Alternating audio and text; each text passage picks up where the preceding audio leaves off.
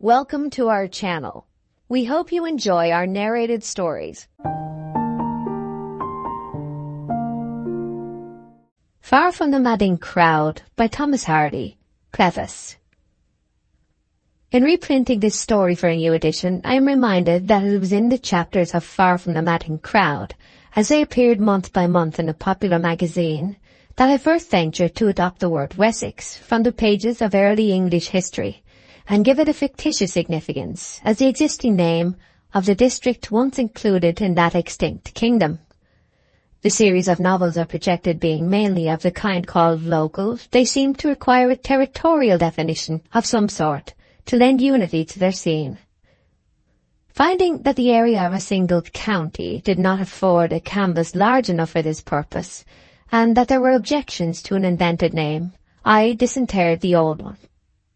The press and the public were kind enough to welcome the fanciful plan, and willingly joined me in the anachronism of imagining a Wessex population living under Queen Victoria, a modern Wessex of railways, the penny post, mowing and reaping machines, union workhouses, lucifer matches, labourers who could read and write, and national school children.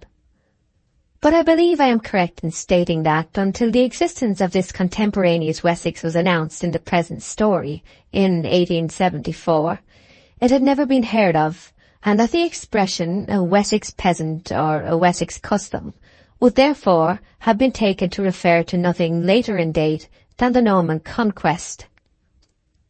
I did not anticipate that this application of the word to a modern use would extend outside the chapters of my own chronicles, but the name was soon taken up elsewhere as a local designation. The first to do so was the now-defunct Examiner, which, in the impression bearing the date July 15th, 1876, entitled one of its articles, The Wessex Labourer, the article turning out to be no dissertation on farming during the Heptarchy, but on the modern peasants of the southwest counties, and his presentation in these stories. Since then, the appellation which I had thought to reserve to the horizons and landscapes of a merely realistic dream country has become more and more popular as a practical definition, and the dream country has, by degrees, solidified into a utilitarian region to which people can go to, take a house in, and write to the papers from. But I ask all good and gentle readers to be so kind as to forget this, and to refuse steadfastly to believe that there are any inhabitants of a Victorian Wessex outside the pages of this and the companion volumes in which they were first discovered. Moreover, the village called Weatherbury, wherein the scenes of the present story of the series are for the most part laid, would perhaps be hardly discernible by the explorer without help in any existing place nowadays, though at the time, comparatively recent at which the tale was written, a sufficient reality to meet the descriptions, both of background and personages, might have been traced easily enough. The church remains, by great good fortune, unrestored and intact, and a few of the old houses, but the ancient malt house, which was formerly so characteristic of the parish, has been pulled down these 20 years. Also, most of the thatched and dormered cottages that were once lifeholds. The game of prisoner's base, which not so long ago seemed to enjoy a perennial vitality in front of the worn-out stocks, may, so far as I can say, be entirely unknown to the rising generation of schoolboys there. The practice of divination by Bible and key, the regarding of valentines as things of serious import, the shearing supper and the harvest home have too nearly disappeared in the wake of the old houses, and with them have gone, it is said, much of that love of fuddling to which the village at one time was notoriously prone. The change at the root of this has been the recent supplanting of the class of stationary cottagers, who carried on the local traditions and humours, by a population of more or less migratory labourers, which has led to a break of continuity in local history more fatal than any other thing to the preservation of legend, folklore, close intersocial relations, and eccentric individualities. For these, the indispensable conditions of existence are attachment to the soil of one particular spot by generation after generation. Th. February 1895. Chapter 1. Description of Farmer Oak. An incident. When Farmer Oak smiled, the corners of his mouth spread till they were within an unimportant distance of his ears. His eyes were reduced to chinks, and diverging wrinkles appeared round them, extending upon his countenance like the rays in a rudimentary sketch of the rising sun. His Christian name was Gabriel, and on working days he was a young man of sound judgment, easy motions, proper dress, and general good character. On Sundays he was a man of misty views, rather given to postponing, and hampered by his best clothes and umbrella. Upon the whole, one who felt himself to occupy morally that vast middle space of Laodicean neutrality, which lay between the communion people of the parish and the drunken section. That is, he went to church, but yawned privately by the time the congregation reached the Nicene Creed, and thought of what there would be for dinner when he meant to be listening to the sermon. Or, to state his character as it stood in the scale of public opinion, when his friends and critics were in tantrums, he was considered rather a bad man. When they were pleased, he was rather a good man. When they were neither, he was a man whose moral colour was a kind of pepper and salt mixture. Since he lived 6 times as many working days as Sundays, Oak's appearance in his old clothes was most peculiarly his own. The mental picture formed by his neighbours in imagining him being always dressed in that way. He wore a low-crowned felt hat, spread out at the base by tight jamming upon the head for security in high winds, and a coat like Dr. Johnson's. His lower extremities being encased in ordinary leather leggings and boots emphatically large, affording to each foot a roomy apartment so constructed that any wearer might stand in a river all day long and know nothing of damp, the maker being a conscientious man who endeavoured to compensate for any weakness in his cut by unstinted dimension and solidity. Mr. Oak carried about him by way of watch what may be called a small silver clock. In other words, it was a watch as to shape and intention, and a small clock as to size. This instrument, being several years older than Oak's grandfather, had the peculiarity of going either too fast or not at all. The smaller of its hands, too, occasionally slipped round on the pivot, and thus, though the minutes were told with precision, nobody could be quite certain of the hour they belonged to. The stopping peculiarity of his watch Oak remedied by thumps and shakes, and he escaped any evil consequences from the other 2 defects by constant comparisons with and observations of the sun and stars, and by pressing his face close to the glass of his neighbours' windows, till he could discern the hour marked by the green-faced timekeepers within. It may be mentioned that Oak's fob being difficult of access by reason of its somewhat high situation in the waistband of his trousers, which also lay at a remote height under his waistcoat, the watch was, as a necessity, pulled out by throwing the body to one side, compressing the mouth and face to a mere mass of ruddy flesh on account of the exertion required, and drawing up the watch by its chain, like a bucket from a well. But some thoughtful persons, who had seen him walking across one of his fields on a certain December morning, sunny and exceedingly mild, might have regarded Gabriel Oak in other aspects than these. In his face, one might notice that many of the hues and curves of youth had carried on to manhood. There even remained in his remoter cranny some relics of the boy. His height and breadth would have been sufficient to make his presence imposing, had they been exhibited with due consideration.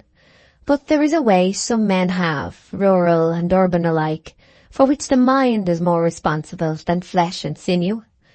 It is a way of curtailing their dimensions by their manner of showing them, and from a quiet modesty that would have become a vestal, which seemed continually to impress upon him that he had no great claim on the world's room, Oak walked unassumingly, and with a faintly perceptible bend, yet distinct from a bowing of the shoulders.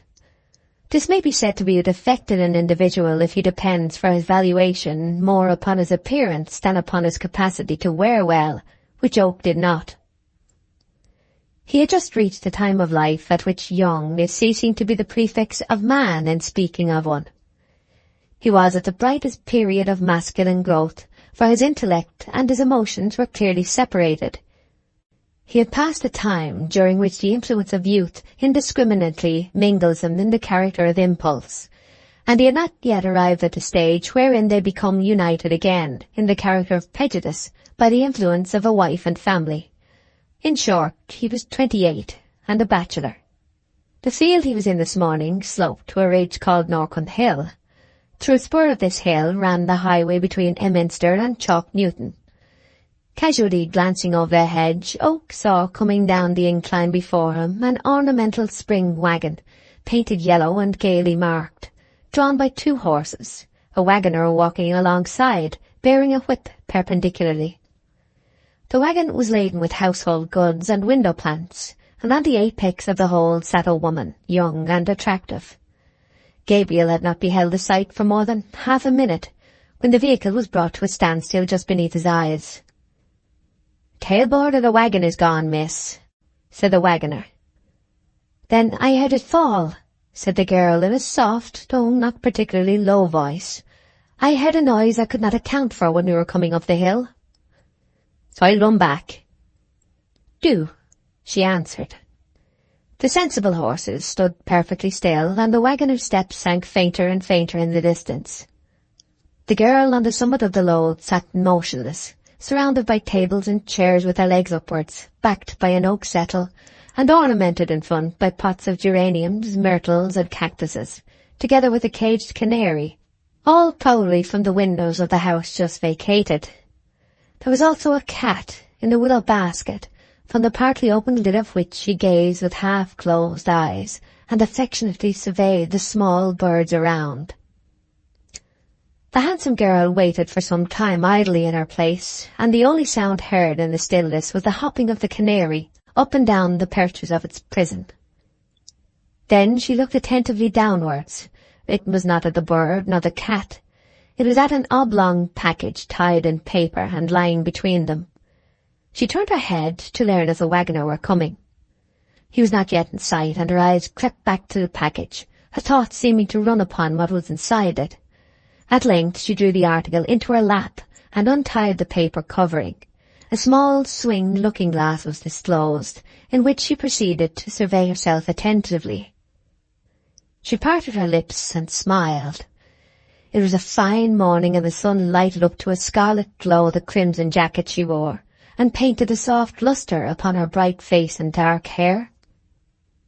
The myrtles, geraniums, and cactuses packed round her were fresh and green, and at such a leafless season they invested the whole concern of horses, wagon, furniture, and girl with a peculiar vernal charm.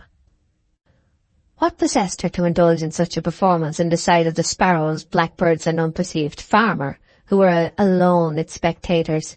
Whether the smile began as a fictitious one, to test her capacity in that art, nobody knows. It ended certainly in a real smile. She blushed at herself, and seeing her reflection blush, blushed the more.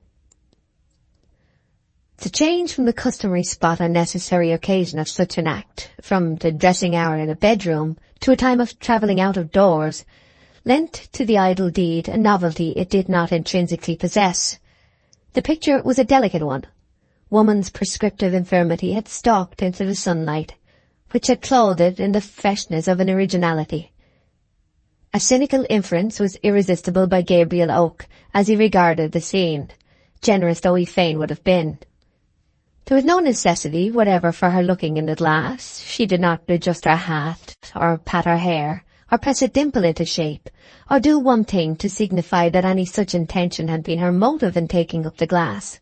She simply observed herself as a fair product of nature in the feminine kind, her thoughts seeming to glide into far-off though likely dramas in which men would play a part, vistas of probable triumphs, the smiles being of a phase suggesting that hearts were imagined as lost and won. Still, this was but conjecture, and the whole series of actions was so idly put forth as to make it rash to assert that intention had any part in them at all. The wagoner's steps were heard returning. She put the glass in the paper, and the whole again into its place. When the wagon had passed on, Gabriel withdrew from his point of espial, and descended into the road, followed the vehicle to the turnpike gate some way beyond the bottom of the hill, where the object of his contemplation now halted for the payment of toll. About 20 steps still remained between him and the gate, when he heard a dispute. It was a difference concerning 2 pence between the persons with the wagon and the man at the toll bar. "Mrs.'s niece is upon the top of the things, and she says that that's enough that I've offered you great miser, and she won't pay any more." These were the wagoner's words. "Very well, then Mrs.'s niece can't pass," said the turnpike keeper, closing the gate. Oak looked from one to the other of the disputants and fell into a reverie. There was something in the tone of 2 pence remarkably insignificant. The 3 pence had a definite value as money. It was an appreciable infringement on a day's wages, and as such a higgling matter. But 2 pence. "Here," he said, stepping forward and handing 2 pence to the gatekeeper. "Let the young woman pass." He looked up at her then. She heard his words, and looked down. Gabriel's features adhered throughout their form so exactly to the middle line between the beauty of St. John and the ugliness of Judas Iscariot, as represented in a window of the church he attended, that not a single lineament could be selected and called worthy either of distinction or notoriety. The red-jacketed and dark-haired maiden seemed to think so too, for she carelessly glanced over him and told her man to drive on. She might have looked her thanks to Gabriel on a minute scale, but she did not speak them. More probably she felt none, for in gaining her a passage he had lost her point, and we know how women take a favour of that kind. The gatekeeper surveyed the retreating vehicle. "That's a handsome maid," he said to Oak. "But she has her faults," said Gabriel. "True, farmer. And the greatest of them all is, well, what it is always. Beating people down, aye, 'tis so." "Oh, no." "What then?" Gabriel, perhaps a little piqued by the comely traveller's indifference, glanced back to where he had witnessed her performance over the hedge, and said, "Vanity." Chapter 2. Night. The flock. An interior. Another interior. It was nearly midnight on the eve of St. Thomas's, the shortest day in the year. A desolating wind wandered from the north over the hill whereon Oak had watched the yellow wagon and its occupant in the sunshine of a few days earlier. Norcombe Hill, not far from lonely Toller Down, was one of the spots which suggest to a passer-by that he is in the presence of a shape approaching the indestructible as nearly as any to be found on earth. It was the featureless convexity of chalk and soil, an ordinary specimen of those smoothly outlined protuberances of the globe which may remain undisturbed on some great day of confusion, when far grander heights and dizzy granite precipices topple down. The hill was covered on its northern side by an ancient and decaying plantation of beeches, whose upper verge formed a line over the crest, fringing its arched curve against the sky like a mane. Tonight these trees sheltered the southern slope from the keenest blasts, which smote the wood and floundered through it with a sound as of grumbling, or gushed over its crowning boughs in a weakened moan. The dry leaves in the ditch simmered and boiled in the same breezes, a tongue of air occasionally ferreting out a few and sending them spinning across the grass. A group or two of the latest in date amongst the dead multitude had remained till this very midwinter time on the twigs which bore them, and in falling rattled against the trunks with smart taps. Between this half-wooded, half-naked hill and the vague still horizon that its summit indistinctly commanded was a mysterious sheet of fathomless shade, the sounds from which suggested that what it concealed bore some reduced resemblance to features here. The thin grasses, more or less coating the hill, were touched by the wind in breezes of differing powers, and almost of differing natures, one rubbing the blades heavily, another raking them piercingly, another brushing them like a soft broom.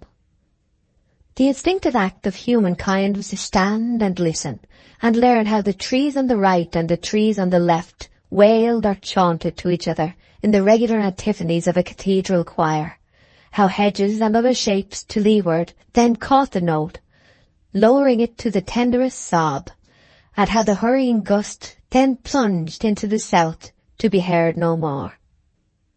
The sky was clear, remarkably clear, and the twinkling of all the stars seemed to be but throbs of one body, timed by a common pulse. The North Star was directly in the wind's eye, and since evening the bear had swung round it outwardly to the east, till he was now at a right angle with the meridian. A difference in colour in the stars, oftener red-eyed than seen in England, was really perceptible here. The sovereign brilliancy of Sirius pierced the eye with a steely glitter. The star called Capella was yellow. Aldebaran and Betelgeuse shone with a fiery red. To persons standing alone on a hill during a clear midnight such as this, the roll of the world eastward is almost a palpable movement. The sensation may be caused by the panoramic glide of the stars past earthly objects, which is perceptible in a few minutes of stillness, or by the better outlook upon space that a hill affords, or by the wind, or by the solitude. But whatever be its origin, the impression of riding along is vivid and abiding.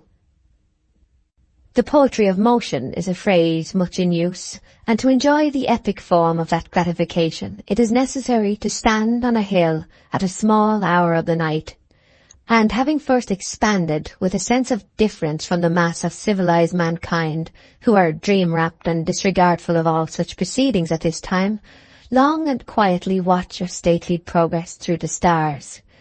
After such a nocturnal reconnoitre it is hard to get back to earth, and to believe that the consciousness of such majestic speeding is derived from a tiny human frame. Suddenly, an unexpected series of sounds began to be heard in this place up against the sky. They had a clearness which was to be found nowhere in the wind, and a sequence which was to be found nowhere in nature. They were the notes of Farmer Oak's flute. The tune was not floating unhindered into the open air. It seemed muffled in some way, and was altogether too curtailed in power to spread high or wide. It came from the direction of a small dark object under the plantation hedge, a shepherd's hut, now presenting an outline to which an uninitiated person might have been puzzled to attach either meaning or use.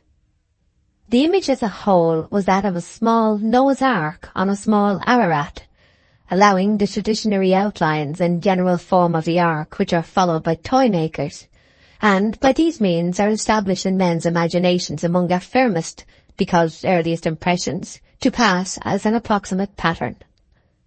The hut stood on little wheels, which raised its floor about a foot from the ground. Such shepherds' huts are dragged into the fields when the lambing season comes on, to shelter the shepherd in his enforced nightly attendance. It was only latterly that people had begun to call Gabriel Farmer Oak. During the 12-month preceding this time he had been enabled, by sustained efforts of industry and chronic good spirits, to lease the small sheep farm of which Norcombe Hill was a portion, and stock it with 200 sheep. Previously he had been a bailiff for a short time, and earlier still a shepherd only, having from his childhood assisted his father in tending the flocks of large proprietors till old Gabriel sank to his rest. This venture, unaided and alone, into the paths of farming as master and not as man, with an advance of sheep not yet paid for, was a critical juncture with Gabriel Oak, and he recognized his position clearly. The first movement in his new progress was the lambing of his ewes, and sheep having been his speciality from his youth, he wisely refrained from deputing the task of tending them at this season to a hireling or a novice. The wind continued to beat about the corners of the hut, but the flute playing ceased. A rectangular space of light appeared in the side of the hut, and, in the opening, the outline of Farmer Oak's figure. He carried a lantern in his hand, and, closing the door behind him, came forward and busied himself about this nook of the field for nearly 20 minutes, the lantern light appearing and disappearing here and there, and brightening him or darkening him, as he stood before or behind it. Oak's motions, though they had a quiet energy, were slow, and their deliberateness accorded well with his occupation. Fitness being the basis of beauty, nobody could have denied that his steady swings and turns in and about the flock had elements of grace. Yet, although if occasion demanded, he could do or think a thing with as mercurial a dash as can the men of towns, who are more to the manner born, his special power, morally, physically and mentally, was static, owing little or nothing to momentum as a rule. A close examination of the ground hereabout, even by the wan starlight only, revealed how a portion of what would have been casually called a wild slope had been appropriated by Farmer Oak for his great purpose this winter. Detached hurdles thatched with straw were stuck into the ground at various scattered points, amid and under which the whitish forms of his meek ewes moved and rustled. The ring of the sheep bell, which had been silent during his absence, recommenced, in tones that had more mellowness than clearness, owing to an increasing growth of surrounding wool. This continued till Oak withdrew again from the flock. He returned to the hut, bringing in his arms a newborn lamb, consisting of 4 legs large enough for a full-grown sheep, united by a seemingly inconsiderable membrane, about half the substance of the legs collectively, which constituted the animal's entire body just at present. The little speck of life he placed on a wisp of hay before the small stove, where a can of milk was simmering. Oak extinguished the lantern by blowing into it, and then pinching the snuff, the cot being lighted by a candle suspended by a twisted wire. A rather hard couch, formed of a few corn sacks, thrown carelessly down, covered half the floor of this little habitation, and here the young man stretched himself along, loosened his woolen cravat, and closed his eyes. In about the time a person unaccustomed to bodily labour would have decided upon which side to lie, Farmer Oak was asleep. The inside of the hut, as it now presented itself, was cosy and alluring, and a scarlet handful of fire in addition to the candle, reflecting its own genial colour upon whatever it could reach, flung associations of enjoyment even over utensils and tools. In the corner stood the sheep crook, and along a shelf at one side were ranged bottles and canisters of the simple preparations pertaining to ovine surgery and physic, spirits of wine, turpentine, tar, magnesia, ginger, and castor oil being the chief. On a triangular shelf across the corner stood bread, bacon, cheese, and a cup of ale or cider, which was supplied from a flagon beneath. Beside the provisions lay the flute, whose notes had lately been called forth by the lonely watcher to beguile a tedious hour. The house was ventilated by 2 round holes, like the lights of a ship's cabin, with wood slides. The lamb, revived by the warmth, began to bleat, and the sound entered Gabriel's ears and brain with an instant meaning, as expected sounds will.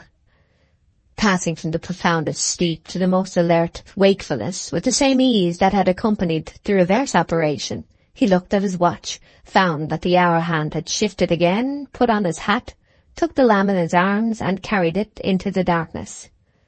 After placing the little creature with its mother, he stood and carefully examined the sky, to ascertain the time of night from the altitude of the stars.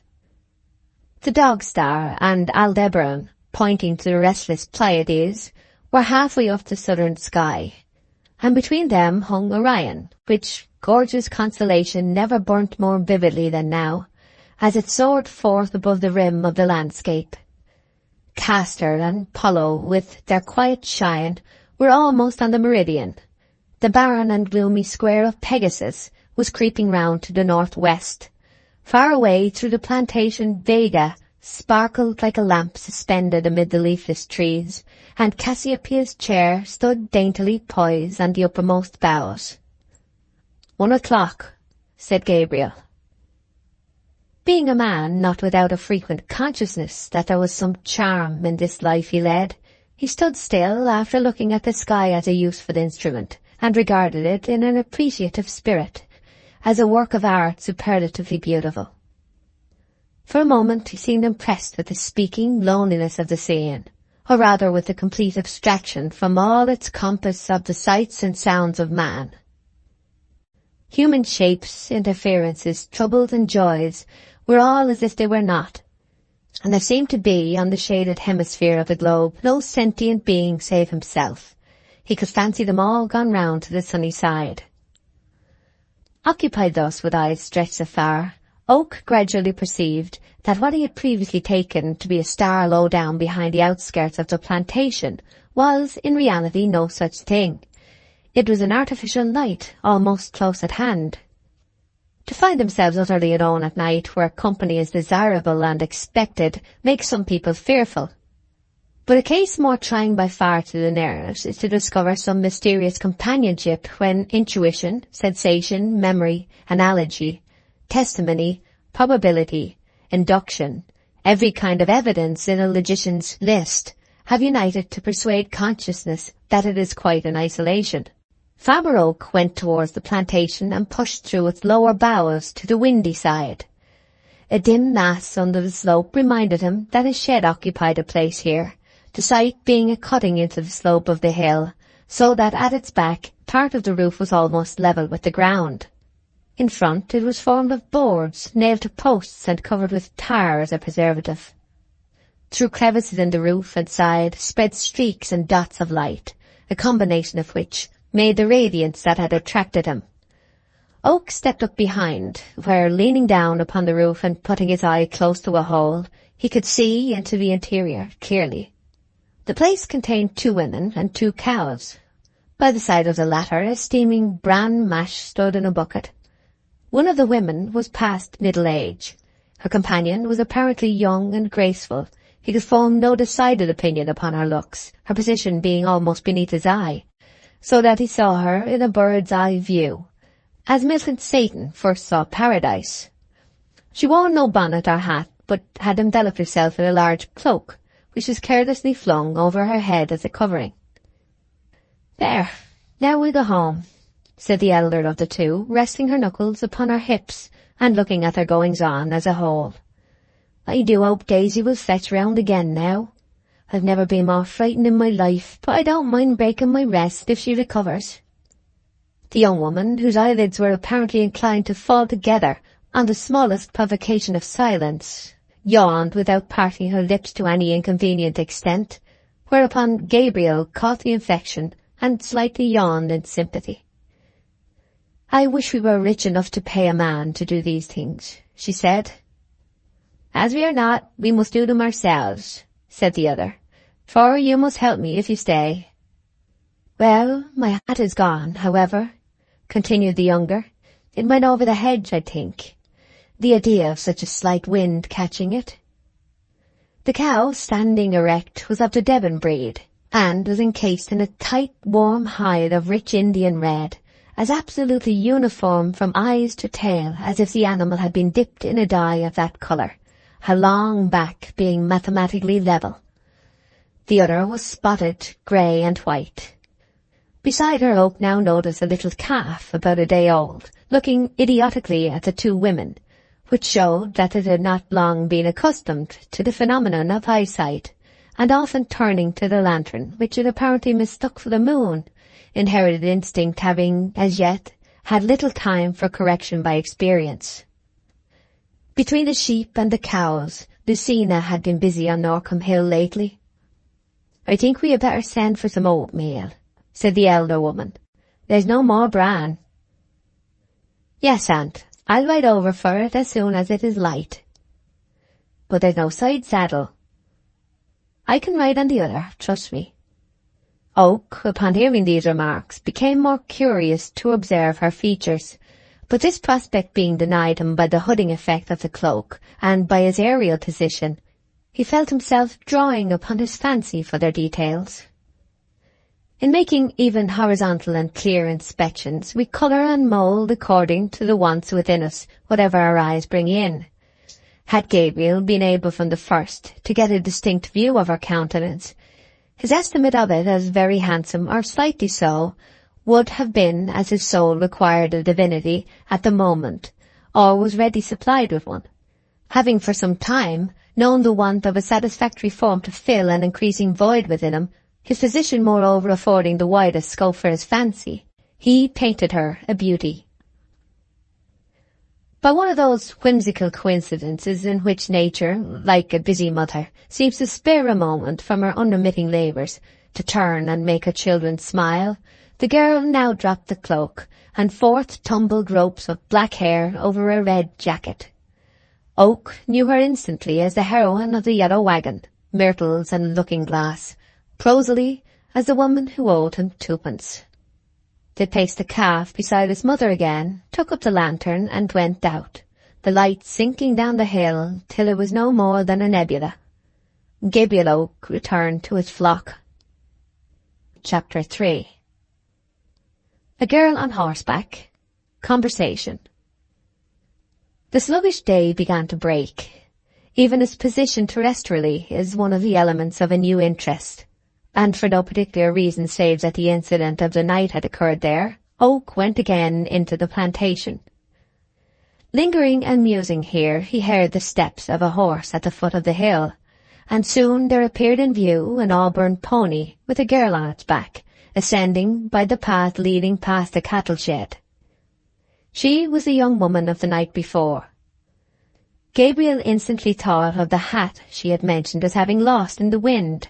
Possibly she had come to look for it. He hastily scanned the ditch, and after walking about 10 yards along it, found the hat among the leaves. Gabriel took it in his hand and returned to his hut. Here he ensconced himself, and peeped through the loophole in the direction of the rider's approach. She came up and looked around, then on the other side of the hedge. Gabriel was about to advance and restore the missing article, when an unexpected performance induced him to suspend the action for the present. The path, after passing the cowshed, bisected the plantation. It was not a bridle path, merely a pedestrian's track, and the boughs spread horizontally at a height not greater than 7 feet above the ground, which made it impossible to ride erect beneath them. The girl, who wore no riding habit, looked around for a moment, as if to assure herself that all humanity was out of view, then dexterously dropped backwards flat upon the pony's back, her head over its tail, her feet against its shoulders, and her eyes to the sky. The rapidity of her glide into this position was that of a kingfisher, its noiselessness that of a hawk. Gabriel's eyes had scarcely been able to follow her. The tall, lank pony seemed used to such doings and ambled along unconcerned. Thus she passed under the level boughs. The performer seemed quite at home anywhere between a horse's head and its tail, and the necessity for this abnormal attitude having ceased with the passage of the plantation, she began to adopt another, even more obviously convenient than the first. She had no side saddle, and it was very apparent that a firm seat upon the smooth leather beneath her was unattainable sideways, springing to her accustomed perpendicular like a bowed sapling. And satisfying herself that nobody was in sight, she seated herself in the manner demanded by the saddle, though hardly expected of the woman, and trotted off in the direction of Junel Mill. Oak was amused, perhaps a little astonished, and hanging up the hat in his hut, went again among his ewes. An hour passed. The girl returned, properly seated now, with a bag of bran in front of her. On nearing the cattle shed, she was met by a boy bringing a milking pail, who held the reins of the pony whilst she slid off. The boy led away the horse, leaving the pail with the young woman. Soon soft spurts alternating with loud spurts came in regular succession from within the shed, the obvious sounds of a person milking a cow. Gabriel took the lost hat in his hand and waited beside the path she would follow in leaving the hill. She came, the pail in one hand hanging against her knee. The left arm was extended as a balance, enough of it being shown bare to make Oak wish that the event had happened in the summer, when the whole would have been revealed. There was a bright air and manner about her now, by which she seemed to imply that the desirability of her existence could not be questioned. And this rather saucy assumption failed in being offensive, because the beholder felt it to be, upon the whole, true. Like exceptional emphasis in the tone of a genius, that which would have made mediocrity ridiculous was an addition to recognized power. It was with some surprise that she saw Gabriel's face rising like the moon behind the hedge. The adjustment of the farmer's hazy conceptions of her charms to the portrait of herself she now presented him with was less a diminution than a difference. The starting point selected by the judgment was her height. She seemed tall, but the pail was a small one and the hedge diminutive. Hence, making allowance for error by comparison with these, she could have been not above the height to be chosen by women as best. All features of consequence were severe and regular.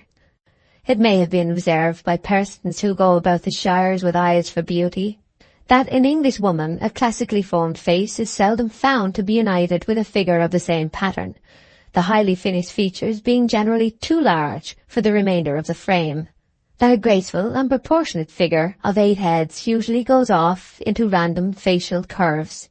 Without throwing in Nymphean tissue over a milkmaid, let it be said that here criticism checked itself as out of place, and looked at her proportions with a long consciousness of pleasure. From the contours of her figure in its upper part, she must have had a beautiful neck and shoulders, but since her infancy nobody had ever seen them. Had she been put into a low dress, she would have run and thrust her head into a bush. Yet she was not a shy girl by any means.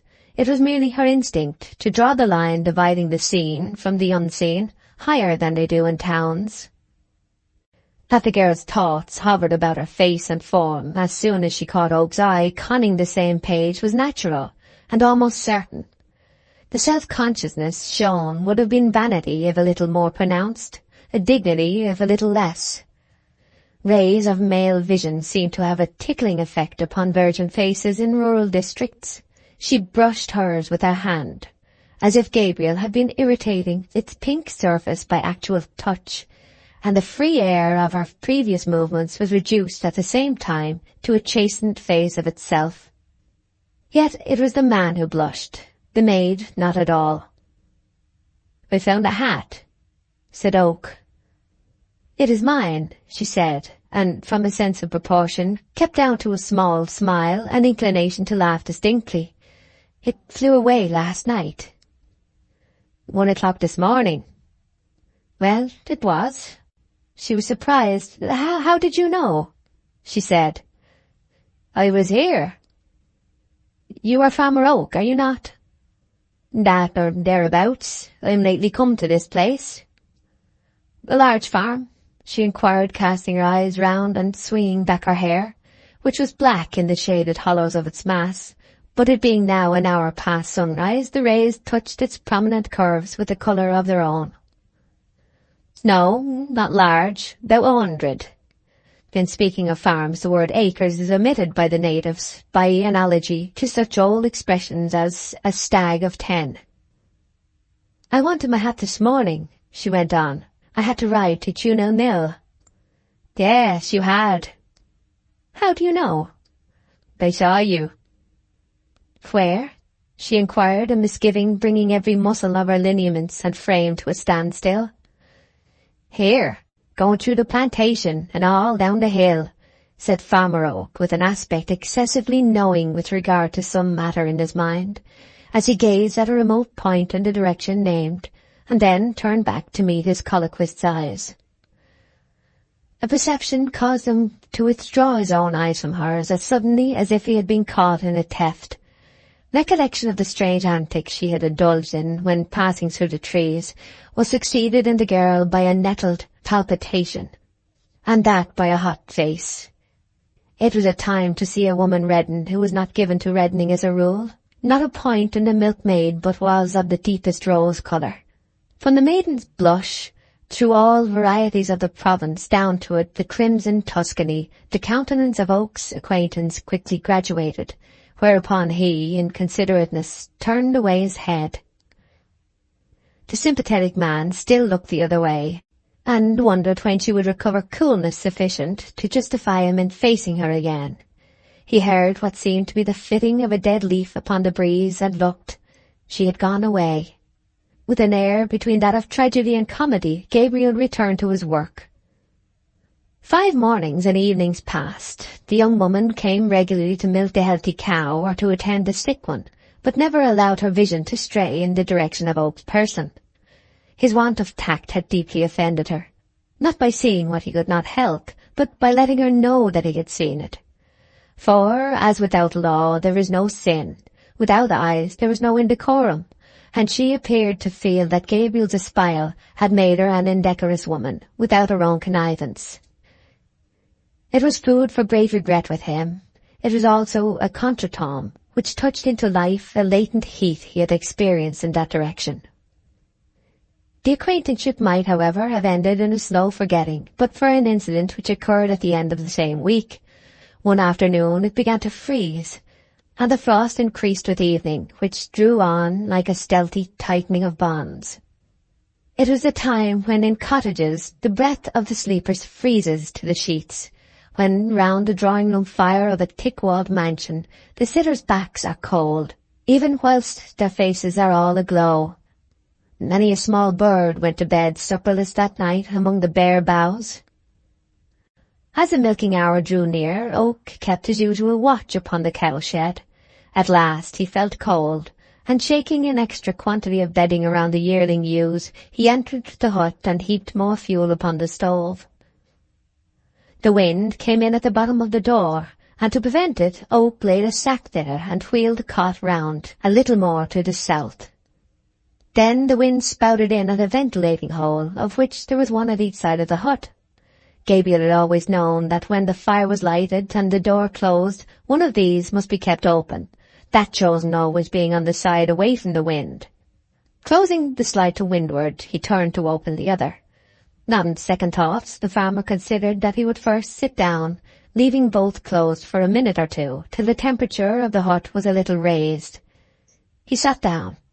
His head began to ache in an unwonted manner, and fancying himself weary by reason of the broken rests of the preceding nights, Oak decided to get up, open the slide, and then allow himself to fall asleep. He fell asleep, however, without having performed the necessary preliminary.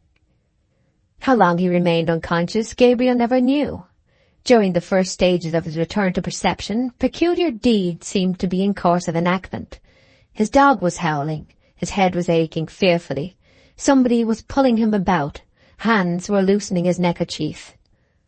On opening his eyes, he found that evening had sunk to dusk in a strange manner of unexpectedness. The young girl with the remarkably pleasant lips and white teeth was beside him. More than this, astonishingly more, his head was upon her lap. His face and neck were disagreeably wet, and her fingers were unbuttoning his collar. "Whatever is the matter?" said Oak vacantly. She seemed to experience mirth, but of too insignificant a kind to start enjoyment. "Nothing now," she answered, "since you were not dead. It is a wonder you were not suffocated in this hut of yours." "Ah, the hut," murmured Gabriel. "They gave £10 for that hut. But I'll sell it, and sit under thatched hurdles that they did in old times, and curl up to sleep in a lock of straw. It played me nearly the same trick the other day." Gabriel, by way of emphasis, brought down his fist upon the floor. "It was not exactly the fault of the hut," she observed in a tone which showed her to be that novelty among women, one who finished a thought before beginning the sentence which was to convey it. "You should, I think, have considered, and not have been so foolish as to leave the slides closed." "Yes, I suppose I should," said Oak absently. He was endeavouring to catch and appreciate the sensation of being thus with her, his head upon her dress, before the event passed on into the heap of bygone things. He wished she knew his impressions, but he would as soon have thought of carrying an odour in a net as of attempting to convey the intangibilities of his feelings in the coarse meshes of language. So he remained silent. She made him sit up, and then Oak began wiping his face and shaking himself like a Samson. "How can I thank ye?" he said at last, gratefully, some of the natural rusty red having returned to his face. "Oh, never mind that," said the girl, smiling, and allowing her smile to hold good for Gabriel's next remark, whatever that might prove to be. "How did you find me?" "I heard your dog howling and scratching at the door of the hut when I came to the milking. It was so lucky. Daisy's milking is almost over for the season, and I shall not come here after this week or the next. The dog saw me and jumped over to me and laid hold of my skirt. I came across and looked round the hut the very first thing to see if the slides were closed. My uncle has a hut like this one, and I have heard him tell his shepherd not to go to sleep without leaving a slide open. I opened the door, and there you were like dead. I threw the milk over you, as there was no water, forgetting it was warm and no use." "I wonder if I should have died," said Gabriel in a low voice, which was rather meant to travel back to himself than to her. "Oh, no," the girl replied. She seemed to prefer a less tragic probability. To have saved a man from death involved talk that should harmonise with the dignity of such a deed, and she shunned it. "I believe you saved my life, miss. I don't know your name. I know your aunt's, but not yours." "I would just as soon not tell it. Rather not. There is no reason either why I should, as you probably will never have much to do with me." "Still, I should like to know." "You can inquire of my aunt's. She will tell you." "My name is Gabriel Oak." "And mine isn't. You seem fond of yours in speaking it so decisively, Gabriel Oak." "You see, it is the only one I shall ever have, and I must make the most of it." "I always think mine sounds odd and disagreeable." "I should think you might soon get a new one." "Mercy, how many opinions you keep about you concerning other people, Gabriel Oak." "Well, miss, excuse the words. I thought you would like them. But I can't match you, I know, in mapping out my mind upon my tongue. I never was very clever in me inside. But I thank you. Come, give me your hand." She hesitated, somewhat disconcerted at Oak's old-fashioned earnest conclusion to a dialogue lightly carried on. "Very well," she said, and gave him her hand, compressing her lips to a demure impassivity. He held it but an instant, and in his fear of being too demonstrative, swerved to the opposite extreme, touching her fingers with the lightness of a small-hearted person. "I am sorry," he said the instant after. "What for?" "Letting your hand go so quick. You may have it again if you like. There it is." She gave him her hand again. Oak held it longer this time, indeed curiously long. "How soft it is, being winter time too, not chapped or rough or anything," he said. "There, that is long enough," she said, though without pulling it away. "But I suppose you were thinking you would like to kiss it. You may if you want to." "I wasn't thinking of any such thing," said Gabriel simply. "But I will." "But you won't." She snatched back her hand. Gabriel felt himself guilty of another want of tact. "Now, find out my name," she said teasingly, and withdrew. Chapter 4. Gabriel's resolve, the visit, the mistake. The only superiority in women that is tolerable to the rival sex is, as a rule, that of the unconscious kind. But a superiority which recognizes itself may sometimes please by suggesting possibilities of capture to the subordinated man. This well-favoured and comely girl soon made appreciable inroads upon the emotional constitution of young Farmer Oak. Love being an extremely exacting usurer, a sense of exorbitant profit spiritually by an exchange of hearts being at the bottom of pure passions, as that of exorbitant profit, bodily or material, is at the bottom of those of lower atmosphere. Every morning Oak's feelings were as sensitive as the money market in calculations upon his chances. His dog waited for his meals in a way so like that in which Oak waited for the girl's presence that the farmer was quite struck with the resemblance, felt it lowering, and would not look at the dog. However, he continued to watch through the hedge for her regular coming, and thus his sentiments towards her were deepened without any corresponding effect being produced upon herself. Oak had nothing finished and ready to say as yet, and not been able to frame love phrases which end where they begin, passionate tales, full of sound and fury, signifying nothing. He said no word at all. By making inquiries he found that the girl's name was Bathsheba Everdene, and that the cow would go dry in about 7 days. He dreaded the 8th day. At last the 8th day came. The cow had ceased to give milk for that year, and Bathsheba Everdene came up the hill no more. Gabriel had reached a pitch of existence he could never have anticipated a short time before. He liked saying Bathsheba as a private enjoyment instead of whistling. Turned over his taste to black hair, though he had sworn by brown ever since he was a boy. Isolated himself till the space he filled in the public eye was contemptibly small. Love was a possible strength in an actual weakness. Marriage transforms a distraction into a support, the power of which should be, and happily often is, in direct proportion to the degree of imbecility it supplants. Oak began now to see light in this direction, and said to himself, "I'll make her my wife, or upon my soul I should be good for nothing." All this while he was perplexing himself about an errand on which he might consistently visit the cottage of Bathsheba's aunt. He found his opportunity in the death of E.U., mother of a living lamb, on a day which had a summer face and a winter constitution, a fine January morning, when there was just enough blue sky visible to make cheerfully disposed people wish for more, and an occasional gleam of silvery sunshine. Oak put the lamb into a respectable Sunday basket, and stalked across the fields to the house of Mrs. Hurst, the aunt, George the dog walking behind, with a countenance of great concern at the serious turn pastoral affairs seemed to be taking. Gabriel had watched the blue wood smoke curling from the chimney with strange meditation.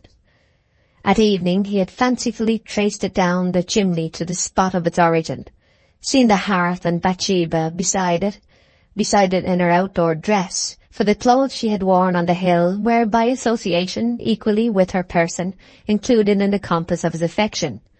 They seemed at this early time of his love a necessary ingredient of the sweet mixture called Bathsheba Everdene. He made a toilette of a nicely adjusted kind, of a nature between the carefully neat and the carelessly ornate, of a degree between fine market day and wet Sunday selection. He thoroughly cleaned his silver watch chain with whiting, put new lacing straps to his boots, looked to the brass eyelet holes, went to the inmost heart of the plantation for a new walking stick, and trimmed it vigorously on his way back, took a new handkerchief from the bottom of his clothes box, put on the light waistcoat patterned all over with sprigs of an elegant flower, uniting the beauties of both rose and lily, without the defect of either, and used all the hair oil he possessed upon his usually dry, sandy, and inextricably curly hair, till he had deepened it to a splendidly novel colour, between that of guano and Roman cement, making it stick to his head like mace round a nutmeg, or wet seaweed round a boulder after the ebb. Nothing disturbed the stillness of the cottage save the chatter of a knot of sparrows on the eaves. One might fancy scandal and rumour to be no less the staple topic of these little coteries on roofs than of those under them. It seemed that the omen was an unpropitious one, for, as the rather untoward commencement of Oak's overtures, just as he arrived by the garden gate, he saw a cat inside, going into various arched shapes and fiendish convulsions at the sight of his dog George. The dog took no notice, for he had arrived at an age at which all superfluous barking was cynically avoided as a waste of breath. In fact, he never barked even at the sheep, except to order, when it was done with an absolutely neutral countenance, as a sort of commination service, which, though offensive, had to be gone through once now and then to frighten the flock for their own good. A voice came from behind some laurel bushes into which the cat had run. "Poor dear! Did a nasty brute of a dog want to kill it? Did he? Poor dear!" "I beg your pardon," said Oak to the voice, but George was walking on behind me with a temper as mild as milk. Almost before he had ceased speaking, Oak was seized with a misgiving as to whose ear was the recipient of his answer. Nobody appeared, and he heard the person retreat among the bushes. Gabriel meditated, and so deeply that he brought small furrows into his forehead by sheer force of reverie. Where the issue of an interview is as likely to be a vast change for the worse as for the better, any initial difference from expectation causes nipping sensations of failure. Oak went up to the door a little abashed. His mental rehearsal and the reality had had no common grounds of opening. Bathsheba's aunt was indoors. "Will you tell Miss Everdene that somebody would be glad to speak to her?" said Mr. Oak. Calling oneself merely somebody, without giving a name, is not to be taken as an example of the ill-breeding of the rural world. It springs from a refined modesty, of which townspeople with their cards and announcements have no notion whatever. Bathsheba was out. The voice had evidently been hers. "Will you come in, Mr. Oak?" "Oh, thank you," said Gabriel, following her to the fireplace. "I bought a lamb for Miss Everdene, I thought she might like one to rear. Girls do." "She might," said Mrs. Hurst musingly, "though she's only a visitor here. If you will wait a minute, Bathsheba will be in." "Yes, I will wait," said Gabriel, sitting down. "The lamb isn't really the business I came about, Mrs. Hurst. In short, I was going to ask her if she'd like to be married." "And were you indeed?" "Yes, because if she would, I should be very glad to marry her." "Do you know if she's got any other young man hanging about her at all?" "Let me think," said Mrs. Hurst, poking the fire superfluously. "Yes, bless you. Ever so many young men. You see, Farmer Oak, she's so good-looking, and an excellent scholar besides. She was going to be a governess once, you know, only she was too wild. Not that our young men ever come here, but, Lord, in the nature of women, she must have a dozen." "Oh, that's unfortunate," said Farmer Oak, contemplating a crack in the stone floor with sorrow. "I'm only an everyday sort of man, and my only chance was in being the first comer. Well, there's no use in my waiting, for that was all I came about, so I'll take myself off home along, Mrs. Hurst." When Gabriel had gone about 200 yards along the down, he heard a "Hoi, hoi," uttered behind him in a piping note of more treble quality than that in which the exclamation usually embodies itself when shouted across a field. He looked round and saw a girl racing after him, waving the white handkerchief. Oak stood still, and the runner drew nearer. It was Bathsheba Everdene. Gabriel's colour deepened. Hers was already deep, not as it appeared from emotion, but from running. "Farmer Oak," she said, pausing for want of breath, pulling up in front of him with a slanted face and putting her hand to her side. "They've just called to see you," said Gabriel, pending her further speech. "Yes, I know that," she said, panting like a robin, her face red and moist from her exertions, like a peony petal before the sun dries off the dew. "I didn't know you had come to ask to have me, or I should have come in from the garden instantly. I ran after you to say that my aunt made a mistake in sending you away from courting me." Gabriel expanded. "I'm sorry to have made you run so fast, my dear," he said with a grateful sense of favours to come. "Wait a bit till you found your breath." "It was quite a mistake, and telling you I had a young man already," Bathsheba went on. "I haven't a sweetheart at all, and I never had one. And I thought that, as times go with women, it was such a pity to send you away thinking that I had several." "Really and truly I am glad to hear that," said Farmer Oak, smiling one of his long, special smiles, and blushing with gladness. He held out his hand to take hers, which, when she had eased her side by pressing it there, was prettily extended upon her bosom, to still her loud beating heart. Directly he seized it, she put it behind her, so that it slipped through his fingers like an eel.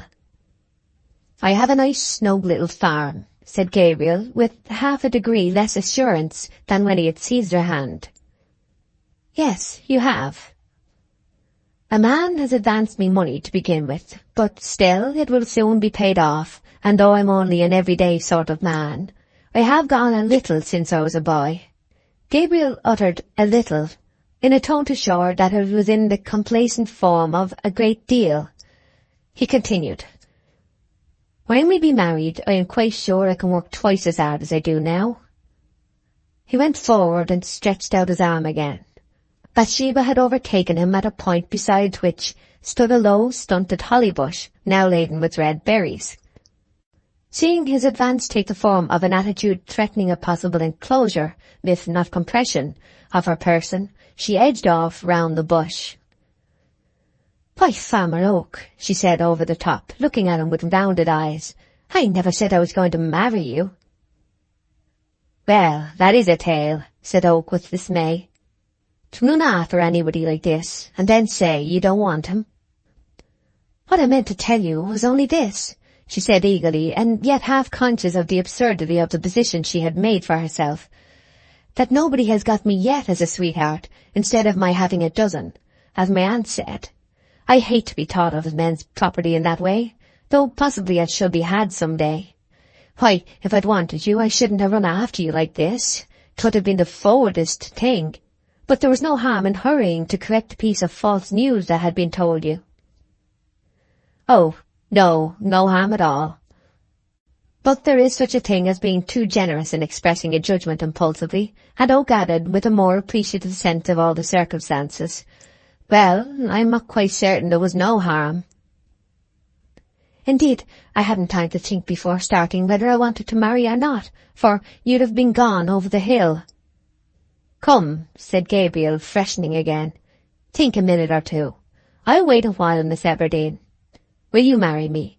Do, Bathsheba, I love you far more than common. I'll try to think, she observed rather more timorously. If I can think out of doors, my mind spreads away so. But you can give a guess. Then give me time. Bathsheba looked thoughtfully into the distance, away from the direction in which Gabriel stood. I can make you happy, he said to the back of her head across the bush. You shall have a piano in a year or two. Farmers' wives are getting to have pianos now, and I'll practice up the flute right well to play with you in the evenings. Yes, I should like that. And have one of those little 10-pound gigs for market, and nice flowers and birds.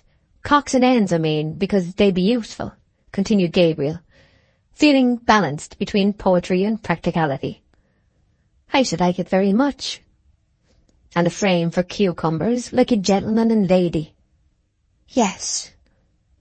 And when the wedding was over, we'd have a put in the newspapers list of marriages. Dearly, I should like that.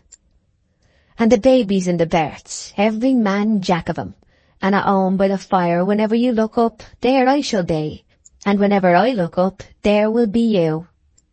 Wait, and don't be improper. Her countenance fell, and she was silent a while. He regarded the red berries between them over and over again, to such an extent that holly seemed in his afterlife to be a cipher, signifying a proposal of marriage. Bathsheba decisively turned to him. No, 'tis no use, she said. I don't want to marry you. Try. I have tried hard all the time I've been thinking, for a marriage would be very nice in one sense. People would talk about me, and think I had won my battle, and I should feel triumphant, and all that, but a husband. Well? Why, he'd always be there, as you say. Whenever I looked up, there he'd be.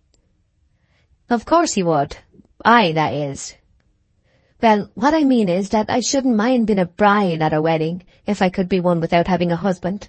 But since a woman can't show off in that way by herself, I shan't marry, well, at least yet.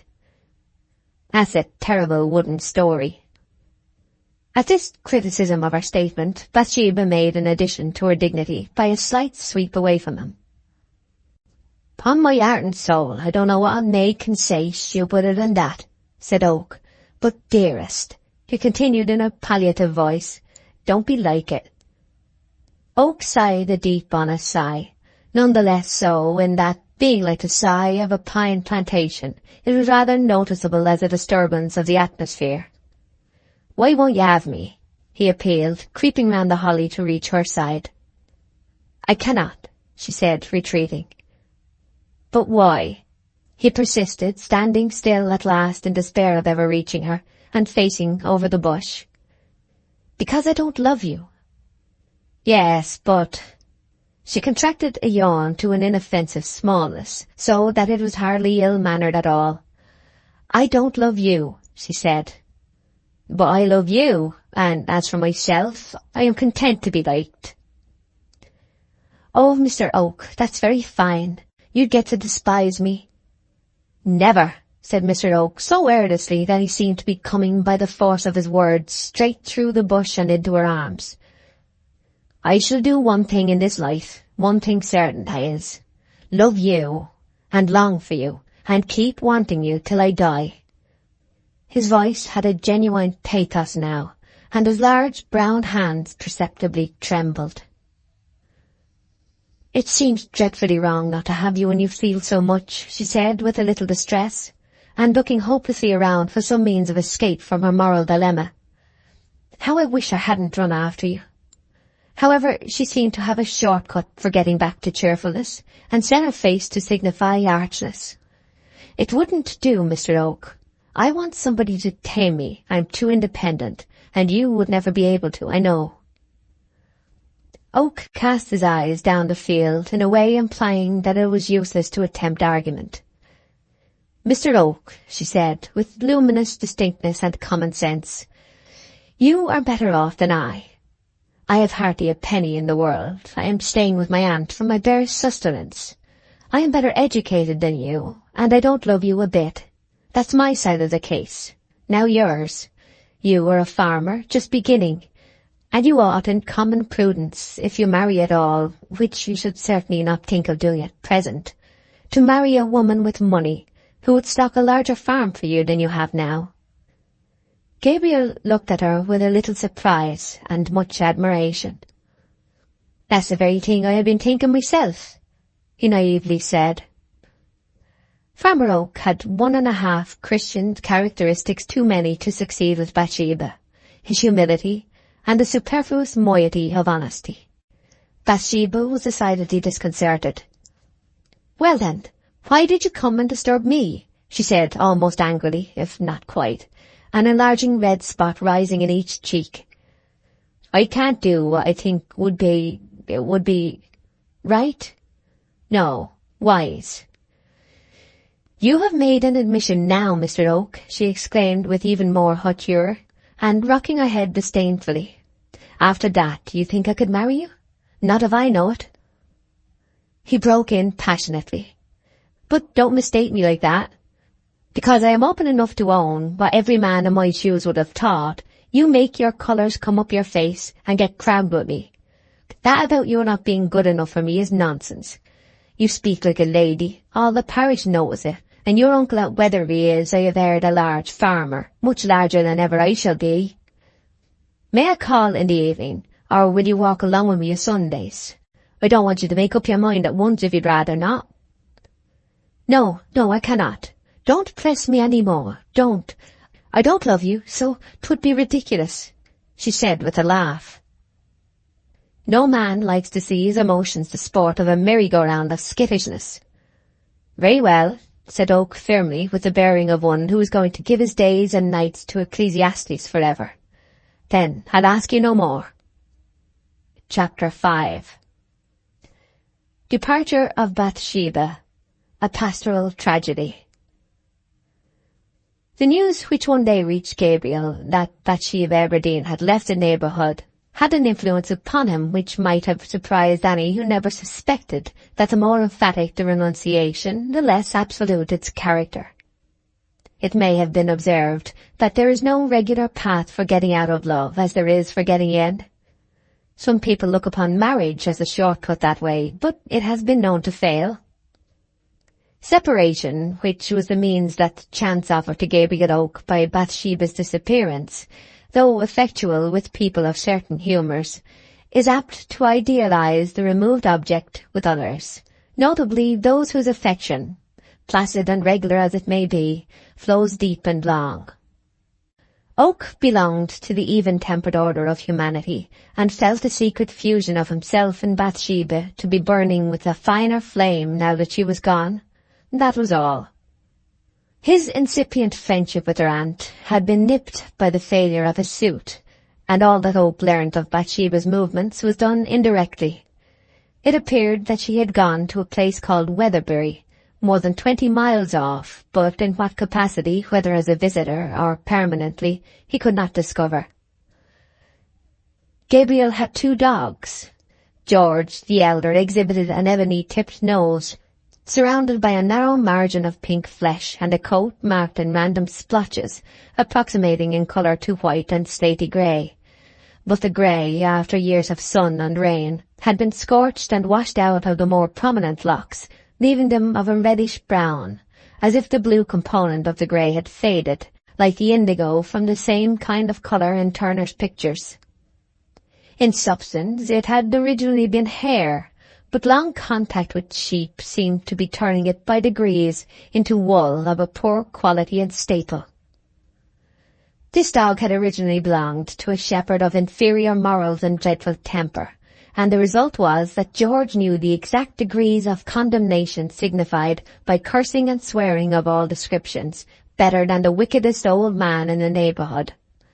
Long experience had so precisely taught the animal the difference between such exclamations as, "Come in," and "Damn ye, come in," that he knew to a hair's breadth the rate of trotting back from the ewes' tails that each call involved, if a staggerer with the sheep-crook was to be escaped. Though old, he was clever and trustworthy still. The young dog, George's son, might possibly have been the image of his mother, for there was not much resemblance between him and George. He was learning the sheep-keeping business, so as to follow on at the flock when the other should die, but had got no further than the rudiments as yet, still finding an insuperable difficulty in distinguishing between doing a thing well enough and doing it too well. So earnest and yet so wrong-headed was this young dog. He had no name in particular and answered with perfect readiness to any pleasant interjection, that if sent behind the flock to help them on, he did it so thoroughly that he would have chased them across the whole county with the greatest pleasure, if not called off or reminded when to stop by the example of old George. Thus much for the dogs. On the further side of Norcombe Hill was a chalk pit, from which chalk had been drawn for generations and spread over adjacent farms. 2 hedges converged upon it in the form of a V, but without quite meeting. The narrow opening left, which was immediately over the brow of the pit, was protected by a rough railing. One night when Farmer Oak had returned to his house, believing there would be no further necessity for his attendance on the down, he called as usual to the dogs, previously to shutting them up in the outhouse till next morning. Only one responded, old George. The other could not be found, either in the house, lane, or garden. Gabriel then remembered that he had left the 2 dogs on the hill eating a dead lamb, a kind of meat he usually kept from them except when other food ran short, and concluding that the young one had not finished his meal, he went indoors to the luxury of a bed, which latterly he had only enjoyed on Sundays. It was a still, moist night. Just before dawn he was assisted in waking by the abnormal reverberation of familiar music. To the shepherd, the note of the sheep bell, like the ticking of the clock to other people, is a conic sound that only makes itself noticed by ceasing or altering in some unusual manner from the well-known idle twinkle, which signifies to the accustomed ear, however distant, that all is well in the fold. In the solemn calm of the awakening morn, that note was heard by Gabriel, beating with unusual violence and rapidity. This exceptional ringing may be caused in 2 ways, by the rapid feeding of the sheep bearing the bell, as when the flock breaks into new pasture, which gives it an intermittent rapidity, or by the sheep starting off in a run, when the sound has a regular palpitation. The experienced ear of Oak knew the sound he now heard to be caused by the running of the flock with great velocity. He jumped out of bed, dressed, tore down the lane through a foggy dawn, and ascended the hill. The forward ewes were kept apart from those among which the fall of lambs would be later, there being 200 of the latter class in Gabriel's flock. These 200 seemed to have absolutely vanished from the hill. There were the 50 with their lambs enclosed at the other end as he had left them, but the rest, forming the bulk of the flock, were nowhere. Gabriel called at the top of his voice the shepherd's call. "Ovie, Ovie, Ovie!" Not a single bleat. He went to the hedge. A gap had been broken through it, and in the gap were the footprints of the sheep. Rather surprised to find them break fence at this season, yet putting it down instantly to their great fondness for ivy in winter time, of which a great deal grew in the plantation, he followed through the hedge. They were not in the plantation. He called again. The valleys and farthest hills resounded as when the sailors invoked the lost Hylas on the Mysian shore, but no sheep. He passed through the trees and along the ridge of the hill. On the extreme summit, where the ends of the 2 converging hedges of which we have spoken were stopped short by meeting the brow of the chalk pit, he saw the younger dog standing against the sky, dark and motionless as Napoleon at St. Helena. A horrible conviction darted through Oak. With a sensation of bodily faintness he advanced. At one point the rails were broken through, and there he saw the footprints of his ewes. The dog came up, licked his hand, and made signs implying that he expected some great reward for signal services rendered. Oak looked over the precipice. The ewes lay dead and dying at its foot, a heap of 200 mangled carcasses, representing in their condition just now at least 200 more. Oak was an intensely humane man. Indeed, his humanity often tore in pieces any politic intentions of his which bordered on strategy, and carried him on as by gravitation. A shadow in his life had always been that his flock ended in mutton, that a day came and found every shepherd an arrant traitor to his defenceless sheep. His first feeling now was one of pity for the untimely fate of these gentle ewes and their unborn lambs. It was a second to remember another phase of the matter. The sheep were not insured. All the savings of a frugal life had been dispersed at a blow. His hopes of being an independent farmer were laid low, possibly forever. Gabriel's energies, patience and industry had been so severely taxed during the years of his life between 18 and 28 to reach his present stage of progress that no more seemed to be left in him. He leant down upon a rail and covered his face with his hands. Stupors, however, do not last forever, and Farmer Oak recovered from his. It was as remarkable as it was characteristic that the one sentence he uttered was in thankfulness. "Thank God I am not married. What would she have done in the poverty now coming upon me?" Oak raised his head, and wondering what he could do, listlessly surveyed the scene. By the outer margin of the pit was an oval pond, and over it hung the attenuated skeleton of a chrome yellow moon, which had only a few days to last, the morning star dogging her on the left hand. The pool glittered like a dead man's eye, and as a world awoke, a breeze blew, shaking and elongating the reflection of the moon without breaking it, and turning the image of the star to a phosphoric streak upon the water. All this Oak saw and remembered.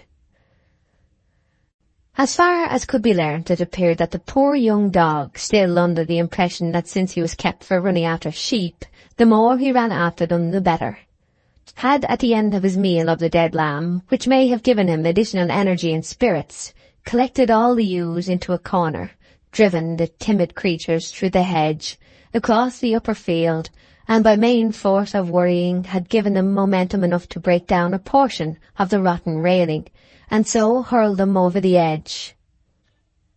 George's son had done his work so thoroughly that he was considered too good a workman to live, and was, in fact, taken and tragically shot at 12 o'clock that same day. Another instance of the untoward fate which so often attends dogs and other philosophers who follow out a train of reasoning to its logical conclusion, and attempt perfectly consistent conduct in a world made up so largely of compromise. Gabriel's farm had been stocked by a dealer, on the strength of Oak's promising look and character, who was receiving a percentage from the farmer till such time as the advance should be cleared off. Oak found that the value of stock, plant and implements, which were really his own, would be about sufficient to pay his debts, leaving himself a free man, with the clothes he stood up in, and nothing more. Chapter 6. The Fair, the Journey, the Fire. 2 months passed away. We are brought on to a day in February on which is held the yearly statute or hiring fair in the county town of Casterbridge. At one end of the street stood from 200 to 300 blithe and hearty labourers waiting upon chance, all men of the stamp to whom labour suggests nothing worse than a wrestle with gravitation, and pleasure nothing better than a renunciation of the same. Among these, carters and waggoners were distinguished by having a piece of whipcord twisted round their hats. Thatchers wore a fragment of woven straw. Shepherds held their sheep crooks in their hands, and thus the situation required was known to the hirers at a glance. In the crowd was an athletic young fellow of somewhat superior appearance to the rest. In fact, his superiority was marked enough to lead several ruddy peasants standing by to speak to him inquiringly, as to a farmer, and to use "sir" as a finishing word. His answer always was, I am looking for a place myself, a bailiff's. Do you know of anybody who wants one? Gabriel was paler now. His eyes were more meditative, and his expression was more sad. He had passed through an ordeal of wretchedness which had given him more than it had taken away. He had sunk from his modest elevation as pastoral king into the very slime pits of Siddim. But there was left to him the dignified calm he had never before known, and that indifference to fate which, though it often makes a villain of a man, is the basis of his sublimity when it does not. And thus the abasement had been exaltation, and the loss gain. In the morning a regiment of cavalry had left the town, and a sergeant and his party had been beating up for recruits through the 4 streets. As the end of the day drew on and he found himself not hired, Gabriel almost wished that he had joined them and gone off to serve his country. Weary of standing in the marketplace and not much minding the kind of work he turned his hand to, he decided to offer himself in some other capacity than that of bailiff. All the farmers seemed to be wanting shepherds. Sheep tending was Gabriel's speciality. Turning down an obscure street and entering an obscurer lane, he went up to a smith's shop. "How long would it take you to make a shepherd's crook?" 20 minutes. "How much?" 2 shillings. He sat on a bench and the crook was made, a stem being given him into the bargain. He then went to a ready-made clothes shop, the owner of which had a large rural connection. As the crook had absorbed most of Gabriel's money, he attempted and carried out an exchange of his overcoat for a shepherd's regulation smock frock. This transaction having been completed, he again hurried off to the centre of the town, and stood on the curb of the pavement as a shepherd, crook in hand. Now that Oak had turned himself into a shepherd, it seemed that bailiffs were most in demand.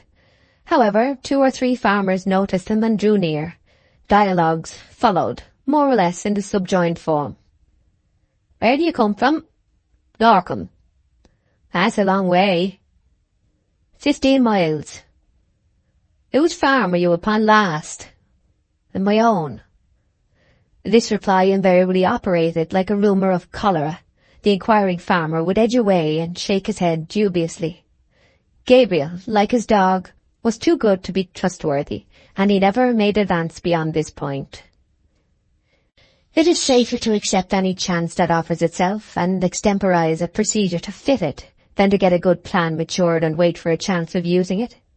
Gabriel wished he had not nailed up his colours as a shepherd, but had laid himself out for anything in the whole cycle of labour that was required in the fair.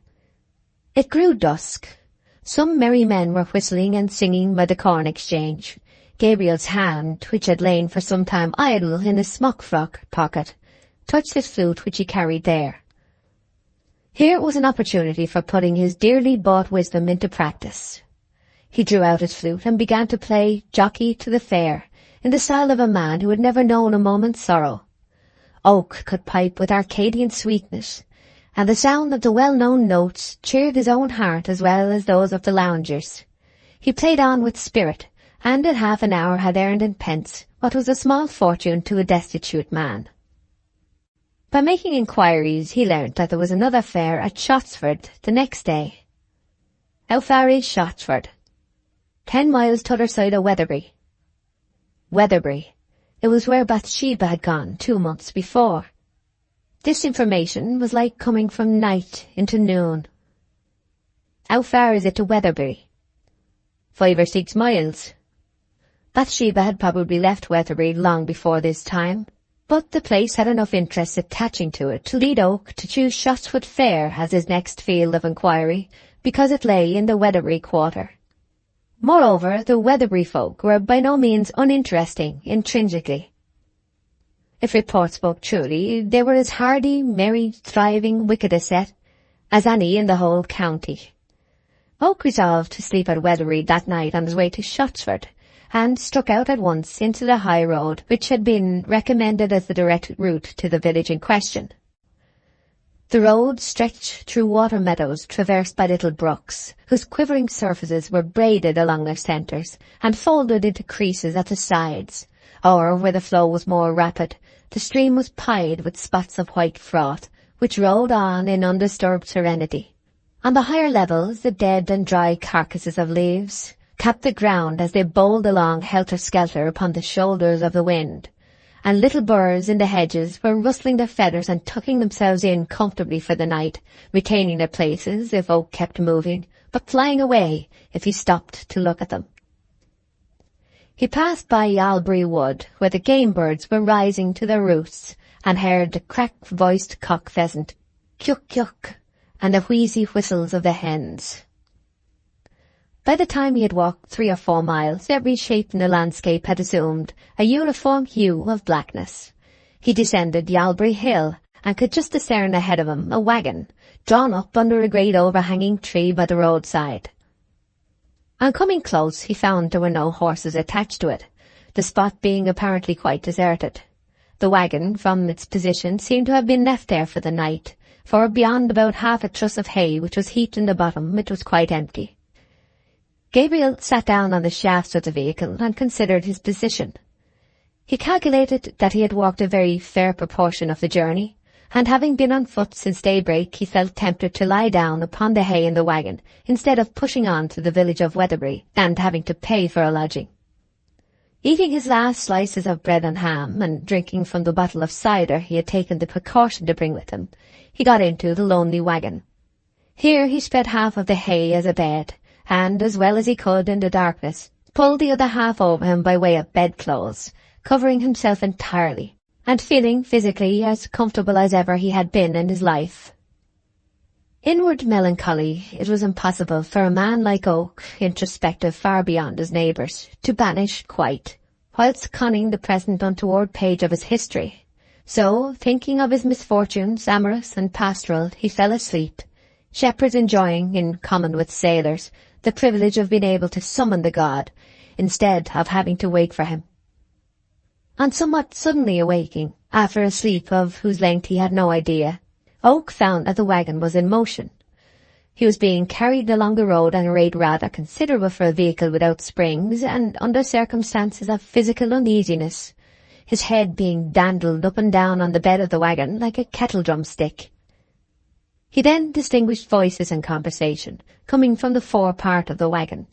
His concern at his dilemma, which would have been alarm had he been a thriving man, but misfortune is a fine opiate to personal terror, led him to peer cautiously from the hay, and the first sight he beheld was the stars above him. Charles's Wain was getting towards a right angle with the pole star, and Gabriel concluded that it must be about 9 o'clock.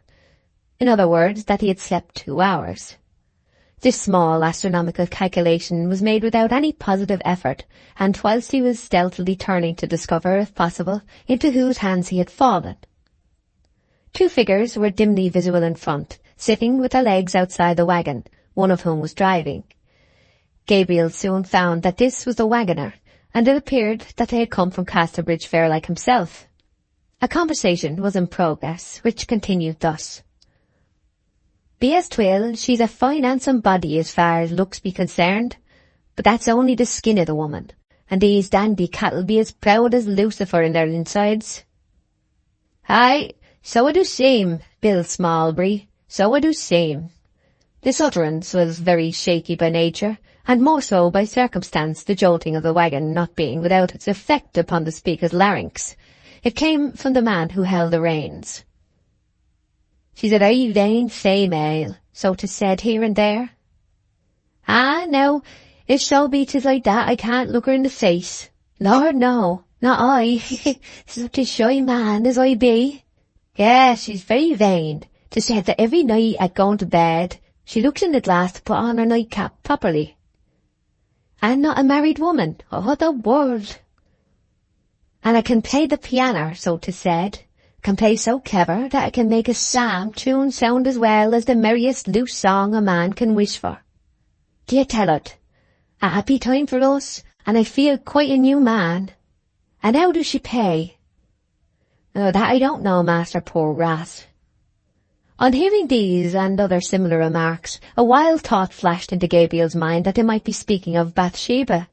There were, however, no grounds for retaining such a supposition, for the wagon, though going in the direction of Weatherbury, might be going beyond it, and the woman alluded to seemed to be the mistress of some estate.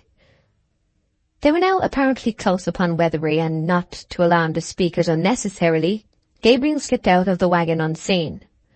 He turned to an opening in the hedge, which he found to be a gate, and mounting thereon, he sat meditating whether to seek a cheap lodging in the village or to ensure a cheaper one by lying under some hay or corn stack. The crunching jangle of the wagon died upon his ear. He was about to walk on, when he noticed on his left hand an unusual light, appearing about half a mile distant. Oak watched it, and the glow increased. Something was on fire. Gabriel again mounted the gate, and, leaping down on the other side upon what he found to be ploughed soil, made across the field in the exact direction of the fire. The blaze, enlarging in a double ratio by his approach and its own increase, showed him as he drew nearer the outline of ricks beside it, lighted up to great distinctness. A rickyard was the source of the fire. His weary face now began to be painted over with a rich orange glow, and the whole front of his smock frock and gaiters was covered with a dancing shadow pattern of thorn twigs, the light reaching him through a leafless intervening hedge, and the metallic curve of his sheepcrook shone silver bright in the same abounding rays. He came up to the boundary fence and stood to regain breath. It seemed as if the spot was unoccupied by a living soul. The fire was issuing from a long straw stack, which was so far gone as to preclude the possibility of saving it. A rick burns differently from a house. As the wind blows the fire inwards, the portion in flames completely disappears like melting sugar, and the outline is lost to the eye. However, a hay or wheat rick, well put together, would resist combustion for a length of time, if it begins on the outside. This, before Gabriel's eyes, was a rick of straw, loosely put together, and the flames darted into it with lightning swiftness. It glowed on the windward side, rising and falling in intensity, like the coal of a cigar. Then a superincumbent bundle rolled down with a whisking noise. Flames elongated and bent themselves about with a quiet roar, but no crackle. Banks of smoke went off horizontally at the back like passing clouds, and behind these burned hidden pyres, illuminating the semi-transparent sheet of smoke to a lustrous yellow uniformity. Individual straws in the foreground were consumed in a creeping movement of ruddy heat, as if they were knots of red worms, and above shone imaginary fiery faces, tongues hanging from lips, glaring eyes, and other impish forms, from which at intervals sparks flew in clusters like birds from a nest. Oak suddenly ceased from being a mere spectator by discovering the case to be more serious than he had first imagined. The scroll of smoke blew aside and revealed to him a wheat rick in startling juxtaposition with a decaying one, and behind this a series of others composing the main corn produce of the farm, so that instead of the straw stack standing, as he had imagined, comparatively isolated, there was a regular connection between it and the remaining stacks of the group. Gabriel leapt over the hedge and saw that he was not alone. The first man he came to was running about in a great hurry, as if his thoughts were several yards in advance of his body, which they could never drag on fast enough. "Oh, man! Fire! Fire! A good master and a bad servant is fire! Fire! I mean, a bad servant and a good master! Oh, Mark Clark, come!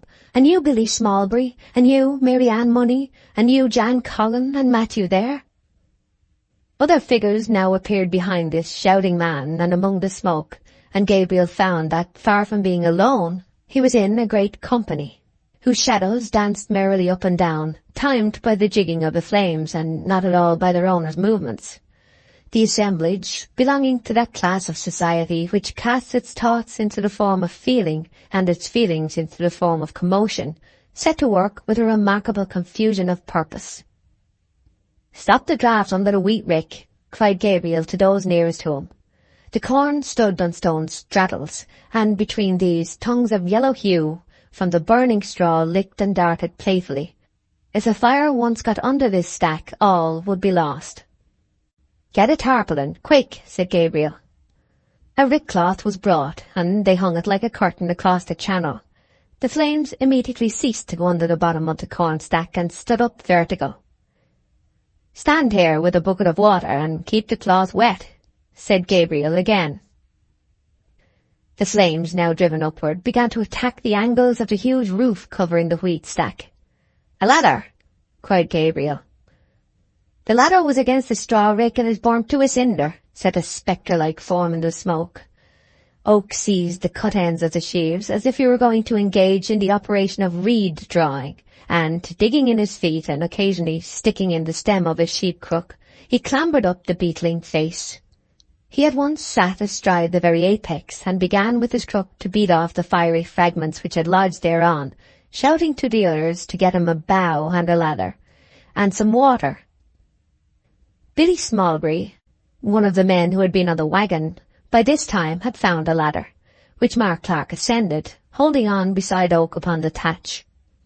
The smoke at this corner was stifling, and Clark, a nimble fellow, having been handed a bucket of water, bathed Oak's face and sprinkled him generally, whilst Gabriel, now with a long beech bough in one hand, in addition to his crook in the other, kept sweeping the stack and dislodging all fiery particles.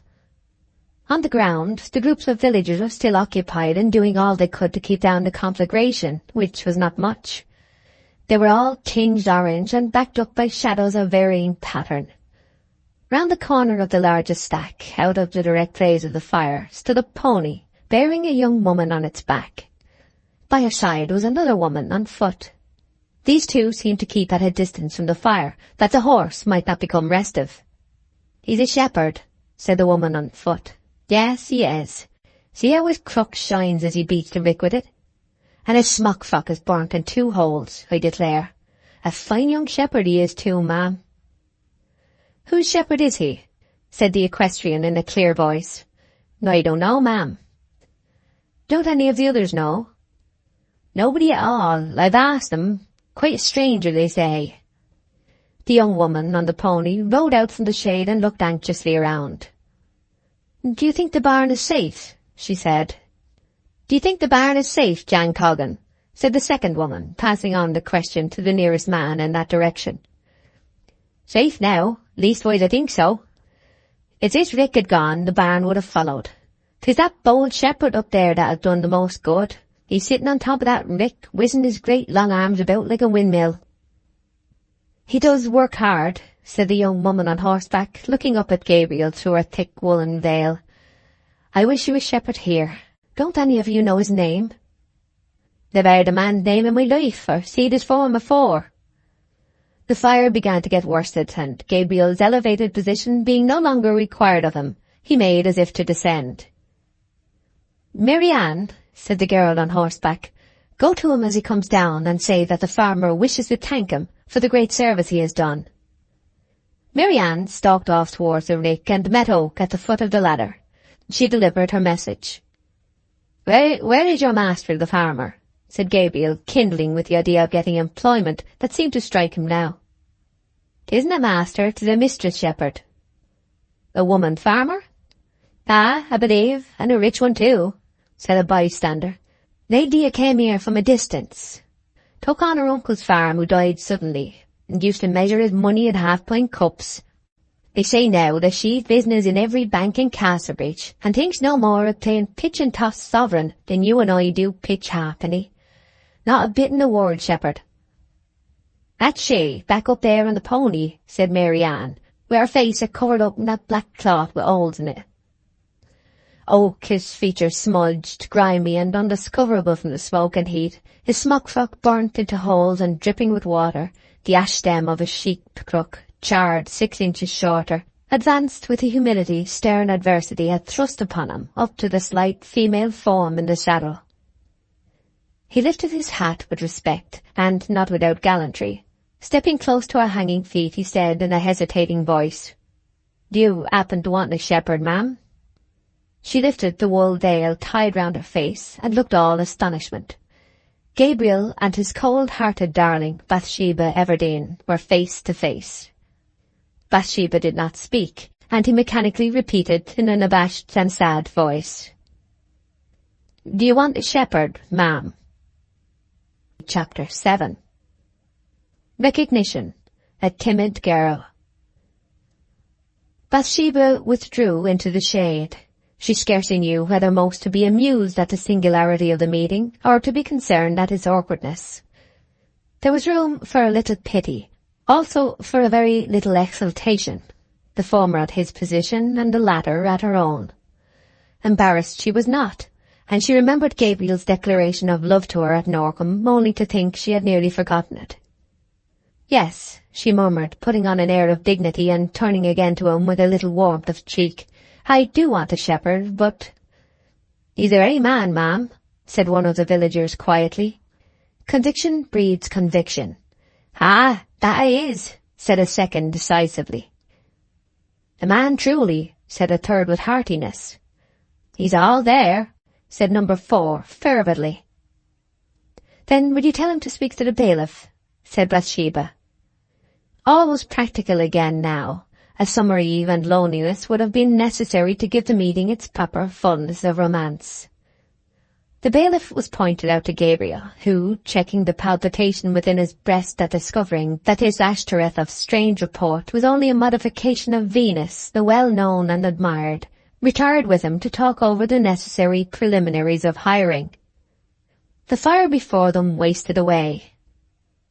"Men," said Bathsheba, "you should take a little refreshment after this extra work. Will you come to the house?" "We could knock in a bit and a drop a good deal freer, miss, if so be you'd send it to Warren's Malt House," replied the spokesman. Bathsheba then rode off into the darkness, and the men straggled on to the village in 2s and 3s, Oak and the bailiff being left by the rick alone.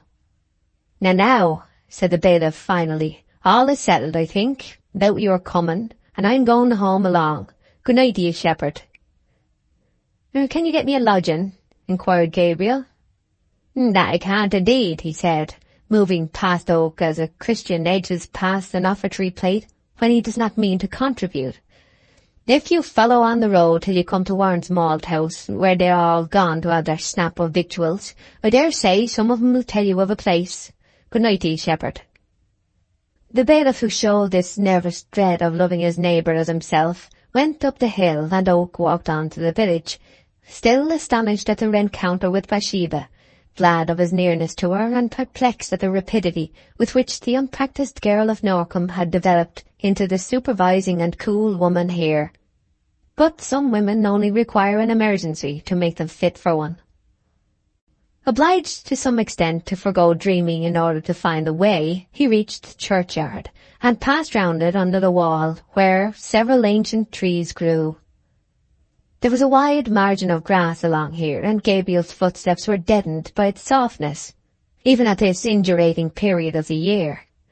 When abreast of a trunk which appeared to be the oldest of the old, he became aware that a figure was standing behind it. Gabriel did not pause in his walk, and in another moment he accidentally kicked a loose stone. The noise was enough to disturb the motionless stranger, who started and assumed a careless position. It was a slim girl, rather thinly clad.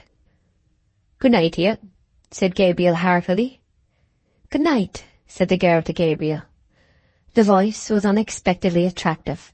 It was a low and dulcet note suggestive of romance, common in descriptions and rare in experience. "I'll thank you to tell me if I'm in the way for Warren's Malt House," Gabriel resumed, primarily to gain the information, indirectly to get more of the music. "Quite right. It's at the bottom of the hill. And do you know—" The girl hesitated and then went on again. "Do you know how late they keep open the Buck's Head Inn?" She seemed to be won by Gabriel's heartiness, as Gabriel had been won by her modulations. "I don't know where the Buck's Head is, or anything about it. Do you think of going there tonight?" "Yes." The woman again paused. There was no necessity for any continuance of speech, and the fact that she did add more seemed to proceed from an unconscious desire to show unconcern by making a remark, which is noticeable in the ingenuous when they are acting by stealth. "You are not a Weatherbury man," she said timorously. "I am not. I am the new shepherd, just arrived." "Only a shepherd, and you seem almost a farmer by your ways." "No, only a shepherd," Gabriel repeated in a dull cadence of finality. His thoughts were directed to the past, his eyes to the feet of the girl, and for the first time he saw lying there a bundle of some sort. She may have perceived the direction of his face, for she said coaxingly, "You won't say anything in the parish about having seen me here, will you? At least not for a day or two." "I won't if you wish me not to," said Oak. "Thank you, indeed," the other replied. "I am rather poor, and I don't want people to know anything about me." Then she was silent and shivered. "You ought to have a cloak on such a cold night," Gabriel observed. "I would advise you to get indoors." "Oh, no. Would you mind going on and leaving me? I thank you much for what you have told me." "I will go on," he said, adding hesitatingly, "Since you are not very well off, perhaps you would accept this trifle from me. It's only a shilling, but it's all I have to spare." "Yes, I will take it," said the stranger gratefully. She extended her hand, Gabriel his. In feeling for each other's palm in the gloom before the money could be passed, a minute incident occurred which told much. Gabriel's finger alighted on the young woman's wrist. It was beating with a throb of tragic intensity. He had frequently felt the same quick, hard beat in the femoral artery of his lambs when overdriven. It suggested a consumption too great of a vitality which, to judge from her figure and stature, was already too little. "What is the matter?" "Nothing." "Ah, but there is." No, let your having seen me be a secret." "Very well, I will. Good night again." "Good night." The young girl remained motionless by the tree, and Gabriel descended into the village of Weatherbury, or Lower Longpuddle, as it was sometimes called. He fancied that he had felt himself in the penumbra of a very deep sadness when touching that slight and fragile creature. But wisdom lies in moderating mere impressions, and Gabriel endeavoured to think little of this. Chapter 8. The Malthouse, House, the Chat, News. Warren's Malthouse House was enclosed by an old wall enwrapped with ivy, and, though not much of the exterior was visible at this hour, the character and purposes of the building were clearly enough shown by its outline upon the sky. From the walls, an overhanging thatched roof sloped up to a point in the centre, upon which rose a small wooden lantern, fitted with louver boards on all the four sides, and from these openings a mist was dimly perceived to be escaping into the night air. There was no window in front, but a square hole in the door was glazed with a single pane, through which red, comfortable rays now stretched out upon the ivied wall in front. Voices were to be heard inside. Oak's hand skimmed the surface of the door with fingers extended to an Elymas the Sorcerer pattern, till he found a leathern strap which he pulled. This lifted the wooden latch, and the door swung open. The room inside was lighted only by the ruddy glow from the kiln mouth, which shone over the floor with the streaming horizontality of the setting sun, and threw upwards the shadows of all facial irregularities in those assembled around. The stone flagged floor was worn into a path from the doorway to the kiln, and into undulations everywhere. A curved settle of unplaned oak stretched along one side, and in a remote corner was a small bed and bedstead, the owner and frequent occupier of which was the maltster. This aged man was now sitting opposite the fire, his frosty white hair and beard overglowing his gnarled figure like the grey moss and lichen upon a leafless apple tree. He wore breeches and the laced-up shoes called ankle-jacks. He kept his eyes fixed upon the fire. Gabriel's nose was greeted by an atmosphere laden with the sweet smell of new malt. The conversation, which seemed to have been concerning the origin of the fire, immediately ceased, and everyone ocularly criticised them to the degree expressed by contracting the flesh of their foreheads and looking at him with narrowed eyelids, as if he had been a light too strong for their sight. Several exclaimed meditatively, after this operation had been completed, "Ah, 'tis a new shepherd, I believe. We thought we had a hand pawing about the door for the bobbin, but weren't sure 'twere not a dead leaf below the cross," said another. "Come in, shepherd. Sure ye be welcome, though we don't know your name." "Gabriel Oak. That's my name, neighbours." The ancient maltster, sitting in the midst, turned at this, his turning being as the turning of a rusty crane. "That's never Gabriel Oak's grandson over at Norcombe. Never," he said, as a formula expressive of surprise, which nobody was supposed for a moment to take literally. My father and my grandfather were old men of the name of Gabriel, said the shepherd placidly. Thought I know the man's face as I seed him on the rick. Thought I did. And where be you trading off to now, shepherd? I'm thinking about near, said Mr. Oak. Knowed your grandfather for years and years, continued the maltster, the words coming forth of their own accord, as if the momentum previously imparted had been sufficient. Ah, and did you? Knowed your grandmother? And her too? Likewise, knowed your father when he was a child. Why, my boy Jacob there and your father were sworn brothers. That they were, sure. Weren't you, Jacob?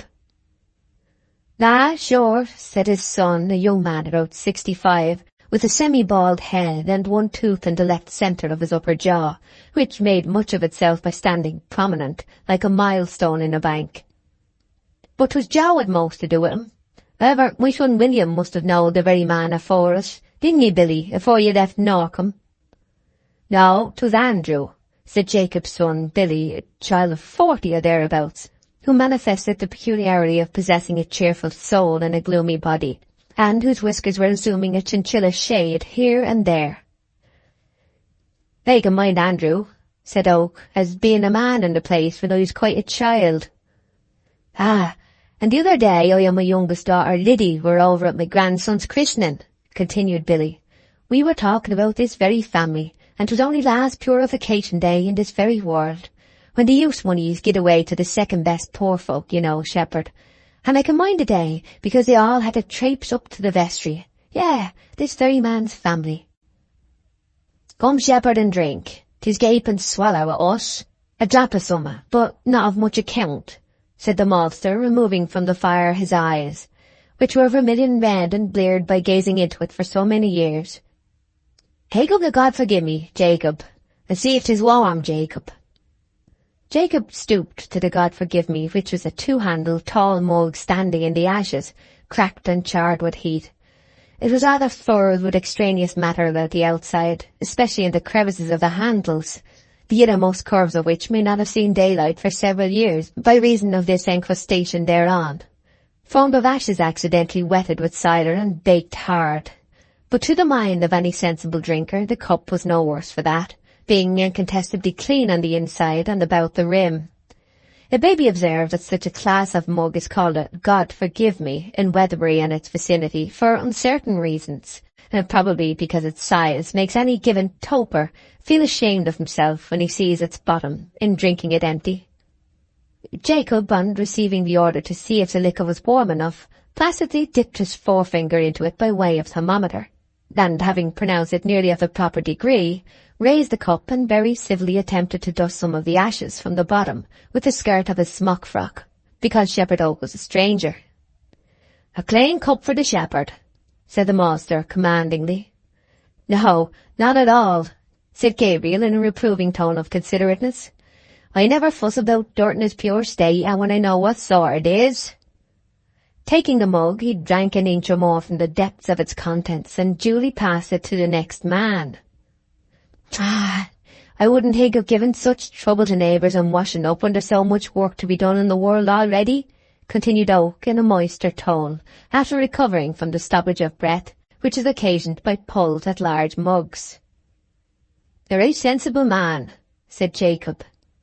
True, it can't be gainsaid, observed a brisk young man, Mark Clark by name, a genial and pleasant gentleman, whom to meet anywhere in your travels was to know. To know was to drink with, and to drink with was, unfortunately, to pay for. And here's a mouthful of bread and bacon that missus have sent, shepherd. The cider'll go down better with a bit of victuals. Don't you chalk quite close, shepherd, for I let the bacon fall in the road outside as I was bringing it along, and it may be 'tis rather gritty. There, 'tis plain dirt, and we all know what that is, as you say, and you bain't a particular man we see, shepherd. True, not at all, said the friendly Oak. Don't let your teeth quite meet, and you won't feel the sandiness at all. 'Tis wonderful what can be done by contrivance. My own mind exactly, neighbour. Ah, he's his grandfar's own grandson. His grandfar were just such a nice unparticular man, said the maltster. Drink, Henry Frey, drink, magnanimously said Jan Coggan, a person who held St. Simonian notions of share and share alike where liquor was concerned, as the vessel showed signs of approaching him in its gradual revolution among them. Having at this moment reached the end of a wistful gaze into mid-air, Henry did not refuse. He was a man of more than middle age, with eyebrows high up in his forehead, who laid it down that the law of the world was bad, with a long-suffering look through his listeners at the world alluded to, as it presented itself to his imagination. He always signed his name Henry, strenuously insisting upon that spelling, and if any passing schoolmaster ventured to remark that the second E was superfluous and old-fashioned, he received the reply that Henry was the name he was christened, and the name he would stick to, in the tone of one to whom orthographical differences were matters which had a great deal to do with personal character. Mr. Jan Coggan, who had passed the cook to Henry, was a crimson man with a spacious countenance and private glimmer in his eye, whose name had appeared on the marriage register of Weatherbury and the neighbouring parishes as best man and chief witness in countless unions of the previous 20 years. He also very frequently filled the post of head godfather in baptisms of the subtly jovial kind. "Come, Mark Clark, come, there's plenty more in the barrel," said Jan. "Ah, that I will.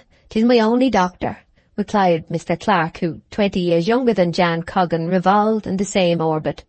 He secreted mirth on all occasions for special discharge at popular parties. "Why, Joseph Poorgrass, you hadn't had a drop," said Mr. Coggan to a self-conscious man in the background, thrusting the cup towards him. "Such a modest man as he is," said Jacob Smallbury. "Why, you've hardly had strength of eye enough to look in our young missus's face, so I hear, Joseph." All looked at Joseph Poorgrass with pitying reproach. "No, I've hardly looked at her at all," simpered Joseph, reducing his body smaller whilst talking, apparently from a meek sense of undue prominence. "And when I seed her, 'twas nothing but blushes with me." "Poor feller," said Mr. Clark. "'Tis a curious nature for a man," said Jan Coggan. "Yes," continued Joseph Poorgrass, his shyness, which was so painful as a defect, filling him with a mild complacency, now that it was regarded as an interesting study. "'Twere blush, blush, blush with me every minute of the time when she was speaking to me. I believe you, Joseph Poorgrass, for we all know you to be a very bashful man." "'Tis an awkward gift for a man, poor soul," said the maltster. "And how long have you suffered from it, Joseph?" "Ah, ever since I was a boy. Yes, mother was concerned to her heart about it, yes, but 'twas all naught." "Did you ever go into the world and try to stop it, Joseph Poorgrass?" "I tried all sorts of company. They took me to Green Hill Fair, and into a great gay jerry-go-nimble show, where there were women folk riding around, standing upon horses, with hardly anything on but their smocks, but that didn't cure me a morsel. And then I was put errand man at the woman's skittle alley at the back of the Tailor's Arms in Casterbridge. 'Twas a horrible, sinful situation, and a very curious place for a good man. I had to stand and look bodied people in the face from morning till night. But 'twas no use, I was just as bad as ever after all. Blushes have been in the family for generations. There, 'tis a happy providence that I'll be no worse." "True," said Jacob Smallbury, deepening his thoughts to a profounder view of the subject. "'Tis a thought to look at, that you might have been worse. But even as you be, 'tis a very bad affliction for you, Joseph. For you see, shepherd, though 'tis very well for a woman, dang it all, 'tis awkward for a man like him, poor fella." "Yeah, 'tis, said Gabriel, recovering from a meditation. "Yes, very awkward for the man." "Aye, and he's very timid too," observed Jan Coggan. "Once he had been working late at Yalbury Bottom, and had had a drop of drink, and lost his way as he was coming home along through Yalbury Wood. Didn't he, Master Poorgrass?" No, not that story," expostulated the modest man, forcing a laugh to bury his concern. "And so lost himself quite," continued Mr. Coggan with an impassive face, implying that a true narrative, like time and tide, must run its course, and would respect no man. "And as he was coming along in the middle of the night, much afeard and not able to find his way out of the trees nohow, he cried out, 'Man a lost! Man a lost!' The owl in a tree happened to be crying, Who? As I would do, you know, shepherd. And Gabriel nodded. And Joseph, all in a tremble, said, Joseph Poorgrass of Weatherby, sir. No, that's too much, said the Kimmin man, becoming a man of brazen courage all of a sudden. I didn't say, sir. I'll take my oath I didn't say, Joseph Poorgrass of Weatherby, sir. No, what's right is right, and I never said sir to the bird, knowing very well that no man of a gentleman's rank would be hollowing there at that time of night. Joseph Poorgrass of Weatherby. That's every word I said, and I shouldn't have said that if it hadn't have been for Keeper Day's metheglin. There, 'twas a merciful thing it ended where it did. The question of which was right being tacitly waived by the company, Jan went on meditatively. And he's a fearfulest man, bain't you, Joseph? Pye, another time you were lost by Lammondown Gate, weren't you, Joseph? I was, replied Poorgrass, as if there were some conditions too serious even for modesty to remember itself under, this being one. Yes, that were in the middle of the night too. The gate would not open, try how he would, and knowing there was the devil's hand in it, he kneeled down. Ah, said Joseph, acquiring confidence from the warmth of the fire, the cider, and a perception of the narrative capabilities of the experience alluded to. My heart died within me that time, but I kneeled down and said the Lord's Prayer, and then the belief right through, and then the 10 Commandments in earnest prayer. But no, the gate wouldn't open, and then went on with dearly beloved brethren, and thinks I, this makes 4, and 'tis all I know out of the book, and if this don't do it, nothing will, and I'm a lost man. Well, when I got to saying after me, I rose from my knees and found that the gate would open. Yes, neighbours, the gate opened the same as ever. A meditation on the obvious inference was indulged in by all, and during its continuance each directed his vision into the ash pit, which glowed like a desert in the tropics under a vertical sun, shaping their eyes long and liney, partly because of the light, partly from the depth of the subject discussed. Gabriel broke the silence. What sort of place is this to live at? And what sort of missus is she to work under? Gabriel's bosom thrilled gently as he thus slipped under the notice of the assembly the innermost subject of his heart. We know little of her, nothing. She only showed herself a few days ago. Her uncle was took bad, and the doctor was called with his worldwide skill, but he couldn't save the man. As I take it, she's going to keep on the farm. As I'm out of shape, I believe, said John Coggan. Ah, 'tis a very good family. I'd as soon be under them as under one here and there. Her uncle was a very fair sort of man. Did you know him, shepherd, a bachelor man? Not at all. I used to go to his house a courting my first wife, Charlotte, who was his dairymaid. Well, a very good-hearted man were Farmer Everdene, and I, being a respectable young fellow, was allowed to call and see her, and drink as much ale as I liked, but not to carry away any. Outside of my skin, I mean, of course. Jan Coggan, we know you're meaning. And, you see, 'twas beautiful ale, and I wished to value his kindness as much as I could, and not to be so ill-mannered as to drink only a thimbleful, which would have been insulting to the man's generosity. True, Master Coggan, 'twould so, corroborated Mark Clark. And so, I used to eat a lot of soft fish afore going, and then by the time I got there, I was as dry as a lime basket. So thoroughly dry that ale would slip down. 'Twould slip down sweet. Happy times, heavenly times. Such lovely drunks as I used to have at that house. You can mind Jacob. You used to go with me sometimes. I can, said Jacob. That one too that we had at the Buck's Head on a White Monday was a pretty tipple. 'Twas, but for a wet of the better class, that brought you no nearer to the horned man than you were before you begun. There was none like those in Farmer Everdene's kitchen. Not a single dam allowed. No, not a bare poor one, even at the most cheerful moment when all were blindest, though the good old word of sin thrown in here and there at such times is a great relief to a merry soul. True, said the maltster.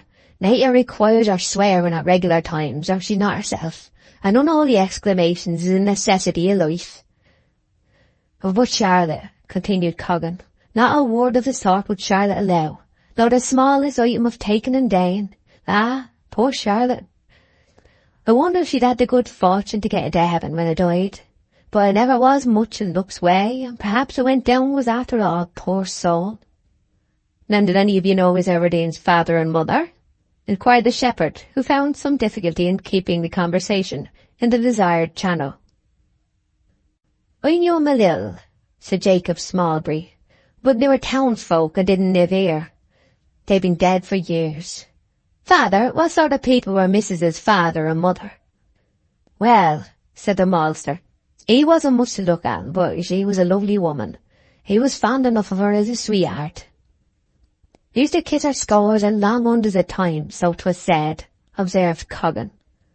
"He was very proud of her too, when they were married, as I've been told," said the maltster.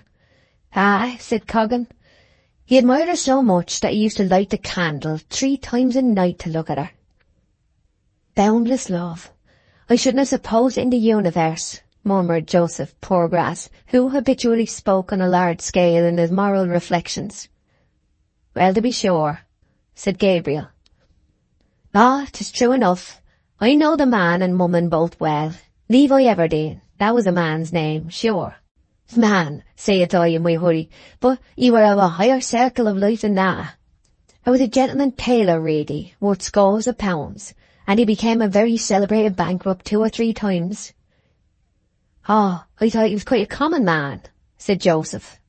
"Oh, no, that man failed for heaps of money, hundreds in gold and silver."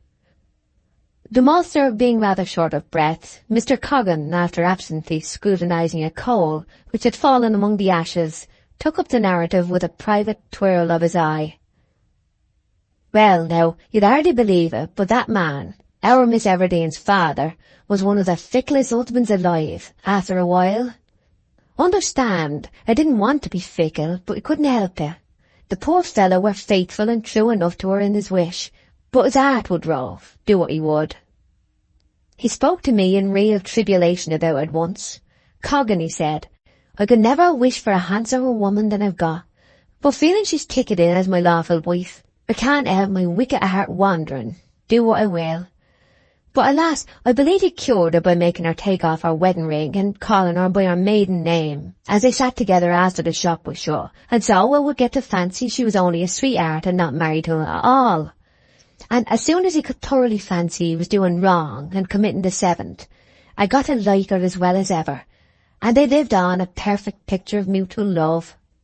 "Well, that was a most ungodly remedy," murmured Joseph Poorgrass, "but we ought to feel deep cheerfulness that a happy providence kept it from being any worse.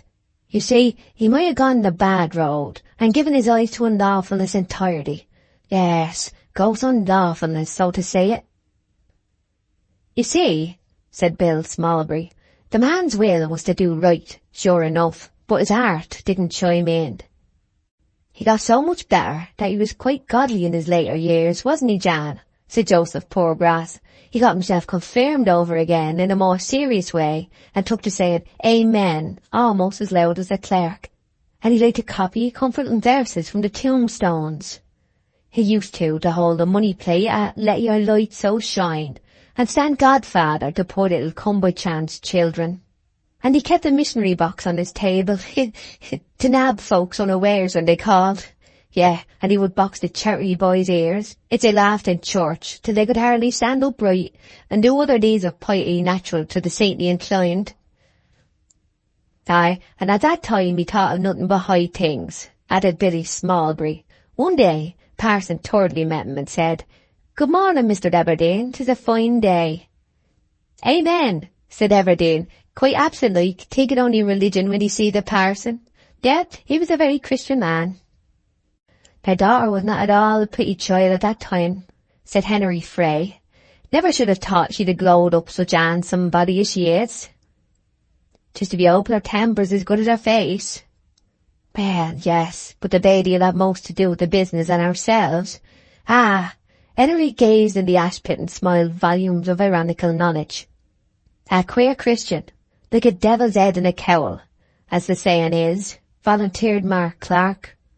Footnote: this phrase is a conjectural emendation of the unintelligible expression, "as the devil said to the owl," used by the natives. End of footnote. He is, said Henry, implying that irony must cease at a certain point. Between we two, man and man, I believe that man would as soon tell a lie on Sundays as working days. That I do. Good faith, you do talk, said Gabriel. It's true enough, said the man of bitter moods, looking round upon the company with the antithetic laughter that comes from a keener appreciation of the miseries of life than ordinary men are capable of. Ha! There's people of one sort and people of another, but that man, bless your souls. Gabriel thought fit to change the subject. You must be a very aged man, Malter, to have sons growed mild and ancient, he remarked. Father's so old that I can't mind his age, can he, father? Interposed Jacob, and he's growed terrible crooked too lately. Jacob continued surveying his father's figure, which was rather more bowed than his own. Really, one may say that father there is three-double. Crooked folk will last a long while, said the master, grimly, and not in the best humour. Shepherd would like to hear the pedigree of your life, father, wouldn't you, Shepherd? Aye, that I should, said Gabriel, with the heartiness of a man who had longed to hear it for several months. What may your age be, Mulder? The master cleared his throat in an exaggerated form for emphasis, and, elongating his gaze to the remotest point of the ash-pit, said in the slow speech justifiable when the importance of his subject is so generally felt that any mannerism must be tolerated in getting at it. Well, I don't mind the year I was born in, but perhaps I can reckon up the places I've lived at, and so get it that way. I bode at Upper Longcuddle across there, nodding to the north, till I were 11. Bode 7 at Kingsbeer, nodding to the east, where I took to malting. I went therefrom to Norcombe and malted there 22 years, and 22 years I was there turnip-hoeing and harvesting. Ah, I know that old place Norcombe years afore you were taught, Master Oak. Oak smiled sincere belief in the fact. Then I malted at Durnover 4 years, and 4-year turnip-hoeing. And I was 14 times 11 months at Millpond St. Jude's, nodding northwest by north. Old Twills wouldn't hire me for more than 11 months at a time to keep me from being chargeable to the parish, if so be I was disabled. Then I was 3 years at Mellstock, and I've been here 31 year come Candlemas. Now how much is that? 117, chuckled another old gentleman given to mental arithmetic and little conversation, who had hitherto sat unobserved in a corner. Well then, that's my age, said the master emphatically. Oh, no, father, said Jacob. Your turnip-hoeing were in the summer and your malting in the winter of the same years, and we don't ought to count both halves, father. Chuck it all, I lived through the summers, didn't I? That's my question. I suppose you'll say next there'll be no age at all to speak of. And sure we shan't, said Gabriel soothingly. You be a very old-aged person, Malter, attested Jan Coggan, also soothingly. We all know that. And you must have a wonderful talented constitution to be able to live so long, mustn't ye, neighbours? True, you must, master, wonderful, said the meeting unanimously. The master, being now pacified, was even generous enough to voluntarily disparage in a slight degree the virtue of having lived a great many years, by mentioning that the cup they were drinking out of was 3 years older than he. While the cup was being examined, the end of Gabriel Oak's flute became visible over his smock-frock pocket, and Henry Frey exclaimed, Surely, Shepherd, I've seed you blowing into a great flute by now at Casterbridge. You did, said Gabriel, blushing faintly. I've been in great trouble, neighbours, and was driven to it. I used not to be so poor as I be now. Never mind, Hart, said Mark Clark. You should take it careless like, Shepherd, and your time will come. But we could thank you for a tune, if you bain't too tired. Neither drum nor trumpet have aired since Christmas, said Jan Coggan. Come, raise a tune, Master Oak. Ah, that I will, said Gabriel, pulling out his flute and putting it together. A poor tune, neighbours, but such as I can do, ye shall have and welcome. Oak then struck up Jockey to the Fair, and played that sparkling melody 3 times through. accenting the notes in the third round in a most artistic and lively manner by bending his body in small jerks and tapping with his foot to beat time. "He can blow the flute very well, that I can," said a young married man, who, having no individuality worth mentioning, was known as Susan Tall's husband. He continued, "I'd as lief as not be able to blow a flute as well as that." "He's a clever man, and 'tis true comfort for us to have such a shepherd," murmured Joseph Poorgrass in a soft cadence. "We ought to feel full of thanksgiving that he's not a player of bawdy songs instead of these merry tunes, for 'twould have been just as easy for God to have made the shepherd a loose, low man, a man of iniquity, so to speak, as what he is. Yes, for our wives' and daughters' sakes we should feel real thanksgiving." "True, real thanksgiving," dashed in Mark Clark conclusively, not feeling it to be of any consequence to his opinion that he had only heard about a word and 3/4 of what Joseph had said. "Yes," added Joseph, beginning to feel like a man in the Bible, "for evil do thrive so in these times, that ye may be as much deceived in the trainest shade and whitest shirtest man as in the raggedest tramp on the turnpike, if I may term it so." "Ah, I can mind your face now, shepherd," said Henry Frey, criticising Gabriel with misty eyes as he entered upon his second tune. "Yes, now I see ye blowing into the flute, I know ye to be the same man I see playing at Castleridge, for your mouth were scrimped up and your eyes a staring out like a strangled man's, just as they be now." "'Tis a pity that playing the flute should make a man look such a scarecrow," observed Mr. Mark Clark, with additional criticism of Gabriel's countenance, the latter person jerking out, with a ghastly grimace required by the instrument, the chorus of Dame Durden. "'Twas Moll and Beth and Doll and Kate and Dorothy Draggletail." "I hope you don't mind that young man's bad manners in naming your features," whispered Joseph to Gabriel. "Not at all," said Mr. Oak. "For by nature ye be a very handsome man, shepherd," continued Joseph Poorgrass, with winning suavity. "Ah, that ye be, shepherd," said the company. "Thank you very much," said Oak in the modest tone good manners demanded, thinking, however, that he would never let Bathsheba see him playing the flute. In this resolve, showing a discretion equal to that related to its sagacious inventress, the divine Minerva herself. "Ah, when I and my wife were married at Norcombe Church," said the old maltster, not pleased at finding himself left out of the subject, "we were called the handsomest couple in the neighbourhood. Everybody said so." "Dang to give bait to holler now, Malter," said a voice with a vigour natural to the enunciation of remarkably evident truism. It came from the old man in the background, whose offensiveness and spiteful ways were barely atoned for by the occasional chuckle he contributed to general laughs. "Oh, no," said Gabriel. "Don't you play no more, shepherd," said Susan Tall's husband, the young married man who had spoken once before. "I must be moving, and when there's tunes going on, I seem as if hung on wires. If I thought after I'd left that music was still playing, and I not there, I should be quite melancholy-like." "What's your hurry then, Laban?" inquired Coggan. "You used to bide as late as the latest." "Well, you see, neighbours, I was lately married to a woman, and she's my vocation now, and so you see—" The young man halted lamely. "New lords, new laws, as the saying is, I suppose," remarked Coggan. "Ah, I believe. Ha," said Susan Tall's husband, in a tone intended to imply his habitual reception of jokes, without minding them at all. The young man then wished him good night and withdrew.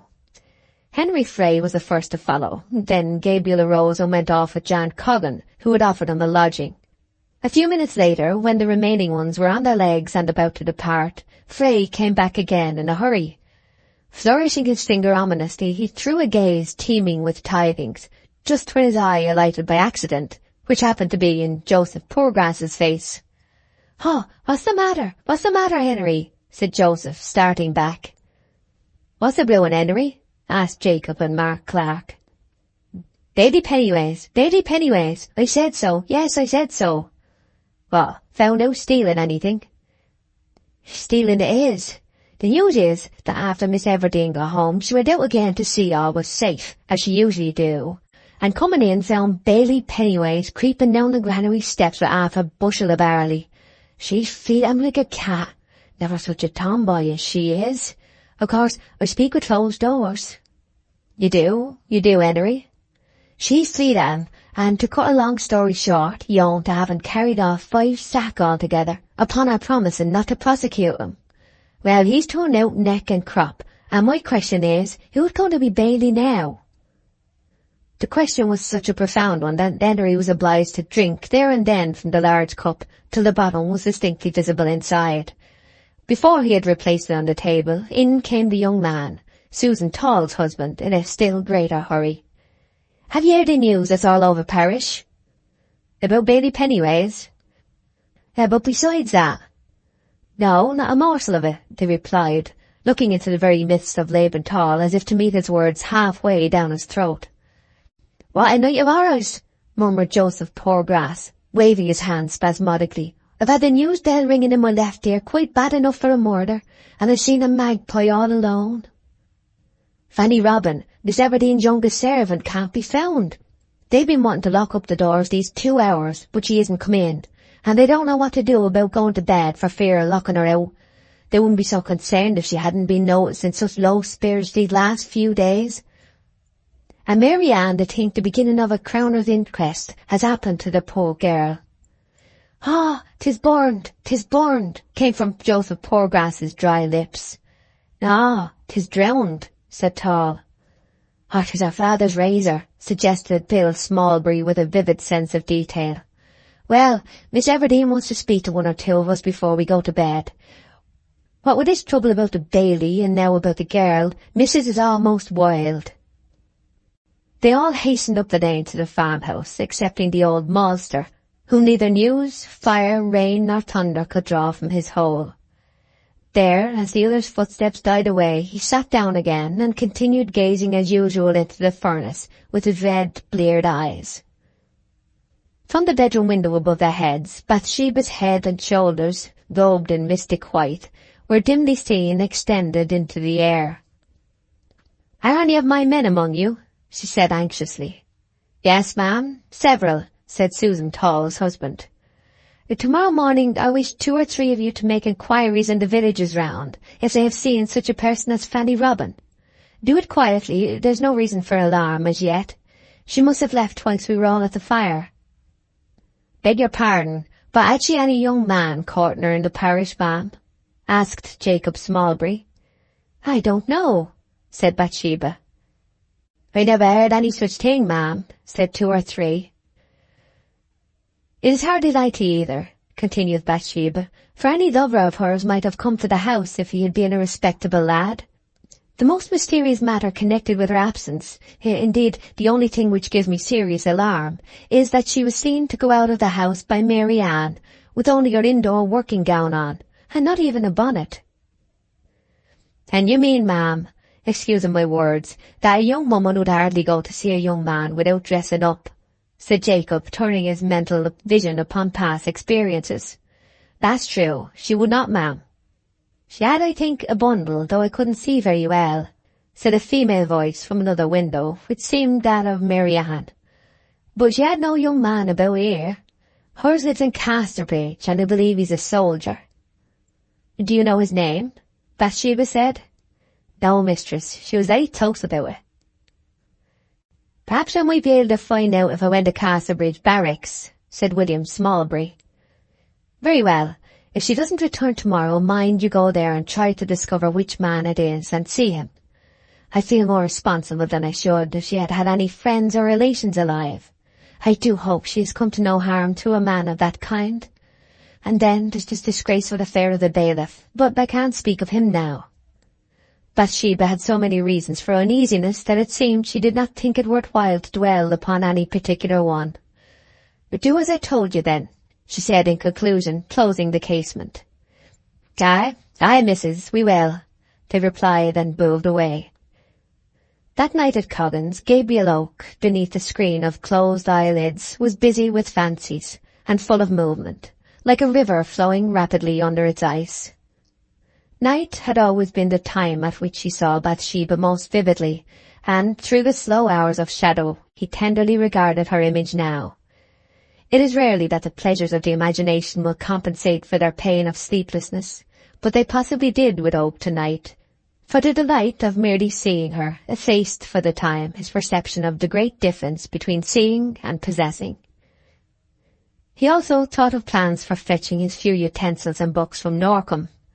The young man's best companion, the farrier's sure guide, the veterinary surgeon, Paradise Lost, the Pilgrim's Progress, Robinson Crusoe, Ash's Dictionary, and Wilkingame's Arithmetic constituted his library, and though a limited series, it was one from which he had acquired more sound information by diligent perusal than many a man of opportunity has done from a furlong of laden shelves.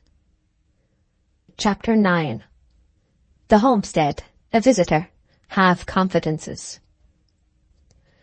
By daylight, the bower of Oak's new-found mistress, Bathsheba Everdene, presented itself as a hoary building of the early stage of classic Renaissance as regards its architecture, and of a proportion which told at a glance that, as is so frequently the case, it had once been the memorial hall upon a small estate around it, now altogether effaced as a distinct property, and merged in the vast tract of a non-resident landlord, which comprised several such modest domains. Fluted pilasters, worked from the solid stone, decorated its front, and above the roof the chimneys were panelled or columnar, some coped gables with finials and like features still retaining traces of their Gothic extraction. Soft brown mosses, like faded velveteen, formed cushions upon the stone tiling, and tufts of the house-leek or sengreen sprouted from the eaves of the low surrounding buildings. A gravel walk, leading from the door to the road in front, was encrusted at the sides with more moss. Here it was a silver-green variety, the nut-brown of the gravel being visible to a width of only a foot or two in the centre. This circumstance, and the generally sleepy air of the whole prospect here, together with the animated and contrasting state of the reverse facade, suggested to the imagination that, on the adaptation of the building for farming purposes, the vital principle of the house had turned round inside its body to face the other way. Reversals of this kind, strange deformities, tremendous paralyses, are often seen to be inflicted by trade upon edifices, either individual or in the aggregate as streets and towns, which were originally planned for pleasure alone. Lively voices were heard this morning in the upper rooms, the main staircase to which was of hard oak, the balusters, heavy as bedposts, being turned and moulded in the quaint fashion of their century, the handrail as stout as a parapet top, and the stairs themselves continually twisting round, like a person trying to look over his shoulder. Going up, the floors above were found to have a very irregular surface, rising to ridges, sinking into valleys, and being just then uncarpeted, the face of the boards was seen to be eaten into innumerable vermiculations. Every window replied by a clang to the opening and shutting of every door. A tremble followed every bustling movement, and a creak accompanied the walker about the house like a spirit wherever he went. In the room from which the conversation proceeded, Bathsheba and her servant companion Lady Smallbury were to be discovered sitting upon the floor, and sorting a complication of papers, books, bottles and rubbish spread out thereon, remnants of the household stores of the late occupier. Liddy, the master's great-granddaughter, was about Bathsheba's equal in age, and her face was a prominent advertisement of the light-hearted English country girl. The beauty her features might have lacked in form was amply made up for by perfection of hue, which at this winter time was the softened ruddiness on a surface of high rotundity that we meet with in a Terburg or a Gerard Dow, and, like the presentations of these great colourists, it was a face which kept well back from the boundary between comeliness and the ideal. Though elastic in nature, she was less daring than Bathsheba, and occasionally showed some earnestness, which consisted half of genuine feeling and half of mannerliness, superadded by way of duty. Through a partly open door, the noise of a scrubbing brush led up to the charwoman, Mary Ann Money, a person who, for a face, had a circular disc, furrowed less by age than by long gazes of perplexity at distant objects. To think of her was to get good-humoured. To speak of her was to raise the image of a dried Normandy Pippin. "Stop your scrubbing a moment," said Bathsheba through the door to her. "I hear something." Mary Ann suspended the brush. The tramp of a horse was apparent approaching the front of the building. The paces slackened, turned in at the wicket, and, what was most unusual, came up the mossy path close to the door. The door was tapped with the end of a crop or stick. "What impertinence," said Liddy in a low voice, "to ride up the footpath like that. Why didn't he stop at the gate? Lord, 'tis a gentleman, I see the top of his hat." "Be quiet," said Bathsheba. The further expression of Liddy's concern was continued by aspect instead of narrative. "Why doesn't Mrs. Coggan go to the door?" Bathsheba continued. Rat-tat-tat-tat resounded more decisively from Bathsheba's oak. "Mary Ann, you go," she said, fluttering under the onset of a crowd of romantic possibilities. "Oh, ma'am, see, here's a mess." The argument was unanswerable after a glance at Mary Ann. "Liddy, you must," said Bathsheba. Liddy held up her hands and arms coated with dust from the rubbish they were sorting, and looked imploringly at her mistress. "There, Mrs. Coggan is going," said Bathsheba, exhaling her relief in the form of a long breath which had lain in her bosom a minute or more. The door opened, and a deep voice said, "Is Miss Everdene at home?" "I'll see, sir," said Mrs. Coggan, and in a minute appeared in the room. "Dear, what a third-over place this world is," continued Mrs. Coggan, a wholesome-looking lady who had a voice for each class of remark according to the emotion involved, who could toss a pancake or twirl a mop with the accuracy of pure mathematics, and who, at this moment, showed hands shaggy with fragments of dough and arms encrusted with flour. "I'm never up to my elbows, miss, in making a pudding, but one of two things do happen. Either my nose must needs begin tickling and I can't live without scratching it, or somebody knocks at the door. Is Mr. Boldwood wanting to see you, Miss Everdene?" A woman's dress being a part of her countenance, and any disorder in one being of the same nature with a malformation or wound in the other, Bathsheba said at once, "I can't see him in this state. Whatever shall I do?" Not at homes were hardly naturalised in weathery farmhouses, so Liddy suggested, "Say you're afraid with dust and you can't come down." "Yes, that sounds very well," said Mrs. Coggan critically. "Say I can't see him, that will do." Mrs. Coggan went downstairs and returned the answer as requested, adding, however, on her own responsibility, "Miss is dusting bottles, sir, and it's quite a object. That's why 'tis." "Oh, very well," said a deep voice indifferently. "All I wanted to ask was if anything had been heard of Fanny Robin." "Nothing, sir, but we may know tonight. William Smallbury has gone to Casterbridge, where our young man lives, as is supposed, and the other men be inquiring about everywhere." The horses tramped, then recommenced and retreated, and the door closed. "Who is Mr. Boldwood?" said Bathsheba. "A gentleman farmer at Little Weatherbury." "Married?" "No, miss." "How old is he?" 40, I should say. Very handsome, rather stern-looking and rich." "What a bother this dusting is. I am always in some unfortunate plight or other," said Bathsheba complainingly. "Why should he inquire about Fanny?" "Oh, because as she had no friends in her childhood, he took her and put her to school and got her a place here under your uncle. He's a very kind man that way, but Lord, there." "What?" "Never was such a hopeless man for a woman. He's been courted by 6s and 7s. All the girls, gentle and simple for miles around, have tried him. Jane Perkins worked at him for 2 months like a slave, and the 2 Miss Taylors spent a year upon him, and he cost Farmer Ives, his daughter, nights of tears and £20 worth of new clothes. But Lord, the money might as well have been thrown out of the window." A little boy came up at this moment and looked in upon them. This child was one of the Coggans, who, with the Smallburys, were as common among the families of the district as the Avons and Derwents among our rivers. He always had a loosened tooth or a cut finger to show to particular friends, which he did with an air of being thereby elevated above the common herd of affectionate humanity, to which exhibition people were expected to say, "Poor child," with a dash of congratulations as well as pity. "I've got a penny," said Master Coggan in a scanning measure. "Well, who gave it to you, Teddy?" said Liddy. "Mr. Boldwood. He gave it to me for opening the gate." "What did he say?" He said, "Where you going, my little man?" And I said, "To Miss Everdene's, please." And he said, "She's a staid woman, isn't she, my little man?" And I said, "Yes." "You naughty child, what did you say that for?" "'Cause you gave me the penny."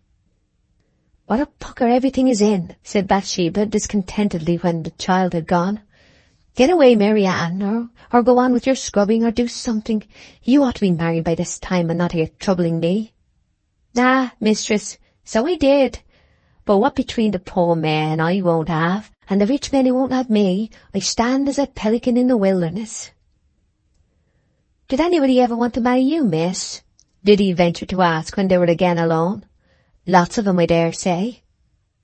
Bathsheba paused, as if about to refuse a reply, but the temptation to say yes, since it was really in her power, was irresistible by aspiring virginity, in spite of her spleen at having been published as old. "A man wanted to once," she said in a highly experienced tone, and the image of Gabriel Oak, as a farmer, rose before her. "How nice it must seem," said Liddy, with the fixed features of mental realization. "And you wouldn't have him?" "He wasn't quite good enough for me." "How sweet to be able to disdain, when most of us are glad to say, 'Thank you.' I seem to hear it. 'No, sir, I'm no better,' or 'Kiss my fuss,' or 'My face is for mouths of consequence.' And did you love him, miss?" "Oh, no, but I rather liked him." "Do you now?" "Of course not. What footsteps are those I hear?" Liddy looked from a back window into the courtyard behind, which was now getting low-toned and dim with the earliest films of night. A crooked file of men was approaching the back door. The whole string of trailing individuals advanced into completest balance of intention, like the remarkable creatures known as chain saltae, which, distinctly organized in other aspects, have one will common to a whole family. Some were, as usual, in snow-white smock frocks of Russian duck, and some in whitey-brown ones of drabbet, marked on the wrists, breasts, backs, and sleeves, with honeycomb work, 2 or 3 women in pattens brought up the rear. "If Philistines be upon us," said Liddy, making her nose white against the glass. "Oh, very well. Mary Ann, go down and keep them in the kitchen till I am dressed, and then show them in to me in the hall." Chapter 10. Mistress and Men. Half an hour later, Bathsheba, in finished dress, and followed by Liddy, entered the upper end of the old hall to find that her men had all deposited themselves on a long form and a settle at the lower extremity. She sat down at a table and opened a time-book, pen in her hand, with a canvas money-bag beside her. From this she poured a small heap of coin.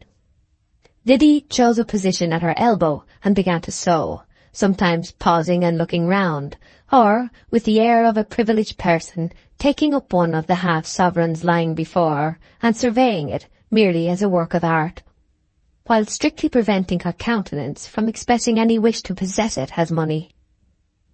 "Now, before I begin, men," said Bathsheba, "I have 2 matters to speak of. The first is that the bailiff is dismissed for thieving, and that I have formed a resolution to have no bailiff at all, but to manage everything with my own head and hands." The men breathed an audible breath of amazement. "The next matter is, have you heard anything of Fanny?" "Nothing, ma'am." "Have you done anything?" "I met Farmer Boldwood," said Jacob Smallbury, "and I went with him and 2 of his men and dragged New Mill Pond, but we found nothing." "And the new shepherd had been to Buck's Head at Yalbury, thinking she had gone there, but nobody had seen her," said Laban Tall. "Hasn't William Smallbury been to Casterbridge?" "Yes, ma'am, but he's not yet come home. He promised to be back by 6. "It wants 6:15 at present," said Bathsheba, looking at her watch. "I dare say he'll be in directly. Well, now then." She looked into the book. "Joseph Poorgrass, are you there?" "Yes, sir. I have my name," said the person addressed. "I be the person on name of Poorgrass." "And what are you?" "I've nothing in my own eye. In the eye of other people, well, I don't say it, though public thought will out." What do you do on the farm? I do carting things all the year, and in seed time I shoots the rooks and sparrows, and helps at pig killing, sir. How much to you? Please, it's 9 and ninepence and a good halfpenny, where 'twas a bad one, sir. Ma'am, I mean. You're quite correct. Now, here are 10 shillings in addition as a small present, as I am a newcomer. Bathsheba blushed slightly at the sense of being generous in public, and Henry Frey, who had drawn up towards her chair, lifted his eyebrows and fingers to express amazement on a small scale. How much do I owe you? Will that man in the corner, what's your name? Continued Bathsheba. Matthew Moon, ma'am, said a singular framework of clothes with nothing of any consequence inside them, which advanced with the toes in no definite direction forward, but turned in or out as they chanced to swing. Matthew Mark, did you say? Speak out, I shall not hurt you, inquired the young farmer kindly. Matthew Moon, ma'am, said Henry Frey correctingly from behind her chair, to which point he had edged himself. Matthew Moon, murmured Bathsheba, turning her bright eyes to the book. 10 and 2 halfpenny is the sum put down to you, I see. Yes, missus, said Matthew, as the rustle of wind among dead leaves. And here it is, and 10 shillings. Now, the next, Andrew Randall. You are a new man, I hear. How came you to leave your last farm? Please, ma'am. Please, ma'am. Please, ma'am. As a stammering man, ma'am, said Henry Frey in an undertone, and they turned him away, because the only time he ever did speak plain, he said his soul was his own, and other iniquities, to the squire. I can cuss, ma'am, as well as you or I, but I can't speak a common speech to save his life. Andrew Randall, here's yours, and finish thanking me in a day or two. Temperance Miller. Oh, here's another, Soberness, both women, I suppose. Yes, ma'am, here we be, I believe, was echoed in shrill unison. Then what have you been doing? Tending threshing machine and wimbling A-bonds, and saying hoosh to the cocks and hens when they go upon your seeds, and planting early flower balls and Thompson's wonderfuls with a dibble.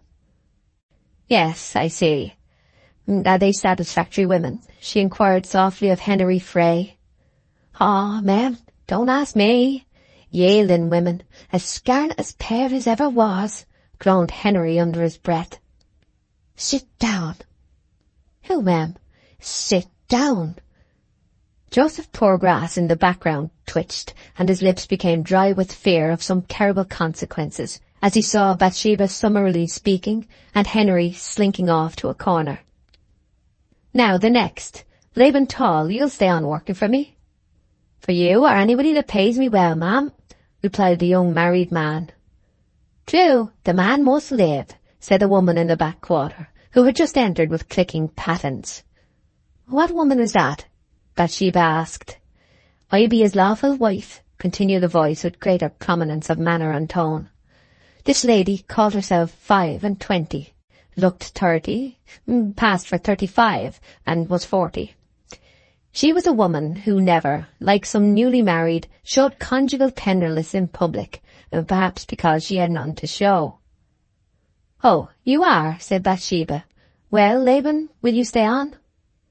Yes, he'll stay, ma'am, said again the shrill tongue of Laban's lawful wife. Well, he can speak for himself, I suppose? Oh, Lord, not he, ma'am, a sintle tool. Well enough, but a poor gawk-hammer mortal, the wife replied. He, laughed the married man with a hideous effort of appreciation, for he was as irrepressibly good-humoured under ghastly snubs as a parliamentary candidate on the hustings. The names remaining were called in the same manner. Now, I think I have done with you, said Bathsheba, closing the book and shaking back a stray twine of hair. Has William Smallbury returned? No, ma'am. The new shepherd will want a man under him, suggested Henry Frey, trying to make himself official again by a sideways approach towards a chair. Oh, he will. Who can he have? Young Cain Bald's a very good lad, Henry said, and Shepherd Oak don't mind his youth.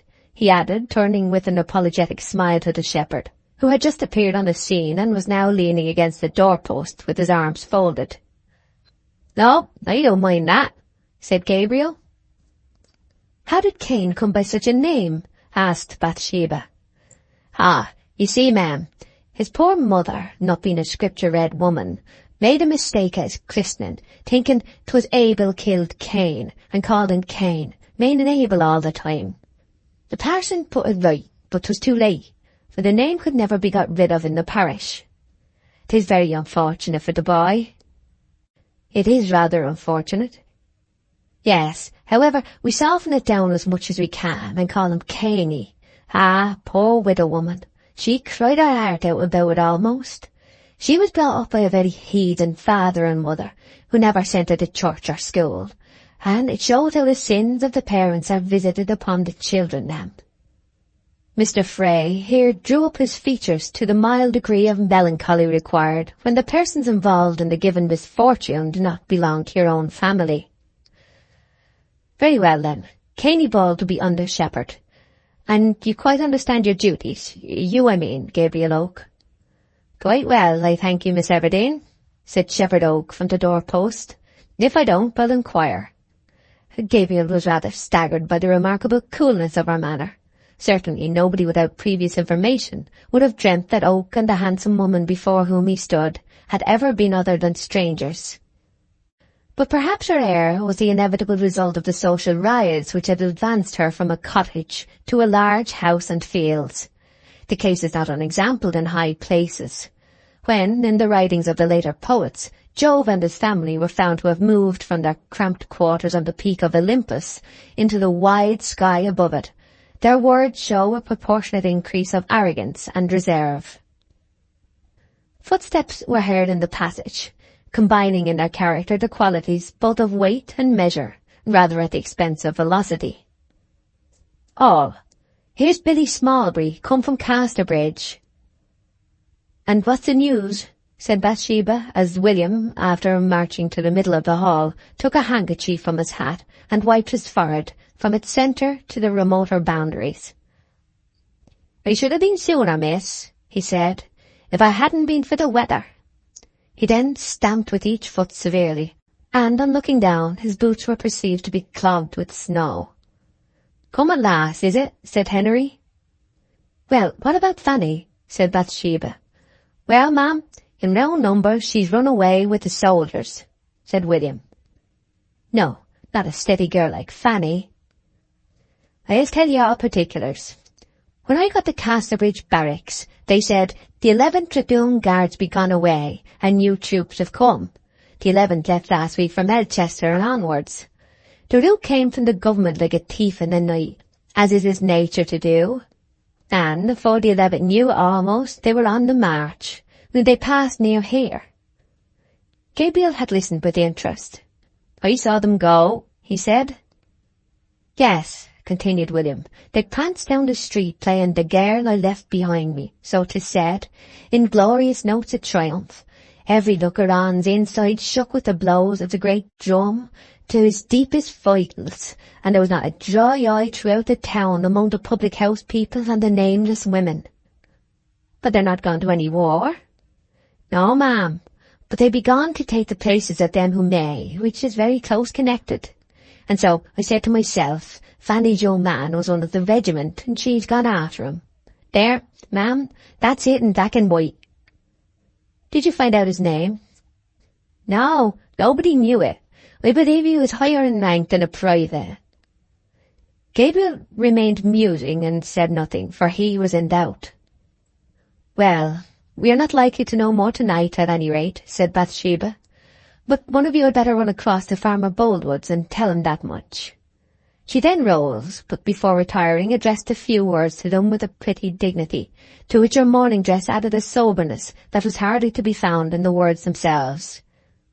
"Now, mind you have a mistress instead of a master. I don't know yet my powers or my talents in farming, but I shall do my best, and if you serve me well, so shall I serve you. Don't any unfair ones among you, if there are any such, but I hope not. Suppose that because I am a woman I don't understand the difference between bad goings-on and good." All. Noam. Liddy. Excellent, well said. I shall be up before you are awake, and I shall be afield before you are up, and I shall have breakfasted before you are afield. In short, I shall astonish you all. All. Yes'm. And so good night. All. Good night, ma'am. Then the small Tesmatite stepped from the table and surged out of the hall, her black silk dress licking up a few straws and dragging them along with a scratching noise upon the floor. Liddy, elevating her feelings to the occasion from a sense of grandeur, floated off behind Bathsheba, with a milder dignity not entirely free from travesty, and the door was closed. Chapter 11. Outside the barracks, snow, a meeting. For dreariness, nothing could surpass a prospect in the outskirts of a certain town and military station, many miles north of Weatherbury, at a later hour on the same snowy evening, if that may be called a prospect of which the chief constituent was darkness. It was a night when sorrow may come to the brightest without causing any great sense of incongruity, when with impressible persons love becomes solicitousness, hope sinks to misgiving, and faith to hope. When the exercise of memory does not stir feelings of regret at opportunities for ambition that have been passed by, and anticipation does not prompt to enterprise. The scene was a public path, bordered on the left hand by a river, behind which rose a high wall. On the right was a tract of land, partly meadow and partly moor, reaching at its remote verge to a wide, undulating upland. The changes of the seasons are less obtrusive on spots of this kind than amid woodland scenery. Still, to a close observer, they are just as perceptible.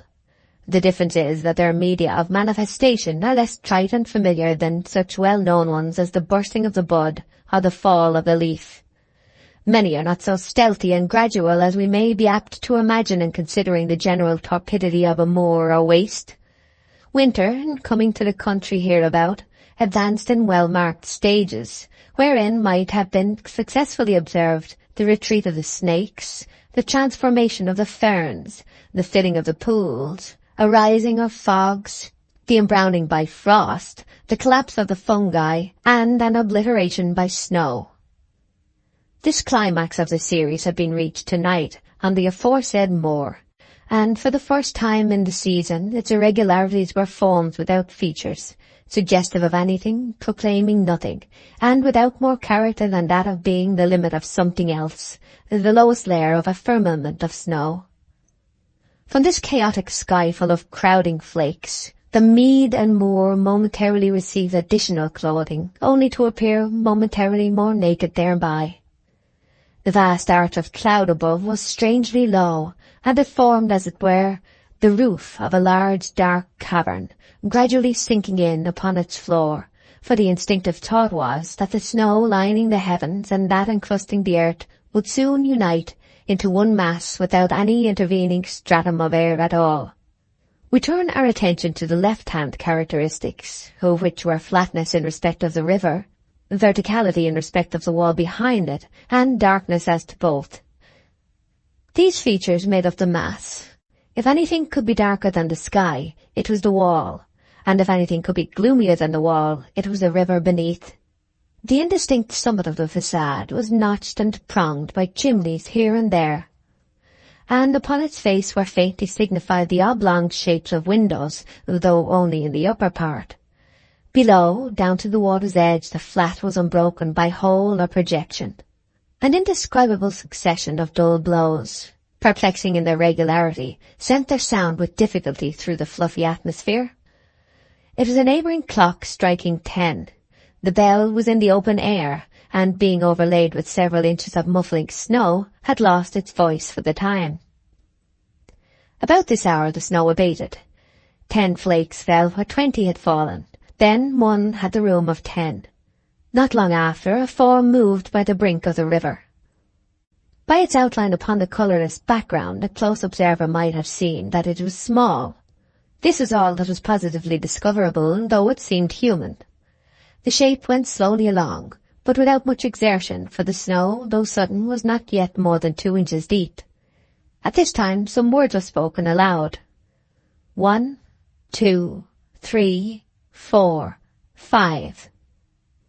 Between each utterance, the little shape advanced about half a dozen yards.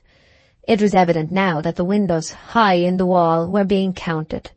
The word 5 represented the 5th window from the end of the wall. Here the spot stopped and dwindled smaller.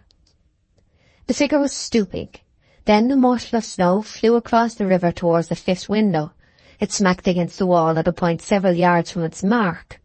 The throw was the idea of a man conjoined with the execution of a woman, and no man who had ever seen a bird, rabbit, or squirrel in his childhood could possibly have thrown with such utter imbecility as was shown here.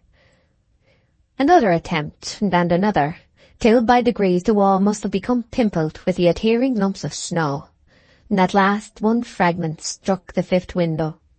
The river would have been seen by day to be of that deep, smooth sort which races middle and sides with the same gliding precision, any irregularities of speed being immediately corrected by a small whirlpool. Nothing was heard in reply to this signal but the gurgle and cluck of one of these invisible wheels, together with a few small sounds, which a sad man would have called moans and a happy man laughter, caused by the flapping of the waters against trifling objects in other parts of the stream. The window was struck again in the same manner. Then a noise was heard, apparently produced by the opening of the window. This was followed by a voice from the same quarter. "Who's there?" The tones were masculine, and not those of surprise.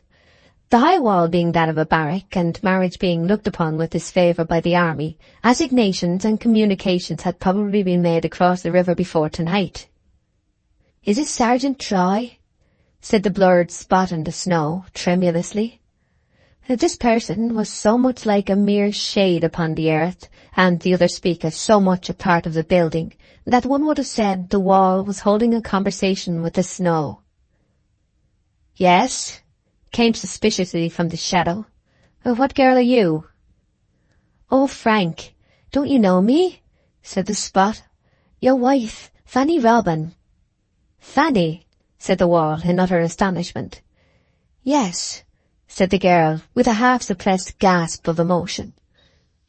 There was something in the woman's tone which was not that of the wife, and there was a manner in the man which was rarely a husband's. The dialogue went on. "How did you come here?" "I asked which was your window. Forgive me." "I did not expect you tonight. Indeed, I did not think you would come at all. It was a wonder you found me here. I am orderly tomorrow." "You said I was to come." "Well, I said you might." "Yes, I mean that I might. You had like to see me, Frank." "Oh, yes, of course." "Can you come to me?" "My dear Fan, no. The bugle has sounded. The barrack gates are closed, and I have no leave. We are all of us as good as in the county gaol till tomorrow morning." "Then I shan't see you till then." The words were in a faltering tone of disappointment. "How did you get here from Weatherbury?" "I walked. Some part of the way, the rest by the carriers." "I am surprised." "Yes, so am I. And Frank, when will it be?" "What?" "That you promised." "I don't quite recollect." "Oh, you do. Don't speak like that. It weighs me to the earth. It makes me say what ought to be said first by you." "Never mind, say it." "Oh, must I? It is, when shall we be married, Frank?" "Oh, I see. Well, you have to get proper clothes." "I have money. Will it be by bands or licence?" "Bands, I should think. And we live in 2 parishes." "Do we? What then?" "My lodgings are in St. Mary's, and this is not, so they will have to be published in both." "Is that the law?" "Yes. Oh, Frank, you think me forward, I'm afraid. Don't, dear Frank, will you? For I love you so. And you said lots of times you would marry me, and I... Don't cry now. It is foolish. If I said so, of course I will." "And shall I put up the banns in my parish, and with you in yours?" "Yes." "Tomorrow?" "Not tomorrow. We'll settle in a few days." "You have the permission of the officers?" "No, not yet." "Oh, how is that? You said you almost had before you left Casterbridge. The fact is, I forgot to ask. Your coming like this is so sudden and unexpected. Yes, it is. It was wrong of me to worry you. I'll go away now. Will you come and see me tomorrow at Mrs. Twillis's in North Street? I don't like to come to the barracks. There are bad women about, and they think me one. Quite so. I come to you, my dear. Good night. Good night, Frank. Good night. And the noise was again heard of a window closing. The little spot moved away. When she passed the corner, a subdued exclamation was heard inside the wall. Ho-ho, Sergeant! Ho-ho! An expostulation followed, but it was indistinct, and it became lost amid a low peal of laughter, which is hardly distinguishable from the gurgle of the tiny whirlpools outside. Chapter 12. Farmers, a rule, an exception. The first public evidence of Bathsheba's decision to be a farmer in her own person and by proxy no more was her appearance the following market day in the corn market at Casterbridge. The low though extensive hall, supported by beams and pillars, and latterly dignified by the name of Corn Exchange, was thronged with hot men who talked among each other in twos and threes, the speaker of the minute looking sideways into his auditor's face and concentrating his argument by a contraction of one eyelid during delivery. The greater number carried in their hands ground ash saplings, using them partly as walking sticks, and partly for poking up pigs, sheep, neighbours with their backs turned and restful things in general, which seemed to require such treatment in the course of their peregrinations. During conversations, each subjected his sapling to great varieties of usage, and bending it around his neck, forming an arch of it between his two hands, overweighting it on the ground till it reached nearly a semicircle, or perhaps it was hastily tucked under the arm whilst the sample bag was pulled forth, and a handful of corn poured into the palm, which, after criticism, was flung upon the floor, an issue of events perfectly well known to half a dozen acute town-bred fowls, which had, as usual, crept into the building unobserved, and waited the fulfilment of their anticipations with a high-stretched neck and oblique eye. Among these heavy yeomen a feminine figure glided, the single one of her sex that the room contained. She was prettily and even daintily dressed. She moved between them as a chaise between carts, was heard after them as a romance after sermons, was felt among them like a breeze among furnaces. It had required a little determination, far more than she had at first imagined, to take up a position here, for at her first entry the lumbering dialogues had ceased, nearly every face had been turned towards her, and those that were already turned, rigidly fixed there. 2 or 3 only of the farmers were personally known to Bathsheba, and to these she had made her way. But if she was to be the practical woman she had intended to show herself, business must be carried on, introductions are none, and she ultimately acquired confidence enough to speak and reply boldly to men merely known to her by hearsay. Bathsheba, too, had her sample bag, and by degrees adopted a professional pour into the hand, holding up the grains in her narrow palm for inspection in perfect Casterbridge manner. Something in the exact arch of the upper unbroken row of teeth, and in the keenly pointed corners of her red mouth when, with parted lips, she somewhat defiantly turned up her face to argue a point with a tall man, suggested that there was potentiality enough in that lithe slip of humanity for alarming exploits of sex, and daring enough to carry them out. But her eyes had a softness, invariably a softness, which, had they not been dark, would have seemed mistiness. As they were, it lowered an expression that might have been piercing to simple clearness. Strange to say of a woman in full bloom and vigour, she always allowed her interlocutors to finish their statements before rejoining with hers. In arguing on prices, she held to her own firmly, as was natural in a dealer, and reduced theirs persistently, as was inevitable in a woman. But there was an elasticity in her firmness which removed it from obstinacy, as there was a naivety in her cheapening which saved it from meanness. Those of the farmers with whom she had no dealings, and by far the greater part, were continually asking each other, "Who is she?" The reply would be, "Farmer Everdene's niece. Took on Weatherbury up our farm, turned away the bailey, and swears she'll do everything herself." The other man would then shake his head. "Yes, 'tis a pity she's so headstrong," the first would say. "But we ought to be proud of her here. She lightens up the old place. 'Tis such a shapely maid, however, that she'll soon get picked up." It would be ungallant to suggest that the novelty of her engagement in such an occupation had almost as much to do with the magnetism as had the beauty of her face and movements. However, the interest was general, and this Saturday's debut in the Forum, whatever it may have been to Bathsheba as the buying and selling farmer, was unquestionably a triumph to her as the maiden.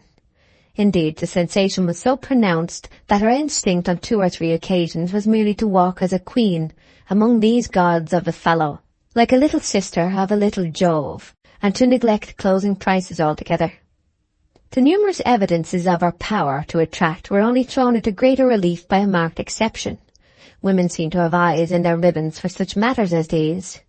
Bathsheba, without looking within a right angle of him, was conscious of a black sheep among the flock. It perplexed her first. If there had been a respectable minority on either side, the case would have been almost natural. If nobody had regarded her, she would have taken the matter indifferently, if such cases had occurred. If everybody, this man included, she would have taken it as a matter of course, that people had done so before.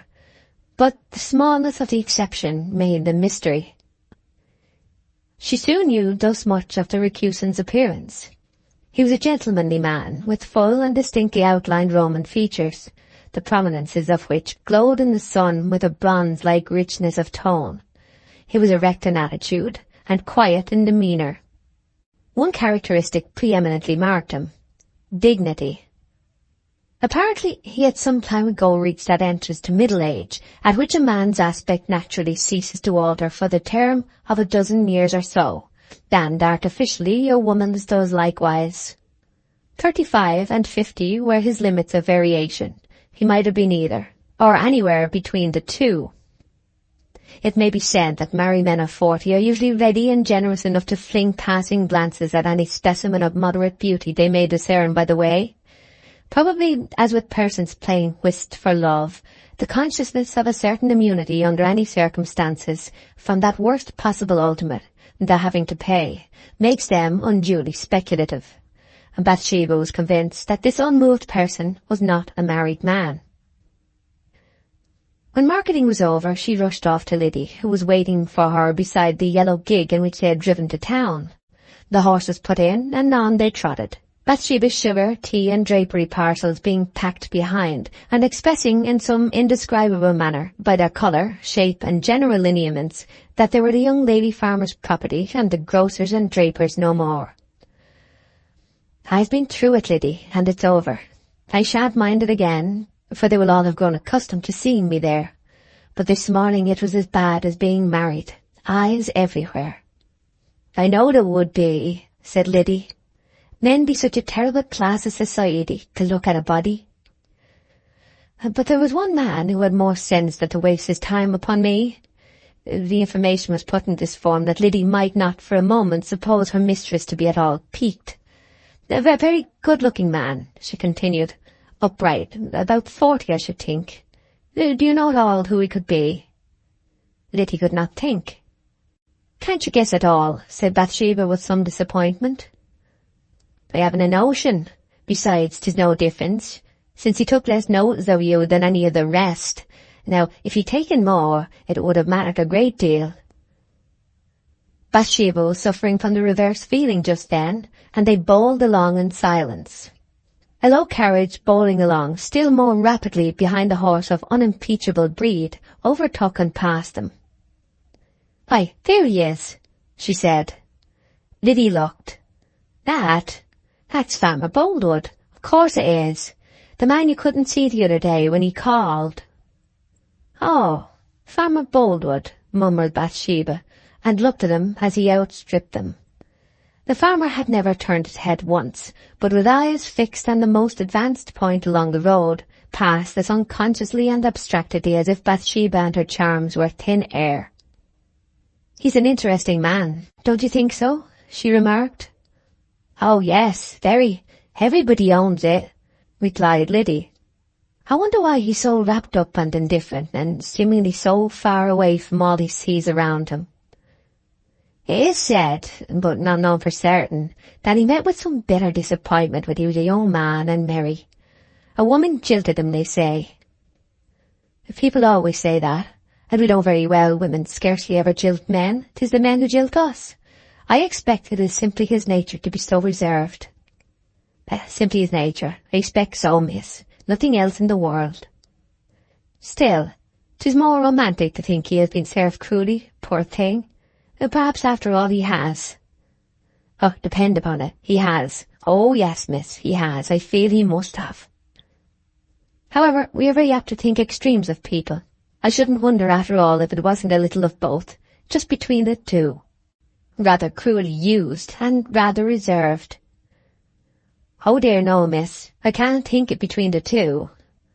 That is most likely. Well, yes, so it is. I am convinced it is most likely. You may take my word, miss, that that's what's the matter with him. Chapter 13. Sortes Sanctorum, the Valentine. It was Sunday afternoon in the farmhouse on the 13th of February. Dinner being over, Bathsheba, for want of a better companion, had asked Liddy to come and sit with her. The mouldy pile was dreary in winter time before the candles were lighted and the shutters closed. The atmosphere of the place seemed as old as the walls. Every nook behind the furniture had a temperature of its own, for the fire was not kindled in this part of the house early in the day, and Bathsheba's new piano, which was an old one in other annals, looked particularly sloping and out of level on the warped floor, before night threw a shade over its less prominent angles and hid the unpleasantness. Liddy, like a little brook, though shallow, was always rippling.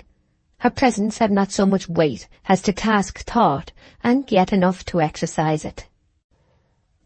On the table lay an old quarto Bible bound in leather. Liddy, looking at it, said, "Did you ever find out, miss, who you were going to marry by means of the Bible and key?" "Don't be so foolish, Liddy, as if such things could be." "Well, there's a good deal in it all the same." "Nonsense, child." "And it makes your heart beat fearful. Some believe in it, some don't. I do." "Very well, let's try it," said Bathsheba, bounding from her seat with a total disregard of consistency which can be indulged in towards a dependent, and entering into the spirit of divination at once. "Go and get the front door key." Liddy fetched it. "I wish it wasn't Sunday," she said on returning. "Perhaps 'tis wrong." "What's right weekdays is right Sundays," replied her mistress in a tone which was a proof in itself.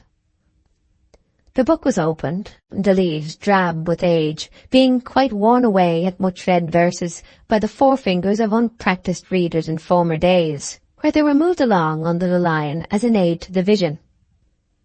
The special verse in the Book of Ruth was sought out by Bathsheba, and the sublime words met her eye. They slightly thrilled and abashed her. It was wisdom in the abstract facing folly in the concrete. A folly in the concrete blushed, persisted in her intention, and placed the key on the book. A rusty patch immediately upon the verse, caused by previous pressure of an iron substance thereon, told that this was not the first time the old volume had been used for the purpose. "Now keep steady and be silent," said Bathsheba. The verse was repeated, the book turned round. Bathsheba blushed guiltily. "Who did you try?" said Liddy curiously. "I shall not tell you." "Did you notice Mr. Boldwood's doing in church this morning, miss?" Liddy continued, adumbrating by the remark the track her thoughts had taken. "No, indeed," said Bathsheba with serene indifference. "His pew is exactly opposite yours, miss." "I know it." "And you did not see his goings-on?" "Certainly I did not, I tell you." Liddy assumed a smaller physiognomy and shut her lips decisively. This move was unexpected and proportionately disconcerting. "What did he do?" Bathsheba said perforce. "Didn't turn his head to look at you once all the service." "Why should he?" again demanded her mistress, wearing a nettled look. "I didn't ask him to." "Oh, no, but everybody else was noticing you, and it was odd he didn't. There, 'tis like him, rich and gentlemanly. What does he care?" Bathsheba dropped into a silence intended to express that she had opinions on the matter too abstruse for Liddy's comprehension, rather than that she had nothing to say. "Dear me, I had nearly forgotten the valentine I bought yesterday," she exclaimed at length. "Valentine? For who, miss?" said Liddy. "Farmer Boldwood?"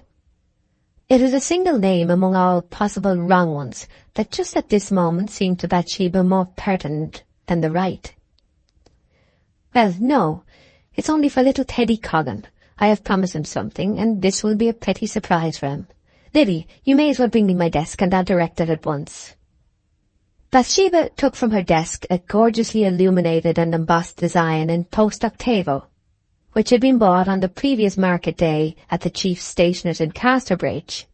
In the centre was a small oval enclosure. This was left blank, that the sender might insert tender words more appropriate to the special occasion than any generalities by a printer could possibly be.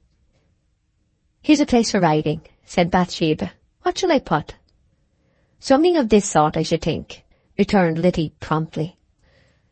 "The rose is red, the violet's blue, carnation sweet, and so are you."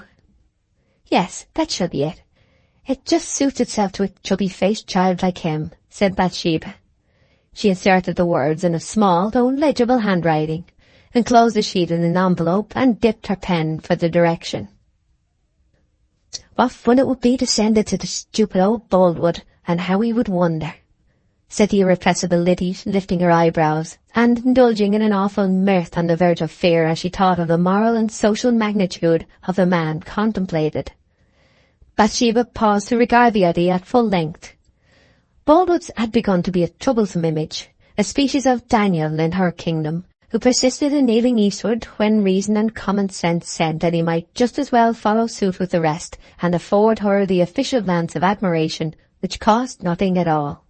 She was far from being seriously concerned about his nonconformity. Still, it was faintly depressing that the most dignified and valuable man in the parish should withhold his eyes, and that a girl like Liddy should talk about it. So Liddy's idea was at first rather harassing than piquant. "No, I won't do that. He wouldn't see any humour in it." "He'd worry to death," said the persistent Liddy. "Really, I don't care particularly to send it to Teddy," remarked her mistress. "He's rather a naughty child sometimes." "Guess that he is." "Let's toss, as men do," said Bathsheba idly. "Now then, head, Boldwood, tail, Teddy.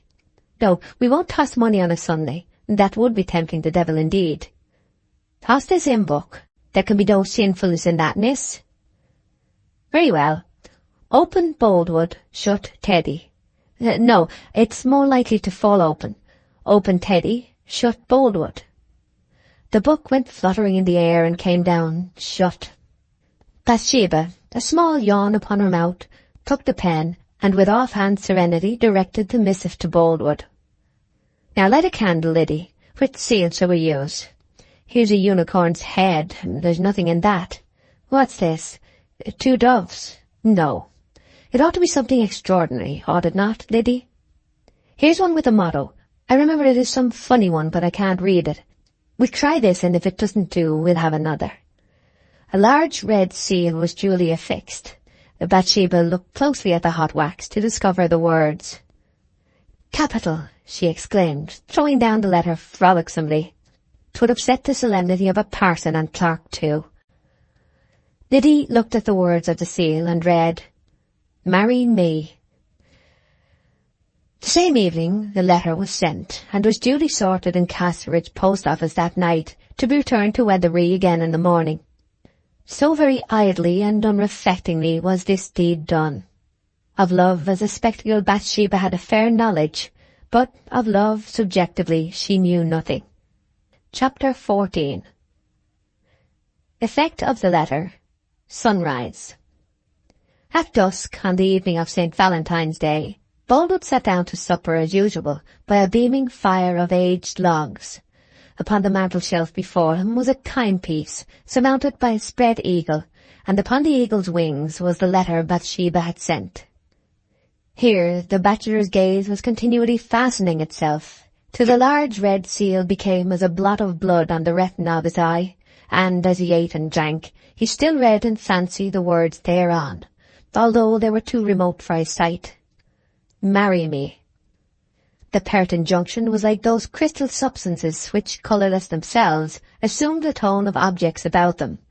Here in the quiet of Boldwood's parlour, where everything that was not grave was extraneous, and where the atmosphere was that of a Puritan Sunday lasting all the week, the letter and its dictum changed their tenor from the thoughtlessness of their origin to a deep solemnity imbibed from their accessories now. Since the receipt of the missive in the morning, Boldwood had felt the symmetry of his existence to be slowly getting distorted in the direction of an ideal passion. The disturbance was as the first floating weed to Columbus, the contemptibility little suggesting possibilities of the infinitely great. The letter must have had an origin and a motive. That the latter was of the smallest magnitude compatible with its existence at all, Boldwood of course did not know. And such an explanation did not strike him as a possibility even. It is foreign to a mystified condition of mind to realize of the mystifier that the processes of approving a course suggested by circumstance and of striking out a course from inner impulse would look the same in the result. The vast difference between starting a train of events and directing it to a particular groove, a series already started, is rarely apparent to the person confounded by the issue. When Boldwood went to bed, he placed the valentine in the corner of the looking-glass. He was conscious of its presence, even when his back was turned upon it. It was the first time in Boldwood's life that such an event had occurred. The same fascination that had caused him to think it an act which had a deliberate motive prevented him from regarding it as an impertinence. He looked again at the direction. The mysterious influences of night invested the writing with the presence of the unknown writer. Some woman's hand had travelled softly over the paper bearing his name. Her unrevealed eyes had watched every curve as she formed it.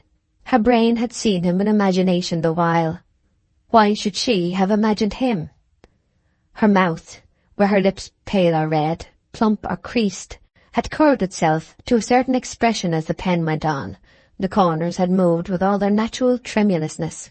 What had been the expression? The vision of the woman writing as a supplement to the words written had no individuality. She was a misty shape, and well she might be, considering that her original was at that moment sound asleep, and oblivious of all love and letter-writing under the sky. Whenever Boldwood dozed, she took a form, and comparatively ceased to be a vision. When he awoke, there was a letter justifying the dream. The moon shone tonight, and its light was not of a customary kind. His window emitted only a reflection of its rays, and the pale sheen had that reverse direction which snow gives, coming upward and lighting up his ceiling in an unnatural way, casting shadows in strange places and putting lights where shadows had used to be. The substance of the epistle had occupied him but little in comparison with the fact of its arrival. He suddenly wondered if anything more might be found in the envelope than what he had withdrawn. He jumped out of bed in the weird light, took the letter, pulled out the flimsy sheet, shook the envelope, and searched it. Nothing more was there. Boldwood looked, as he had 100 times the preceding day, at the insistent red seal. "Marry me," he said aloud. The solemn and reserved yeoman again closed the letter, and stuck it in the frame of the glass. In doing so, he caught sight of his reflected features, wan in expression and insubstantial in form. He saw how closely compressed was his mouth, and that his eyes were widespread and vacant. Feeling uneasy and dissatisfied with himself at this nervous excitability, he returned to bed. Then the dawn drew on. The full power of the clear heaven was not equal to that of a cloudy sky at noon, when Boldwood arose and dressed himself. He descended the stairs and went out towards the gate of a field to the east, leaning over which he paused and looked around. It was one of the usual slow sunrises of this time of year, and the sky, pure violet in the zenith, was leaden to the northward and murky to the east, where over the snowy down or ewe-lease on Weatherbury Upper Farm, and apparently resting upon the ridge, the only half of the sun yet visible burnt rayless, like a red and flameless fire shining over a white hearthstone. The whole effect resembled a sunset as childhood resembles age. In other directions, the fields and sky were so much of one colour by the snow that it was difficult in a hasty glance to tell whereabouts the horizon occurred. And in general there was here too that before-mentioned preternatural inversion of light and shade, which attends the prospect when the garish brightness commonly in the sky is found on the earth, and the shades of the earth are in the sky. Over the west hung the wasting moon, now dull and greenish-yellow like tarnished brass. Boldwood was listlessly noting how the frost had hardened and glazed the surface of the snow till it shone in the red eastern light with the polish of marble, how in some portions of the slope withered grass bents, encased in icicles, bristled to the smooth wan coverlet in the twisted and curved shapes of old Venetian glass, and how the footprints of a few birds, which had hopped over the snow whilst it lay in the state of a soft fleece, were now frozen to a short permanency. A half-muffled noise of light wheels interrupted him. Boldwood turned back to the road. It was the mail cart, a crazy two-wheeled vehicle, hardly heavy enough to resist a puff of wind. The driver held out a letter. Boldwood seized it and opened it, expecting another anonymous one. So greatly are people's ideas of probability a mere sense that precedent will repeat itself. "I only think it's for you, sir," said the man when he saw Boldwood's action. "Though there's no name on it, I think it's for your shepherd." Boldwood looked then at the address. "To the new shepherd, Weatherbury Farm, near Casterbridge." "Oh, what a mistake. It is not mine, nor is it from my shepherd. It is for Miss Everdene's. You had better take it on to him, Gabriel Oak, and say I opened it in mistake." At this moment, on the ridge, up against the blazing sky, a figure was visible, like a black snuff in the midst of a candle flame. Then it moved and began to bustle about vigorously from place to place, carrying square skeleton masses, which were riddled by the same rays. A small figure on all fours followed behind. The tall form was that of Gabriel Oak, the small one that of George. The articles in course of transit were hurdles. "Wait," said Boldwood. "That's the man on the hill. I'll take a letter to him myself." To Boldwood it was now no longer merely a letter to another man. It was an opportunity. Exhibiting a face pregnant with intention, he entered the snowy field. Gabriel at that minute descended the hill towards the right. The glow stretched down in this direction and touched the distant roof of Warren's malt house, whither the shepherd was apparently bent. Boldwood followed at a distance. Chapter 15. A morning meeting. The letter again. The scarlet and orange light outside the malt house did not penetrate to its interior, which was, as usual, lighted by a rival glow of similar hue, radiating from the hearth. The maltster, having lain down in his clothes for a few hours, was now sitting beside a three-legged table, breakfasting off bread and bacon. This was eaten on the plateless system, which is performed by placing a slice of bread upon the table, the meat flat upon the bread, a mustard plaster upon the meat, and a pinch of salt upon the whole. Then cutting them vertically downwards with a large pocket-knife till wood is reached, when the severed lump is impaled on the knife, elevated, and sent the proper way of food. The maltster's lack of teeth appeared not to sensibly diminish his powers at a mill. He had been without them for so many years that toothlessness was felt less to be a defect than hard gums an acquisition. Indeed, he seemed to approach the grave as a hyperbolic curve approaches a straight line, less directly as he got nearer, till it was doubtful if he would ever reach it at all. In the ash pit was a heap of potatoes roasting and a boiling pipkin of charred bread, called coffee for the benefit of whomsoever should call, for Warren's was a sort of clubhouse, used as an alternative to the inn. "I says I, we get a fine day, and then down comes a snapper at night," was a remark now suddenly heard spreading into the malt-house from the door, which had been opened the previous moment. The form of Henry Frey advanced to the fire, stamping the snow from his boots when about halfway there. The speech and entry had not seemed to be at all an abrupt beginning to the maltster, introductory matter often being omitted in this neighbourhood, both from word and deed, and the maltster, having the same latitude allowed him, did not hurry to reply. He picked up a fragment of cheese by pecking upon it with his knife, as a butcher picks up skewers. Henry appeared in a drab kerseymere greatcoat, buttoned over his smock frock, the white skirts of the latter being visible to the distance of about a foot below the coat-tails, which, when you got used to the style of dress, looked natural enough and even ornamental. It certainly was comfortable. Matthew Moon, Joseph Poorgrass, and other carters and waggoners followed at his heels, with great lanterns dangling from their hands, which showed that they had just come from the cart-horse stables, where they had been busily engaged since 4 o'clock that morning. "And how's she getting on with our Bailey?" the maltster inquired.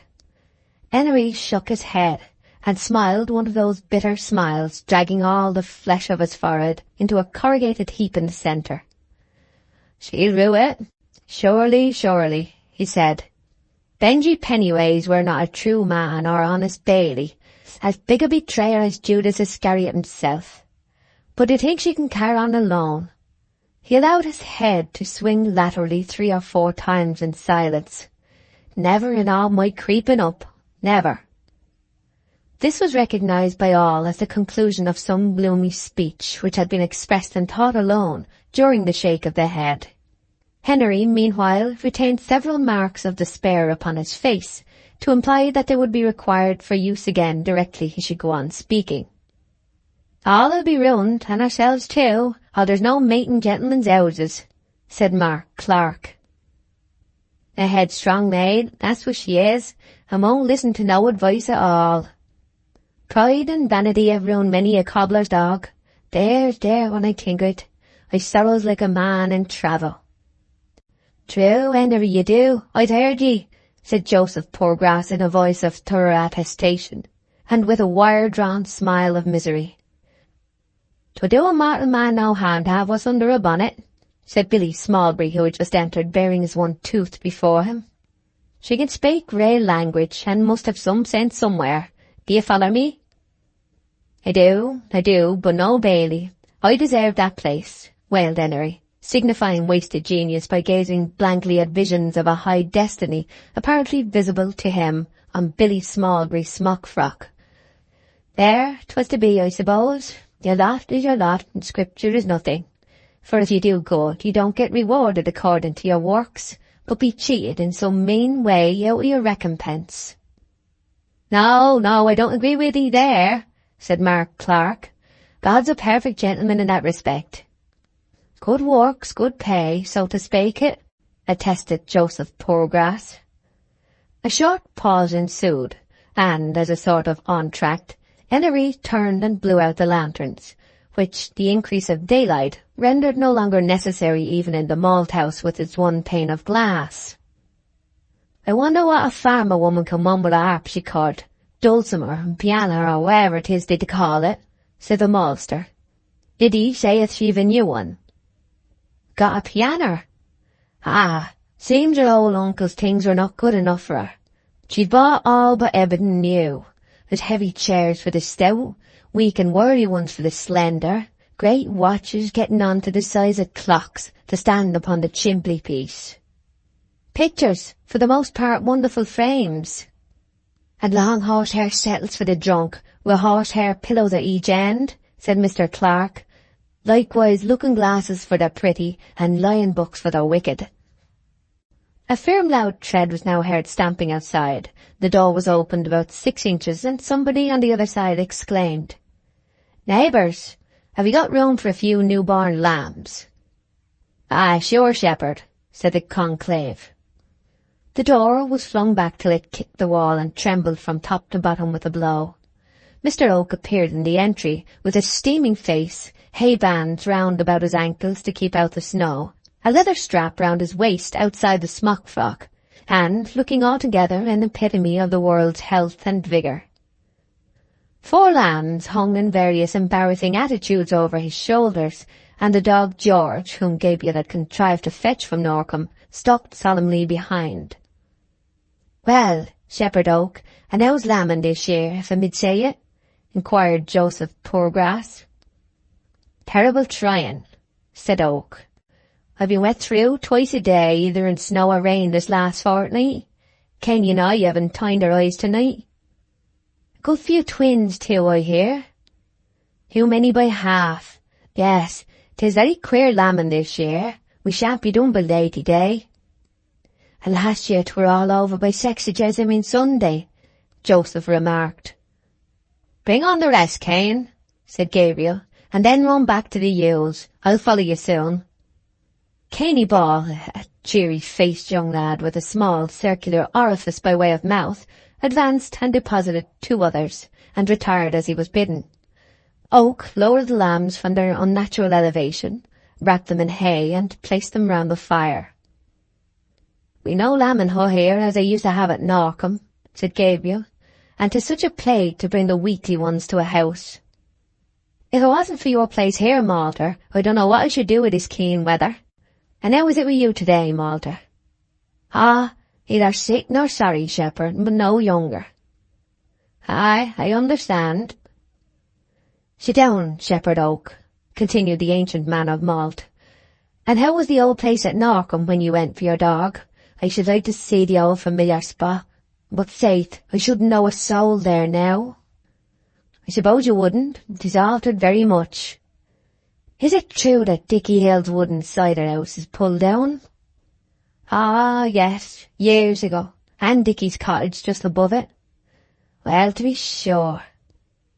Yes, and Tompkins's old apple tree is ruined. They used to bear 2 hogsheads of cider, and no help from other trees. Rooted, you don't say it. Ah, stirring times we live in, stirring times. And you can mind that old well that used to be in the middle of the place. That's turned into a solid iron pump with a large stone trough and all complete. Dear, dear, how the face of nations alter, and what we live to see nowadays. Yet 'tis the same here. They've been talking but now of the missus's strange doings. What have you been saying about her? Inquired Oak, sharply turning to the rest and getting very warm. These middle-aged men have been pulling her over the coals for pride and vanity, said Mark Clark. But I say, let her have rope enough. Bless her pretty face, shouldn't I like to do so, upon her cherry lips? The gallant Mark Clark here made a peculiar and well-known sound with his own. Mark, said Gabriel sternly, now you mind this. None of that dalliance talk, that smack and coddle style of yours about Miss Everdene. I don't allow it, do you hear? With all my heart, there's no chance, replied Mr. Clark cordially. I suppose you've been speaking against her, said Oak, turning to Joseph Poorgrass with a very grim look. No, not a word. 'Tis a real joyful thing that she's no worse, that's what I say, said Joseph, trembling and blushing with terror. Matthew just said. Matthew Moon, what have you been saying? Asked Oak. Aye, well, you know I wouldn't harm a worm. No, not one underground worm, said Matthew Moon, looking very uneasy. Well, somebody has. And look here, neighbours. And Gabriel, though one of the quietest and most gentle men on earth, rose to the occasion with martial promptness and vigour. That's my fist. Here he placed his fist, rather smaller in size than a common loaf, in the mathematical centre of the malter's little table, and with it gave a bump or 2 thereon, as if to ensure that their eyes all thoroughly took in the idea of fistiness before he went further. Now, the first man in the parish that I hear prophesying bad of our mistress, why, here the fist was raised and let fall as Thor might have done with his hammer in saying it. He'll smell and taste that, or I'm a Dutchman. All earnestly expressed by their features that their minds did not wander to Holland for a moment on account of this statement, but were deploring the difference which gave rise to the figure, and Mark Clark cried, Hear, hear, just what I should have said. The dog George looked up at the same time after the shepherd's menace, and, though he understood English but imperfectly, began to growl. Now don't you take on so, shepherd, and sit down, said Henry with a deprecating peacefulness equal to anything of the kind in Christianity. We hear that you be an extraordinary good and clever man, shepherd, said Joseph Poorgrass, with considerable anxiety from behind the master's bedstead, whither he had retired for safety. "'Tis a great thing to be clever, I'm sure," he added, making movements associated with states of mind rather than body. "We wish we were, don't we, neighbours?" "Aye, that we do, sure," said Matthew Moon with a small, anxious laugh towards Oak, to show how very friendly disposed he was likewise. "Who's been telling you I'm clever?" said Oak. "'Tis blowed about from pillar to post quite common," said Matthew. "We hear that you can tell the time as well by the stars as we can by the sun and moon, shepherd." "Yes, I can do a little that way," said Gabriel, as a man of medium sentiments on the subject. "And that you can make sundials and print folks' names upon their waggons almost like copperplate, with beautiful flourishes and great long tails. An excellent fine thing for you to be such a clever man, shepherd. Joseph Poorgrass used to print Farmer James Everdene's waggons before you came, and I could never mind which way to turn the J's and the E's. Could he, Joseph?" Joseph shook his head to express how absolute was the fact that he couldn't. "And so you used to do 'em the wrong way, like this, didn't you, Joseph?" Matthew marked on the dusty floor with his whip handle. The word James appears here with the J and the E printed backwards. "And how Farmer James 'ud cuss, and call thee a fool, wouldn't he, Joseph, when I seed his name looking so inside out like," continued Matthew Moon with feeling. "Ah, I would," said Joseph meekly, "but, you see, I wasn't so much to blame. For them J's and E's be such trying sons of witches for the memory to mind whether they face backward or forward, and I always had such a forgetful memory too. 'Tis a very bad affliction for you, being such a man of calamities in other ways." "Well, 'tis, but a happy providence ordered that it should be no worse, and I me feel my thanks. As to shepherd there, I'm sure Mrs. ought to have made 'ee her baily, such a fitting man for it as you be." "I don't mind owning that I expected it," said Oak frankly. "Indeed, I hoped for the place. At the same time, Miss Everdene has a right to be her own baily if she chooses, and to keep me down to be a common shepherd only." Oak drew a slow breath, looked sadly into the bright ash pit, and seemed lost in thoughts not of the most hopeful hue. The genial warmth of the fire now began to stimulate the nearly lifeless lambs to bleat and move their limbs briskly upon the hay, and to recognise for the first time the fact that they were born. Their noise increased to a chorus of baas, upon which Oak pulled the milk can from before the fire, and taking a small teapot from the pocket of his smock frock, filled it with milk, and taught those of the helpless creatures, which were not to be restored to their dams, how to drink from the spout, a trick they acquired with astonishing aptitude. "And she don't even let you take the skins of the dead lambs, I hear," resumed Joseph Poorgrass, his eyes lingering on the operations of Oak with the necessary melancholy. "No, I don't have 'em," said Gabriel. "He'll be very badly used, shepherd," hazarded Joseph again, in the hope of getting Oak as an ally in lamentation after all. "I think she's took against ye, that I do." "Oh, no, not at all," replied Gabriel hastily, and a sigh escaped him, which the deprivation of lambskins could hardly have caused. Before any further remark had been added, a shade darkened the door, and Boldwood entered the malt-house, bestowing upon each a nod of equality between friendliness and condescension. "Ah, Oak, I thought you were here," he said. "I met the mail cart 10 minutes ago and a letter was put into my hand, which I opened without reading the address. I believe it's yours. You must excuse the accident, please." "Oh, yes, not a bit of difference, Mr. Boldwood, not a bit," said Gabriel readily. He had not a correspondent on earth, nor was there a possible letter coming to him whose contents the whole parish would not have been welcome to peruse. Oak stepped aside, and read the following in an unknown hand. "Dear friend, I do not know your name, but I think these few lines will reach you, which I wrote to thank you for your kindness to me the night I left Weatherbury in a reckless way. I also return the money I owe you, which you will excuse my not keeping as a gift. All has ended well, and I am happy to say I am going to be married to the young man who has courted me for some time, of Sergeant Troy, of the 11th Dragoon Guards, now quartered in this town. He would, I know, object to my having received anything except as a loan, being a man of great respectability and high honour, indeed a noble man by blood. I should be much obliged to you if you would keep the contents of this letter in secret for the present, dear friend. We mean to surprise Weatherby by coming there soon as husband and wife, and though I blush to state it to one nearly a stranger, the sergeant grew up in Weatherby. Thanking you again for your kindness, I am your sincere well-wisher, Fanny Robin. Have you read it, Mr. Boldwood? Said Gabriel. And if not, you had better do so. I know you are interested in Fanny Robin. Boldwood read the letter and looked grieved. Fanny, poor Fanny. The end she's so confident of has not yet come. She should remember and may never come. I see she gives no address. What sort of man is this Sergeant Troy? Said Gabriel.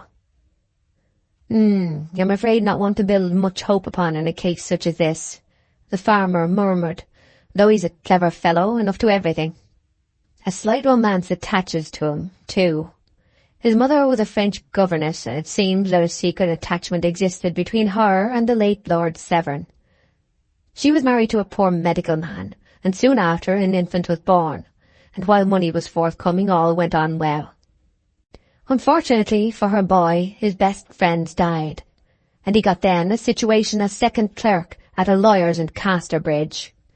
He stayed there for some time, and might have worked himself into a dignified position of some sort had he not indulged in the wild freak of enlisting.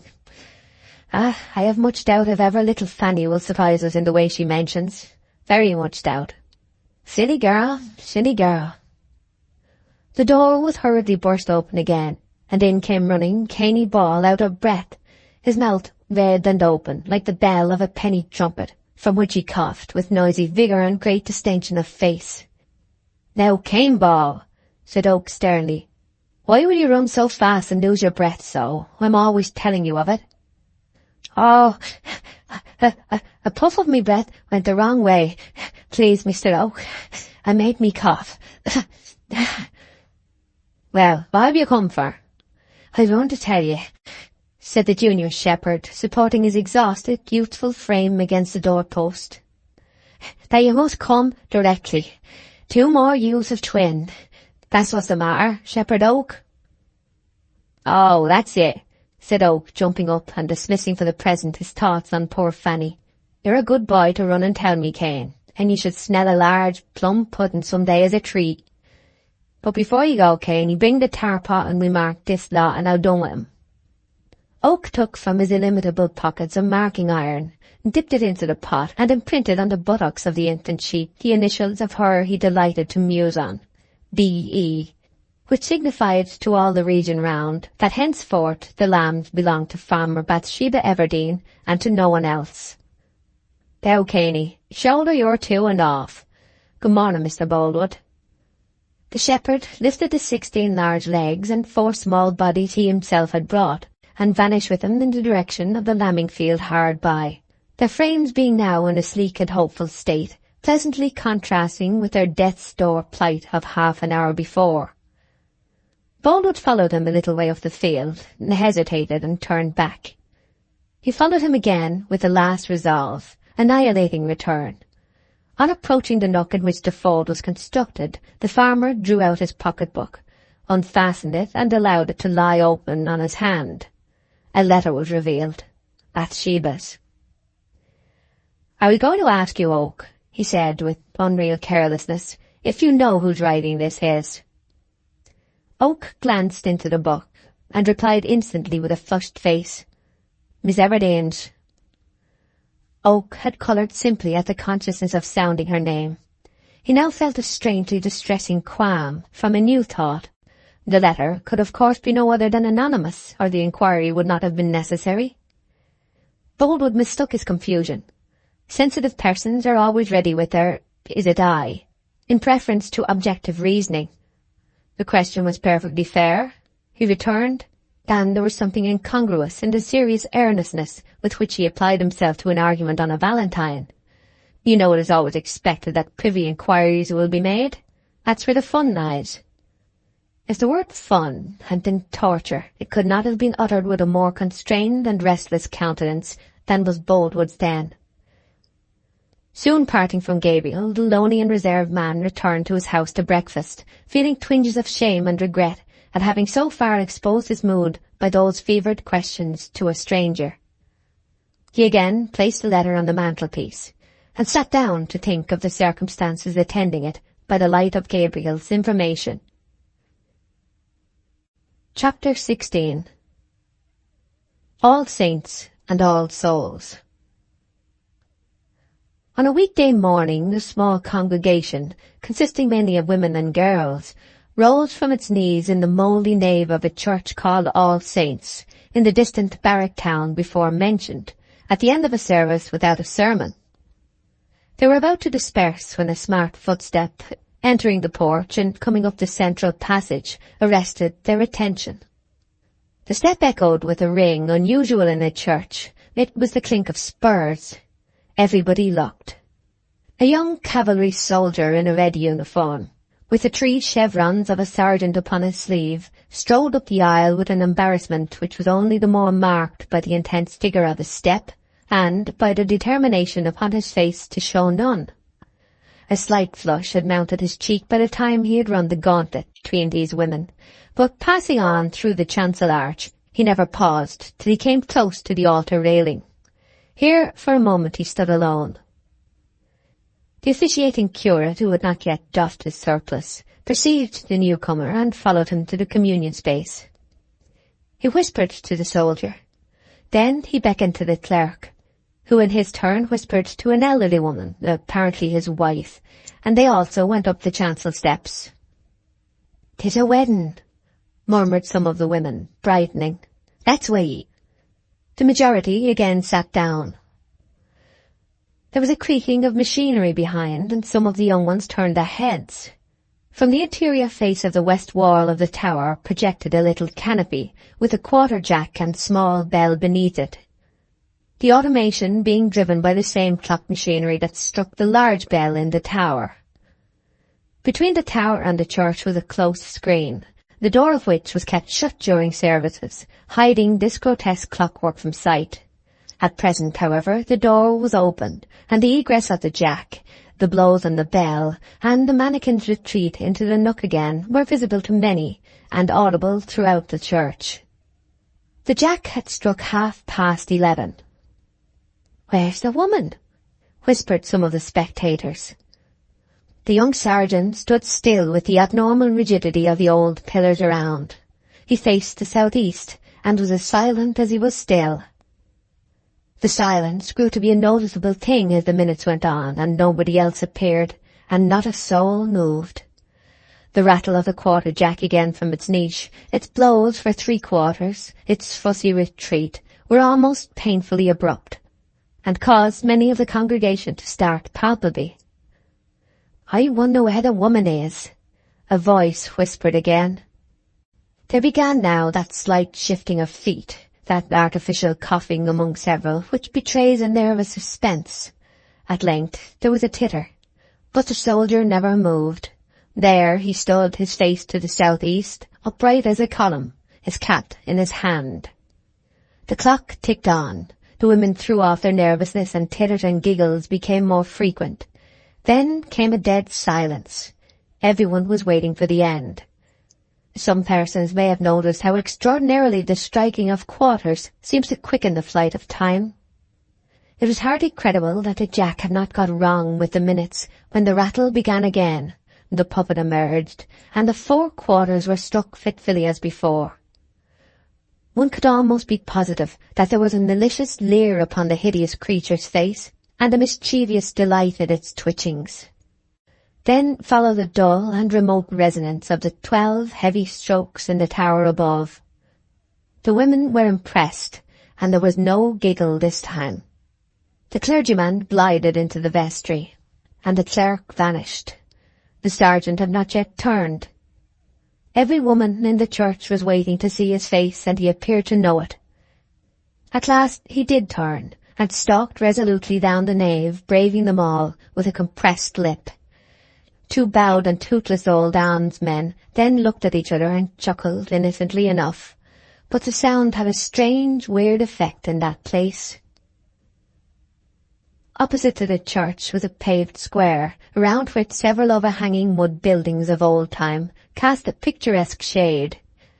The young man, on leaving the door, went to cross the square when, in the middle, he met a little woman. The expression of her face, which had been one of intense anxiety, sank at the sight of his nearly to terror.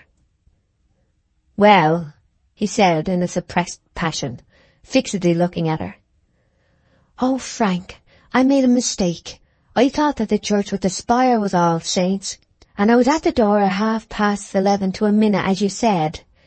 I waited till 11:45 and found then that I was at All Souls, but I wasn't much frightened, for I thought it could be tomorrow as well." "You fool, for fooling me. But say no more." "Shall it be tomorrow, Frank?" she asked blankly. "Tomorrow." And he gave vent to a hoarse laugh. I won't go through that experience again for some time, I warrant you." "But after all," she expostulated in a trembling voice, "the mistake was not such a terrible thing. Now, dear Frank, when shall it be?" When, God knows," he said with a light irony, and, turning from her, walked rapidly away. Chapter 17. In the Marketplace. On Saturday, Boldwood was in Castleridge Market House as usual, when the disturber of his dreams entered and became visible to him. Adam had awakened from his deep sleep, and behold, there was Eve. The farmer took courage, and for the first time really looked at her. Material causes and emotional effects are not to be arranged in regular equation. The result from capital employment in the production of any movement of a mental nature is sometimes as tremendous as the cause itself is absurdly minute. When women are in a freakish mood, their usual intuition, either from carelessness or inherent defect, seemingly fails to teach them this, and hence it was that Bathsheba was fated to be astonished today. Boldwood looked at her, not slyly, critically, or understandingly, but blankly at gaze, in the way a reaper looks at a passing train, as something foreign to his element, and but dimly understood. To Boldwood women had been remote phenomena, rather than necessary complements. Comets of such uncertain aspect, movement, and permanence, that whether their orbits were as geometrical, unchangeable, and as subject to laws as his own, or as absolutely erratic as they superficially appeared, he had not deemed it his duty to consider. He saw her black hair, her correct facial curves and profile, and the roundness of her chin and throat. He saw then the side of her eyelids, eyes, and lashes, and the shape of her ear. Next he noticed her figure, her skirt, and the very soles of her shoes. Boldwood thought her beautiful, but wondered whether he was right in his thought, for it seemed impossible that this romance in the flesh, if so sweet as he imagined, could have been going on long without creating a commotion of delight among men, and provoking more inquiry than Bathsheba had done, even though that was not a little. To the best of his judgment, neither nature nor art could improve this perfect one of an imperfect many. His heart began to move within him. Boldwood, it must be remembered, though 40 years of age, had never before inspected a woman with the very centre and force of his glance. They had struck upon all his senses at wide angles. Was she really beautiful? He could not assure himself that this opinion was true even now. He furtively said to a neighbour, "Is Miss Everdene considered handsome?" "Oh, yes. She was a good deal noticed the first time she came, if you remember. A very handsome girl indeed." A man is never more credulous than in receiving favourable opinions on the beauty of a woman he is half, or quite in love with. A mere child's word on the point has the weight of an or-a's. Boldwood was satisfied now, and this charming woman had in effect said to him, "Marry me." Why should she have done that strange thing? Boldwood's blindness to the difference between approving of what circumstances suggest and originating what they do not suggest was well matched by Bathsheba's insensibility to the possibly great issues of little beginnings. She was at this moment coolly dealing with a dashing young farmer, adding up accounts with him as indifferently as if his face had been the pages of a ledger. It was evident that such a nature as his had no attraction for a woman of Bathsheba's taste. But Boldwood grew hot down to his hands with an incipient jealousy. He trod for the first time the threshold of the injured lover's hell. His first impulse was to go and thrust himself between them. This could be done, but only in one way, by asking to see a sample of her corn. Boldwood renounced the idea. He could not make the request. It was debasing loveliness to ask it to buy and sell, and jarred with his conceptions of her. All this time Bathsheba was conscious of having broken into that dignified stronghold at last. His eyes, she knew, were following her everywhere. This was a triumph, and had it come naturally, such a triumph would have been the sweeter to her for this piquing delay. But it had been brought about by misdirected ingenuity, and she valued it only as she valued an artificial flower or a wax fruit. Being a woman with some good sense in reasoning on subjects wherein her heart was not involved, Bathsheba genuinely repented that a freak which had owed its existence as much to Liddy as to herself should ever have been undertaken to disturb the placidity of a man she respected too highly to deliberately tease. She that day nearly formed the intention of begging his pardon on the very next occasion of their meeting. The worst features of this arrangement were that, if he thought she ridiculed him, an apology would increase the offence by being disbelieved, and if he thought she wanted him to woo her, it would read like additional evidence of her forwardness. Chapter 18. Boldwood in meditation, regret. Boldwood was tenant of what was called Little Weatherbury Farm, and his person was the nearest approach to aristocracy that this remoter quarter of the parish could boast of. Genteel strangers, whose god was their town, who might happen to be compelled to linger about this nook for a day, heard the sound of light wheels, and prayed to see good society, to the degree of a solitary lord or squire at the very least, but it was only Mr. Boldwood going out for the day. They heard the sound of wheels yet once more, and were reanimated to expectancy. It was only Mr. Boldwood coming home again. His house stood recessed from the road, and the stables, which are to a farm what a fireplace is to a room, were behind, their lower portions being lost amid bushes of laurel. Inside the blue door, open halfway down, were to be seen at this time the backs and tails of half a dozen warm and contented horses standing in their stalls. And, thus viewed, they presented alternations of roan and bay, in shapes like a Moorish arch, the tail being a streak down the midst of each. Over these, and lost to the eye gazing in from the outer light, the mouths of the same animals could be heard busily sustaining the above-named warmth and plumpness by quantities of oats and hay. The restless and shadowy figure of a colt wandered about a loose box at the end, whilst the steady grind of all the eaters was occasionally diversified by the rattle of a rope or the stamp of a foot. Pacing up and down at the heels of the animals was Farmer Boldwood himself. This place was his almonry and cloister in one. Here, after looking to the feeding of his four-footed dependents, the celibate would walk and meditate of an evening till the moon's rays streamed in through the cobwebbed windows, or total darkness enveloped the scene. His square-framed perpendicularity showed more fully now than in the crowd and bustle of the market-house. In this meditative walk, his foot met the floor with heel and toe simultaneously, and his fine reddish-fleshed face was bent downwards, just enough to render obscure the still mouth and the well-rounded, though rather prominent and broad chin. A few clear and thread-like horizontal lines were the only interruption to the otherwise smooth surface of his large forehead. The phases of Boldwood's life were ordinary enough, but his was not an ordinary nature. That stillness which struck casual observers more than anything else in his character and habit, and seemed so precisely like the rest of inanition, may have been the perfect balance of enormous antagonistic forces, positives and negatives in fine adjustment. His equilibrium disturbed, he was in extremity at once. If an emotion possessed him at all, it ruled him.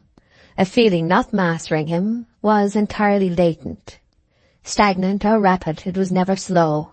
He was always hit mortally, or he was missed. He had no light and careless touches in his constitution, either for good or evil. Stern in the outlines of action, mild in the details, he was serious throughout all.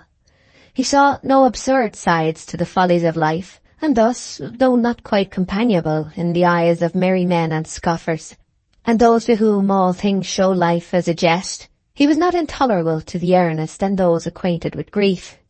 Being a man who read all the dramas of life seriously, if he failed to please when there were comedies, there was no frivolous treatment to reproach him for when they chanced to end tragically. Bathsheba was far from dreaming that the dark and silent shape, upon which she had so carelessly thrown a seed, was a hotbed of tropic intensity. Had she known Boldwood's moods, her blame would have been fearful, and the stain upon her heart ineradicable. Moreover, had she known her present power for good or evil over this man, she would have trembled at the responsibility. Luckily for her present, unluckily for her future tranquillity, her understanding had not yet told her what Boldwood was. Nobody knew entirely, for though it was possible to form guesses concerning his wild capabilities from old flood marks faintly visible, he had never been seen at the high tides which caused them. Farmer Boldwood came to the stable door, and looked forth across the level fields.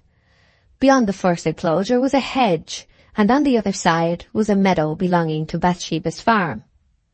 It was now early spring, the time of going to grass with the sheep, when they have the first feed of the meadows, before these are laid up for mowing.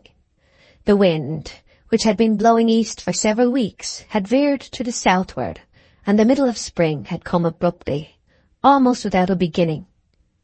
It was that period in the vernal quarter when we may suppose the dryads to be waking for the season. The vegetable world begins to move and swell, and the saps to rise, till in the completest silence of lone gardens and trackless plantations, where everything seems helpless and still after the bond and slavery of frost, there are bustlings, strainings, united thrusts and pulls all together, in comparison with which the powerful tugs of cranes and pulleys in a noisy city are but pygmy efforts. Boldwood, looking into the distant meadows, saw there 3 figures. They were those of Miss Everdene, Shepherd Oak, and Caney Ball. When Bathsheba's figure shone upon the farmer's eyes, it lighted him up, as the moon lights up a great tower. A man's body is as the shell or the tablet of the soul, as he is reserved or ingenuous, overflowing or self-contained. There was a change in Boldwood's exterior from its former impassibleness, and his face showed that he was now living outside his defences for the first time, and with a fearful sense of exposure. It is the usual experience of strong natures when they love. At last he arrived at a conclusion. It was to go across and inquire boldly of her. The insulation of his heart by reserve during these many years, without a channel of any kind for disposable emotion, had worked its effect. It had been observed more than once that the causes of love are chiefly subjective, and Boldwood was a living testimony to the truth of the proposition. No mother existed to absorb his devotion, no sister for his tenderness, no idle ties for sense. He became surcharged with the compound, which was genuine lover's love. He approached the gate of the meadow. Beyond it the ground was melodious with ripples, the sky with larks, the low bleating of the flock mingling with both. Mistress and man were engaged in the operation of making a lamb take, which is performed whenever a ewe has lost her own offspring, one of the twins of another ewe being given her as a substitute. Gabriel had skinned the dead lamb, and was tying the skin over the body of the live lamb in the customary manner, whilst Bathsheba was holding open a little pen of 4 hurdles, into which the mother and foisted lamb were driven, where they would remain till the old sheep conceives an affection for the young one. Bathsheba looked up at the completion of the manoeuvre, and saw the farmer by the gate, where he was overhung by a willow tree in full bloom. Gabriel, to whom her face was as the uncertain glory of an April day, was ever regardful of its faintest changes, had instantly discerned thereon the mark of some influence from without, in the form of a keenly self-conscious reddening. He also turned and beheld Boldwood. At once connecting these signs with the letter Boldwood had shown him, Gabriel suspected her of some coquettish procedure begun by that means, and carried on since he knew not how. Farmer Boldwood had read the pantomime denoting that they were aware of his presence, and the perception was as too much light turned upon his new sensibility. He was still in the road, and by moving on he hoped that neither would recognize that he had originally intended to enter the field. He passed by with an utter and overwhelming sensation of ignorance, shyness, and doubt. Perhaps in her manner there were signs that she wished to see him. Perhaps not. He could not read a woman. The Kabbalah of his erotic philosophy seemed to consist of the subtlest meanings expressed in misleading ways. Every term, look, word, and accent contained a mystery quite distinct from its obvious import, and not one had ever been pondered by him until now.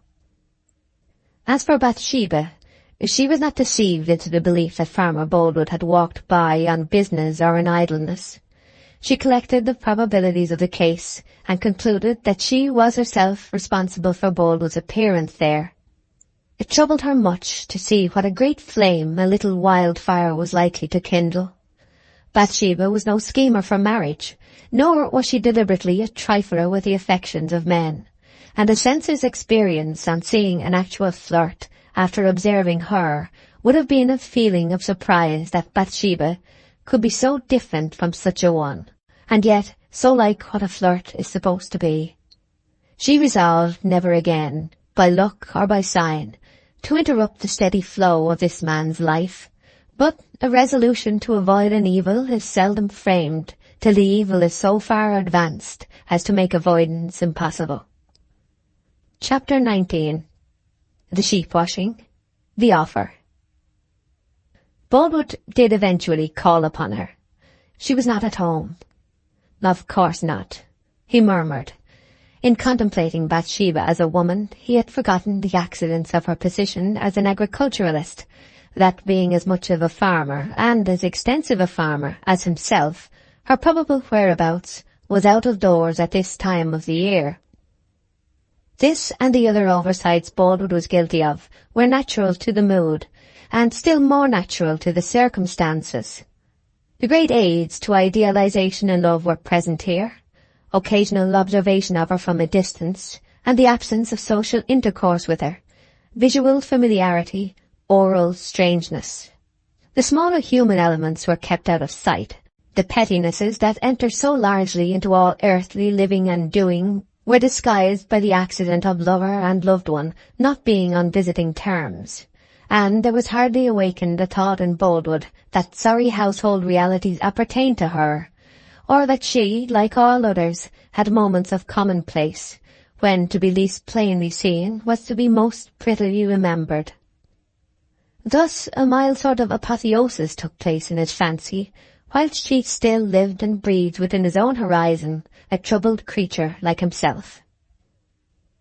It was the end of May when the farmer determined to be no longer repulsed by trivialities or distracted by suspense. He had by this time grown used to being in love. The passion now startled him less, even when it tortured him more, and he felt himself adequate to the situation. On inquiring for her at her house, they had told him she was at the sheep-washing, and he went off to seek her there.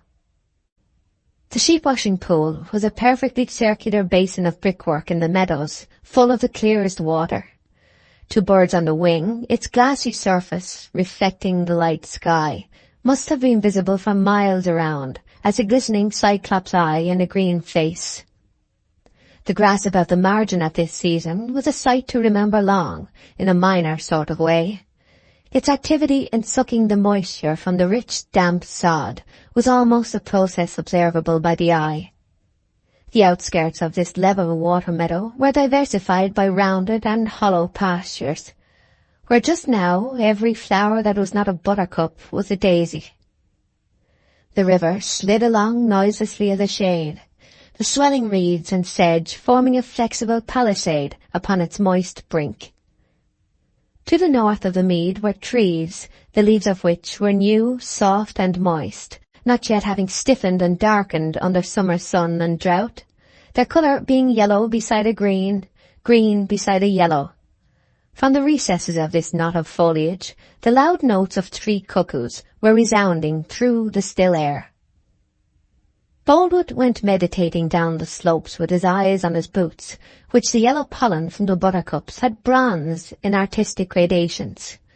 A tributary of the main stream flowed through the basin of the pool by an inlet and outlet at opposite points of its diameter. Shepherd Oak, Jan Coggan, Moon, Poorgrass, Cane Ball, and several others were assembled here, all dripping wet to the very roots of their hair, and Bathsheba was standing by in a new riding habit, the most elegant she had ever worn, the reins of her horse being looped over her arm. Flagons of cider were rolling about upon the green. The meek sheep were pushed into the pool by Coggan and Matthew Moon, who stood by the lower hatch, immersed to their waists. Then Gabriel, who stood on the brink, thrust them under as they swam along, with an instrument like a crutch formed for the purpose, and also for assisting the exhausted animals when the wool became saturated and they began to sink.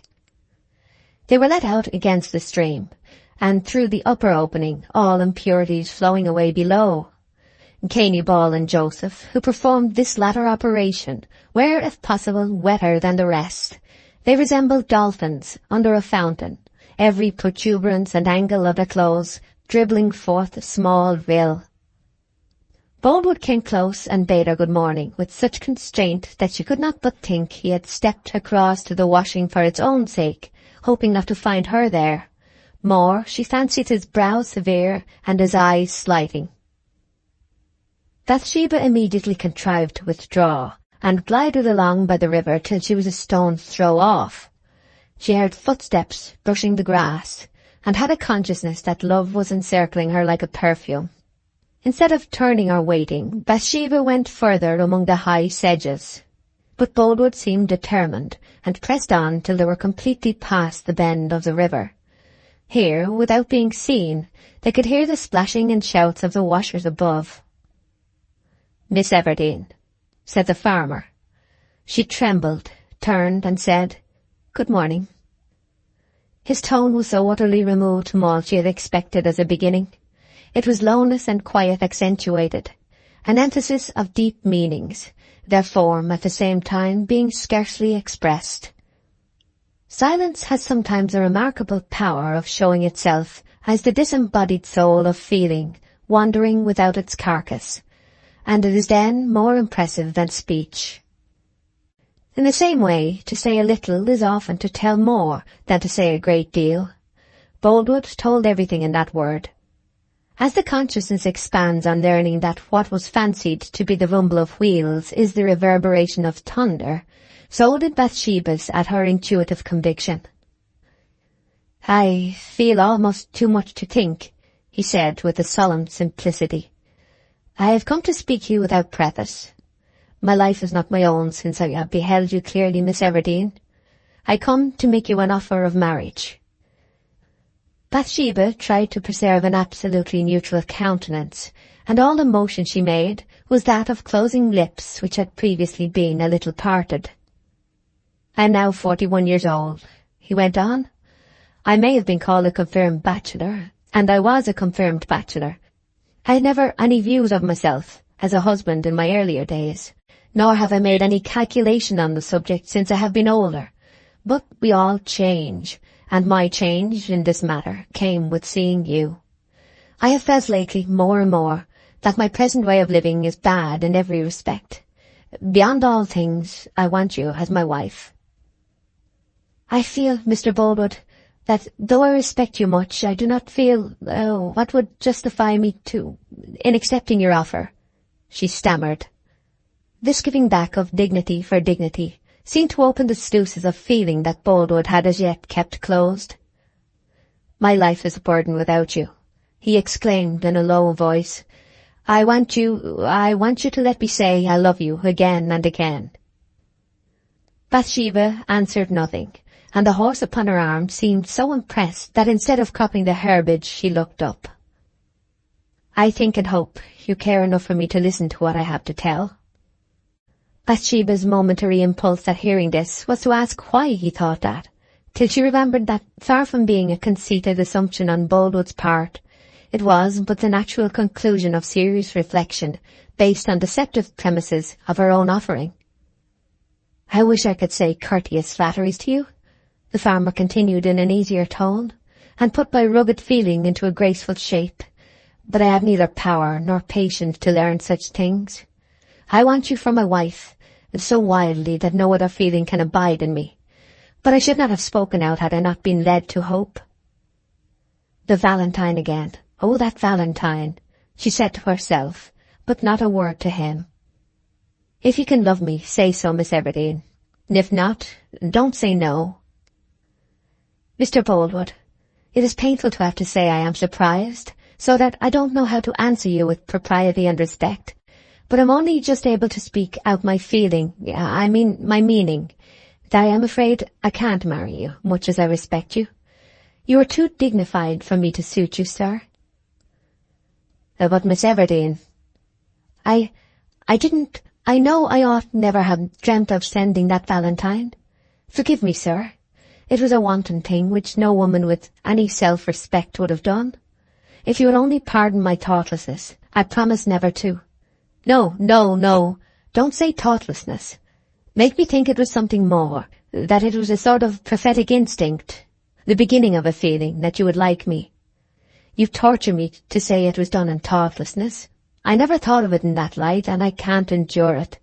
Ah, I wish I knew how to win you, but that I can't do. I can only ask if I have already got you.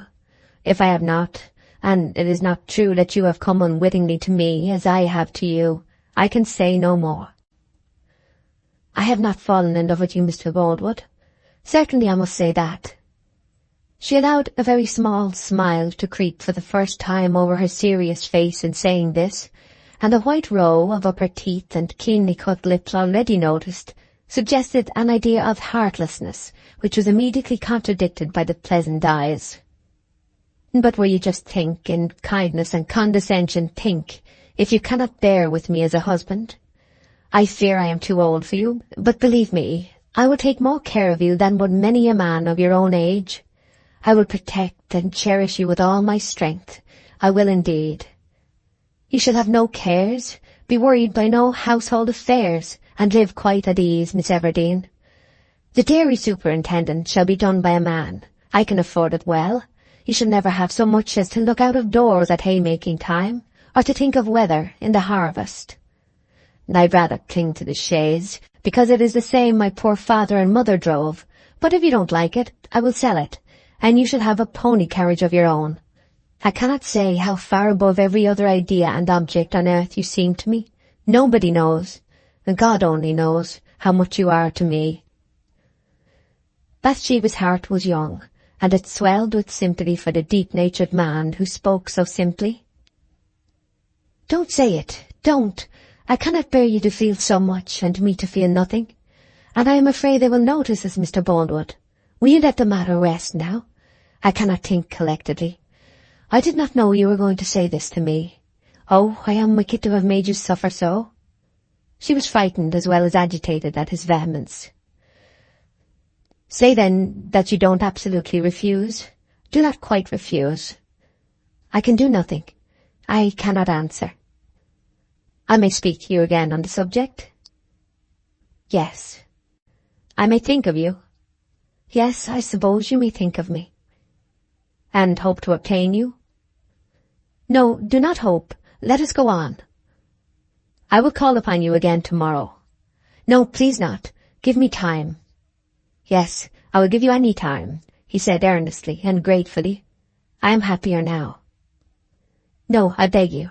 Don't be happier if happiness only comes from my agreeing. Be neutral, Mr. Boldwood. I must think."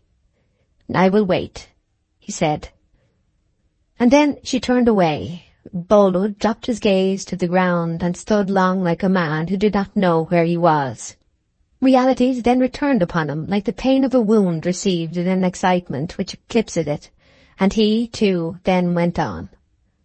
Chapter 20. Perplexity. grinding the shears, a quarrel. He is so disinterested and kind to offer me all that I can desire, Bathsheba mused. Yet Farmer Boldwood, whether by nature kind or the reverse to kind, did not exercise kindness here. The rarest offerings of the purest loves are but a self-indulgence and no generosity at all. Bathsheba, not being the least in love with him, was eventually able to look calmly at his offer. It was one which many women of her own station in the neighbourhood, and not a few of higher rank, would have been wild to accept and proud to publish. In every point of view, ranging from politic to passionate, it was desirable that she, a lonely girl, should marry, and marry this earnest, well-to-do and respected man. He was close to her doors, his standing was sufficient, his qualities were even supererogatory. Had she felt, which she did not, any wish whatever for the married state in the abstract, she could not reasonably have rejected him, being a woman who frequently appealed to her understanding for deliverance from her whims. Boldwood as a means to marriage was unexceptionable. She esteemed and liked him, yet she did not want him. It appears that ordinary men take wives because possession is not possible without marriage, and that ordinary women accept husbands because marriage is not possible without possession. With totally differing aims, the method is the same on both sides. But the understood incentive on the woman's part was wanting here. Besides, Bathsheba's position as absolute mistress of a farm and house was a novel one, and the novelty had not yet begun to wear off. But a disquiet filled her which was somewhat to her credit, for it would have affected few. Beyond the mentioned reasons with which she combated her objections, she had a strong feeling that, having been the one who began the game, she ought in honesty to accept the consequences. Still, the reluctance remained. She said in the same breath that it would be ungenerous not to marry Boldwood, and that she couldn't do it to save her life. Bathsheba's was an impulsive nature under a deliberative aspect. An Elizabeth in brain and a Mary Stuart in spirit, she often performed actions of the greatest temerity with a manner of extreme discretion. Many of her thoughts were perfect syllogisms. Unluckily, they always remained thoughts. Only a few were irrational assumptions, but unfortunately they were the ones which most frequently grew into deeds. The next day to that of the declaration, she found Gabriel Oak at the bottom of the garden, grinding his shears for the sheep shearing. All the surrounding cottages were more or less scenes of the same operation. The scurr of whetting spread into the sky from all parts of the village, as from an armoury previous to a campaign. Peace and war kiss each other at their hours of preparation.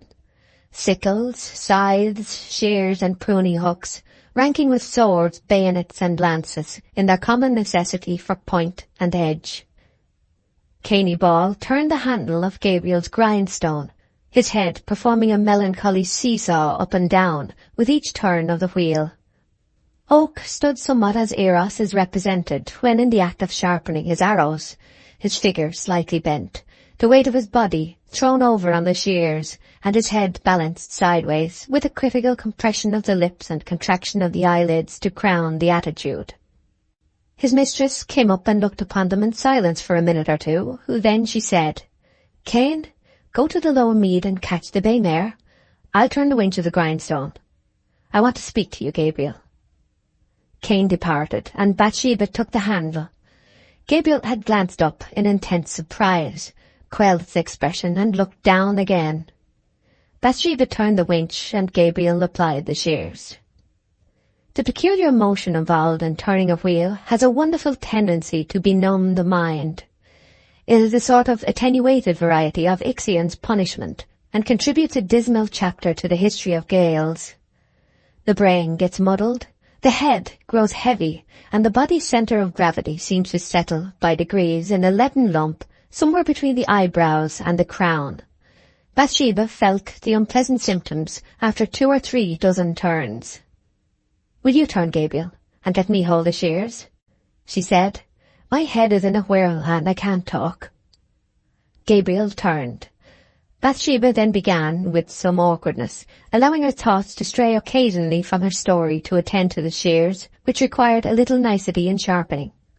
"I wanted to ask you if the men made any observations on my going behind the sedge with Mr. Boldwood yesterday?" "Yes, they did," said Gabriel. "You don't hold the shears right, miss. I knew you wouldn't know the way. Hold it like this." He relinquished the winch, and enclosing her two hands completely in his own, taking each as we sometimes clasp a child's hand in teaching him to write, grasped the shears with her.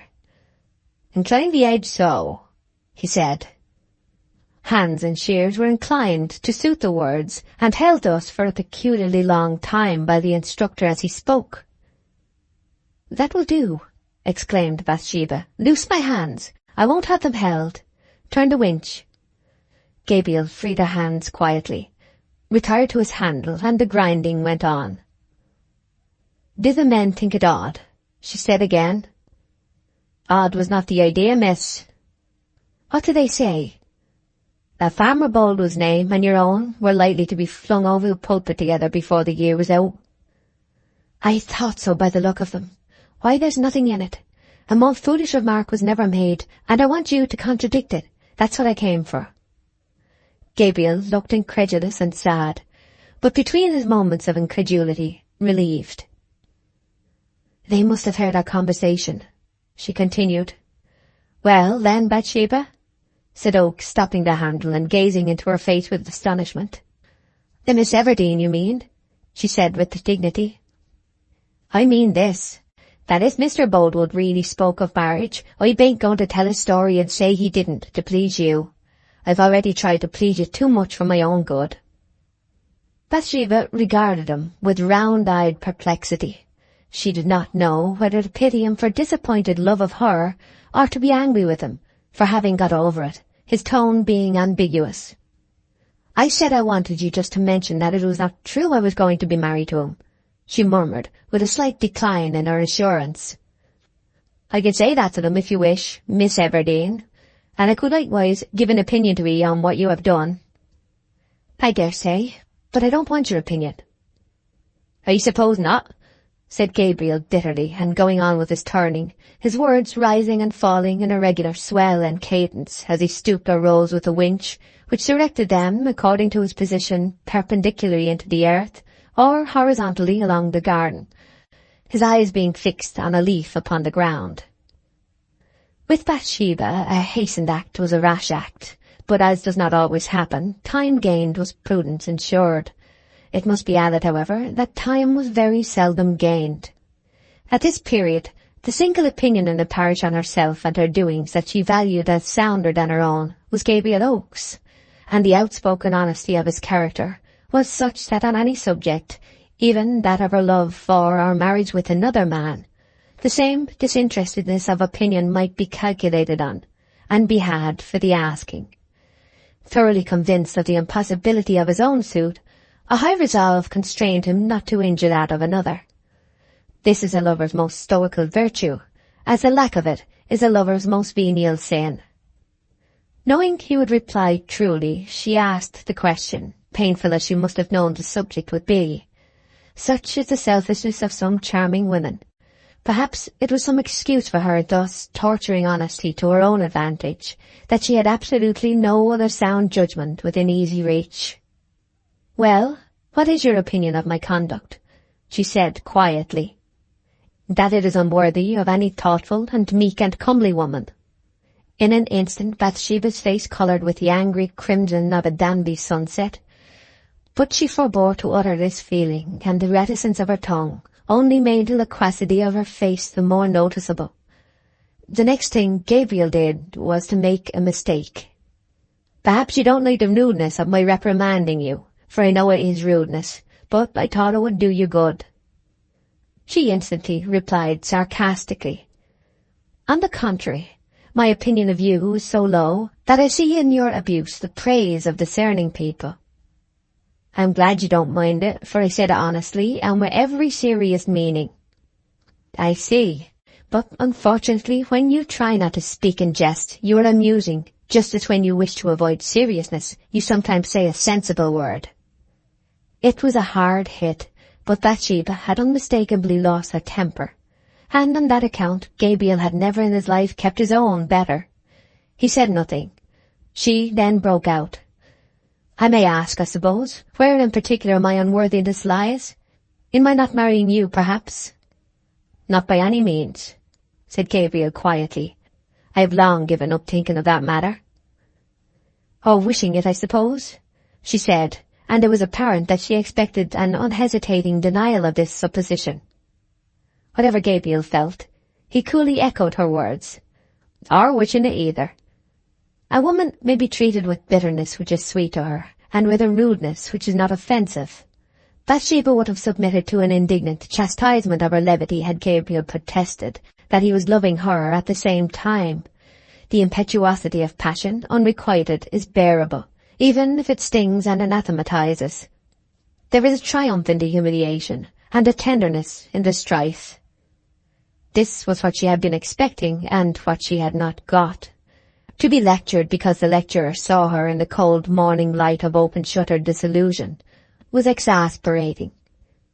He had not finished either. He continued in a more agitated voice. "My opinion is, since you ask it, that you are greatly to blame for playing pranks upon a man like Mr. Boldwood, merely as a pastime. Leading on a man you don't care for is not a praiseworthy action, and even, Miss Everdene, if you seriously incline towards him, you might have let him find out in some way of true loving kindness, and not by sending him a Valentine's letter." Bathsheba lay down the shears. "I cannot allow any man to criticise my private conduct," she exclaimed. "Nor will I for a minute. So you'll please leave the farm at the end of the week." It may have been a peculiarity, at any rate it was a fact, that when Bathsheba was swayed by an emotion of an earthly sort, her lower lip trembled, when by a refined emotion her upper or heavenward one. Her nether lip quivered now. "Very well, so I will," said Gabriel calmly. He had been held to her by a beautiful thread, which it pained him to spoil by breaking, rather than by a chain he could not break. "I should be even better pleased to go at once," he added. "Go at once, then, in heaven's name," said she, her eyes flashing at his, though never meeting them. "Don't let me see your face any more." "Very well, Miss Everdene, so it should be." And he took his shears and went away from her in a placid dignity, as Moses left the presence of Pharaoh. Chapter 21. Troubles in the Fold. A Message. Gabriel Oak had ceased to feed the Weatherby flock for about 24 hours, when on Sunday afternoon the elderly gentleman, Joseph Poorgrass, Matthew Moon, Frey, and half a dozen others came running up to the house of the mistress of the upper farm. "Whatever is the matter, men?" she said, meeting them at the door just as she was coming out on her way to church, and ceasing in a moment from the close compression of her two red lips, with which she had accompanied the exertion of pulling on a tight glove. 60, said Joseph Poorgrass. 70, said Moon. 59, said Susan, Tall's husband. Sheep a broken fence, said Frey. And got into a field of young clover, said Tall. Young clover, said Moon. Clover, said Joseph Poorgrass. And they be getting blasted, said Hilary Frey. That they be, said Joseph. And would all die as dead as nets if they be got out uncured, said Tall. Joseph's countenance was drawn into lines and puckers by his concern. Frey's forehead was wrinkled both perpendicularly and crosswise, as of the pattern of a portcullis, expressive of a double despair. Laban Tall's lips were thin and his face rigid. Matthew's jaws sank, and his eyes turned whichever way the strongest muscle happened to pull them. Yes, said Joseph.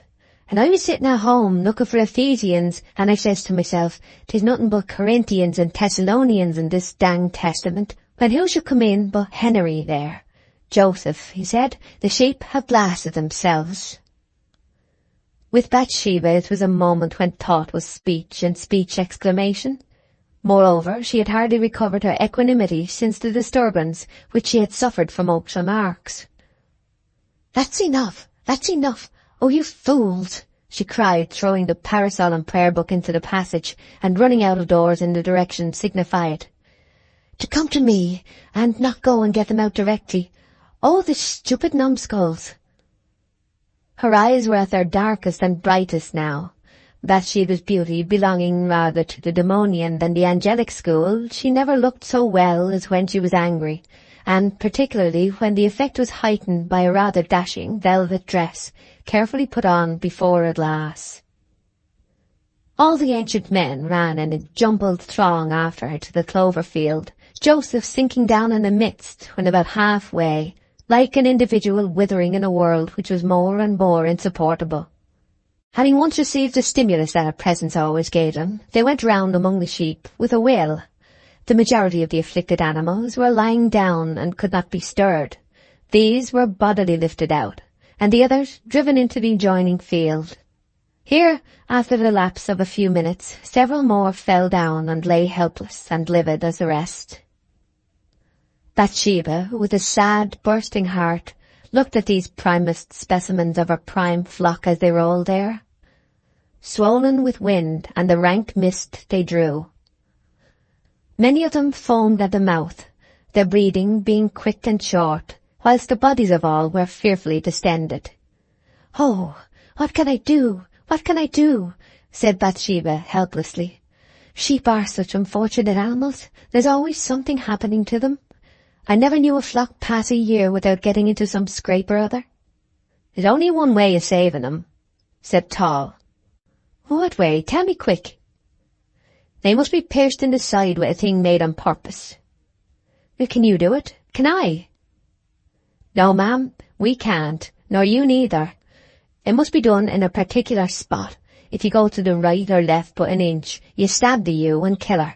Not even a shepherd can do it as a rule." "Well, then they must die," she said in a resigned tone. "Only one man in the neighbourhood knows the way," said Joseph, now just come up. "He could cure 'em all if he were here." "Who is he? Let's get him." "Shepherd Oak," said Matthew. He's a clever man in talents." He is so," said Joseph Poorgrass.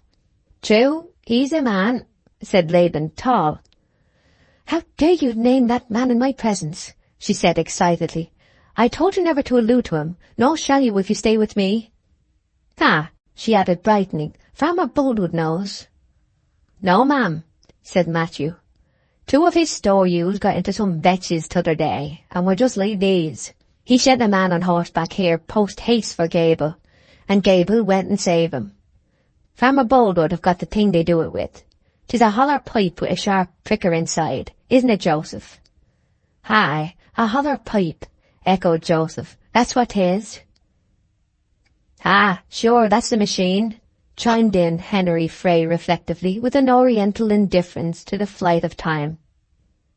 "Well," burst out Bathsheba, "don't stand there with your eyes and your shores talking at me. Get somebody to cure the sheep instantly." All then stalked off in consternation to get somebody as directed, without any idea of who it was to be.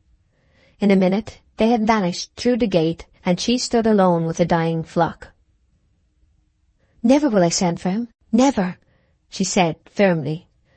One of the ewes here contracted its muscles horribly, extended itself, and jumped high into the air.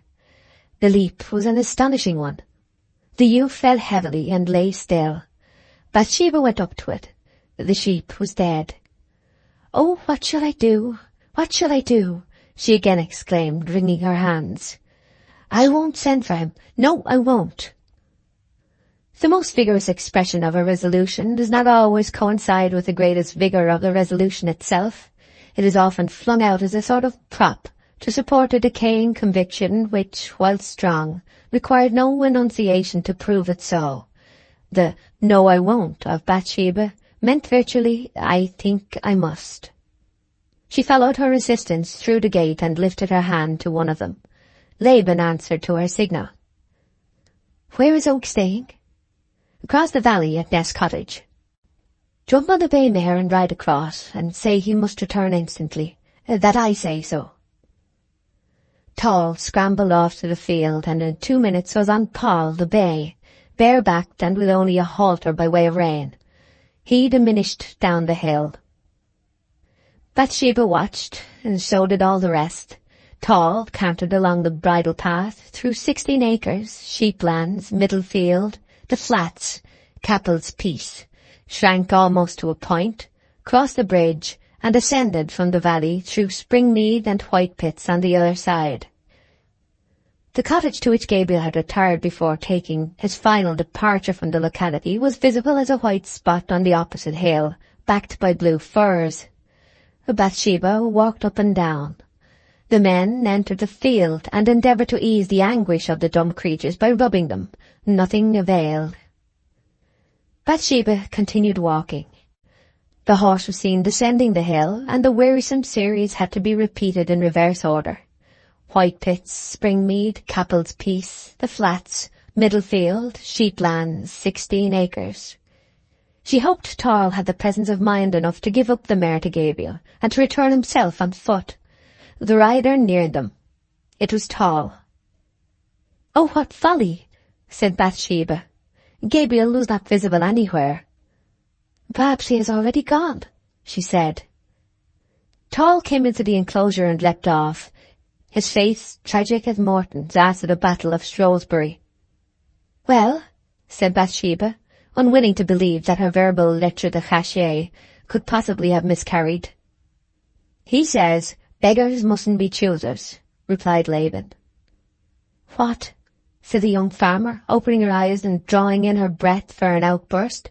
Joseph Poorgrass retired a few steps behind a hurdle. "He says he shall not come unless you request him to come civilly and in a proper manner, as becomes any woman begging a favour."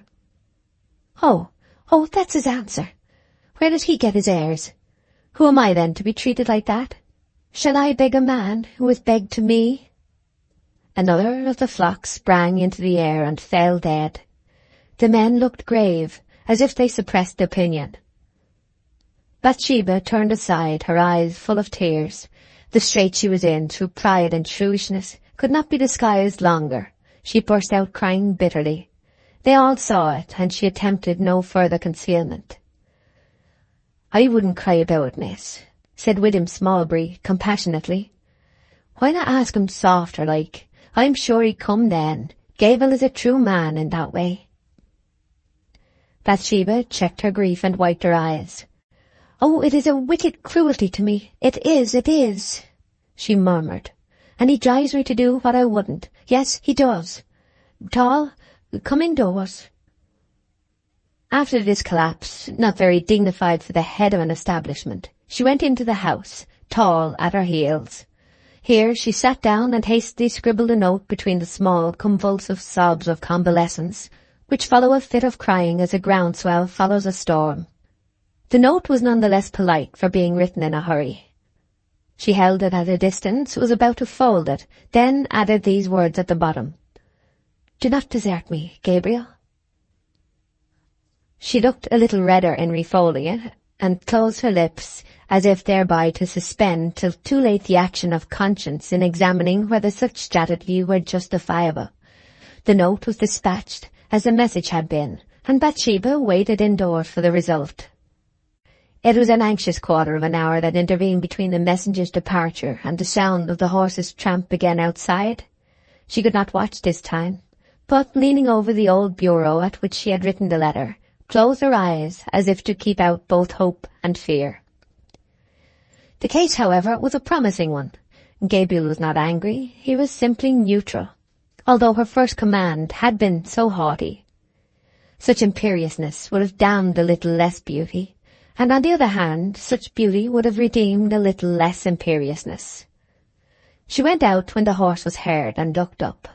A mounted figure passed between her and the sky, and drew on towards the field of sheep, the rider turning his face in receding.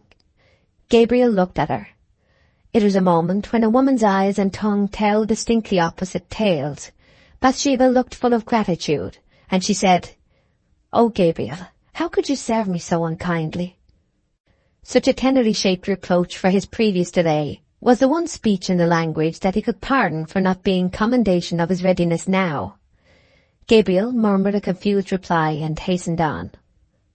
She knew from the look which sentence in her note had brought him, and Bathsheba followed to the field.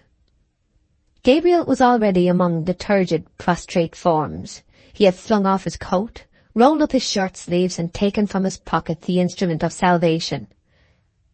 It was a small tube or trocar with a lance passing down the inside, and Gabriel began to use it with a dexterity that would have graced a hospital surgeon. Passing his hand over the sheep's left flank and selecting the proper point, he punctured the skin and rumen with the lance as it stood in the tube. Then he suddenly withdrew the lance, retaining the tube in its place. A current of air rushed up the tube, forcible enough to have extinguished a candle held at the orifice. It has been said that mere ease after torment is delight for a time, and the countenances of these poor sheep expressed it now. 49 operations were successfully performed. Owing to the great hurry necessitated by the far-gone state of some of the flock, Gabriel missed his aim in one case, and in one only, striking wide of the mark, and inflicting a mortal blow at once on the suffering ewe. 4 had died. 3 recovered without an operation. The total number of sheep which had thus strayed and injured themselves so dangerously was 57. When the love-led man had ceased from his labours, Bathsheba came and looked him in the face. "Gabriel, will you stay on with me?" she said, smiling winningly, and not troubling to bring her lips quite together again at the end, because there was going to be another smile soon. "I will," said Gabriel, and she smiled on him again. Chapter 22. The Great Barn and the Sheep Shearers. Men tin away into insignificance and oblivion quite as often by not making the most of good spirits when they have them, as by lacking good spirits when they are indispensable. Gabriel lately, for the first time since his prostration by misfortune, had been independent in thought and vigorous in action to a marked extent. Conditions which, powerless without an opportunity, as an opportunity without them is barren, would have given him a sure lift upwards when the favourable conjunction should have occurred. But this incurable loitering beside Bathsheba Everdene stole his time ruinously. The spring tides were going by without floating him off, and the neap might soon come, which could not. It was the first day of June, and the sheep-shearing season culminated, the landscape, even to the leanest pasture, being all health and colour. Every green was young, every pore was open, and every stalk was swollen with racing currents of juice. God was palpably present in the country, and the devil had gone with the world to town. Flossy catkins of the later kinds, fern sprouts like bishop's croziers, the square-headed moschatels, the odd cuckoo spit, like an apoplectic saint in a niche of malachite, snow-white ladies' smocks, the toothworth approximating to human flesh, the enchanter's nightshade, and the black-petalled doleful bells were among the quainter objects of the vegetable world in and about Weatherbury at this teeming time, and of the animal, the metamorphosed figures of Mr. Jan Coggan, the master shearer, the second and third shearers who travel in the exercise of their calling and do not require definition by name, Henry Frey, the fourth shearer, Susan Toll's husband, the fifth, Joseph Poorgrass, the sixth, young Cain Ball as assistant shearer, and Gabriel Oak as general supervisor. None of these were clothed to any extent worth mentioning, each appearing to have hit, in the matter of raiment, the decent mean between a high and low caste Hindu. An angularity of lineament and a fixity of facial machinery in general proclaimed that serious work was the order of the day. They sheared in the great barn, called for the nonce the shearing barn, which on ground plan resembled a church with transepts. It not only emulated the form of the neighbouring church of the parish, but vied with it in antiquity. Whether the barn had ever formed one of a group of conventual buildings, nobody seemed to be aware. No trace of such surroundings remained.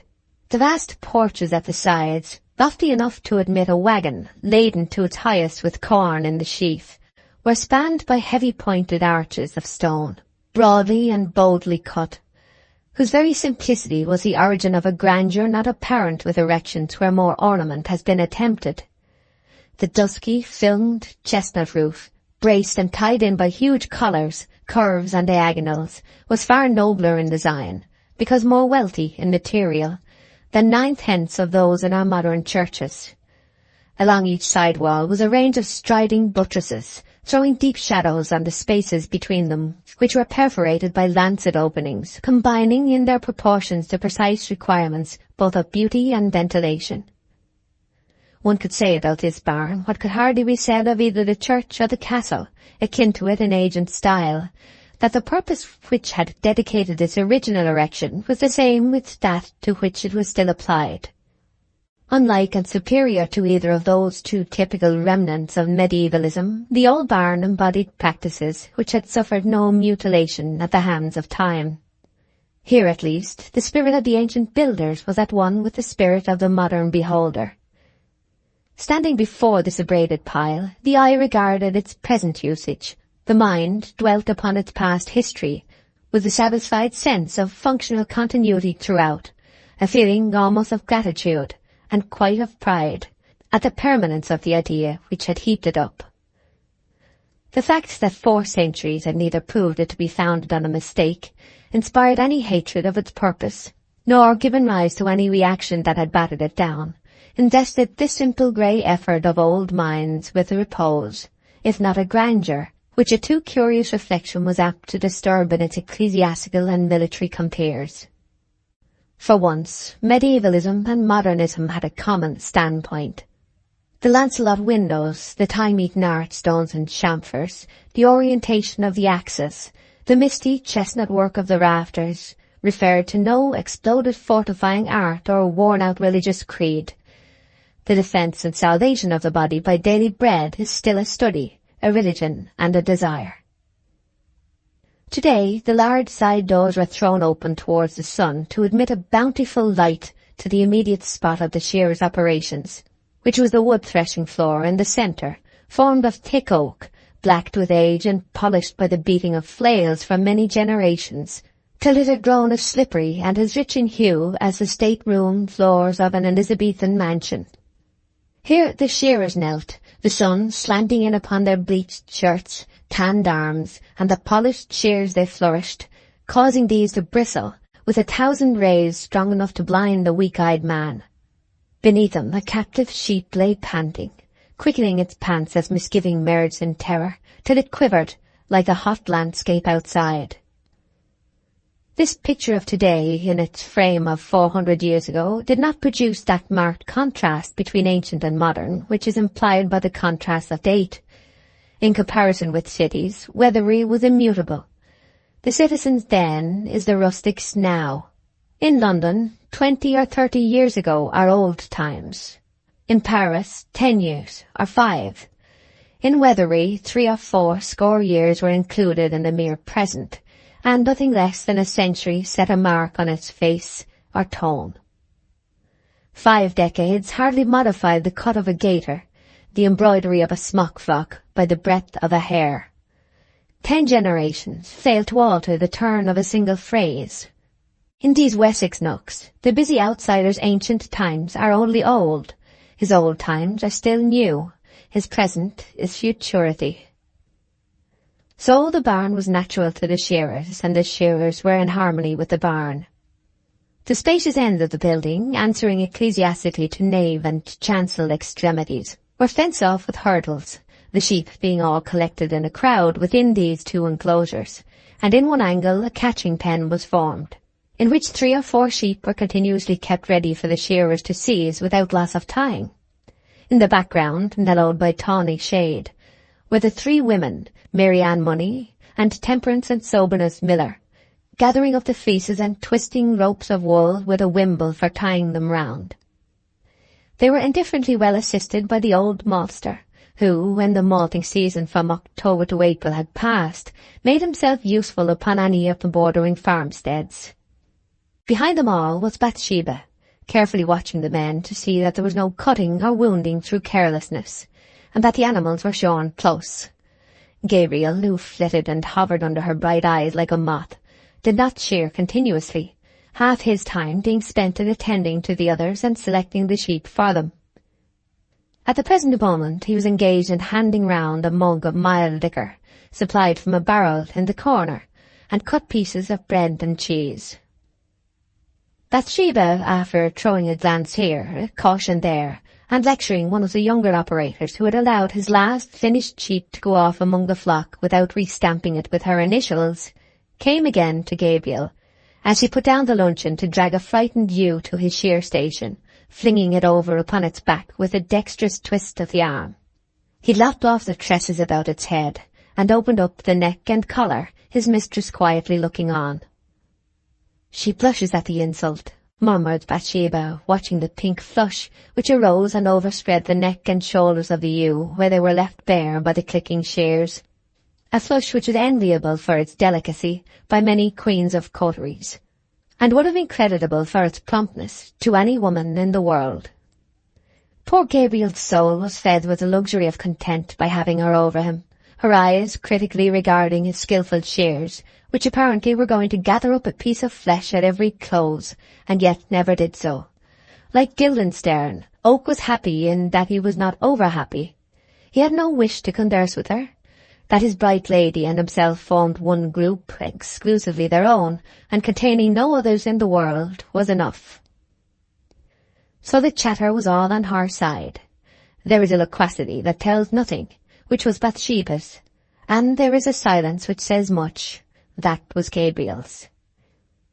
Full of this dim and temperate bliss, he went on to fling the ewe over upon her other side, covering her head with his knee, gradually running the shears line after line round her dewlap, thence about her flank and back, and finishing over the tail. "Well done, and done quickly," said Bathsheba, looking at her watch as the last snip resounded. "How long, miss?" said Gabriel, wiping his brow. 23 minutes and a half since you took the first lock from its forehead. It's the first time I've ever seen one done in less than half an hour." The clean, sleek creature arose from its fleece. How perfectly like Aphrodite rising from the foam should have been seen to be realized, looked startled and shy at the loss of its garment, which lay on the floor in one soft cloud, united throughout, the portion visible being the inner surface only, which, never before exposed, was white as snow, and without flaw or blemish of the minutest kind. "Cane Ball." "Yes, Mr. Oak, here it be." Caney now runs forward with the tar pot.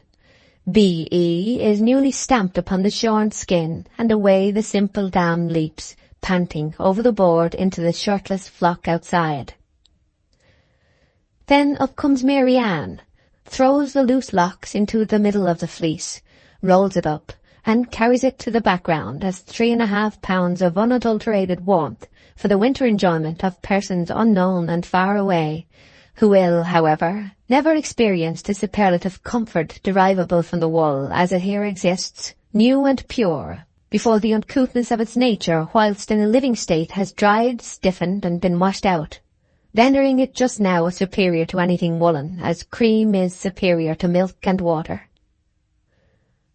But heartless circumstance could not leave entire Gabriel's happiness of this morning.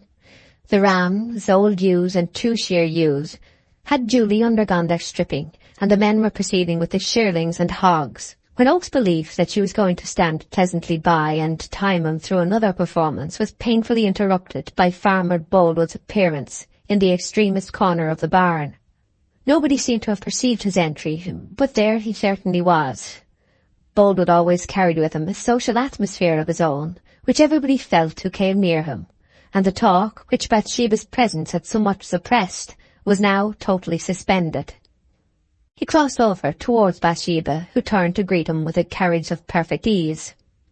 He spoke to her in low tones, and she instinctively modulated her own to the same pitch, and her voice ultimately even caught the inflection of his. She was far from having a wish to appear mysteriously connected with him, but woman at the impressionable age gravitates to the larger body, not only in her choice of words, which is apparent every day, but even in her shades of tone and humour, when the influence is great. What they conversed about was not audible to Gabriel, who was too independent to get near, though too concerned to disregard. The issue of the dialogue was the taking of her hand by the courteous farmer to help her over the spreading board into the bright June sunlight outside. Standing beside the sheep already shorn, they went on talking again. Concerning the flock? Apparently not. Gabriel theorized, not without truth, that in quiet discussion of any matter within reach of the speaker's eyes, these are usually fixed upon it. Bathsheba demurely regarded a contemptible straw lying upon the ground, in a way which suggested less ovine criticism than womanly embarrassment. She became more or less red in the cheek, the blood wavering in uncertain flux and reflux over the sensitive space between ebb and flood. Gabriel cheered on, constrained and sad. She left Boldwood's side, and he walked up and down alone for nearly a quarter of an hour. Then she reappeared, in her new riding habit of myrtle green, which fitted her to the waist as a rind fits its fruit, and young Bob Coggan led on her mare, Boldwood fetching his own horse from the tree under which it had been tied. Oak's eyes could not forsake them, and in endeavouring to continue his shearing at the same time that he watched Boldwood's manner, he snipped the sheep in the groin. The animal plunged. Bathsheba instantly gazed towards it and saw the blood. "Oh, Gabriel!" she exclaimed with severe remonstrance. "You, who are so strict with the other men, see what you are doing yourself." To an outsider there was not much to complain of in this remark, but to Oak, who knew Bathsheba to be well aware that she herself was the cause of the poor ewe's wound, because she had wounded the ewe's shearer in a still more vital part, it had a sting, which the abiding sense of his inferiority to both herself and Boldwood was not calculated to heal. But a manly resolve to recognise boldly that he had no longer a lover's interest in her helped him occasionally to conceal a feeling. "Bottle!" he shouted in an unmoved voice of routine. Caney Ball ran up, the wound was anointed, and the shearing continued. Boldwood gently tossed Bathsheba into the saddle, and before they turned away, she again spoke out to Oak with the same dominative and tantalizing graciousness. "I'm going now to see Mr. Boldwood's Leicesters. Take my place in the barn, Gabriel, and keep the men carefully to their work." The horses' heads were put about, and they trotted away. Boldwood's deep attachment was a matter of great interest among all around him, but having been pointed out for so many years as the perfect exemplar of thriving bachelorship, his lapse was an anticlimax, somewhat resembling that of St. John Long's death by consumption, in the midst of his proofs that it was not a fatal disease. "That means matrimony," said Temperance Miller, following them out of sight with her eyes. "I reckon that's the side of it," said Coggan, working along without looking up. "Well, better wed over the mixen than over the moor," said Laban Tall, turning his sheep. Henry Frey spoke, exhibiting miserable eyes at the same time. "I don't see why the maid should take a husband when she's bold enough to fight her own battles, and don't want a home, for 'tis keeping another woman out. But let it be, for 'tis a pity he and she should trouble two houses." As usual with decided characters, Bathsheba invariably provoked the criticism of individuals like Henry Frey. Her emblazoned fault was to be too pronounced in her objections, and not sufficiently overt in her likings. We learn that it is not the rays which bodies absorb, but those which they reject that give them the colours they are known by, and in the same way people are specialised by their dislikes and antagonisms, whilst their goodwill is looked upon as no attribute at all. Henry continued in a more complacent mood. "I once hinted my mind to her on a few things, as nearly as a battered frame dared to do so to such a forward piece. You all know, neighbours, what a man I be, and how I come down with my powerful words when my pride is boiling with scorn." We do, Henry." "So I said, Mistress Everdene, there's places empty, and there's gifted men willing, but despite— no, not despite, I didn't say spite, but the villainy of the contrary kind, said I, meaning womankind, keeps him out. That wasn't too strong for us, eh?" "Passably well put." "Yes, and I would have said it, and death and salvation overtook me for it, such is my spirit when I have a mind." A true man, and proud as a Lucifer. You see the artfulness? Why, 'twas about being baily, really, but I didn't put it so plain that she could understand my meaning, so I could lay it on all the stronger. That was my depth. However, let her marry, and she will. Perhaps it's high time. I believe Farmer Boldwood kissed her behind the spear bed at the sheep brushing t'other day. That I do. Well, I, said Gabriel. Ah, neighbour Oak, how'st know? Said Henry mildly. Because she told me all that passed, said Oak, with a pharisaical sense that he was not as other shearers in this matter. Ye have a right to believe it, said Henry with dudgeon. A very true right, but I mid see a little distance into things. To be long-headed enough for a bailie's place is a poor mere trifle, yet a trifle more than nothing. However, I look round upon life quite cool. Do you heed me, neighbours? My words, though made as simple as I can, mid be rather deep for some heads. Oh, yes, Henry, we quite heed ye. A strange old piece, good men, whirled about from here to yonder as if I were nothing. A little warped too, but I have my depths. Ha, and even my great depths. I might gear that a certain shepherd brain to brain, but no, oh no. A strange old piece, you say, interposed the maltster in a querulous voice. At the same time, you be no old man worth naming. No, no old man at all. Your teeth ain't half gone yet, and what's an old man standing if so be his teeth ain't gone? Weren't I stale in wedlock afore you were out of arms? 'Tis a poor thing to be 60 when there's people past 80, a boast weak as water. It was the unvarying custom in Weatherbury to sink minor differences when the maltster had to be pacified. Weak as water, yes, said Jan Coggan. Malter, I feel you to be a wonderful veteran man, and nobody can gainsay it. Nobody, said Joseph Poorgrass. You be a very rare old spectacle, Malter, and we all admire you for that gift. Ah, as a young man, when my senses were in prosperity, I was likewise liked by a good few who knowed me, said the maltster. Without doubt you was, without doubt. The bent and hoary man was satisfied, and so apparently was Henry Frey. That matter should continue pleasant, Mary Ann spoke, who, what with her brown complexion and the working wrapper of rusty linsey, had at present the mellow hue of an old sketch in oils, notably some of Nicholas Poussin's. Do anybody know of a crooked man, or a lame, or any second-hand fellow at all that would do for poor me? Said Mary Ann. A perfect one I don't expect to get at my time of life. If I could hear of such a thing, 'twould do me more good than toast a nail. Cobban furnished a suitable reply. Oak went on with his shearing and said not another word. Pestilent moods had come and teased away his quiet. Bathsheba had shown indications of anointing him above his fellows by installing him as a bailiff that the farm imperatively required. He did not covet the post relatively to the farm. In relation to herself, as beloved by him and unmarried to another, he had coveted it. His readings of her seemed now to be vapoury and indistinct. His lecture to her was, he thought, one of the absurdest mistakes. Far from coquetting with Boldwood, she had trifled with him, in thus feigning that she had trifled with another. He was inwardly convinced that, in accordance with the anticipations of his easy-going and worse-educated comrades, that day would see Boldwood the accepted husband of Miss Everdene. Gabriel, at this time of his life, had outgrown the instinctive dislike which every Christian boy has for reading the Bible, perusing it now quite frequently, and he inwardly said, I find more bitter than death the woman whose heart it snares and nets.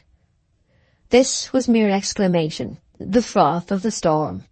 He adored Bathsheba just the same.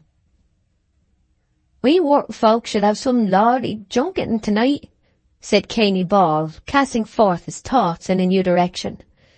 This morning I see them making great puddings in the milking pails, lumps of fat as big as your thumb, Mr. Oak. I never seed such splendid large knobs of fat before in the days of my life. They never used to be bigger than a horse bean. and there was a great black crock upon the brandish with its legs a-sticking out, but I don't know what was in within. And there's 2 bushels of biffins for apple pies, said Mary Ann. Well, I hope to do my duty by it all, said Joseph Poorgrass in a pleasant, masticating manner of anticipation. Yes, a chosen drink is a cheerful thing, and gives nerves to the nerveless, as the form of words may be used. 'Tis a gospel of the body, without which we perish, so to speak it. Chapter 23. Eventide, a second declaration. For the shearing supper, a long table was placed on the grass plot beside the house, the end of the table being thrust over the sill of the wide parlour window and a foot or 2 into the room. Miss Everdene sat inside the window, facing down the table. She was thus at the head, without mingling with the men. This evening Bathsheba was unusually excited, her red cheeks and lips contrasting lustrously with the mazy skeins of her shadowy hair.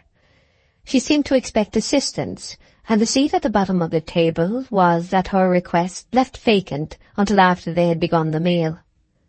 She then asked Gabriel to take the place and the duties appertaining to that end, which he did with great readiness. At this moment Mr. Boldwood came in at the gate, and crossed the green to Bathsheba at the window. He apologized for his lateness. His arrival was evidently by arrangement. "Gabriel," she said, "would you move again, please, and let Mr. Boldwood come there?" Oak moved in silence back to his original seat.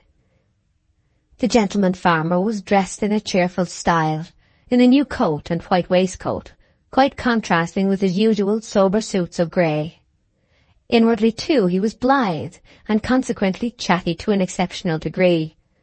So also was Bathsheba now that he had come, though the uninvited presence of Pennyways, the bailiff who had been dismissed for theft, disturbed her equanimity for a while. Supper being ended, Coggan began on his own private account, without reference to listeners. "I've lost my love, and I care not. I've lost my love, and I care not. I shall soon have another, that's better than t'other. I've lost my love, and I care not." This lyric, when concluded, was received with a silently appreciative gaze at the table, implying that the performance, like a work by those established authors who were independent of notices in the papers, was a well-known delight which required no applause. "Now, Master Poorgrass, your song," said Coggan. "I be all but in liquor, and the gift is wanting in me," said Joseph, diminishing himself. "Nonsense. Must never be so ungrateful, Joseph, never," said Coggan, expressing hurt feelings by an inflection of voice. "And mistress is looking hard at ye as much to say, 'Sing at once, Joseph Poorgrass.'" "Faith, so she is. Well, I must suffer it. Just eye my features and see if the tell-tale blood overheats me much, neighbours." "Ah, your blushes be quite reasonable," said Coggan. "I always tries to keep my colours from rising when a beauty's eyes get fixed on me," said Joseph differently. "But if so be 'tis will, they do. They must." "Now, Joseph, your song, please," said Bathsheba from the window. "Well, really, ma'am," he replied in a yielding tone, "I don't know what to say. It would be a poor plain ballad of my own composure." "Hear, hear," said the supper party. Poorgrass, thus assured, trilled forth a flickering yet commendable piece of sentiment, the tune of which consisted of a keynote and another, the latter being the sound chiefly dwelt upon. This was so successful that he rashly plunged into a second in the same breath after a few false starts. I sowed the seeds of love. It was all in the spring, in April, May, and sunny June, when small birds they do sing." "Well put out of hand," said Coggan at the end of the verse. "They do sing was a very taking paragraph. Ah, and there was a very pretty piece at Seeds of Love, that was well heaved out, though love is a nasty high corner when a man's voice is getting crazed. Next verse, Master Poorgrass." During this rendering, young Bob Coggan exhibited one of those anomalies which will afflict little people when other persons are particularly serious. In trying to check his laughter, he pushed down his throat as much of the tablecloth as he could get hold of, when after continuing hermetically sealed for a short time, his mirth burst out through his nose. Joseph perceived it, and with hectic cheeks of indignation instantly ceased singing. Coggan boxed Bob's ears immediately. "Go on, Joseph, go on, and never mind the young scamp," said Coggan. "'Tis a very catching ballad. Now, then again, the next bar. I'll help you to flourish up the shrill notes when your wind is rather wheezy. Oh, the willow tree will twist, and the willow tree will twine." But the singer could not be set going again. Bob Coggan was sent home for his ill manners, and tranquillity was restored by Jacob Smallbury, who volunteered a ballad as inclusive and interminable as that with which the worthy toper Silenus amused on a similar occasion the swains Chromis and Messilis and other jolly dogs of his day. It was still the beaming time of evening, though night was stealthily making itself visible low down upon the ground, the western lines of light raking the earth without lighting upon it to any extent, or illuminating the dead levels at all. The sun had crept round the trees as a last effort before death, and then began to sink, the shearers' lower parts becoming steeped in embrowning twilight, whilst their heads and shoulders were still enjoying day, touched with a yellow of self-sustained brilliancy that seemed inherent rather than acquired. The sun went down in an ochreous mist, but they sat and talked on, and grew as merry as the gods in Homer's heaven. Bathsheba still remained enthroned inside the window and occupied herself in knitting, from which she sometimes looked up to view the fading scene outside. The slow twilight expanded and enveloped them completely before the signs of moving were shown. Gabriel suddenly missed Farmer Boldwood from his place at the bottom of the table. How long he had been gone, Oak did not know, but he had apparently withdrawn into the encircling dusk. Whilst he was thinking of this, Liddy brought candles into the back part of the room overlooking the shearers, and their lively new flames shone down the table and over the men, and dispersed among the green shadows behind. Bathsheba's form, still in its original position, was now again distinct between their eyes and the light, which revealed that Boldwood had gone inside the room and was sitting near her. Next came the question of the evening. Would Miss Everdene sing to them the song she always sang so charmingly, The Banks of Allan Water, before they went home?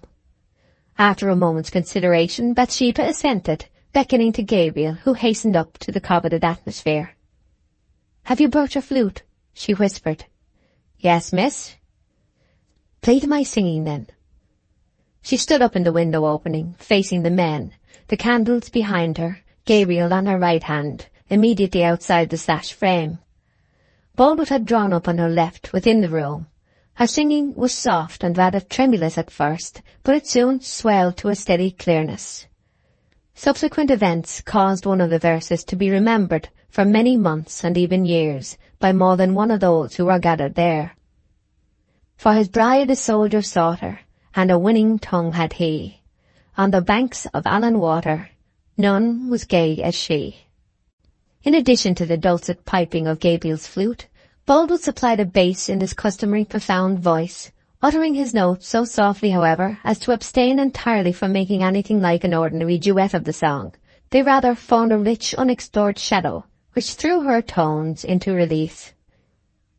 The shearers reclined against each other, as at suppers in the early ages of the world, and so silent and absorbed were they, that her breathing could almost be heard between the bars, and at the end of the ballad, when the last tone loitered to an inexpressible close, there arose that buzz of pleasure which is the attar of applause. It is scarcely necessary to state that Gabriel could not avoid noting the farmer's bearing tonight towards their entertainer, yet there was nothing exceptional in his actions beyond what appertained to his time of performing them. It was when the rest were all looking away that Boldwood observed her. When they regarded her, he turned aside. When they thanked or praised her, he was silent. When they were inattentive, he murmured his thanks. The meaning lay in the difference between actions, none of which had any meaning in itself, and the necessity of being jealous, which lovers are troubled with, did not lead Oak to underestimate these signs. Bathsheba then wished him good night, withdrew from the window and retired to the back part of the room, Boldwood thereupon closing the sash and the shutters and remaining inside with her. Oak wandered away under the quiet and scented trees. Recovering from the softer impressions produced by Bathsheba's voice, the shearers rose to leave, Coggan turning to Pennyways as he pushed back the bench to pass out. "I like to give praise where praise is due, and the man deserves it, that'll do so," he remarked, looking at the worthy teeth, as if he were the masterpiece of some world-renowned artist. "I'm sure I would never have believed it if we hadn't proved it, so to allude," hiccuped Joseph Poorgrass, "that every cup, every one of the desk knives and forks, and every empty bottle be in their place as perfect now as at the beginning, and not one stole at all." "I'm sure I don't deserve half the praise you give me," said the virtuous thief grimly. "Well, I'd say this for Pennyways," added Coggan, "that whenever he do really make up his mind to do a noble thing in the shape of a good action, as I could see by his face he did tonight afore sitting down, he's generally able to carry it out. Yes, I'm proud to say, neighbours, that he stole nothing at all." "Well, 'tis an honest deed, and we thank you for it, Pennyways," said Joseph, to which opinion the remainder of the company subscribed unanimously. At this time of departure, when nothing more was visible from the inside of the parlour than a thin and still chink of light between the shutters, a passionate scene was in course of enactment there. Miss Everdene and Boldwood were alone. Her cheeks had lost a great deal of their healthful fire from the very seriousness of her position, but her eye was bright with the excitement of a triumph, though it was a triumph which had been rather contemplated than desired. She was standing behind a low armchair, from which he had just risen, and he was kneeling in it, inclining himself over its back towards her, and holding her hand in both of his own. His body moved restlessly, and it was with what Keats daintily calls a too happy happiness. This unwanted abstraction by love of all dignity from a man of whom it had ever seemed the chief component was, in its distressing incongruity, a pain to her, which quenched much of the pleasure she derived from the proof that she was idolized. "I will try to love you," she was saying in a trembling voice quite unlike her usual self-confidence. "And if I can believe in any way that I shall make you a good wife, I shall indeed be willing to marry you. But, Mr. Boldwood, hesitation on so high a matter is honourable in any woman, and I don't want to give a solemn promise tonight. I would rather ask you to wait a few weeks till I can see my situation better. But you have every reason to believe that then—" "I have every reason to hope that at the end of the 5 or 6 weeks, between this time and the harvest, that you say you are going to be away from home, I shall be able to promise to be your wife," she said firmly. "But remember this distinctly, I don't promise yet." "It is enough, I don't ask more. I can wait on those dear words. And now, Miss Everdene, good night."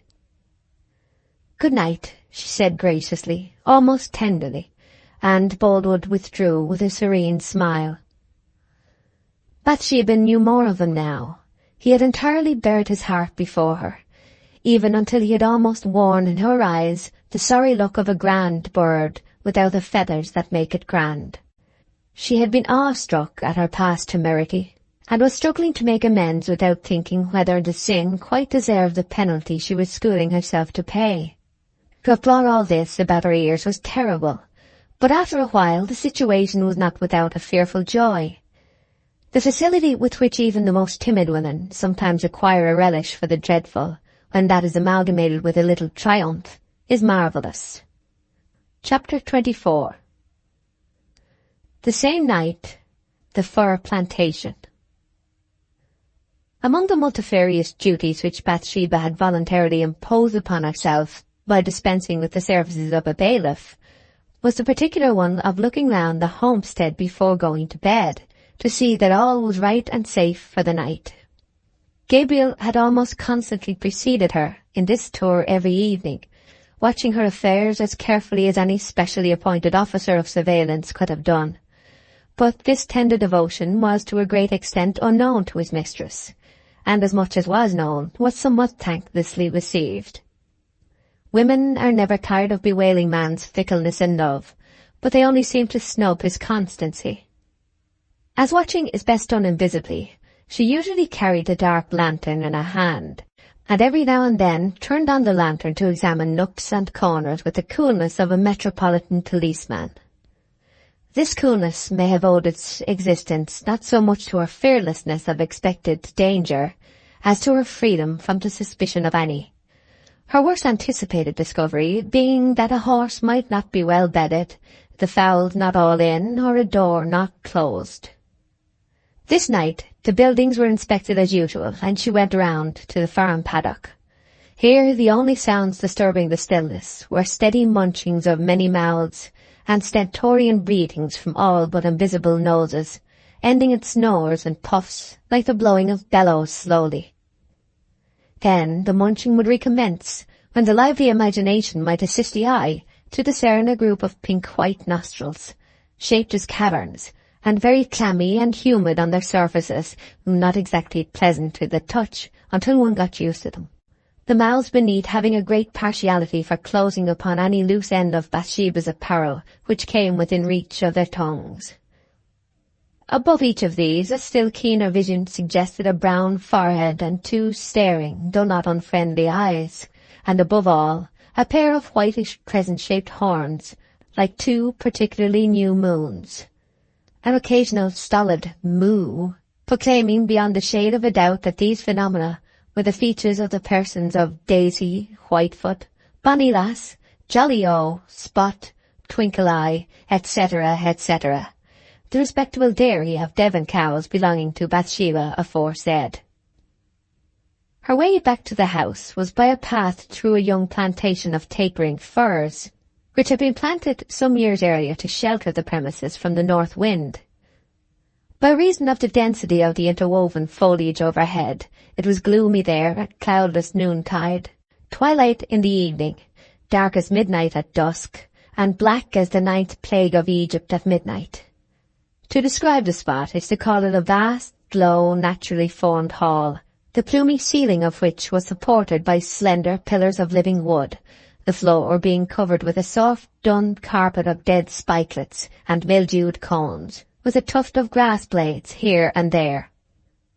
This bit of the path was always the crux of the night's ramble, though before starting her apprehensions of danger were not vivid enough to lead her to take a companion.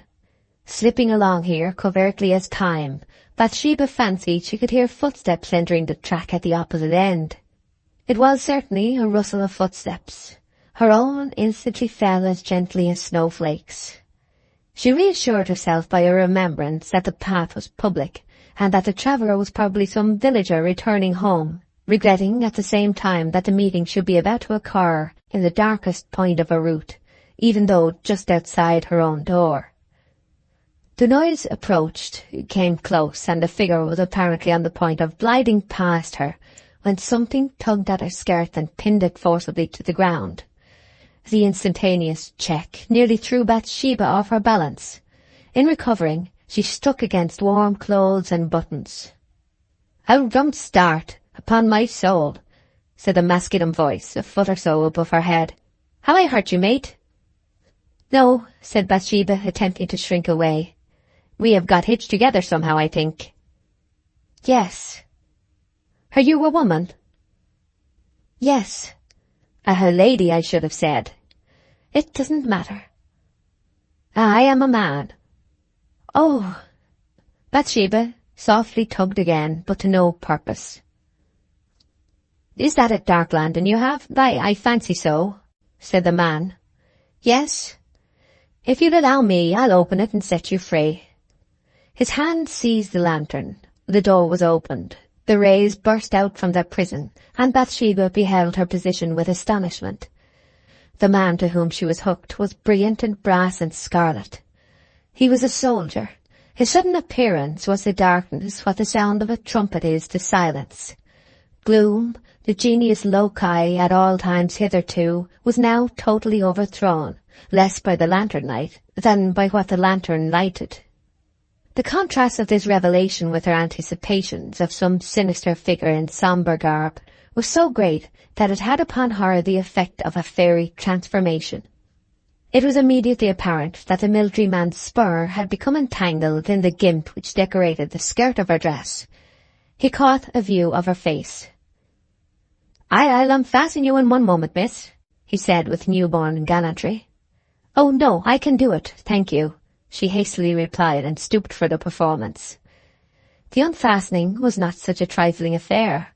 The rowel of the spur had so wound itself among the gimp cords in those few moments that separation was likely to be a matter of time.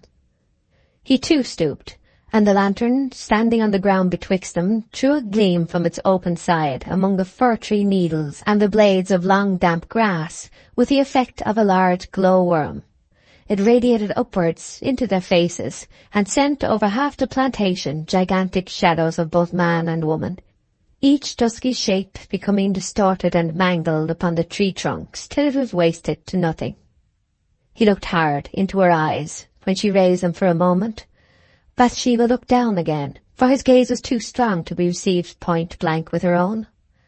But she had obliquely noticed that he was young and slim, and that he wore 3 chevrons upon his sleeve. Bathsheba pulled again. "You are a prisoner, miss. It's no use blinking the matter," said the soldier dryly. "I must cut your dress if you're in such a hurry." "Yes, please do," she exclaimed helplessly. "It wouldn't be necessary if you could wait a moment." And he unwound the cord from the little wheel. She withdrew her own hand, but whether by accident or design he touched it. Bathsheba was vexed. She hardly knew why. His unravelling went on, but it nevertheless seemed coming to no end. She looked at him again. "Thank you for the sight of such a beautiful face," said the young sergeant without ceremony. She coloured with embarrassment. "'Twas unwillingly shown," she replied stiffly, and with as much dignity, which was very little, as she could infuse into a position of captivity. "I like you the better for that incivility, miss," he said. "I should have liked. I wish you had never shown yourself to me by intruding here." She pulled again, and the gathers of her dress began to give way, like Lilliputian musketry. "I deserve the chastisement your words give me, but why should such a fair and dutiful girl have such an aversion to her father's sex?" "Go on your way, please." "What, beauty, and drag you after me? Do but look. I never saw such a tangle." "Oh, 'tis shameful of you. You have been making it worse on purpose to keep me here. You have." "Indeed, I don't think so," said the sergeant with a merry twinkle. "I tell you have," she exclaimed in high temper. "I insist upon undoing it. Now allow me." "Certainly, miss. I am not of steel," he added with a sigh which had as much archness in it as a sigh could possess, without losing its nature altogether. "I am thankful for beauty, even when it's thrown to me like a bone to a dog. These moments would be over too soon." She closed her lips in a determined silence. Bathsheba was revolving in her mind whether by a bold and desperate rush she could free herself at the risk of leaving her skirt bodily behind her. The thought was too dreadful. The dress, which she had put on to appear stately at the supper, was the head and front of her wardrobe. Not another in her stock became her so well. What woman in Bathsheba's position, not naturally timid, and within call of her retainers, would have bought escape from a dashing soldier at so dear a price? "All in good time. It will soon be done, I perceive," said her cool friend. "This trifling provokes, and, not too cruel, insults me. It is done in order that I may have the pleasure of apologizing to so charming a woman, which I straightway do, most humbly, madam," he said, bowing low. Bathsheba really knew not what to say. "I've seen a good many women in my time," continued the man in a murmur, and more thoughtfully than hitherto, critically regarding her bent head at the same time. "But I've never seen a woman so beautiful as you. Take it or leave it, be offended or like it, I don't care." "Who are you, then, who can so well afford to despise opinion?" "No stranger. Sergeant Troy. I am staying at this place. There, it is undone at last, you see. Your light fingers were more eager than mine. I wish it had been the knot of knots which there is no untying." This was worse and worse. She started up, and so did he. How to decently get away from them, that was her difficulty now. She sidled off, inch by inch, the lantern in her hand, till she could see the redness of his coat no longer. "Ah, beauty, goodbye," he said. She made no reply, and reaching a distance of 20 or 30 yards, turned about and ran indoors. Liddy had just retired to rest. In ascending to her own chamber, Bathsheba opened the girl's door an inch or two, and, panting, said, "Liddy, is any soldier staying in the village? Sergeant somebody? Rather gentlemanly for a sergeant, and good-looking. A red coat with blue facings." "No, miss." "No, say I, but really it might be Sergeant Troy home on furlough, though I have not seen him. He was here once in that way when the regiment was at Casterbridge." "Yes, that's the name.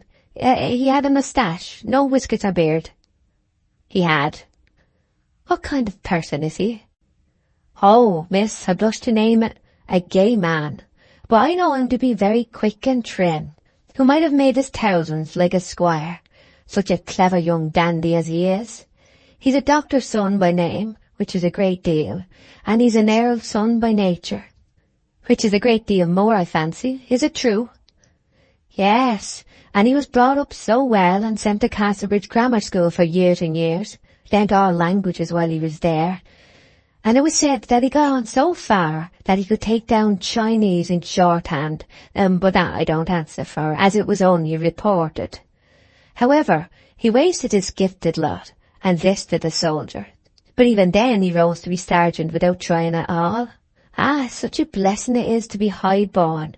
Nobility of blood will shine out even in the ranks and files. And is he really come home, miss?" "I believe so. Good night, Liddy."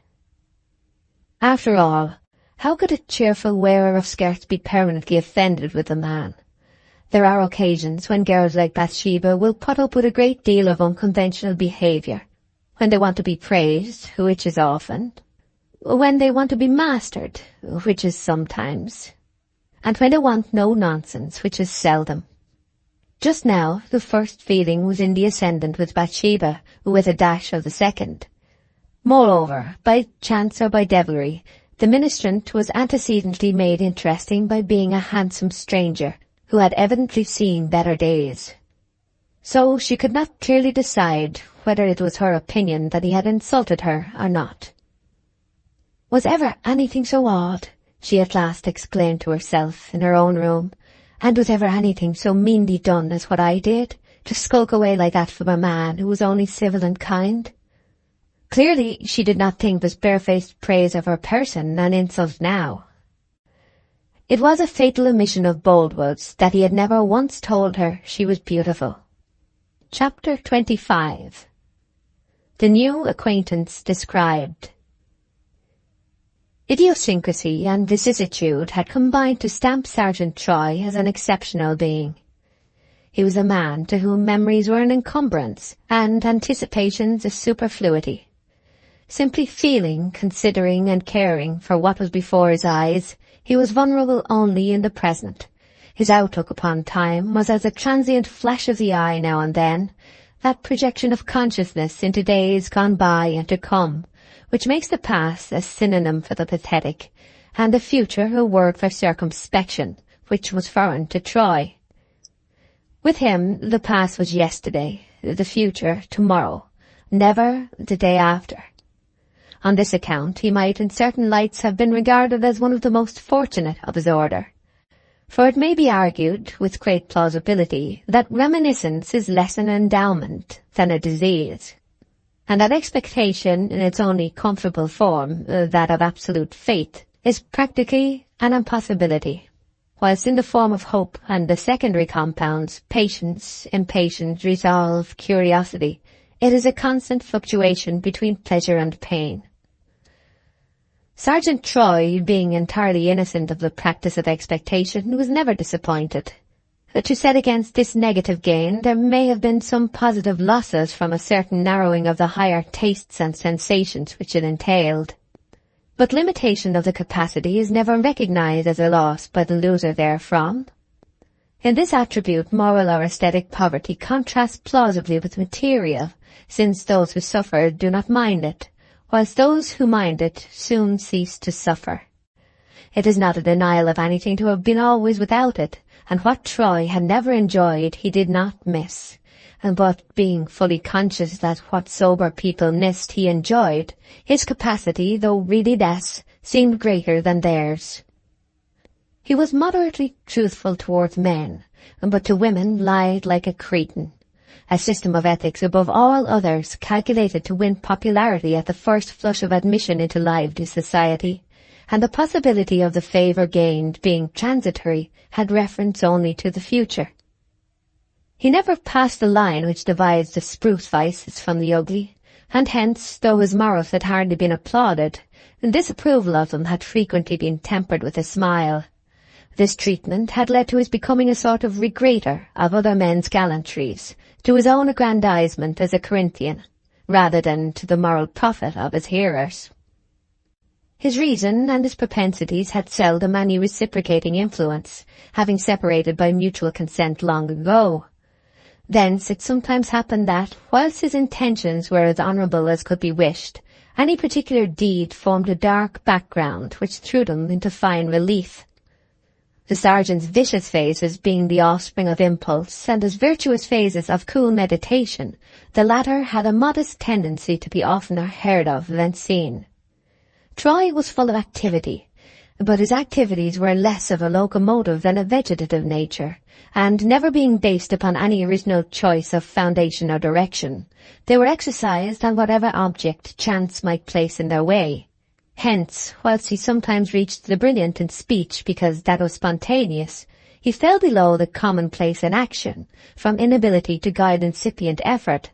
He had a quick comprehension and considerable force of character, but, being without the power to combine them, the comprehension became engaged with trivialities, whilst waiting for the will to direct it, and the force wasted itself in useless grooves through unheeding the comprehension. He was a fairly well-educated man for one of middle class, exceptionally well-educated for a common soldier. He spoke fluently and unceasingly. He could, in this way, be one thing and seem another. For instance, he could speak of love and think of dinner, call on the husband to look at the wife, be eager to pay and intend to owe.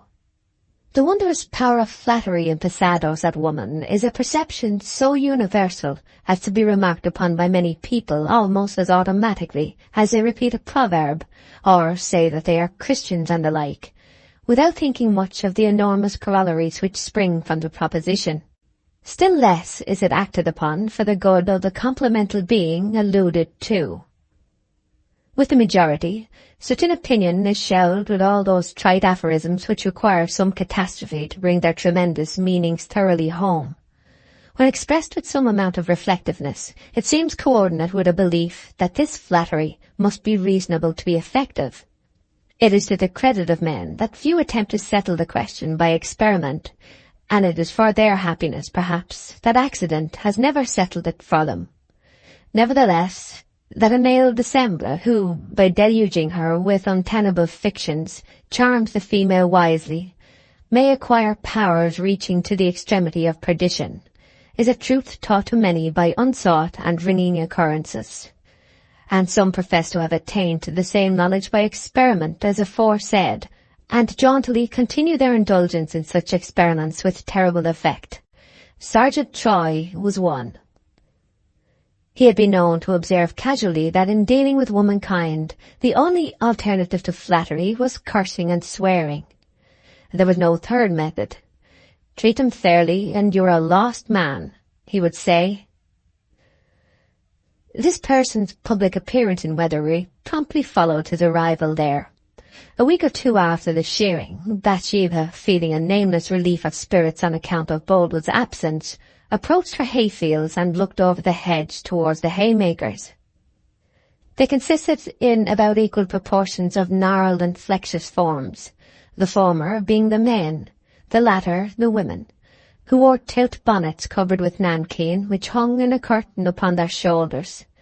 Coggan and Mark Clark were mowing in a less forward meadow, Clark humming a tune to the strokes of his scythe, to which Jan made no attempt to keep time with his. In the first mead they were already loading hay, the women raking it into cocks and windrows, and the men tossing it upon the wagon. From behind the wagon a bright scarlet spot emerged and went on loading unconcernedly with the rest. It was the gallant sergeant, who had come haymaking for pleasure, and nobody could deny that he was doing the mistress of the farm real night service by his voluntary contribution of his labour at a busy time. As soon as she had entered the field, Troy saw her, and sticking his pitchfork into the ground and picking up his crop or cane, he came forward. Bathsheba blushed with a half-angry embarrassment, and adjusted her eyes, as well as her feet, to the direct line of her path. Chapter 26. Scene on the verge of the haymead. "Ah, Miss Everdene," said the sergeant, touching his diminutive cap. "Little did I think it was you I was speaking to the other night, and yet, if I had reflected, the Queen of the Corn Market, truth is truth at any hour of day or night, and I heard you so named in Casterbridge yesterday. The Queen of the Corn Market, I say, could be no other woman. I step across now to beg your forgiveness 1,000 times for having been led by my feelings to express myself too strongly for a stranger. To be sure, I am no stranger to the place. I am Sergeant Troy, as I told you, and I have assisted your uncle in these fields no end of times when I was a lad. I have been doing the same for you today." "I suppose I must thank you for that, Sergeant Troy," said the Queen of the Corn Market in an indifferently grateful tone. The sergeant looked hurt and sad. "Indeed you must not, Miss Everdene," he said. "Why could you think such a thing necessary?"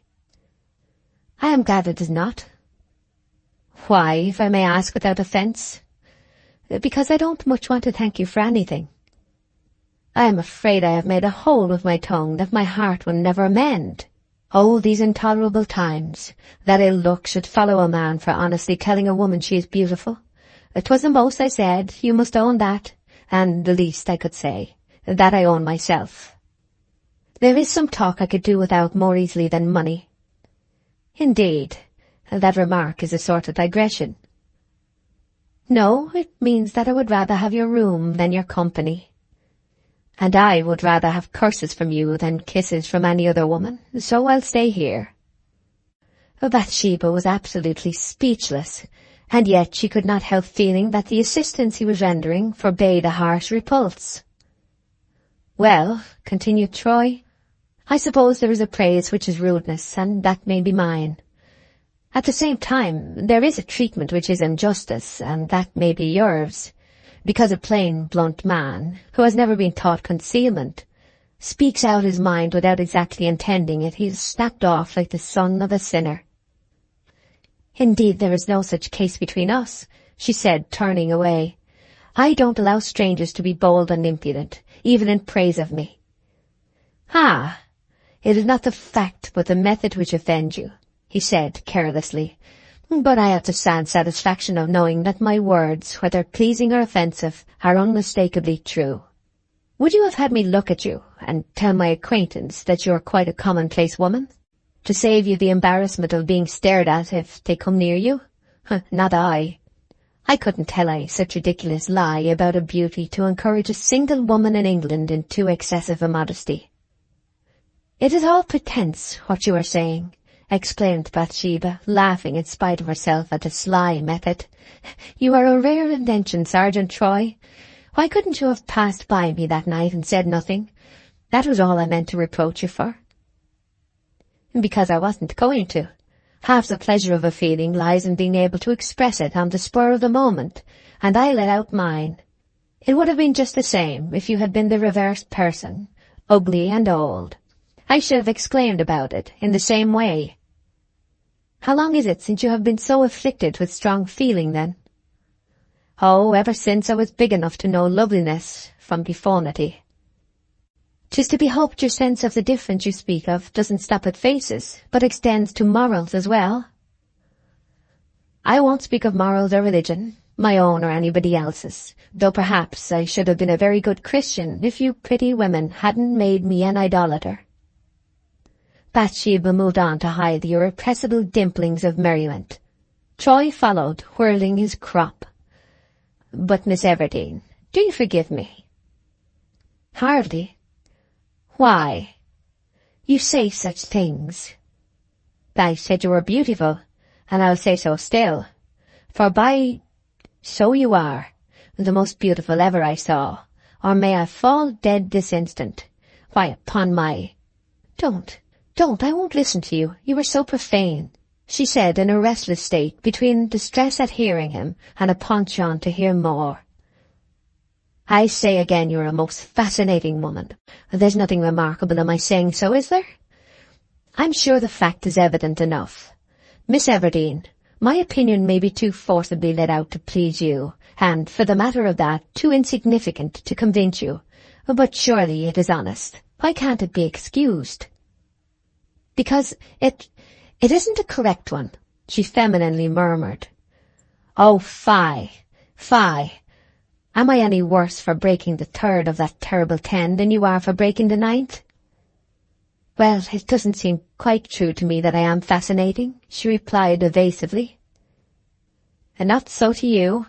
Then I say with all respect that, if so, it is owing to your modesty, Miss Everdene. But surely you must have been told by everybody of what everybody notices, and you should take their words for it." "They don't say so exactly." "Oh, yes, they must." "Well, I mean to my face, as you do," she went on, allowing herself to be further lured into a conversation that intention had rigorously forbidden. "But you know they think so." "No. That is, I certainly have heard Liddy say they do, but—" She paused. Capitulation. It was the purport of the simple reply. Guarded as it was, capitulation unknown to herself. Never did a fragile, tailless sentence convey a more perfect meaning. The careless sergeant smiled within himself, and probably, too, the devil smiled from the loophole in Tophet. For the moment was the turning point of a career. Her tone and mien signified beyond mistake that the seed which was to lift the foundation had taken root in the chink. The remainder was a mere question of time and natural changes. "There, the truth comes out," said the soldier in reply. "Never tell me that a young lady can live in a buzz of admiration without knowing something about it. Ah, well, Miss Everdene, you are, pardon my blunt way, you are rather an injury to your race than otherwise." "How, indeed?" she said, opening her eyes. "Oh, it is true enough. I may as well be hung for a sheep as a lamb. An old country saying, not of much account, but it will do for a rough soldier. And so I will speak my mind, regardless of your pleasure, and without hoping or intending to get your pardon. Why, Miss Everdene, it is in this manner that your good looks may do more harm than good in the world." The sergeant looked down the mead in critical abstraction. "Probably some one man, on an average, falls in love with each ordinary woman. If she can marry him, he is content and leads a useful life. Such women as you 100 men always covet. Your eyes will bewitch scores and scores into an unavailing fancy for you. You can only marry one of that many.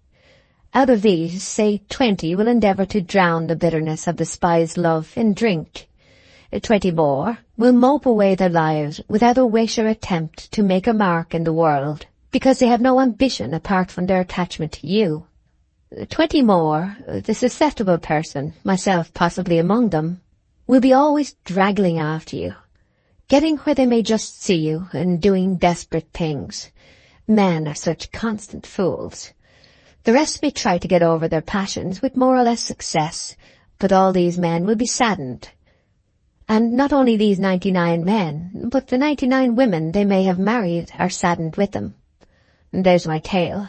That's why I say that a woman so charming as yourself, Miss Everdene, is hardly a blessing to her race." The handsome sergeant's features were, during this speech, as rigid and stern as John Knox's in addressing his gay young queen. Seeing she made no reply, he said, "Do you read French?" "No. I began, but when I got to the verbs my father died," she said simply. I do when I have an opportunity, which latterly has not been often. My mother was a Parisienne. There's a proverb they have. Qui aime bien, châtie bien. He chastens who loves well. Do you understand me?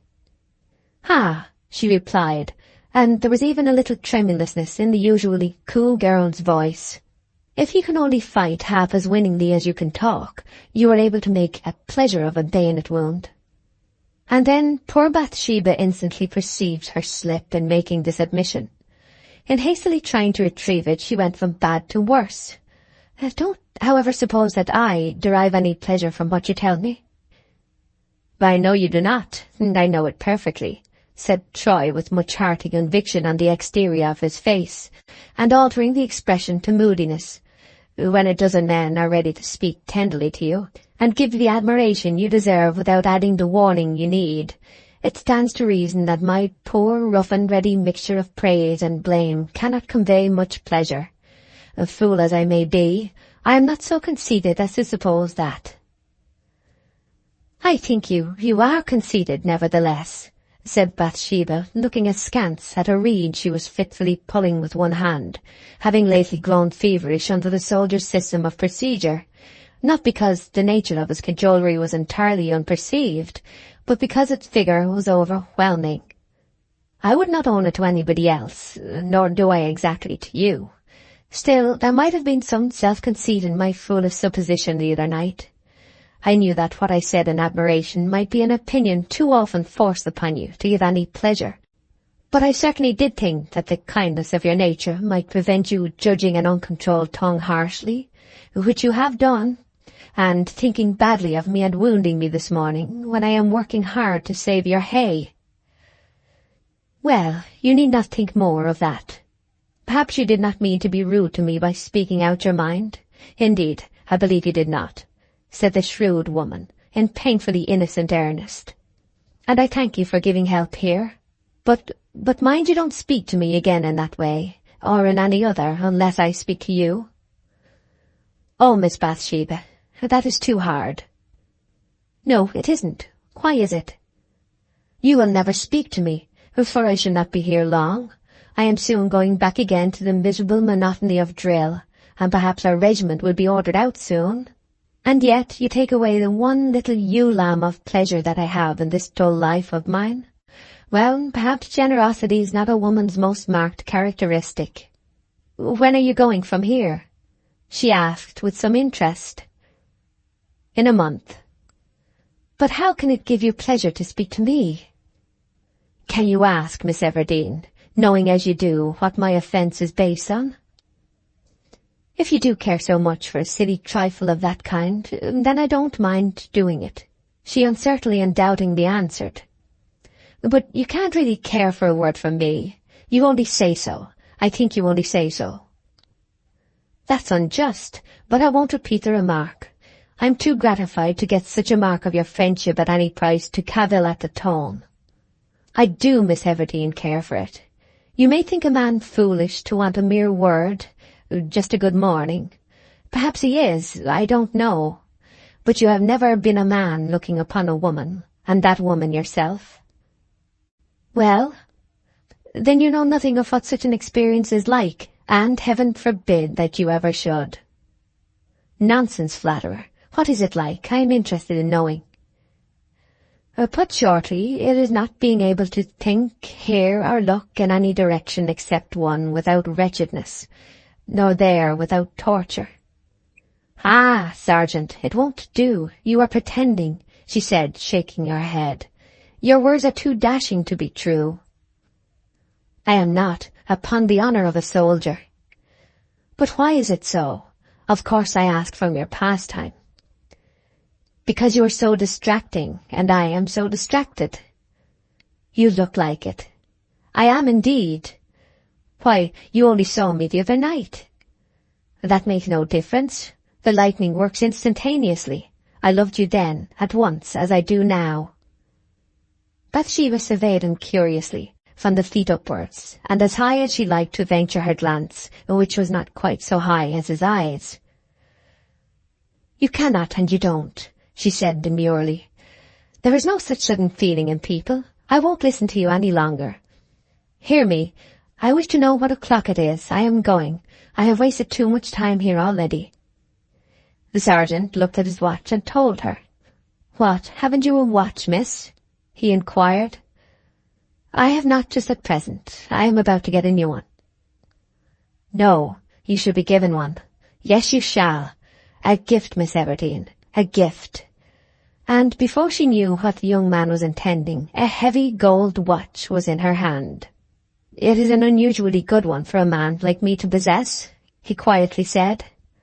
That watch has a history. Press the spring and open the back. She did so.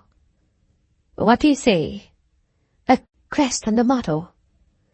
A coronet with 5 points, and beneath, credit amor rebus. Love yields to circumstance. It's the motto of the Earls of Severn. That watch belonged to the last lord. It was given to my mother's husband, a medical man, for his use till I came of age, when it was to be given to me. It was all the fortune that I ever inherited. That watch has regulated imperial interests in its time.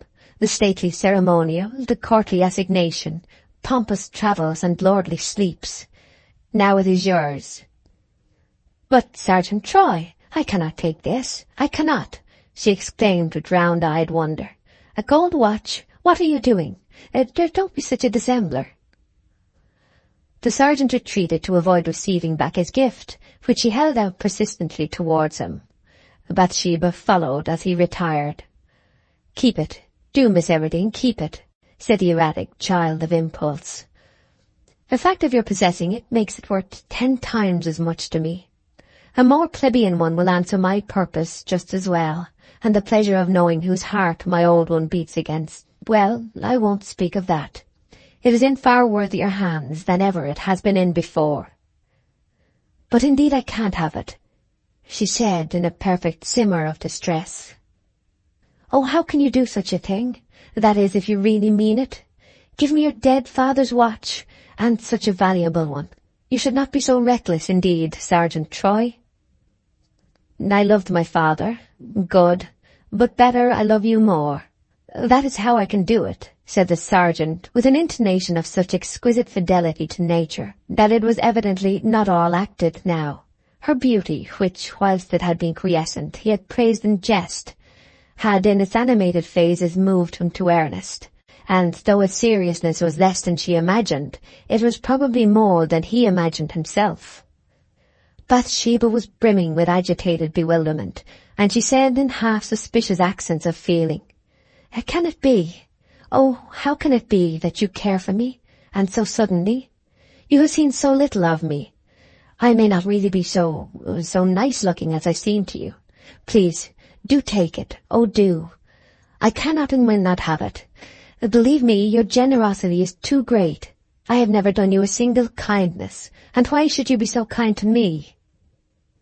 A factitious reply had been again upon his lips, but it was again suspended, and he looked at her with an arrested eye. The truth was, that as she now stood, excited, wild, and honest as the day, her alluring beauty bore out so fully the epithets he had bestowed upon it, that he was quite startled at his temerity in advancing them as false. He said mechanically, Ah, why? And continued to look at her. And my work-folk see me following you about the field, and are wondering. Oh, this is dreadful, she went on, unconscious of the transmutation she was effacing. I did not quite mean you to accept it at first, for it was my one poor patent of nobility, he broke out bluntly. But upon my soul, I wish you would now. Without any shamming, come. Don't deny me the happiness of wearing it for my sake. But you are too lovely even to care to be kind as others are. No, don't say so. I have reasons for reserve, which I cannot explain. Let it be, then, let it be, he said, receiving back the watch at last. I must be leaving you now. And will you speak to me for these few weeks of my stay? I will indeed, yet I don't know if I will. Oh, why did you come and disturb me so? Perhaps in setting a gin I have caught myself. Such things have happened. Well, "Will you let me work in your fields?" he coaxed. "Yes, I suppose so, if it is any pleasure to you." "Miss Everdene, I thank you." "No, no. Goodbye." The sergeant brought his hand to the cap on the slope of his head, saluted, and returned to the distant group of haymakers. And Bathsheba could not face the haymakers now, her heart erratically flitting hither and thither from perplexed excitement. Hot and almost tearful, she retreated homeward, murmuring, "Oh, what have I done? What does it mean? I wish I knew how much of it was true." Chapter 27.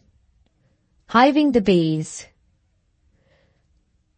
The Weatherbury bees were late in their swarming this year. It was in the latter part of June, and the day after the interview with Troy in the hayfield, that Bathsheba was standing in her garden, watching a swarm in the air and guessing their probable settling place. Not only were they late this year, but unruly. Sometimes, throughout a whole season, all the swarms would alight on the lowest attainable bough, such as part of a currant bush or a espalier apple tree. Next year they would, with just the same unanimity, make straight off to the uppermost member of some tall, gaunt costard or quarrenden, and there defy all invaders who did not come armed with ladders and staves to take them. This was the case at present. Bathsheba's eyes, shaded by one hand, were following the ascending multitude against the unexplorable stretch of blue till they ultimately halted by one of the unwieldy trees spoken of. A process somewhat analogous to that of alleged formations of the universe time and times ago was observable. The bustling swarm had swept the sky in a scattered and uniform haze, which now thickened to a nebulous centre. This glided to a bough and grew still denser, till it formed a solid black spot upon the light. The men and women being all busily engaged in saving the hay, even Liddy had left the house for the purpose of lending a hand. Bathsheba resolved to hive the bees herself, if possible. She had dressed the hive with herbs and honey, fetched a ladder, brush and crook, made herself impregnable with armour of leather gloves, straw hat and large gauze veil, once green but now faded to snuff colour, and ascended a dozen rungs of the ladder. At once she heard, not 10 yards off, a voice that was beginning to have a strange power in agitating her. "Miss Everdene, let me assist you. You should not attempt such a thing alone." Troy was just opening the garden gate. Bathsheba flung down the brush, crook and empty hive, pulled the skirt of her dress tightly round her ankles in a tremendous flurry, and, as well as she could, slid down the ladder. By the time she reached the bottom, Troy was also there, and he stooped to pick up the hive. "How fortunate I am to have dropped in at this moment," exclaimed the sergeant. She found her voice in a minute. "What, and will you shake them in for me?" she asked, in what for a defiant girl was a faltering way, though for a timid girl it would have seemed a brave way enough. "Will I?" said Troy. "Why, of course I will. How blooming you are today." Troy flung down his cane and put his foot on the ladder to ascend. "But you must have on the veil and gloves, or you'd be stung fearfully." "Ah, yes, I must put on the veil and gloves. Will you kindly show me how to fix them properly? And you must have the broad-brimmed hat, too, for your cap has no brim to keep the veil off, and then reach your face." "The broad-brimmed hat, too, by all means." So a whimsical fate ordered that her hat should be taken off, veil and all attached, and placed upon his head, Troy tossing his own into a gooseberry bush. Then the veil had to be tied at its lower edge round his collar, and the gloves put on him. He looked such an extraordinary object in this guise that, flurried as she was, she could not avoid laughing outright. It was the removal of yet another stake from the palisade of cold manners which had kept him off. Bathsheba looked on from the ground whilst he was busy sweeping and shaking the bees from the tree, holding up the hive with the other hand for them to fall into. She made use of an unobserved minute whilst his attention was absorbed in the operation to arrange her plumes a little. He came down, holding the hive at arm's length, behind which trailed a cloud of bees. "Upon my life," said Troy through the veil. "Holding up this hive makes one's arm ache worse than a week of sword exercise."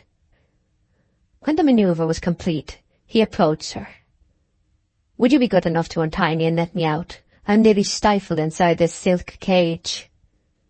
To hide her embarrassment during the unwanted process of untying the string about his neck, she said, "I have never seen that you spoke of." "What?"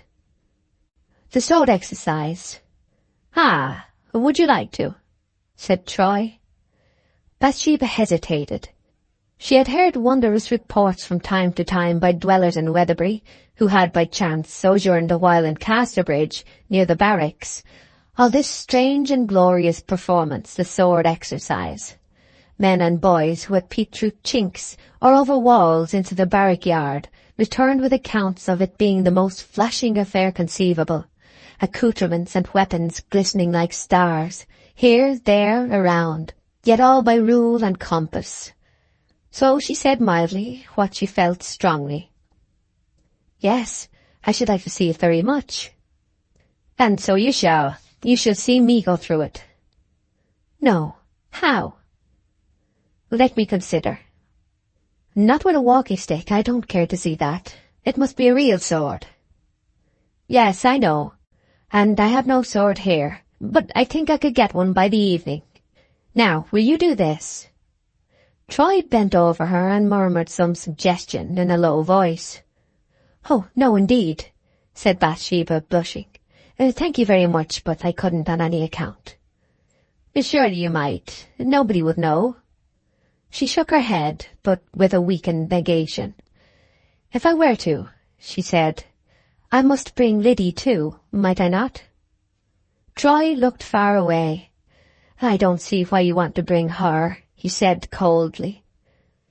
An unconscious look of assent in Bathsheba's eyes betrayed that something more than his coldness had made her also feel that Liddy would be superfluous in the suggested scene. She had felt it, even whilst making the proposal. "Well, I won't bring Liddy, and I come, but only for a very short time," she added. "A very short time." "It will not take 5 minutes," said Troy. Chapter 28.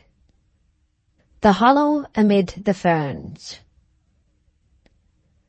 The hill opposite Bathsheba's dwelling extended, a mile off, into an uncultivated tract of land, dotted at this season with tall thickets of brake fern, plump and diaphanous from recent rapid growth, and radiant in hues of clear and untainted green.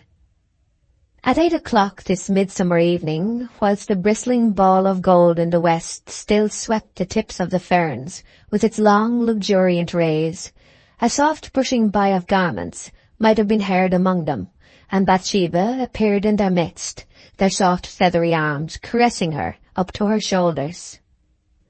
She paused, turned, and went back over the hill and halfway to her own door, when she cast a farewell glance upon the spot she had just left, having resolved not to remain near the place after all. She saw a dim spot of artificial red moving round the shoulder of the rise. It disappeared on the other side. She waited 1 minute, 2 minutes, thought of Troy's disappointment at her non-fulfillment of a promised engagement, till she again ran along the field, clambered over the bank, and followed the original direction. She was now literally trembling and panting at this, her temerity in such an errant undertaking. Her breath came and went quickly. Her eyes shone with an infrequent light. Yet go she must. She reached the verge of a pit in the middle of the ferns. Troy stood in the bottom, looking up towards her. "I heard you rustling through the fern before I saw you," he said, coming up and giving her his hand to help her down the slope. The pit was a saucer-shaped concave, naturally formed, with a top diameter of about 30 feet, and shallow enough to allow the sunshine to reach their heads. Standing in the centre, the sky overhead was met by a circular horizon of fern. This grew nearly to the bottom of the slope, and then abruptly ceased. The middle, within the belt of verdure, was floored with a thick flossy carpet of moss and grass intermingled, so yielding that the foot was half buried within it. "Thou," said Troy, producing the sword, which, as he raised it into the sunlight, gleamed a sort of greeting, like a living thing. "First, we have 4 right and 4 left cuts, 4 right and 4 left thrusts. Infantry cuts and guards are more interesting than ours, to my mind, but they are not so swashing. They have 7 cuts and 3 thrusts. So much as a preliminary. Well, next, our cut 1 is as if you were sowing corn, so." Bathsheba saw a sort of rainbow upside down in the air, and Troy's arm was still again. "Cut 2, as if you were hedging, so. 3, as if you were reaping, so. 4, as if you were threshing, in that way. Then the same on the left. The thrusts are these: 1, 2, 3, 4, right. 1, 2, 3, 4, left." He repeated them. "Have them again," he said. 1, 2... She hurriedly interrupted. "I'd rather not, though I don't mind your 2s and 4s, but your 1s and 3s are terrible." "Very well, I'll let you off the 1s and 3s. Next, cuts, points and guards all together." Troy duly exhibited them. "Then there's pursuing practice in this way." He gave the movements as before. "There, though that is stereotyped forms, the infantry have 2 most diabolical upward cuts, which we are too humane to use. Like this: 3, 4. Oh, how murderous and bloodthirsty! They are rather deathy. Now, I'll be more interesting and let you see some loose play, giving all the cuts and points, infantry and cavalry, quicker than lightning, and as promiscuously, with just enough rule to regulate instinct and yet not to fetter it. You are my antagonist, with this difference from real warfare, that I shall miss you every time by 1 hair's breadth, nor perhaps 2. Mind you don't flinch, whatever you do." "I'll be sure not to," she said invincibly. He pointed to about a yard in front of him. Bathsheba's adventurous spirit was beginning to find some grains of relish in these highly novel proceedings. She took up her position as directed, facing Troy. "Now, just to learn whether you have pluck enough to let me do what I wish, I'll give you a preliminary test." He flourished the sword by way of introduction number 2, and the next thing of which she was conscious was that the point and blade of the sword were darting with a gleam towards her left side, just above her hip, then of their reappearance on her right side, emerging as it were from between her ribs, having apparently passed through her body. The third item of consciousness was that of seeing the same sword, perfectly clean and free from blood, held vertically in Troy's hand, in the position technically called recover swords. All was as quick as electricity. "Oh!" she cried out in a fright, pressing her hand to her side. "Have you run me through?" "No, you have not. Whatever have you done?" "I have not touched you," said Troy quietly. "It was mere sleight of hand. The sword passed behind you. Now, you are not afraid, are you? Because if you are, I can't perform. I give my word that I will not only not hurt you, but not once touch you." "I don't think I am afraid. You are quite sure you will not hurt me?" "Quite sure." "Is the sword very sharp?" "Oh, no. Only stand still as a statue. Now." In an instant, the atmosphere was transformed to Bathsheba's eyes. Beams of light caught from the low sun's rays, above, around, in front of her, well-nigh shut out earth and heaven, all emitted in the marvellous evolution of Troy's reflecting blade, which seemed everywhere at once, and yet nowhere specially. These circling gleams were accompanied by a keen rush that was almost a whistling, also springing from all sides of her at once. In short, she was enclosed in a firmament of light, and of sharp hisses, resembling a sky full of meteors close at hand. Never since the broadsword became the national weapon had there been more dexterity shown in its management than by the hands of Sergeant Troy, and never had he been in such splendid temper for the performance as now in the evening sunshine among the ferns with Bathsheba. It may safely be asserted with respect to the closeness of his cuts that, had it been possible for the edge of the sword to leave in the air a permanent substance wherever it flew past, the space left untouched would have been almost a mould of Bathsheba's figure. Behind the luminous streams of this aurora militaris, she could see the hue of Troy's sword-arm, spread in a scarlet haze over the space covered by its motions, like a twanged harp string, and behind all, Troy himself, mostly facing her, sometimes to show the rear cuts half turned away, his eye nevertheless always keenly measuring her breadth and outline, and his lips tightly closed in sustained effort. Next, his movements lapsed slower, and she could see them individually. The hissing of the sword had ceased, and he stopped entirely. "That outer loose lock of hair wants tidying," he said before she had moved or spoken. "Wait, I'll do it for you." An arc of silver shone on her right side. The sword had descended. The lock dropped to the ground. "Bravely born," said Troy. "You didn't think to shade's thickness. Wonderful in a woman." "It was because I didn't expect it. Oh, you have spoilt my hair." "Only once more." No, I'm afraid of you. Indeed I am," she cried. "I won't touch you at all, not even your hair. I am only going to kill that caterpillar settling on you. Now, still." It appeared that a caterpillar had come from the fern and chosen the front of her bodice as a resting place. She saw the point glisten towards her bosom, and seemingly enter it. Bathsheba closed her eyes in the full persuasion that she was killed at last. However, feeling just as usual, she opened them again. "There it is, look," said the sergeant, holding his sword before her eyes. The caterpillar was spitted upon its point. "Why, it is magic," said Bathsheba, amazed. No, dexterity. I merely gave point to your bosom where the caterpillar was, and instead of running you through, checked the extension 1/1000 of an inch short of your surface." "But how could you chop off a curl of my hair with a sword that has no edge?" "No edge. This sword would shave like a razor. Look here." He touched the palm of his hand with the blade, and then, lifting it, showed her a thin shaving of scarf skin dangling therefrom. "But you said before beginning that it was blunt and couldn't cut me." "That was to get you to stand still, and so make sure of your safety. The risk of injuring you through your moving was too great not to force me to tell you a fib to escape it." She shuddered. "I have been within an inch of my life, and didn't know it." "More precisely speaking, you have been within half an inch of being pared alive 295 times. "Oh, cruel 'tis of you." "You have been perfectly safe, nevertheless. My sword never errs," and Troy returned the weapon to the scabbard.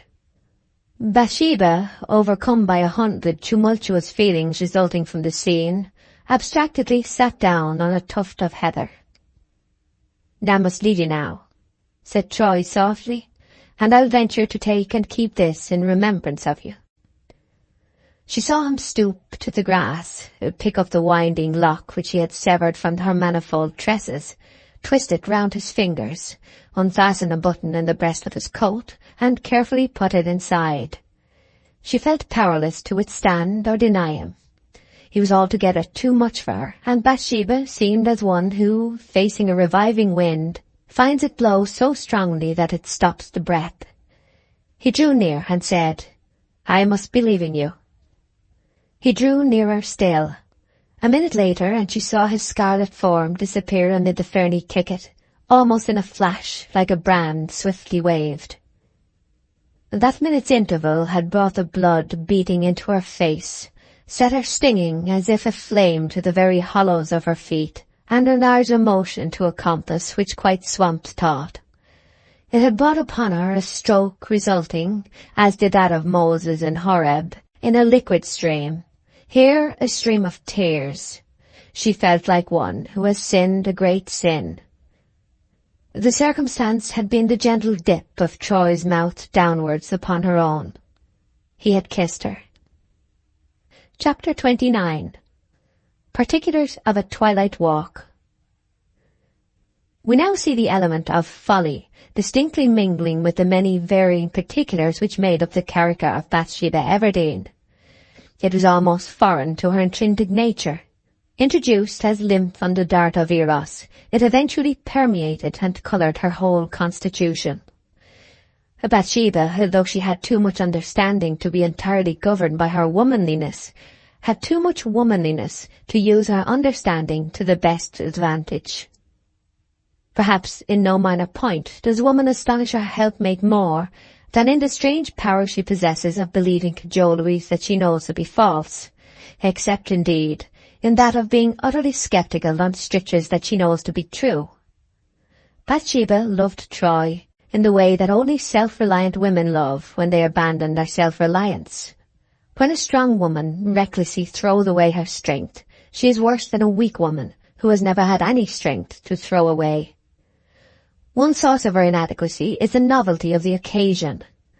She has never had practice in making the best of such a condition. Weakness is doubly weak by being new.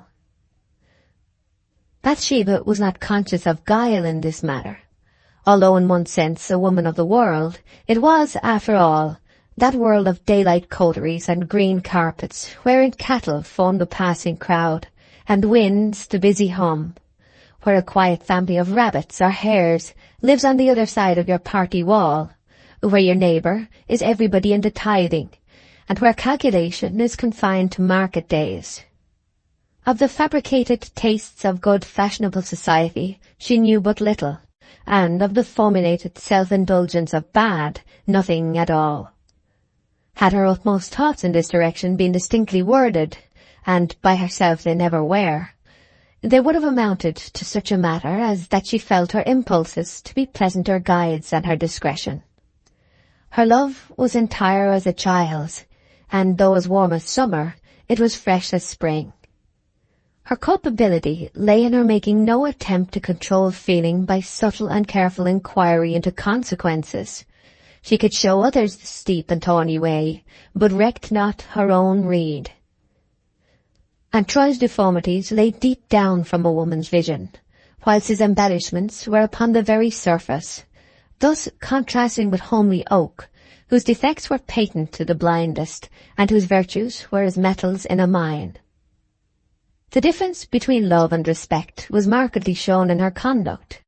Bathsheba had spoken of her interest in Boldwood with the greatest freedom to Liddy, but she had only communed with her own heart concerning Troy. All this infatuation Gabriel saw, and was troubled thereby from the time of his daily journey afield to the time of his return, and on to the small hours of many a night. That he would not be loved had hitherto been his great sorrow. That Bathsheba was getting into the toils was now a sorrow greater than the first, and one which nearly obscured it. It was a result which paralleled the oft-quoted observation of Hippocrates concerning physical pains. That is a noble, though perhaps an unpromising love, which not even the fear of breeding aversion in the bosom of the one beloved can deter from combating his or her errors. Oak determined to speak to his mistress. He would base his appeal on what he considered her unfair treatment of Farmer Boldwood, now absent from home. An opportunity occurred one evening when she had gone for a short walk by a path through the neighbouring cornfields. It was dusk when Oak, who had not been far afield that day, took the same path and met her returning, quite pensively as he thought. The wheat was now tall and the path was narrow. Thus, the way was quite a sunken groove between the embrowning thicket on either side. Two persons could not walk abreast without damaging the crop, and Oak stood aside to let her pass. "Oh, is it Gabriel?" she said. "You are taking a walk too? Good night." "I thought I would come to meet you, as it is rather late," said Oak, turning and following at her heels when she had brushed somewhat quickly by him. "Thank you, indeed, but I am not very fearful." "Oh, no, but there are bad characters about." "I never meet them."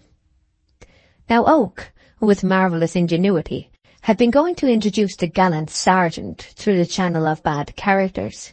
But all at once the scheme broke down, it suddenly occurring to him that this was rather a clumsy way, and too barefaced to begin with. He tried another preamble. As the man who would naturally come to meet you was away from home too, I mean Farmer Boldwood, why, thinks I'll go, said he. Yes. She walked on without turning her head, and for many steps nothing further was heard from her quarter than the rustle of her dress against the heavy corn ears. Then she resumed rather tartly. I don't quite understand what you meant by saying that Mr. Boldwood would naturally come to meet me. I mean, on account of the wedding which they say is likely to take place between you and him, miss. Forgive my speaking plainly. They say what is not true, she returned quickly. No marriage is likely to take place between us. Gabriel now put forth his unobscured opinion, for the moment had come. Well, Miss Everdene, he said, putting aside what people say, I never in my life saw any courting if his is not a courting of you.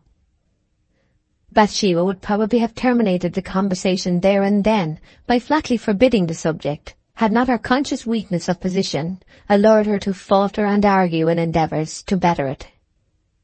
Since this subject has been mentioned, she said very emphatically, I am glad of the opportunity of clearing up a mistake, which is very common and very provoking. I didn't definitely promise Mr. Boldwood anything. I have never cared for him. I respect him, and he has urged me to marry him, but I have given him no distinct answer. As soon as he returns, I shall do so, and the answer will be that I cannot think of marrying him. People are full of mistakes, seemingly. They are. The other day, they said you were trifling with him, and you almost proved that you were not. Lately, they have said that you be not, and you straightway begin to show. That I am, I suppose you mean? Well, I hope they speak the truth. They do, but wrongly applied. I don't trifle with him, but then I have nothing to do with him. Oak was unfortunately led on to speak of Boldwood's rival in a wrong tone to her after all. I wish you had never met that young Sergeant Troy, miss, he sighed. Bathsheba's steps became faintly spasmodic. Why? She asked. He is not good enough for you. Did anyone tell you to speak to me like this? Nobody at all. Then it appears to me that Sergeant Troy does not concern us here, she said intractably. Yet I must say that Sergeant Troy is an educated man, and quite worthy of any woman. He is well born. His being higher in learning and birth than the ruck of soldiers is anything but a proof of his worth. It shows his course to be downward. I cannot see what this has to do with our conversation. Mr. Troy's course is not by any means downward, and his superiority is a proof of his worth. I believe him to have no conscience at all, and I cannot help begging you, miss, to have nothing to do with him.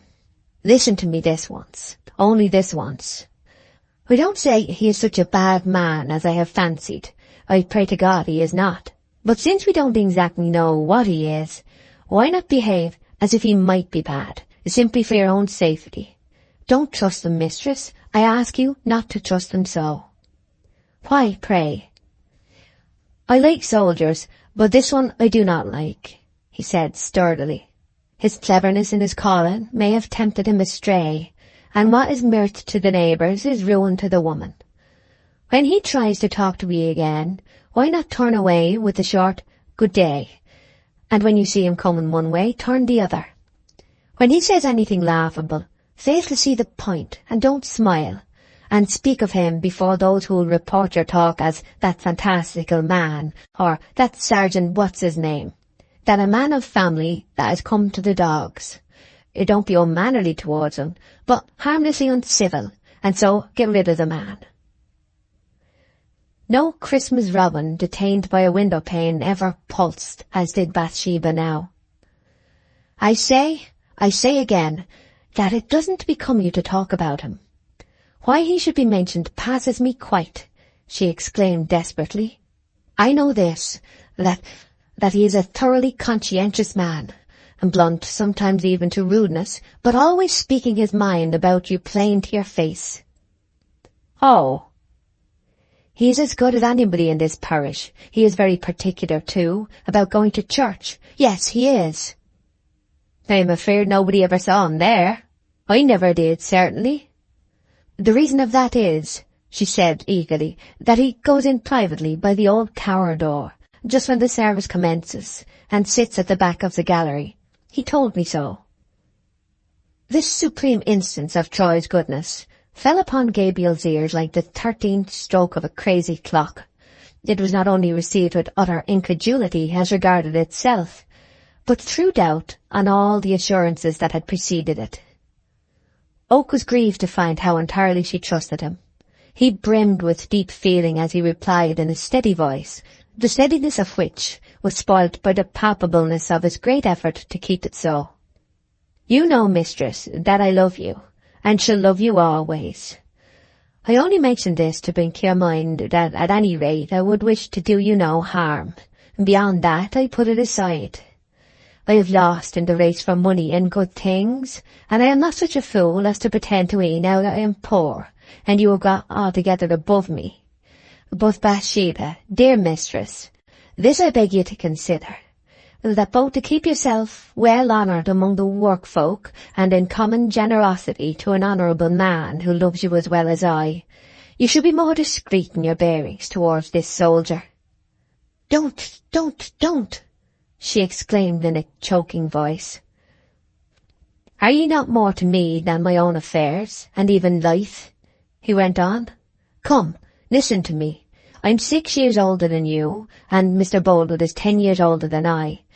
And consider, I do beg of thee to consider before it is too late, how safe you would be in his hands. Oak's allusion to his own love for her lessened, to some extent, her anger at his interference, but she could not really forgive him for letting his wish to marry her be eclipsed by his wish to do her good, any more than for his slighting treatment of Troy. I wish you to go elsewhere, she commanded, a paleness of face invisible to the eye being suggested by the trembling words. Do not remain on this farm any longer. I don't want you. I beg you to go. That's nonsense, said Oak calmly. This is the second time you've pretended to dismiss me. Now what's the use of it? Pretended? You shall go, sir. You're lecturing now and not here. I am mistress here. Go, indeed. What folly will you say next?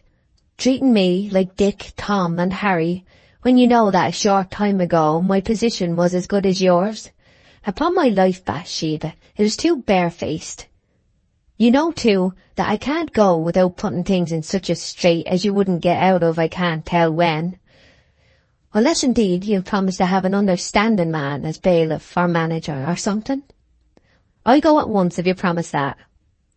I shall have no bailiff. I shall continue to be my own manager, she said decisively.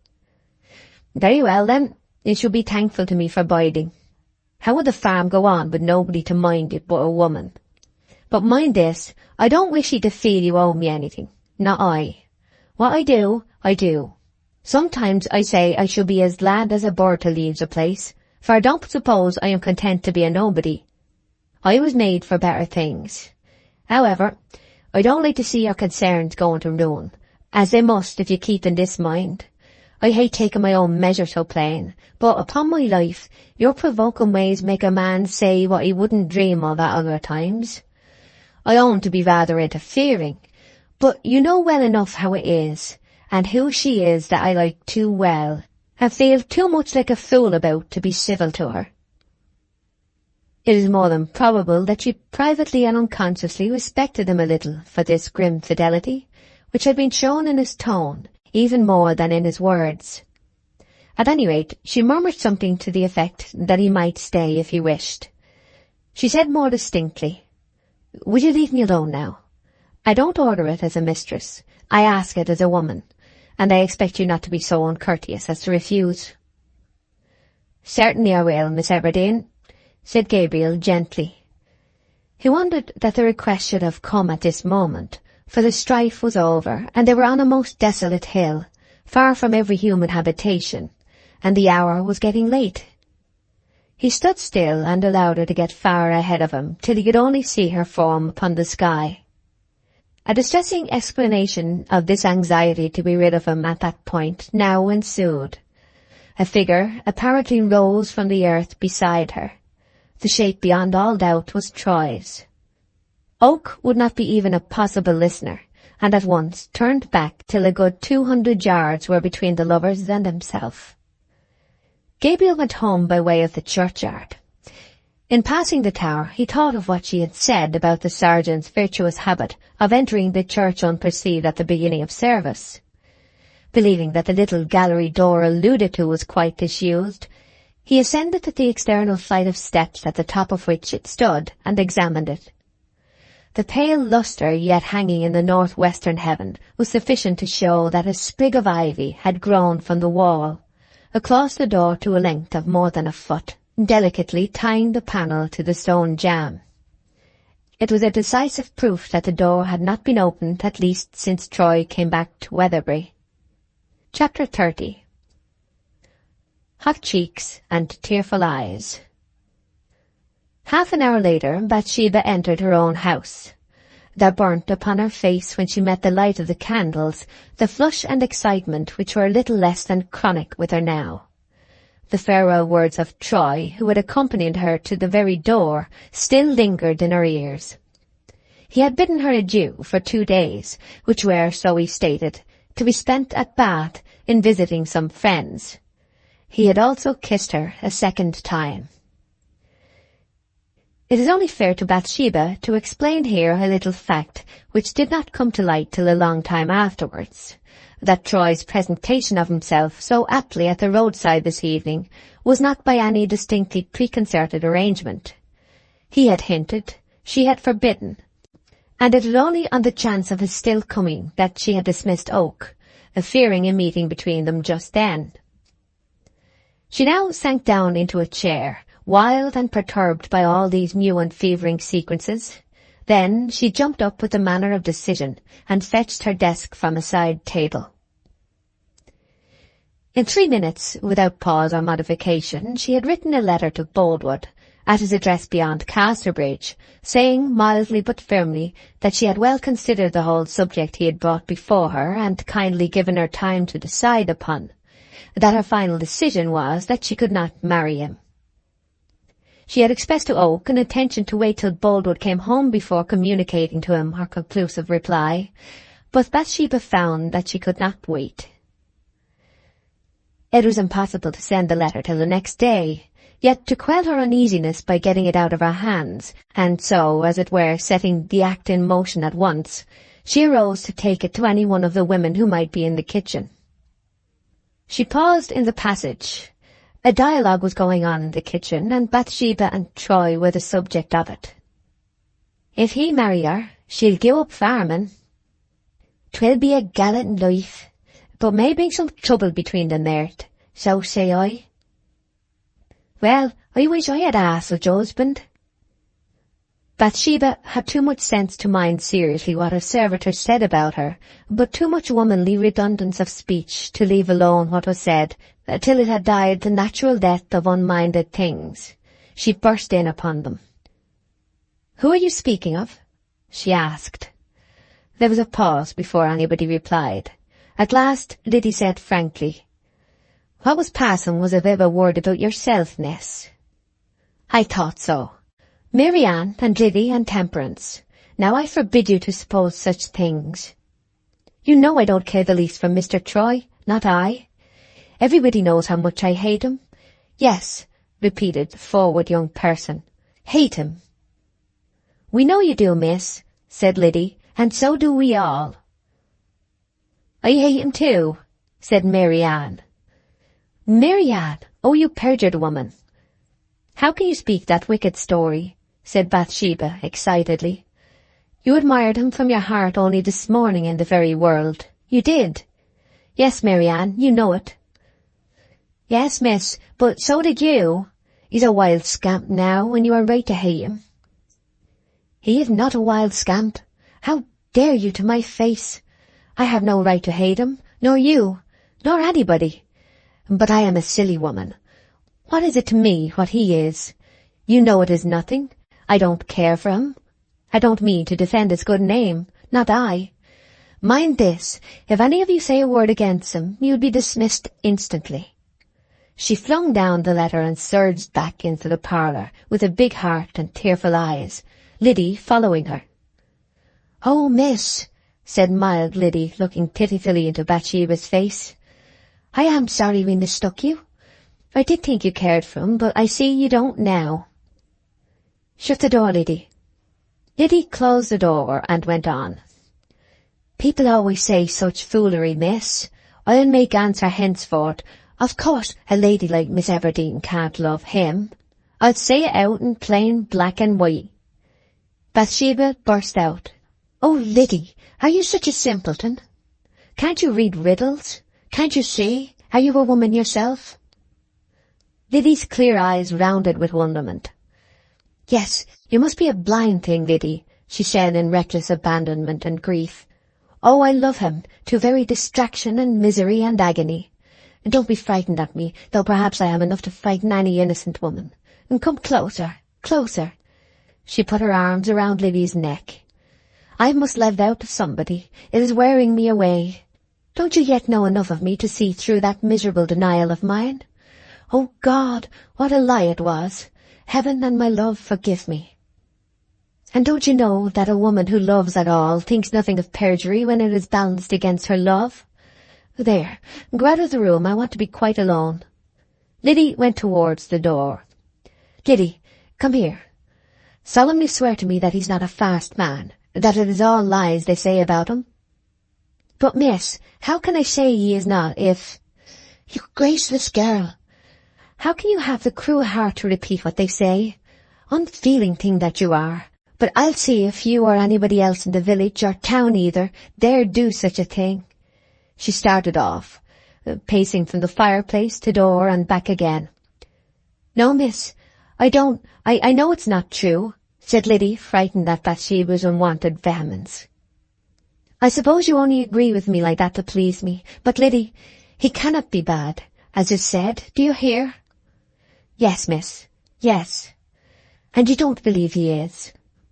"I don't know what to say, miss," said Liddy, beginning to cry. "If I say no, you don't believe me. If I say yes, you rage at me. Say you don't believe it. Say you don't." "I don't believe him to be so bad as they make out." "He is not bad at all. My poor life and heart, how weak I am," she moaned in a relaxed, desultory way, heedless of Liddy's presence. "Oh, how I wish I had never seen him. Loving is misery for women always. I shall never forgive God for making me a woman, and dearly I am beginning to pay for the honour of owning a pretty face." She freshened and turned to Liddy suddenly. "Mind this, Liddy Smallbury. If you repeat anywhere a single word of what I have said to you inside these closed doors, I'll never trust you, or love you, or have you with me a moment longer. Not a moment." "I don't want to repeat anything," said Liddy with womanly dignity of a diminutive order. "But I don't wish to stay with you, and if you please, I'll go at the end of the harvest, or this week, or today. I don't see that I deserve to be put upon and stormed at for nothing," concluded the small woman, bigly.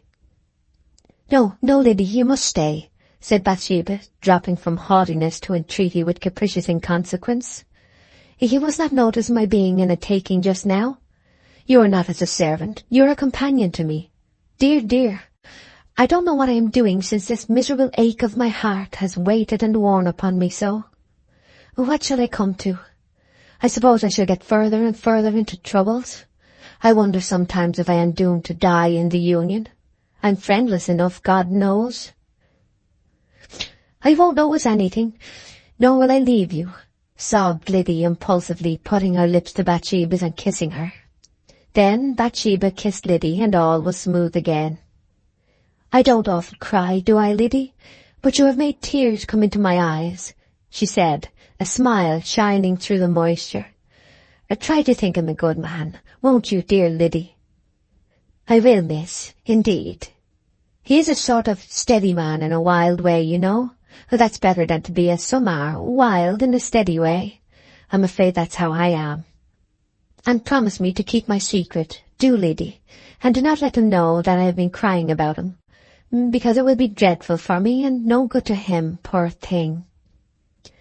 Death's had himself showering it from me, mistress, if I've a mind to keep anything, and I'll always be your friend," replied Liddy emphatically, at the same time bringing a few more tears into her own eyes, not from any particular necessity, but from an artistic sense of making herself in keeping with the remainder of the picture, which seems to influence women at such times.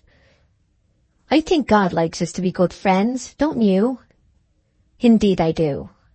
And, dear miss, you won't harry me and storm at me, will you? Because you seem to swell as tall as a lion then, and it frightens me. Do you know, I fancy you would be a match for any man when you're in one of your takings." "Never, do you?"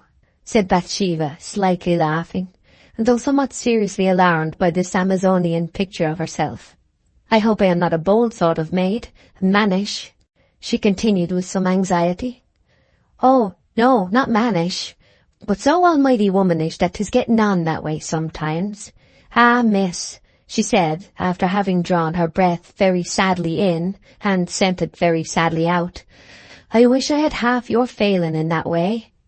'Tis a great protection to a poor maid in these illegitimate days." Chapter 31. Blame, Fury.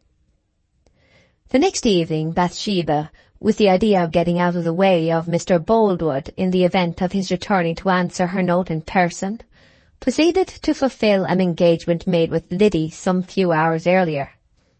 Bathsheba's companion, as a gauge of their reconciliation, had been granted a week's holiday to visit her sister, who was married to a thriving hurdler and cattle crib maker, living in a delightful labyrinth of hazel copse not far beyond Yalbury.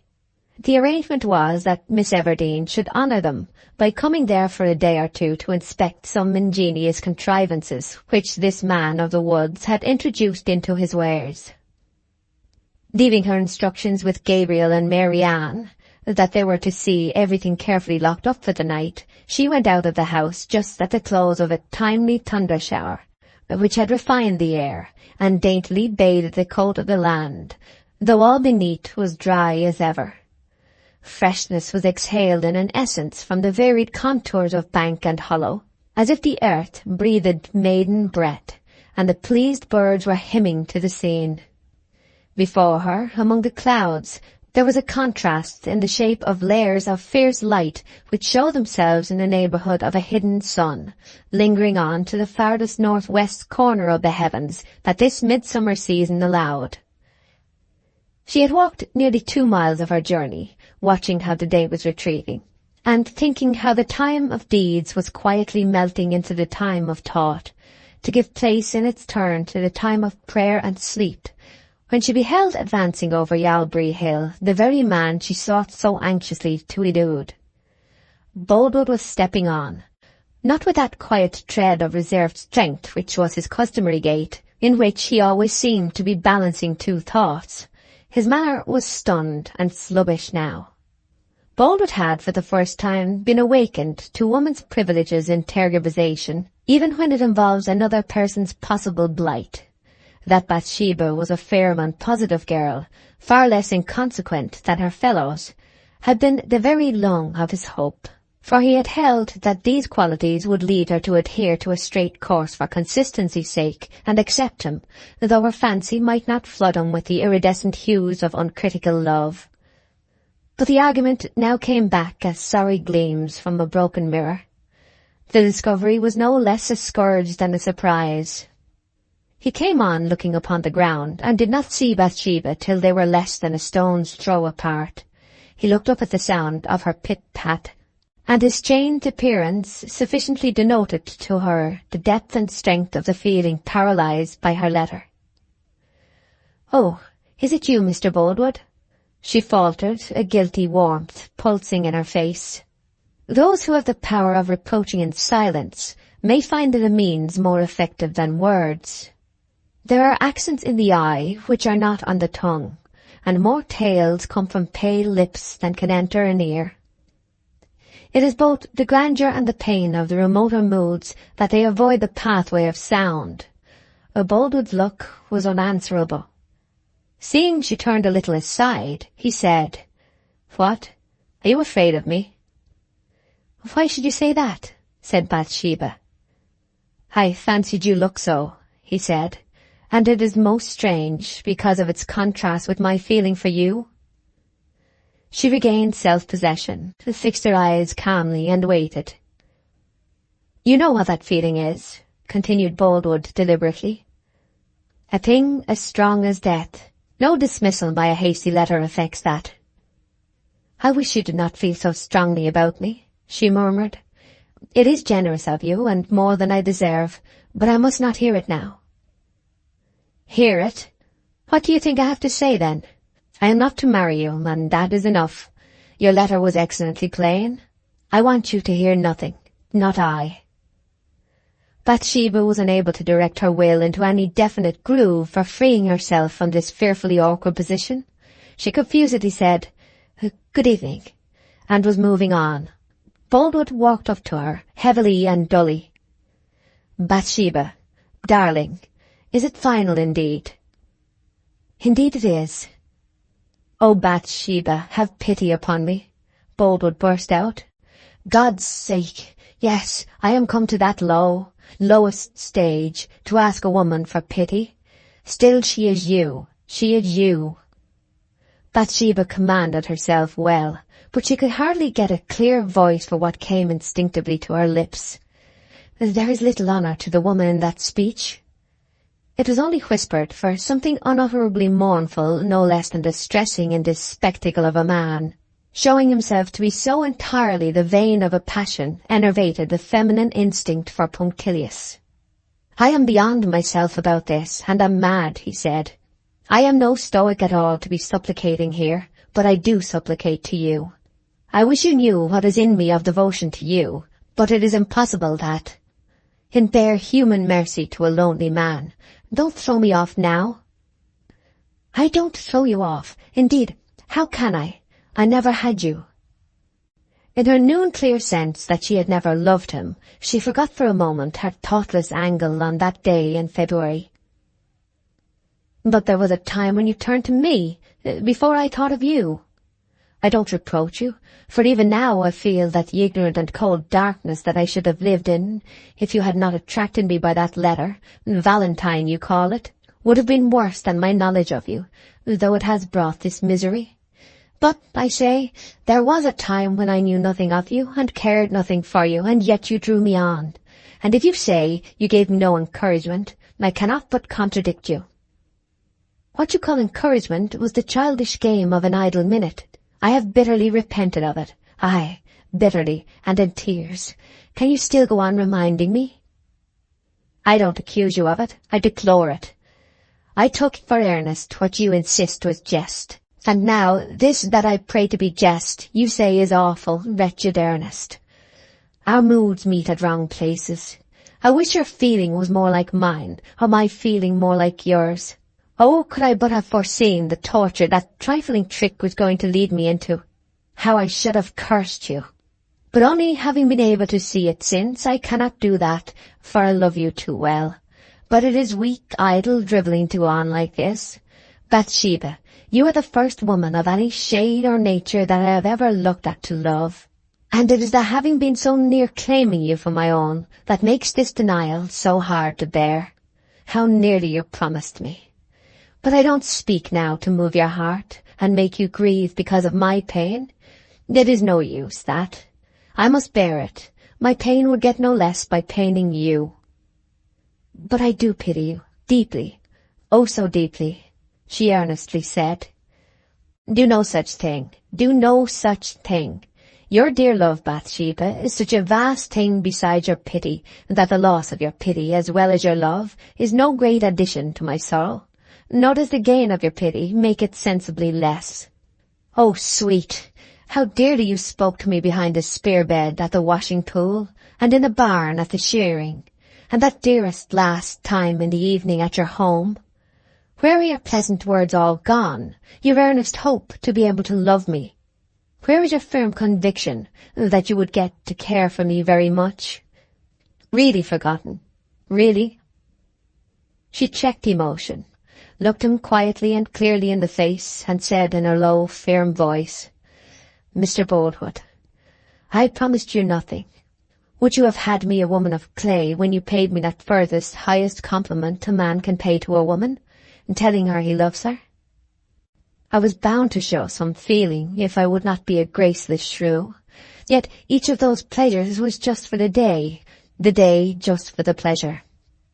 How was I to know that what is a pastime to all other men was death to you? Have reason, do, and think more kindly of me. Well, never mind arguing, never mind. One thing is sure, you were all but mine, and now you are not nearly mine. Everything is changed, and that by you alone, remember. You were nothing to me once, and I was contented. You are now nothing to me again, and how different the second nothing is from the first. Would to God you had never taken me up, since it was only to throw me down. Bathsheba, in spite of her mettle, began to feel unmistakable signs that she was inherently the weaker vessel. She strove miserably against this femininity which would insist upon supplying unbidden emotions in stronger and stronger current. She had tried to elude agitation by fixing her mind on the trees, sky, and any trivial object before her eyes, whilst his reproaches fell, but ingenuity could not save her now. "I did not take you up, surely I did not," she answered as heroically as she could. "But don't be in this mood with me. I can endure being told I am in the wrong, if you will only tell me it gently. Oh, sir, will you not kindly forgive me and look at it cheerfully?" Cheerfully? Can a man, fooled to utter heart-burning, find a reason for being merry? If I have lost, how can I be as if I had won? Heavens, you must be heartless, quite. Had I known what a fearfully bitter-sweet this was to be, how I would have avoided you, and never seen you, and been deaf of you. I tell you all this, but what do you care? You don't care. She returned silent and weak denials to his charges, then swayed her head desperately, as if to thrust away the words as they came showering about her ears from the lips of the trembling man in the climax of life, with his bronzed Roman face and fine frame. Dearest, I am wavering even now between the two opposites of recklessly renouncing you, and labouring humbly for you again. Forget that you have said no, and let it be as it was. Say, Bathsheba, that you only wrote that refusal to me in fun. Come, say it to me. It would be untrue, and painful to both of us. You overrate my capacity for love. I don't possess half the warmth of nature you believe me to have. An unprotected childhood in a cold world has beaten gentleness out of me. He immediately said with more resentment, "That may be true, somewhat, but Miss Everdene, it won't do as a reason. You are not the cold woman you would have me believe. No, it isn't because you have no feeling in you that you don't love me.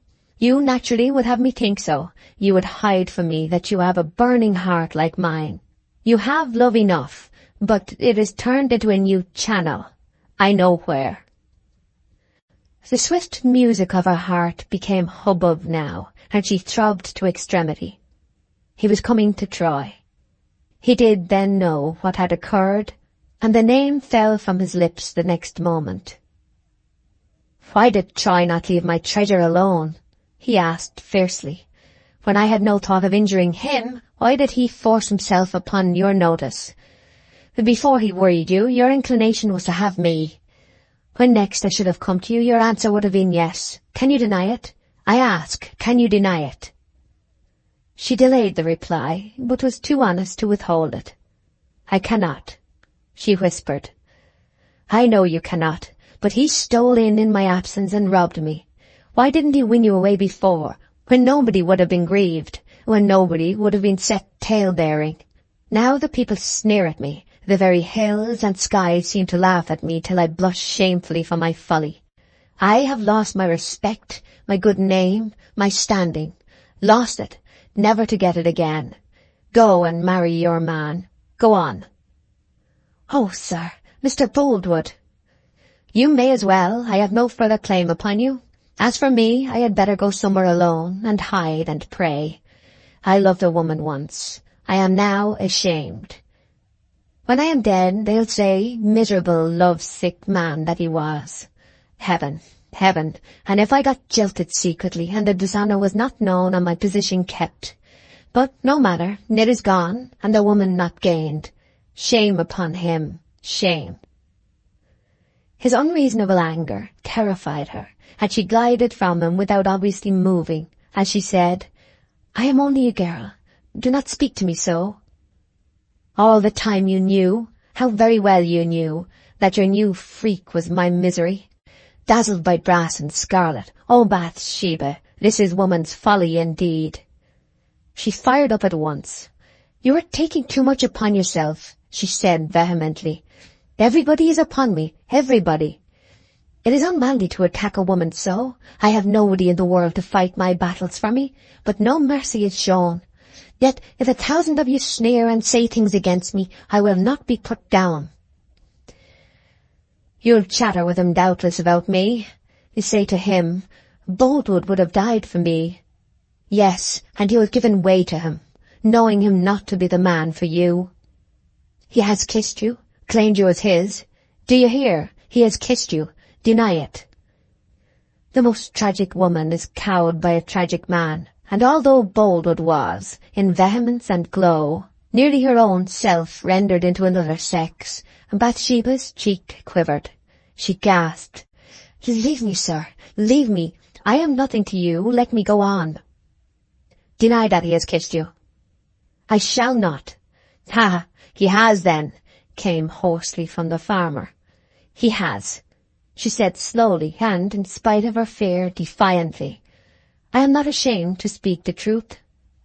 "Then curse him, and curse him," said Boldwood, breaking into a whispered fury. "Whilst I would have given worlds to touch your hand, you have let a rake come in without rite or ceremony, and kiss you. Heaven's mercy, kiss you. Ah, a time of his life shall come when he will have to repent and think wretchedly of the pain he has caused another man, and then may he ache and wish and curse and yearn, as I do now." Don't, oh, don't pray down evil upon him," she implored in a miserable cry. "Anything but that, anything. Oh, be kind to him, sir, for I love him true." Boldwood's ideas had reached that point of fusion at which outline and consistency entirely disappear. The impending night appeared to concentrate in his eye. He did not hear her at all now. "I'll punish him, by my soul that I will. I'll meet him, soldier or no, and I'll horsewhip the untimely stripling for his reckless theft of my one delight. If he were 100 men, I'd horsewhip him." He dropped his voice suddenly and unnaturally. "Bathsheba, sweet lost coquette, pardon me. I have been blaming you, threatening you, behaving like a churl to you, whilst he is the greatest sinner. He stole your dear heart away with his unfathomable lies. It is a fortunate thing for him that he has gone back to his regiment, and that he's away of the country and not here. I hope he may not return here just yet. I pray God he may not come into my sight, for I may be tempted beyond myself. Oh, Bathsheba, keep him away. Yes, keep him away from me." For a moment, Boldwood stood so inertly after this that his soul seemed to have been entirely exhaled with the breath of his passionate words. He turned his face away and withdrew, and his form was soon covered over by the twilight as his footsteps mixed in with the low hiss of the leafy trees. Bathsheba, who had been standing motionless as a model all this latter time, flung her hands to her face and wildly attempted to ponder on the exhibition which had just passed away. Such astounding wells of fevered feeling in a still man like Mr. Boldwood were incomprehensible, dreadful. Instead of being a man trained to repression, he was what she had seen him. The force of the farmer's threats lay in their relation to a circumstance known at present only to herself. Her lover was coming back to Weatherbury in the course of the very next day or two. Troy had not returned to his distant barracks, as Boldwood and others supposed, but had merely gone to visit some acquaintance in Bath, and had yet a week or more remaining to his furlough. She felt wretchedly certain that if he revisited her, just at this nick of time, and came into contact with Boldwood, a fierce quarrel would be the consequence. She panted with solicitude when she thought of possible injury to Troy. The least spark would kindle the farmer's swift feelings of rage and jealousy. He would lose his self-mastery, as he had this evening. Troy's blindness might become aggressive. It might take the direction of derision, and Boldwood's anger might then take the direction of revenge. With almost a morbid dread of being thought a gushing girl, this guileless woman, too well concealed from the world under a manner of carelessness, the warm depths of her strong emotions. But now there was no reserve. In her distraction, instead of advancing further, she walked up and down, beating the air with her fingers, pressing on her brow and sobbing brokenly to herself. Then she sat down on a heap of stones by the wayside to think. There she remained long.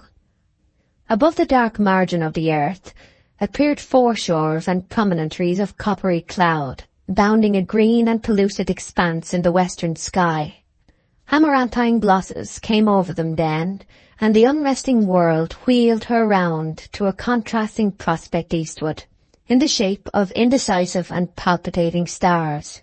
She gazed upon their silent throes amid the shades of space, but realized none at all. Her troubled spirit was far away with Troy. Chapter 32. Night. Horses tramping. The village of Weatherbury was quiet as the graveyard in its midst, and the living were lying well nigh as still as the dead. The church clock struck 11. The air was so empty of other sounds that the whir of the clockwork immediately before the strokes was distinct, and so was a click of the same at their close. The notes flew forth with the usual blind obtuseness of inanimate things, flapping and rebounding among walls, undulating against the scattered clouds, spreading through their interstices into unexplored miles of space. Bathsheba's crannied and mouldy walls were tonight occupied only by Mary Ann, Liddy being, as was stated, with her sister, whom Bathsheba had set out to visit. A few minutes after 11 had struck, Mary Ann turned in her bed with a sense of being disturbed. She was totally unconscious of the nature of the interruption to her sleep. It led to a dream, and the dream to an awakening, with an uneasy sensation that something had happened. She left her bed, and looked out of the window.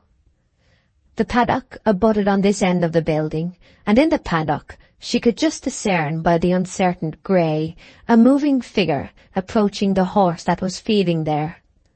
The figure seized the horse by the forelock and led it to the corner of the field. Here she could see some object, which circumstances proved to be a vehicle, for after a few minutes spent apparently in harnessing, she heard the trot of the horse down the road, mingled with the sound of light wheels. Two varieties only of humanity could have entered the paddock with the ghost-like blithe of that mysterious figure. They were a woman and a gypsy man. A woman was out of the question in such an occupation at this hour, and the comer could be no less than a thief, who might probably have known the weakness of the household on this particular night, and have chosen it on that account for his daring attempt. Moreover, to raise suspicion to conviction itself, there were gypsies in Weatherbury Bottom. Mary Ann, who had been afraid to shout in the robber's presence, having seen him depart, had no fear. She hastily slipped on her clothes, stumped down the disjointed staircase with its 100 creaks, ran to Coggan's, the nearest house, and raised an alarm. Coggan called Gabriel, who now again lodged in his house as at first, and together they went to the paddock.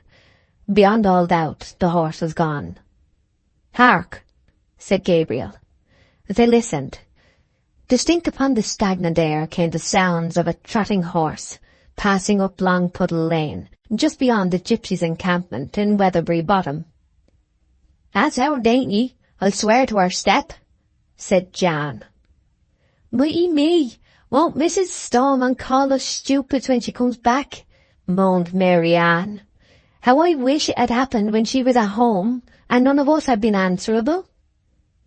"We must ride after," said Gabriel decisively. "I'll be responsible to Miss Everdene for what we do. Yes, we'll follow." "Faith, I don't see how," said Coggan. "All our horses are too heavy for that trick except little Poppet, and what's she between two of us? If we only had that pair over the hedge, we might do something. Which pair? Mr. Boldwood's, Tidy and Moll. Then wait here till I come hither again, said Gabriel. He ran down the hill towards Farmer Boldwood's. Farmer Boldwood's not at home, said Mary Ann. All the better, said Coggan. I know what he's gone for. Less than 5 minutes brought up Oak again, running at the same pace with 2 halters dangling from his hand. Where did you find him? Said Coggan, turning round and leaping upon the hedge without waiting for an answer. Under the eaves. I knew where they were kept, said Gabriel, following him. Coggan, can you ride barebacked? There's no time to look for saddles. Like a hero, said Jan. Mary Ann, you go to bed, shouted Gabriel to her from the top of the hedge. Springing down into Boldwood's pastures, each pocketed his halter to hide it from the horses, who, seeing the men empty-handed, docilely allowed themselves to be seized by the mane, when the horses were dexterously slipped on. Having neither bit nor bridle, Oak and Coggan extemporized the former by passing the rope, in each case, through the animal's mouth and looping it on the other side. Oak vaulted astride, and Coggan clambered up by aid of the bank, when they ascended to the gate and galloped off in the direction taken by Bathsheba's horse and the robber, whose vehicle the horse had been harnessed to, was a matter of some uncertainty. Weatherbury Bottom was reached in 3 or 4 minutes. They scanned the shady green patch by the roadside. The gypsies were gone. The villains, said Gabriel. Which way have they gone, I wonder? Straight on, as sure as God made little apples, said Jan. Very well, we are better mounted. We must overtake 'em, said Oak. Now, on a full speed. No sound of the rider in their van could now be discovered. The road metal grew softer and more clayed as Weatherbury was left behind, and the late rain had wetted its surface to a somewhat plastic but not muddy state. They came to crossroads. Coggan suddenly pulled up Moll and slipped off. What's the matter? Said Gabriel. We must try and track him, since we can't hear him, said Jan, fumbling in his pockets. He struck a light and held the match to the ground. The rain had been heavier here, and all foot and horse tracks made previous to the storm had been abraded and blurred by the drops, and there were now so many little scoops of water which reflected the flame of the match like eyes. One set of tracks was fresh and had no water in them. One pair of ruts was also empty, and not small canals like the others. The footprints forming this recent impression were full of information as to pace. They were in equidistant pairs, 3 or 4 feet apart, the right and left foot of each pair being exactly opposite one another. Straight on, exclaimed Jan. Tracks like that mean a stiff gallop. No wonder we don't hear them. And the horse is harnessed. Look at the ruts. Aye, that's our mare, sure enough. How do you know? Old Jimmy Harris only shoot her last week, and I'd swear to his make among 10,000. The rest of the gypsies must have gone on earlier or some other way, said Oak. You saw there were no other tracks. True. They rode along silently for a long weary time. Coggan carried an old pinchbeck repeater, which he had inherited from some genius in his family, and it now struck one. He lighted another match and examined the ground again. "'Tis a canter now," he said, throwing away the light. "A twisty, rickety pace for a gig. The fact is, they overdrove her at starting. We shall catch him yet." Again they hastened on, and entered Blackmore Vale. Coggan's watch struck 1. When they looked again, the hoof marks were so spaced as to form a sort of zigzag if united, like the lamps along a street. "That's a trot, I know," said Gabriel. "Only a trot now," said Coggan cheerfully. "We shall overtake him in time." They pushed rapidly on for yet 2 or 3 miles. "Ah, a moment," said Jan. "Let's see how she was driven up this hill. 'Twill help us." A light was promptly struck upon his gaiters as before, and the examination made. "Hurrah," said Coggan. "She's walked up here, and well she might. We should get him in 2 miles for a crown." They rode 3 and listened. No sound was to be heard save a mill pond trickling hoarsely through a hatch and suggesting gloomy possibilities of drowning by jumping in. Gabriel dismounted when they came to a turning.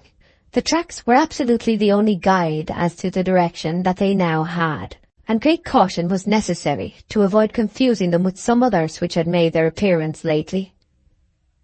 "What does this mean, though, I guess?" said Gabriel, looking up at Coggan as he moved the match over the ground about the turning. Coggan, who, no less than the panting horse, had latterly shown signs of weariness, again scrutinized the mystic characters. This time only 3 were of the regular horseshoe shape. Every 4th was a dot. He screwed up his face and emitted a long phew. "Lame," said Oak. "Yes, Dainty is lamed. Then 'ere foot afore," said Coggan slowly, staring still at the footprints. "We push on," said Gabriel, remounting his humid steed. Although the road along its greater part had been as good as any turnpike road in the country, it was nominally only a byway. The last turning had brought them to the high road leading to Bath. Coggan recollected himself.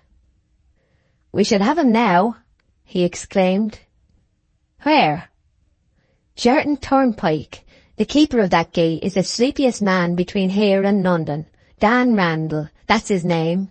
Knowed him for years, when he was at Casterbridge Gate. Between the lameness and the gate 'tis a done job." They now advanced with extreme caution. Nothing was said until, against the shady background of foliage, 5 white bars were visible, crossing their route a little way ahead. "Hush! We are almost close," said Gabriel. "Amble upon the grass," said Coggan. The white bars were blotted out in the midst by a dark shape in front of them. The silence of this lonely time was pierced by an exclamation from that quarter. "Hi! Ahoy! Gate!" It appeared there had been a previous call which they had not noticed, for on their close approach the door of the turnpike house opened and the keeper came out half-dressed with a candle in his hand. The rays illuminated the whole group. "Keep the gate closed," shouted Gabriel. "He has stolen the horse." "Who?" said the turnpike man. Gabriel looked at the driver of the gig and saw a woman, Bathsheba, his mistress. On hearing his voice, she had turned her face away from the light. Coggan had, however, caught sight of her in the meanwhile. "Why, 'tis mistress, I'll take my oath," he said, amazed. Bathsheba it certainly was, and she had by this time done the trick she could do so well in crises not of love, namely, mask a surprise by coolness of manner. "Well, Gabriel?" she inquired quietly. "Where are you going?"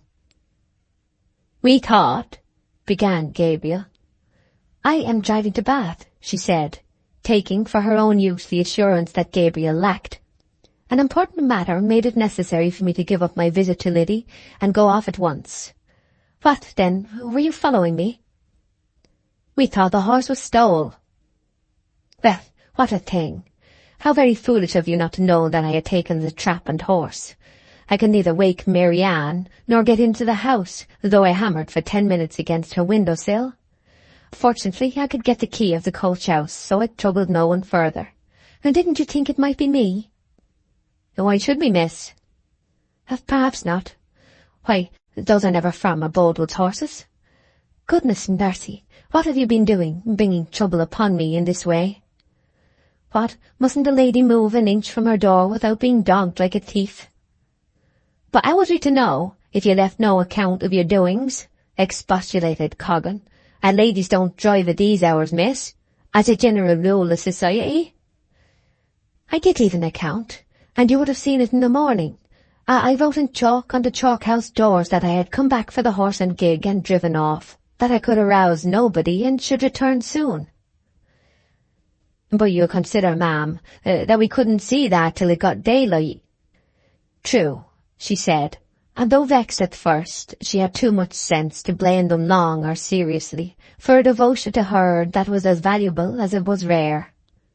She added, with a very pretty grace, "Well, I really thank you heartily for taking all this trouble, but I wish you had borrowed anybody's horses but Mr. Boldwood's."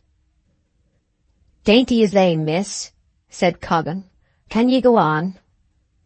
"It was only a stone in her shoe, and I got down and pulled it out on the yard's back. I can manage very well, thank you. I shall be in Bath by daylight. Will you now return, please?"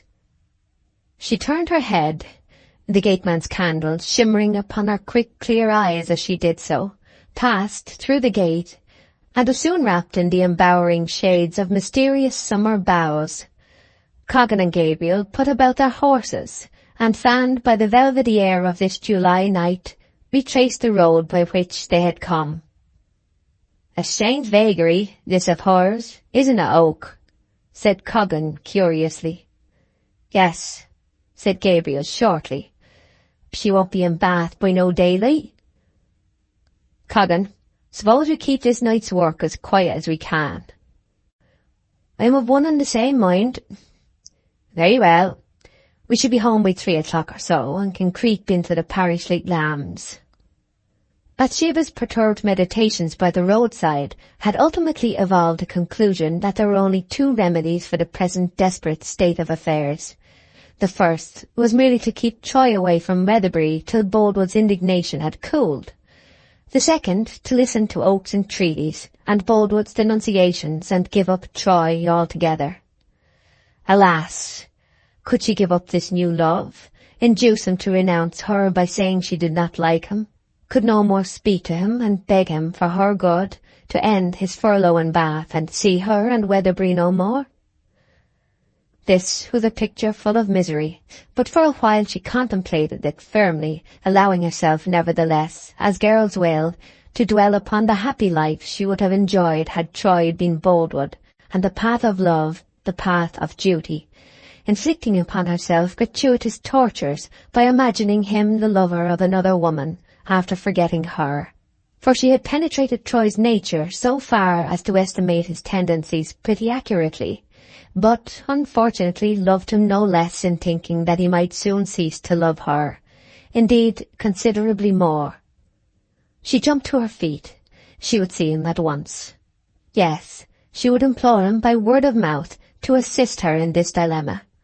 A letter to keep him away could not reach him in time, even if he should be disposed to listen to it. Was Bathsheba altogether blind to the obvious fact that the support of a lover's arms is not of a kind best calculated to assist the resolve to renounce him? Or was she sophistically sensible, with a thrill of pleasure, that by adopting this course of getting rid of him, she was ensuring a meeting with him, at any rate, once more? It was now dark, and the hour must have been nearly 10. The only way to accomplish her purpose was to give up her idea of visiting Liddy at Yalbury, return to Weatherbury Farm, and put the horse into the gig and drive at once to Bath. The scheme seemed at first impossible. The journey was a fearfully heavy one, even for a strong horse, at her own estimate, and she much underrated the distance. It was most venturesome for a woman, at night and alone. But could she go on to Liddy's and leave things to take their course? No, anything but that. Bathsheba was full of a stimulating turbulence, besides which caution vainly prayed for a hearing. She turned back towards the village. Her walk was slow, for she wished not to enter Weatherbury till the cottagers were in bed, and particularly till Boldwood was secure. Her plan was now to drive to Bath during the night, see Sergeant Troy in the morning before he set out to come to her, and bid him farewell and dismiss him. Then to rest the horse thoroughly, herself to weep the while she thought, starting early the next morning on her return journey. By this arrangement she could trot Dainty gently all the day, reach Liddy at Yalbury in the evening, and come home to Weatherbury with her whenever they chose, so nobody would know she had been to Bath at all. Such was Bathsheba's scheme, but in her topographical ignorance as a latecomer to the place, She misreckoned the distance of her journey as not much more than half what it really was. This idea she proceeded to carry out, with what initial success we have already seen. Chapter 33. In the Sun, a Harbinger. A week passed, and there were no tidings of Bathsheba, nor was there any explanation of her Gilpin's rig. Then a note came from Mary Ann, stating that the business which had called her mistress to Bath still detained her there, but that she hoped to return in the course of another week. Another week passed. The oat harvest began, and all the men were afield under a monochromatic lammas sky, amid the trembling air and short shadows of noon. Indoors nothing was to be heard save the droning of bluebottle flies. Out of doors, the whetting of scythes and the hiss of tressy oat ears rubbing together as their perpendicular stalks of amber yellow fell heavily to each swathe. Every drop of moisture, not in the men's bottles and flagons in the form of cider, was raining as perspiration from their foreheads and cheeks. Drought was everywhere else. They were about to withdraw for a while into the charitable shade of a tree in the fence, when Coggan saw a figure in a blue coat and brass buttons running to them across the field. "I wonder who that is," he said. "I hope nothing is wrong about mistress," said Mary Ann, who, with some other women, was tying the bundles. Oats always been sheafed on this farm. "But an unlucky token came to me indoors this morning. I went to unlock the door and dropped the key, and it fell upon the stone floor and broke into 2 pieces. Breaking a key is a dreadful bodement. I wish missus was home." "'Tis Cain Ball," said Gabriel, pausing from whetting his reed-puck. Oak was not bound by his agreement to assist in the cornfield, but the harvest month is an anxious time for a farmer, and the corn was Bathsheba's, so he lent a hand. "He's dressed up in his best clothes," said Matthew Moon.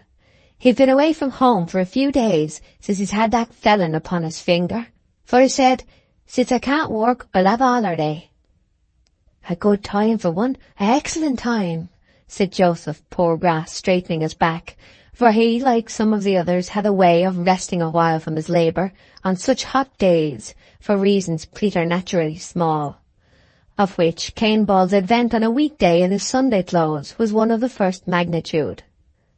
"'Twas a bad leg allowed me to read the Pilgrim's Progress, and Mark Clark learnt all 4s in a whitlow."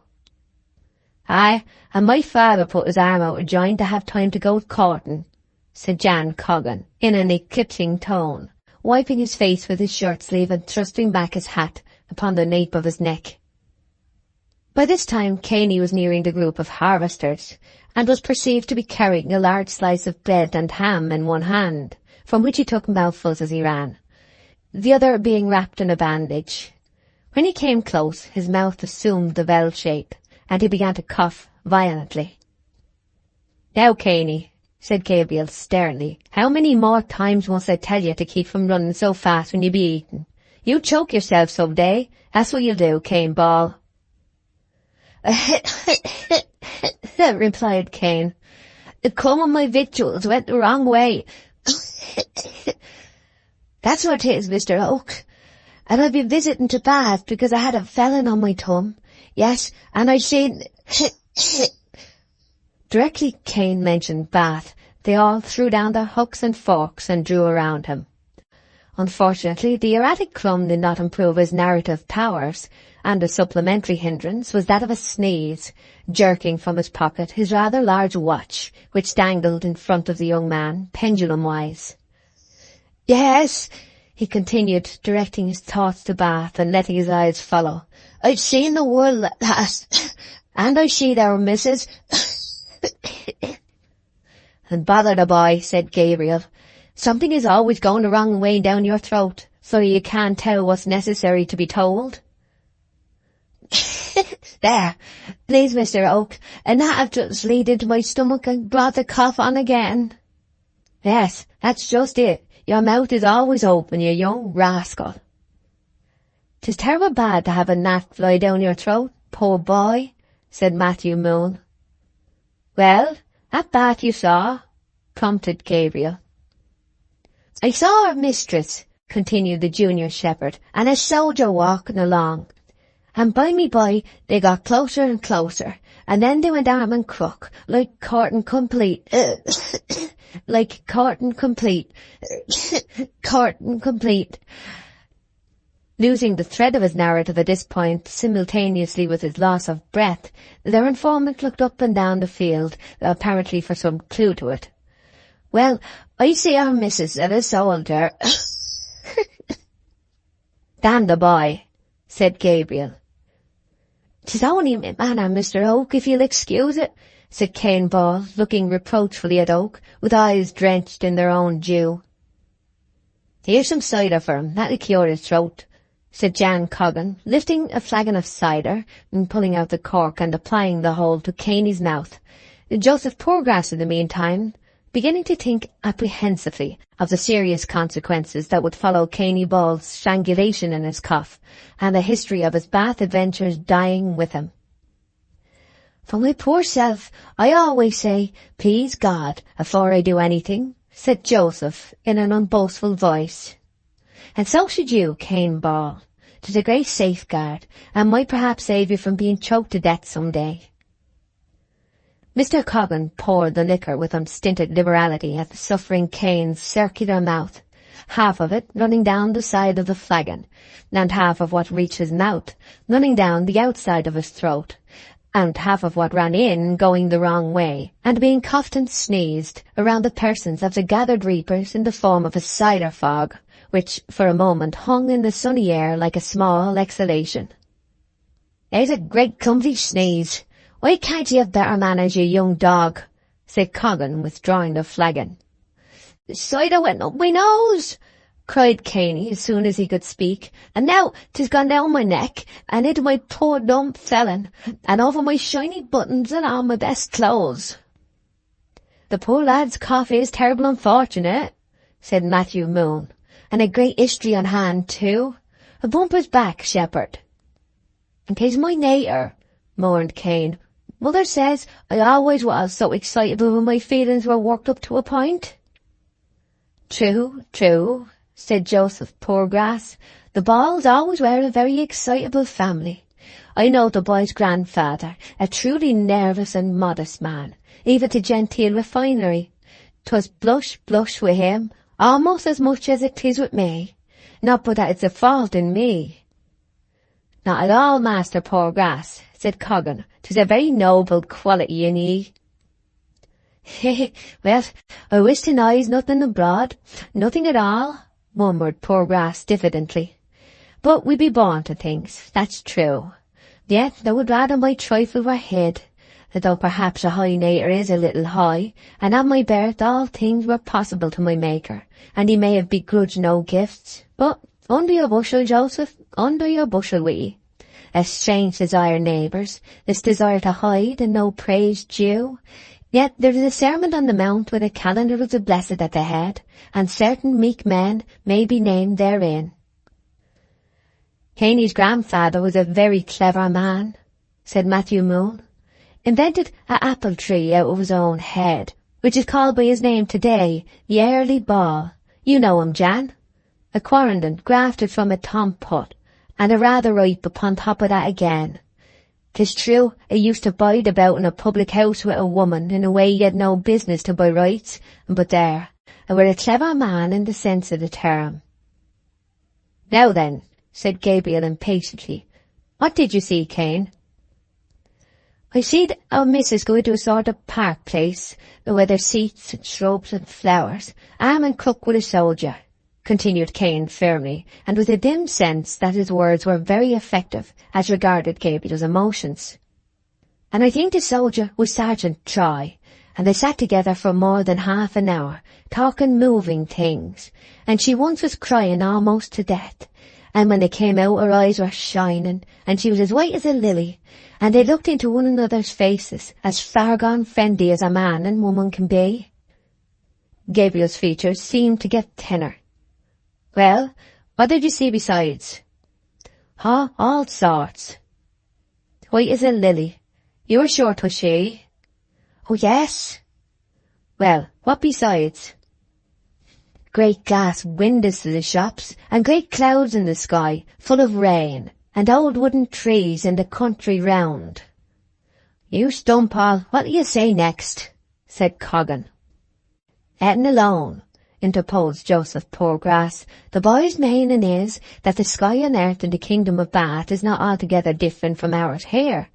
It is for our good to gain knowledge of strange cities, and as such the boy's words should be suffered, so to speak it. And the people of Bath, continued Cain, never need to light their fires except as a luxury, for the water springs up out of the earth ready boiled for use. 'Tis true as a light, testified Matthew Moon. I've heard other navigators say the same thing. They drink nothing else there, said Cain, and seem to enjoy it, to see how they swallow it down. Well, it seems a barbarian practice enough to us, but I dare say the natives think nothing of it, said Matthew. And don't victuals spring up as well as drink? Asked Coggan, twirling his eye. No, I own to a blot there in Bath, a true blot. God didn't provide 'em with victuals as well as drink, and 'twas a drawback I couldn't get over at all. Well, 'tis a curious place to say the least, observed Moon, and there must be a curious people that live therein. Is Everdene and the soldier were walking about together, you say? Said Gabriel, returning to the group. Aye, and she wore a beautiful gold-coloured silk gown, trimmed with black lace, that would have stood alone without legs inside if required. 'Twas a very winsome sight, and her hair was brushed splendid, and when the sun shone upon the bright gown and his red coat, my, how handsome they looked. You could see them all the length of the street. And what then? Murmured Gabriel. And then I went to Griffin's to have me boots hobbed, and then I went to Riggs's batty cake shop and asked them for a penneth of the cheapest and nicest stales, that were all but blue mouldy, and but not quite. And whilst I was chawing them down, I walked on and see a clock with a face as big as a bacon trendle. But that's nothing to do with mistress. I'm coming to that if you leave me alone, Mr. Oak, remonstrated Katy.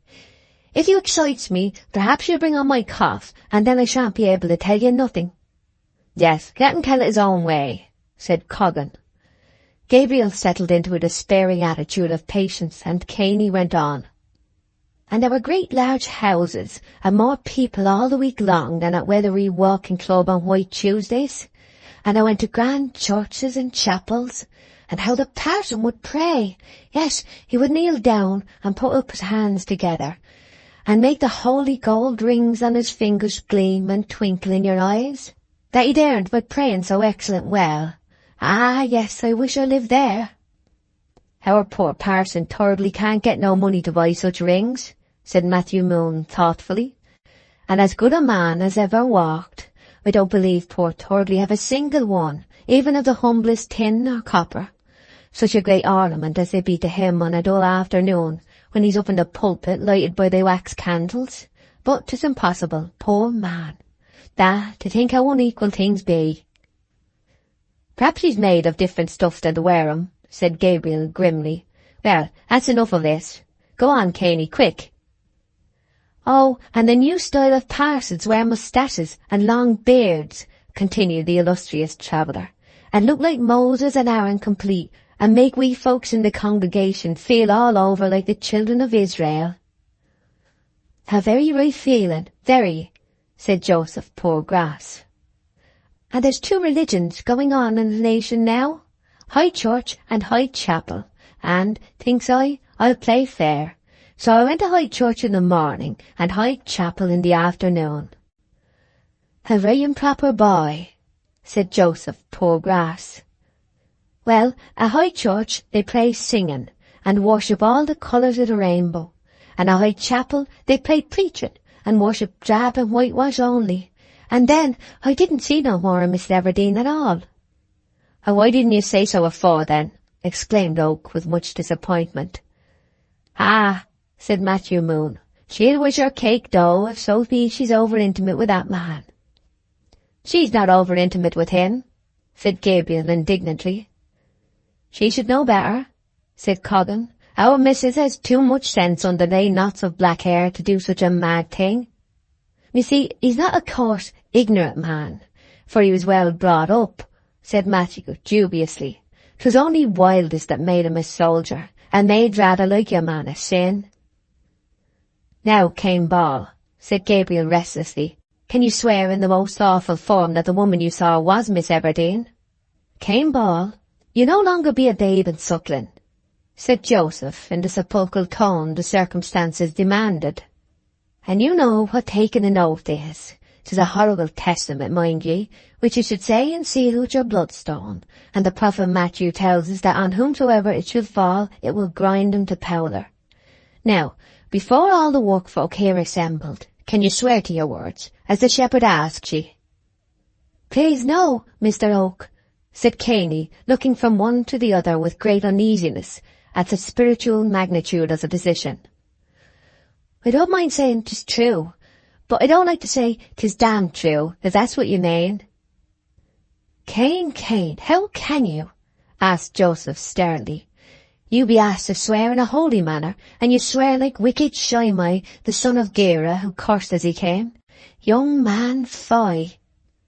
No, I don't. 'Tis you want to squander a poor boy's soul, Joseph Poorgrass, that's what 'tis, said Cain, beginning to cry. All I mean is that in common truth 'twas Miss Everdene and Sergeant Troy, but in the horrible so help me truth that you want to make of it, perhaps 'twas somebody else. There's no getting to the rights of it, said Gabriel, turning to his work. Cain Ball, you'll come to a bit of bread, groaned Joseph Poorgrass. Then the reaper's hooks were flourished again, and the old sounds went on. Gabriel, without making any pretence of being lively, did nothing to show that he was particularly dull. However, Coggan knew pretty nearly how the land lay, and when they were in a nook together, he said, Don't take on about her, Gabriel. What difference does it make whose sweetheart she is, since she can't be yours? That's the very thing I say to myself, said Gabriel. Chapter 34. Home again, a trickster. That same evening at dusk, Gabriel was leaning over Coggan's garden gate, taking an up-and-down survey before retiring to rest. A vehicle of some kind was softly creeping along the grassy margin of the lane. From it sped the tones of two women talking. The tones were natural and not at all suppressed. Oak instantly knew the voices to be those of Bathsheba and Liddy. The carriage came opposite and passed by. It was Miss Everdene's gig, and Liddy and her mistress were the only occupants of the seat. Liddy was asking questions about the city of Bath, and her companion was answering them listlessly and unconcernedly. Both Bathsheba and the horse seemed weary. The exquisite relief of finding that she was here again, safe and sound, overpowered all reflection, and Oak could only luxuriate in the sense of it. All grave reports were forgotten. He lingered and lingered on, till there was no difference between the eastern and western expanses of sky, and the timid hares began to limp courageously round the dim hillocks. Gabriel might have been there an additional half-hour, when a dark form walked slowly by.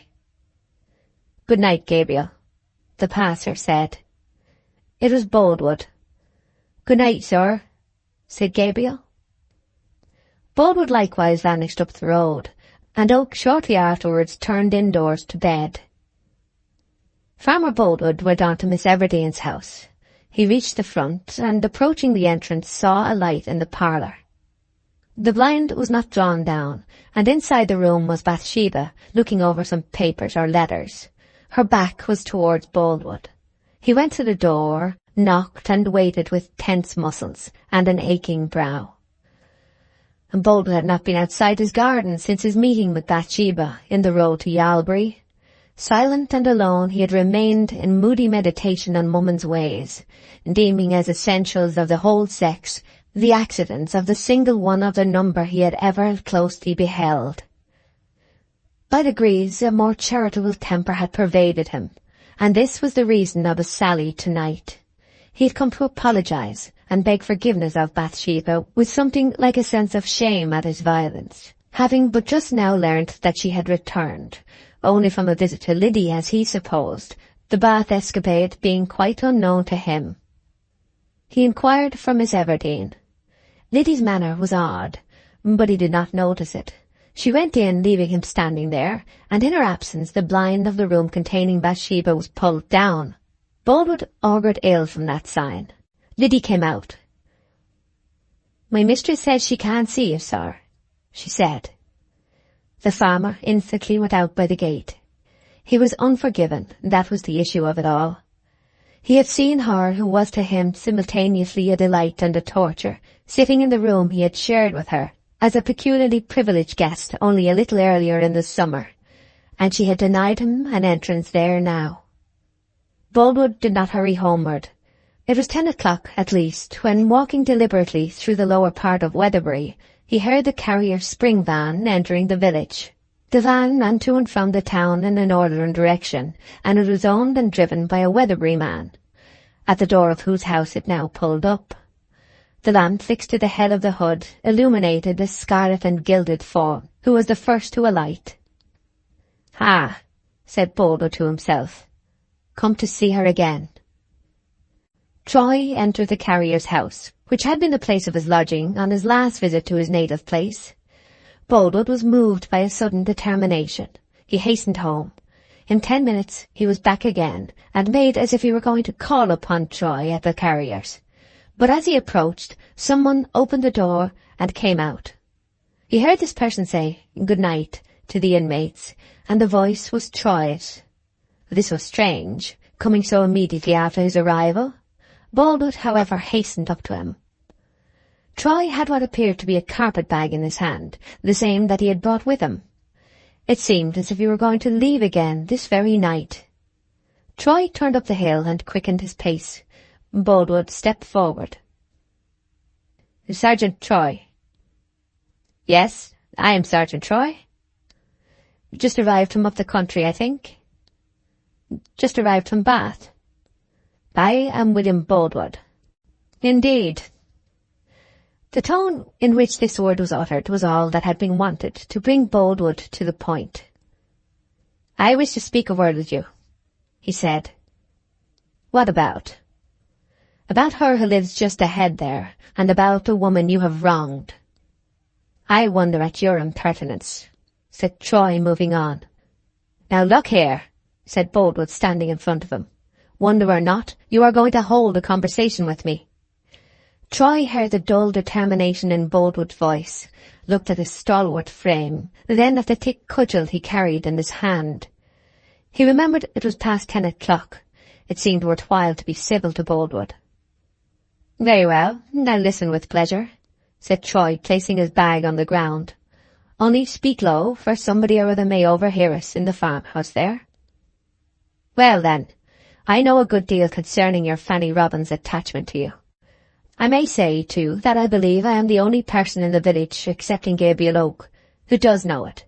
You ought to marry her." "I suppose I ought. Indeed, I wish to, but I cannot." "Why?" Troy was about to utter something hastily. He then checked himself and said, "I am too poor." His voice was changed. Previously, it had had a devil-may-care tone. It was the voice of a trickster now. Boldwood's present mood was not critical enough to note his tones. He continued, "I may as well speak plainly, and understand, I don't wish to enter into the questions of right or wrong, woman's honour and shame, or to express any opinion on your conduct. I intend a business transaction with you." "I see," said Troy. "Suppose we sit down here." An old tree trunk lay under the hedge immediately opposite, and they sat down. "I was engaged to be married to Miss Everdene," said Boldwood. "But you came and—" "Not engaged," said Troy. "As good as engaged?" "If I had not turned up, she might have become engaged to you." "Hang might." "Would, then." "If you had not come, I should certainly, yes, certainly, have been accepted by this time. If you had not seen her, you might have been married to Fanny.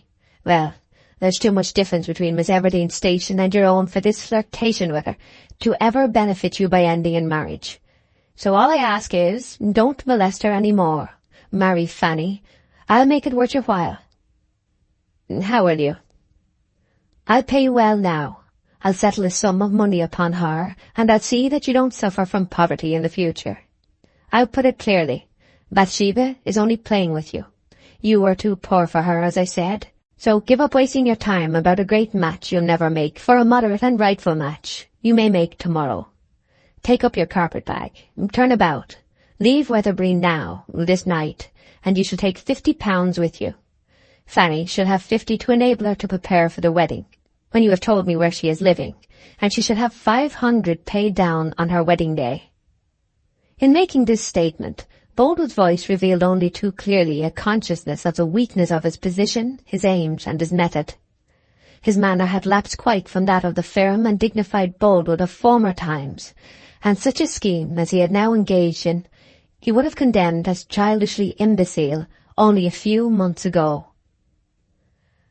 We discern a grand force in the lover which he lacks whilst a free man, but there is a breadth of vision in the free man which in the lover we vainly seek. Where there is much bias, there must be some narrowness, and love, though added emotion, is subtracted capacity. Boldwood exemplified this to an abnormal degree. He knew nothing of Fanny Robin's circumstances or whereabouts. He knew nothing of Troy's possibilities. Yet that was what he said. "I like Fanny best," said Troy, "and if, as you say, Miss Everdene is out of my reach, why, I'll have all to gain by accepting your money and marrying Fan. But she's only a servant." "Never mind. Do you agree to my arrangement?" "I do." "Ah," said Boldwood in a more elastic voice. "Oh, Troy, if you like her best, then why did you step in here and injure my happiness?"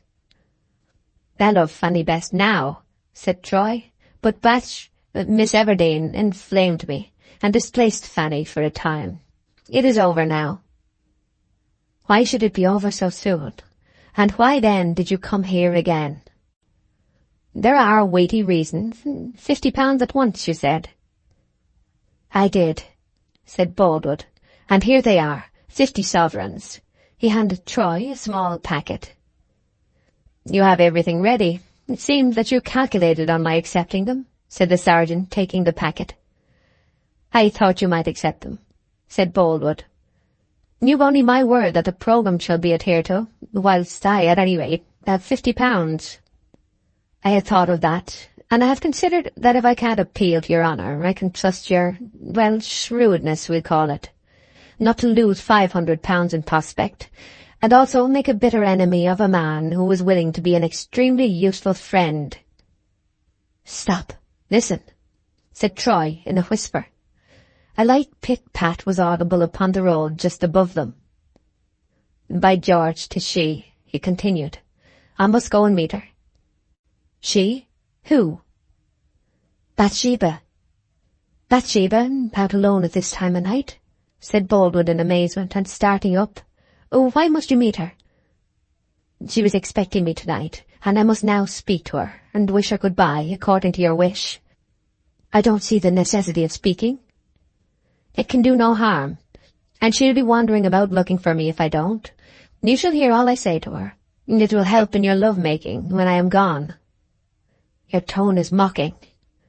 "Oh, no, and remember this, if she does not know what has become of me, she will think more about me than if I tell her flatly I have come to give her up. Will you confine your words to that one point? Shall I hear every word you say?" "Every word. Now sit there and hold my carpet-bag for me, and mark what you'll hear." The light footstep came closer, halting occasionally, as if the walker listened for a sound. Troy whistled a double note in a soft, fluty tone. "Come to that, is it?" murmured Boldwood uneasily. "You promised silence," said Troy. "I promise again." Troy stepped forward. "Frank, dearest, is that you?" The tones were Bathsheba's. "Oh, God," said Boldwood. "Yes," said Troy to her. "How late you are," she continued tenderly. "Did you come by the carrier? I listened and heard his wheels entering the village, but it was some time ago, and I had almost given up on you, Frank." "I was sure to come," said Frank. "You knew I should, did you not?" Well, I thought you would, she said playfully. And Frank, it is so lucky. There's not a soul in my house but me tonight. I've packed them all off so nobody on earth will know of your visit to your lady's bower. Liddy wanted to go to her grandfather's to tell him about her holiday, and I said she might stay with him till tomorrow, when you'll be gone again. Capital, said Troy. But dear me, I had better go back for my bag, because my slippers and brush and comb are in it. You run home whilst I fetch it, and I'll promise to be in your parlour in 10 minutes. Yes. She turned and tripped up the hill again. During the progress of this dialogue, there was a nervous twitching of Boldwood's tightly closed lips, and his face became bathed in a clammy dew. He now started forwards towards Troy. Troy turned to him and took up the bag. "Shall I tell her I have come to give her up and cannot marry her?" said the soldier mockingly. No, wait a minute. I want to say more to you, said Boldwood in a hoarse whisper.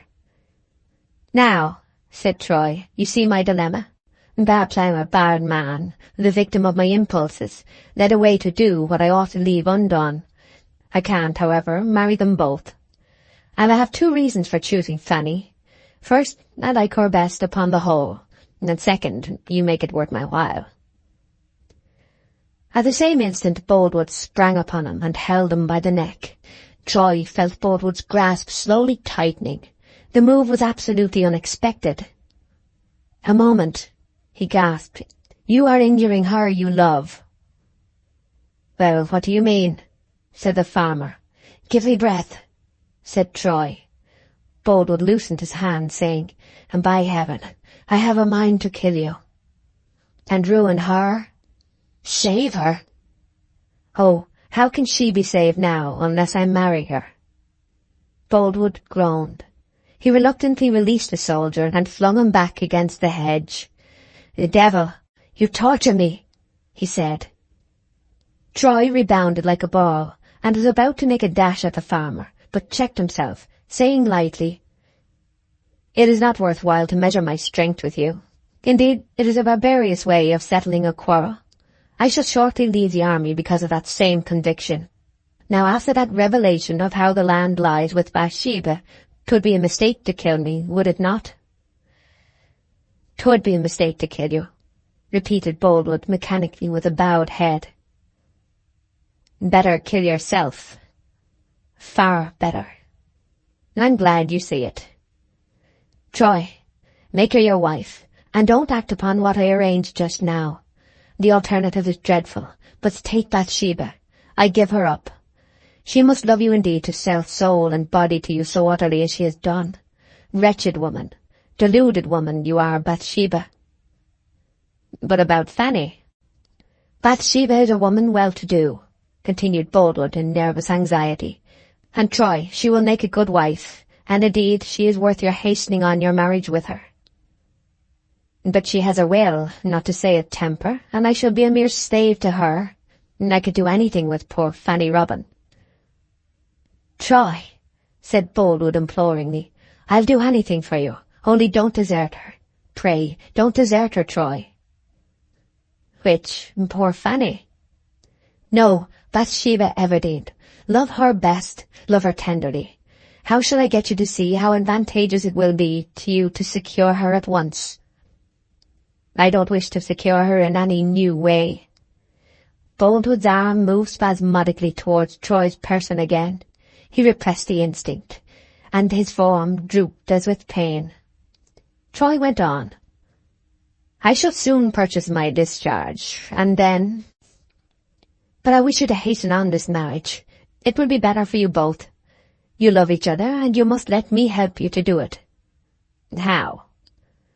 "Why, by settling the 500 on Bathsheba instead of Fanny, to enable you to marry at once.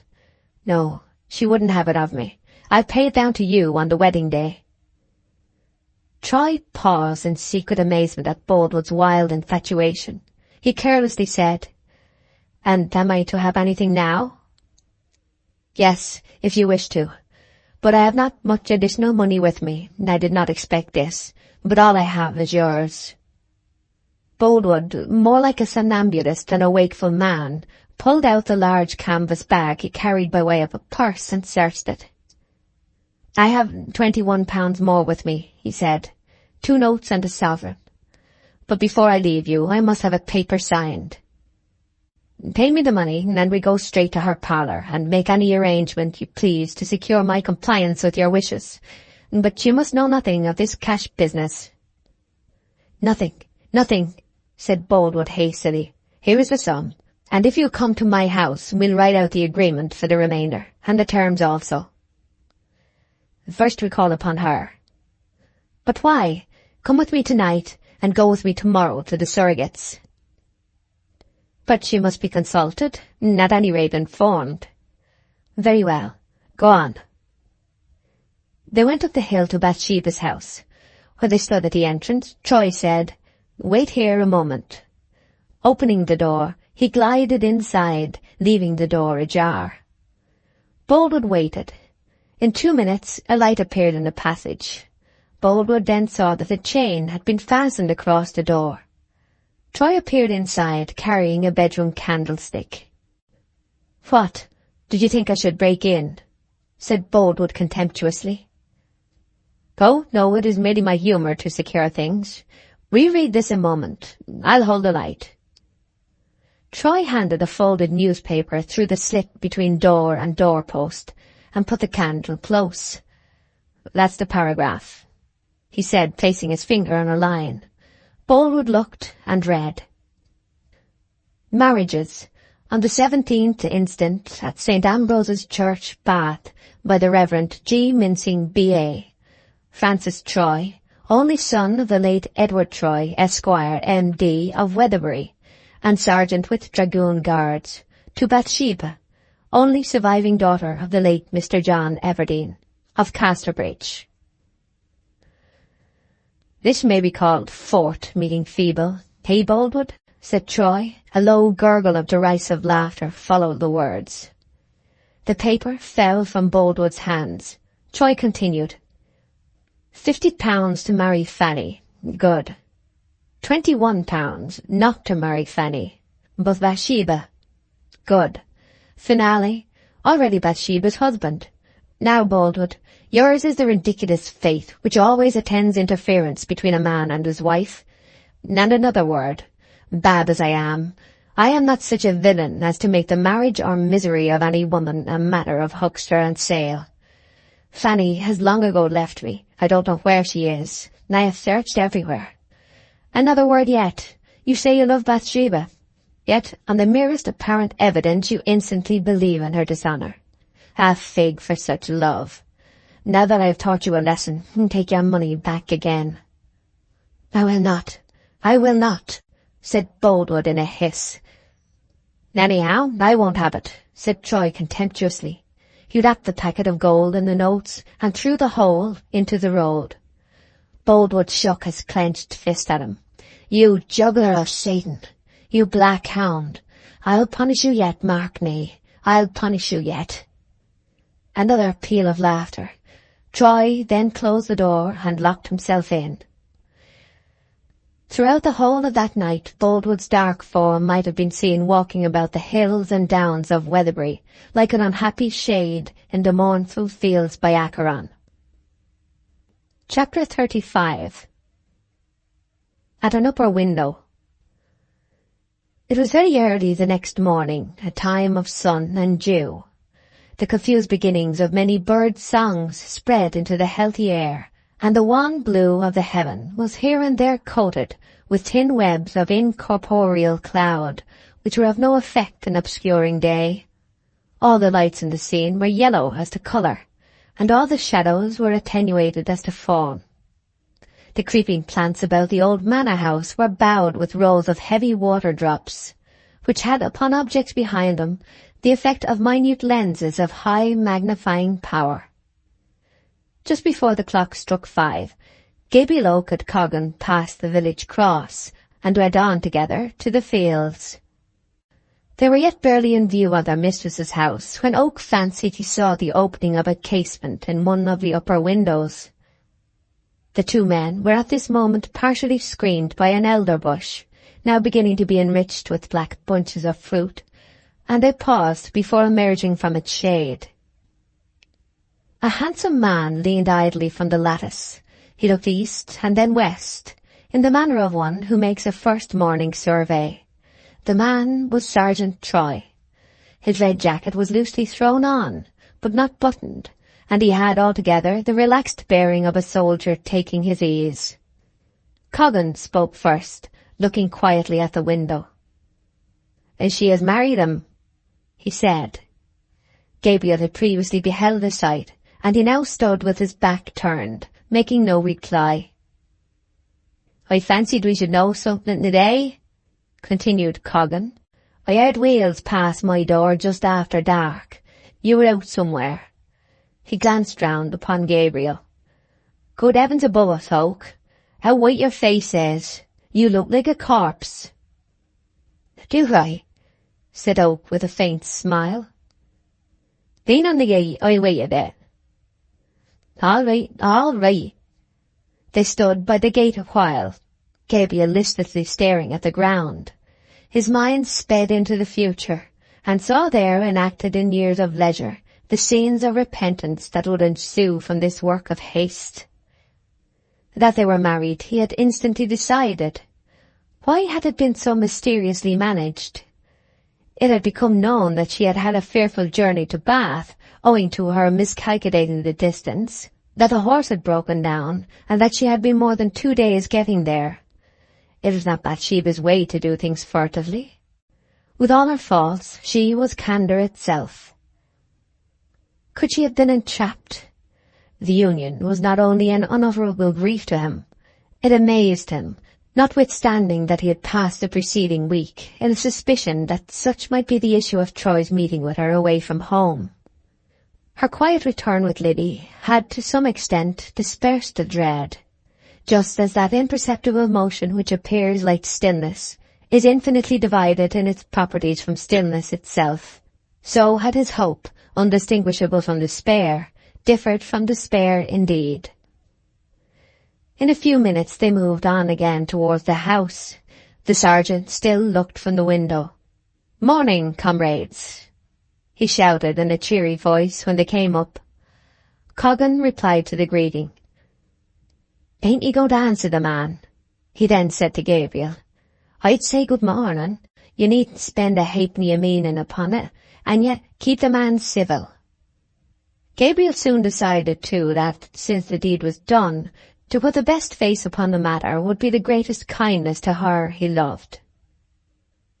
"Good morning, Sergeant Troy," he returned in a ghastly voice. "A rambling, gloomy house, this," said Troy, smiling. "Why, they may not be married," suggested Coggan. "Perhaps she's not there." Gabriel shook his head. The soldier turned a little towards the east, and the sun kindled his scarlet coat to an orange glow. "But 'tis a nice old house," responded Gabriel. "Yes, I suppose so, but I feel like a new wine in an old bottle here. My notion is that sash windows should be put throughout, and these old wainscoted walls brightened up a bit, or the oak cleared quite away, and the walls papered. It would be a pity, I think." "Well, no. A philosopher once said in my hearing that the old builders, who worked when art was a living thing, had no respect for the work of builders who went before them, but pulled down and altered as they thought fit. And why shouldn't we? Creation and preservation don't go well together," says he, "and a million of antiquarians can't invent a style. My mind exactly. I am for making this place more modern, that we may be cheerful whilst we can." The military man turned and surveyed the interior of the room, to assist his ideas of improvement in this direction. Gabriel and Coggan began to move on. "Oh, Coggan," said Troy, as if inspired by a recollection, "do you know if insanity has ever appeared in Mr. Boldwood's family?" Jan reflected for a moment. "I once heard that an uncle of his was queer in the head, but I don't know the rights of it," he said. "It's of no importance," said Troy lightly. "Well, I shall be down in the fields with you sometime this week, but I have a few matters to attend to first." So, good day to you. We shall of course keep on just as friendly terms as usual. I am not a proud man. Nobody is ever able to say that of Sergeant Troy. However, what is must be, and here's £half-a-crown to drink my health, men." Troy threw the coin dexterously across the front plot and over the fence towards Gabriel, who shunned it in its fall, his face turning to an angry red. Coggan twirled his eye, edged forward, and caught the money on its ricochet upon the road. "Very well. You keep it, Coggan," said Gabriel with disdain, and almost fiercely. "As for me, I'd do without gifts from him." "Don't show it too much," said Coggan musingly. "For if he's married to her, mark my words, he'll buy his discharge and be our master here. Therefore, 'tis well to say friend outwardly, though you say trouble house within." "Well, perhaps it is best to be silent, but I can't go further than that. I can't flatter, and if my place here is only to be kept by smoothing him down, my place must be lost." A horseman, whom they had for some time seen in the distance, now appeared close behind them. "There's Mr. Boldwood," said Oak. "I wonder what Troy meant by his question." Coggan and Oak nodded respectfully to the farmer, just to check their paces to discover if they were wanted, and, finding they were not, stood back to let him pass on. The only signs of the terrible sorrow Boldwood had been combating through the night, and was combating now, were the want of colour in his well-defined face, the enlarged appearance of the veins in his forehead and temples, and the sharper lines about his mouth. The horse bore him away, and the very step of the animal seemed significant of dogged despair. Gabriel for a minute rose above his own grief in noticing Boldwood's. He saw the square figure sitting erect upon the horse, the head turned to neither side, the elbows steady by the hips, the rim of the hat level and undisturbed in its onward glide, until the keen edges of Boldwood's shape sank by degrees over the hill. To one who knew the man and his story, there was something more striking in his immobility than in a collapse. The clash of discord between mood and matter here was forced painfully home to the heart, and as in laughter there are more dreadful phases than in tears, so was there in the steadiness of this agonized man an expression deeper than a cry. Chapter 36. Wealth in Jeopardy, the Revel. One night at the end of August, when Bathsheba's experiences as a married woman were still new, and when the weather was yet dry and sultry, a man stood motionless in the stockyard of Weatherbury Upper Farm, looking at the moon and sky. The night had a sinister aspect. A heated breeze from the south slowly fanned the summits of lofty objects, and in the sky dashes of buoyant cloud were sailing in a course at right angles to that of another stratum, neither of them in the direction of the breeze below. The moon, as seen through these films, had a lurid metallic look. The fields were sallow with the impure light, and all were tinged in monochrome, as if beheld through stained glass. The same evening the sheep had trailed homeward head to tail. The behaviour of the rooks had been confused, and the horses had moved with timidity and caution. Thunder was imminent, and, taking some secondary appearances into consideration, it was likely to be followed by one of the lengthened rains which marked the close of dry weather for the season. Before 12 hours had passed, a harvest atmosphere would be a bygone thing. Oak gazed with misgiving at 8 naked and unprotected ricks, massive and heavy with the rich produce of one half of the farm for that year. He went on to the barn. This was the night which had been selected by Sergeant Troy, ruling now in the room of his wife, for giving the harvest supper and dance. As Oak approached the building, the sound of violins and a tambourine, and the regular jigging of many feet, grew more distinct. He came close to the large doors, one of which stood slightly ajar, and looked in. The central space, together with the recess at one end, was emptied of all encumbrances, and this area, covering about 2/3 of the whole, was appropriated for the gathering, the remaining end, which was piled to the ceiling with oats, being screened off with sailcloth. Tufts and garlands of green foliage decorated the walls, beams, and extemporized chandeliers, and immediately opposite to Oak, a rostrum had been erected, bearing a table and chairs. Here sat 3 fiddlers, and beside them stood a frantic man with his hair on end, perspiration streaming down his cheeks, and a tambourine quivering in his hand. The dance ended, and on the black oak floor in the midst, a new row of couples formed for another. "Now, ma'am, and no offence, I hope, I ask what dance you would like next," said the first violin. "Really, it makes no difference," said the clear voice of Bathsheba, who stood at the inner end of the building, observing the scene from behind a table covered with cups and viands. Troy was lolling beside her. "Then," said the fiddler, "I'll venture to name that the right and proper thing is the soldier's joy, there being a gallant soldier married into the farm, my sonnies and gentlemen all?" "It shall be the soldier's joy," exclaimed the chorus. "Thanks for the compliment," said the sergeant gaily, taking Bathsheba by the hand and leading her to the top of the dance.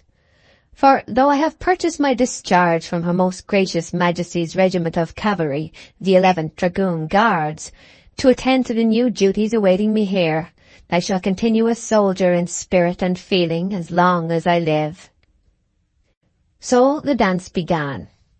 As to the merits of the soldier's joy, there cannot be, and never were, 2 opinions.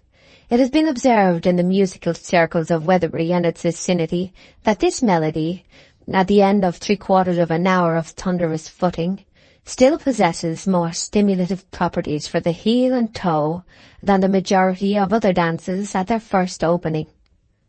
The soldier's joy has, too, an additional charm, in being so admirably adapted to the tambourine aforesaid, no mean instrument in the hands of a performer who understands the proper convulsions, spasms, St. Vitus's dances and fearful frenzies necessary when exhibiting its tones in their highest perfection. The immortal tune ended, a fine D rolling forth from the bass viol with the sonorousness of a cannonade, and Gabriel delayed his entry no longer. He avoided Bathsheba, and got as near as possible to the platform where Sergeant Troy was now seated, drinking brandy and water, though the others drank without exception cider and ale. Gabriel could not easily thrust himself within speaking distance of the sergeant, and he sent a message, asking him to come down for a moment. The sergeant said he could not attend. "Will you tell him, then," said Gabriel, "that I only stepped at her to say that a heavy rain is sure to fall soon, and that something shall be done to protect the ricks." "Mr. Troy says it will not rain," returned the messenger, "and he cannot stop to talk to you about such fidgets." In juxtaposition with Troy, Oak had a melancholic tendency to look like a candle beside gas, and ill at ease, he went out again, thinking he would go home, for under the circumstances he had no heart for the scene in the barn. At the door he paused for a moment. Troy was speaking. "Friends, it is not only the harvest home that we are celebrating tonight, but this is also a wedding feast. A short time ago I had the happiness to lead to the altar this lady, your mistress, and not until now have we been able to give any public flourish to the event in Weatherbury.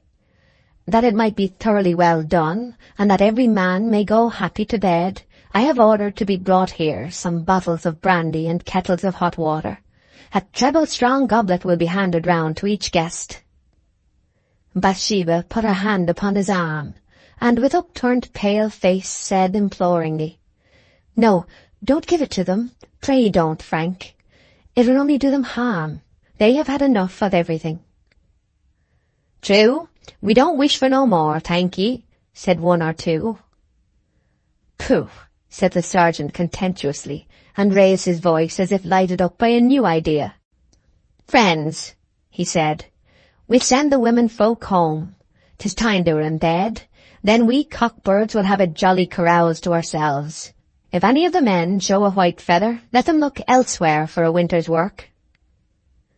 Bathsheba indignantly left the barn, followed by all the women and children. The musicians, not looking upon themselves as company, slipped quietly away to their spring wagon and put in the horse. Thus Troy and the men of the farm were left sole occupants of the place. Oak, not to appear unnecessarily disagreeable, stayed a little while. Then he too arose and quietly took his departure, followed by a friendly oath from the sergeant for not staying to a second round of grog. Gabriel proceeded towards his home.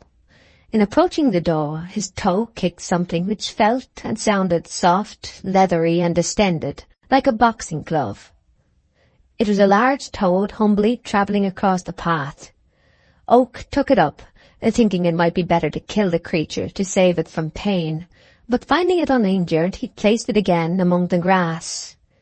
He knew what this direct message from the Great Mother meant, and soon came another. When he struck a light indoors, there appeared upon the table a thin, glistening streak, as if a brush of varnish had been lightly dragged across it. Oak's eyes followed the serpentine sheen to the other side, where it led up to a huge brown garden slug, which had come indoors tonight for reasons of its own. It was nature's second way of hinting to him that he was to prepare for foul weather. Oak sat down meditating for nearly an hour. During this time, 2 black spiders, of the kind common in thatched houses, promenaded the ceiling, ultimately dropping to the floor. This reminded him that if there was one class of manifestation on this matter that he thoroughly understood, it was the instincts of sheep. He left the room, ran across 2 or 3 fields towards the flock, got upon a hedge, and looked over among them.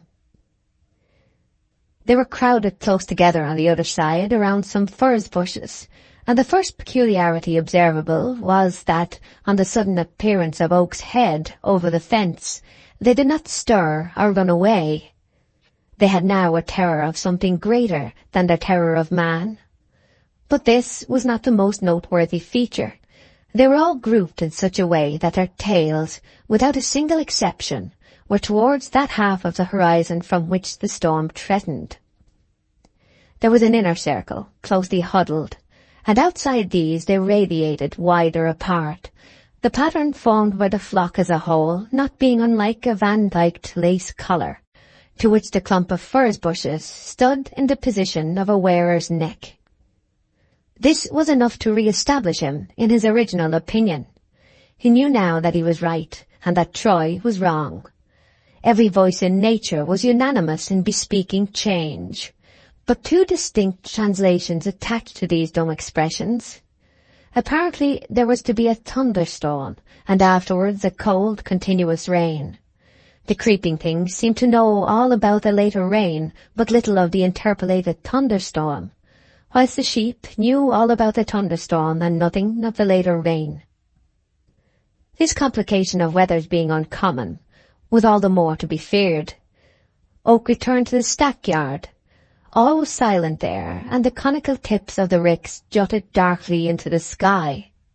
There were 5 wheat ricks in this yard, and 3 stacks of barley. The wheat, when threshed, would average about 30 quarters to each stack, the barley at least 40. Their value to Bathsheba, and indeed to anybody, Oak mentally estimated by the following simple calculation. 5 multiplied by 30 equals 150 quarters, equals 500 pounds. 3 multiplied by 40 equals 120 quarters, equals 250 pounds. Total 750 pounds. 750 pounds in the divinest form that money can wear, that of necessary food for man and beast. Should the risk be run of deteriorating this bulk of corn to less than half its value, because of the instability of a woman? Never, if I can prevent it, said Gabriel. Such was the argument that Oak set outwardly before him, but man, even to himself, is a palimpsest, having an ostensible writing and another beneath the lines. It is possible that there was this golden legend under the utilitarian one. I will help to my last effort the woman I have loved so dearly." He went back to the barn to endeavour to obtain assistance for covering the ricks that very night. All was silent within, and he would have passed on in the belief that the party had broken up, had not a dim light, yellow as saffron by contrast with the greenish whiteness outside, streamed through a knothole in the folding doors. Gabriel looked in. An unusual picture met his eye. The candles suspended among the evergreens had burnt down to their sockets, and in some cases the leaves tied about them were scorched. Many of the lights had quite gone out. Others smoked and stank, grease dropping from them upon the floor. Here, under the table, and leaning against forms and chairs in every conceivable attitude, except the perpendicular, were the wretched persons of all the workfolk, the hair of their heads at such low levels being suggestive of mops and brooms. In the midst of these shone red and distinct the figure of Sergeant Troy, leaning back in a chair. Coggan was on his back, with his mouth open, buzzing forth snores, as were several others.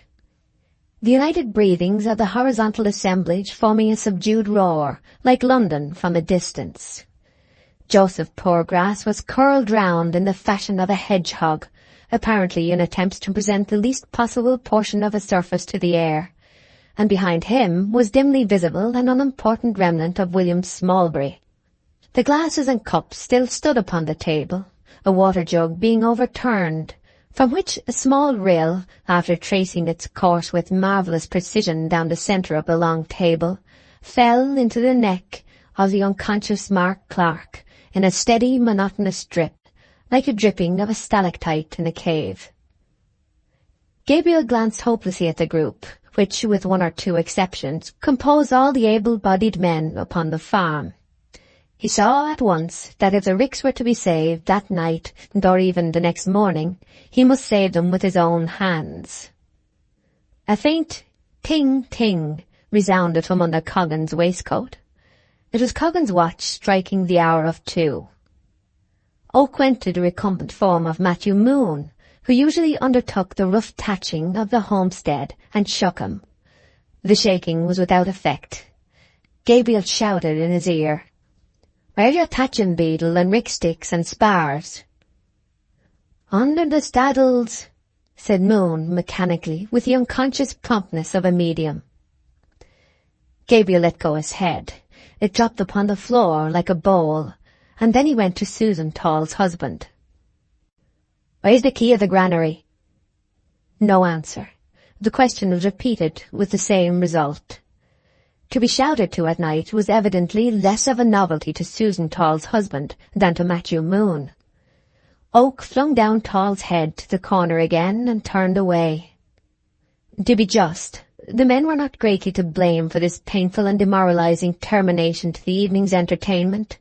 Sergeant Troy had so strenuously insisted, glass in hand, that drinking should be the bond of their union, that those who wished to refuse hardly liked to be so unmannerly under the circumstances.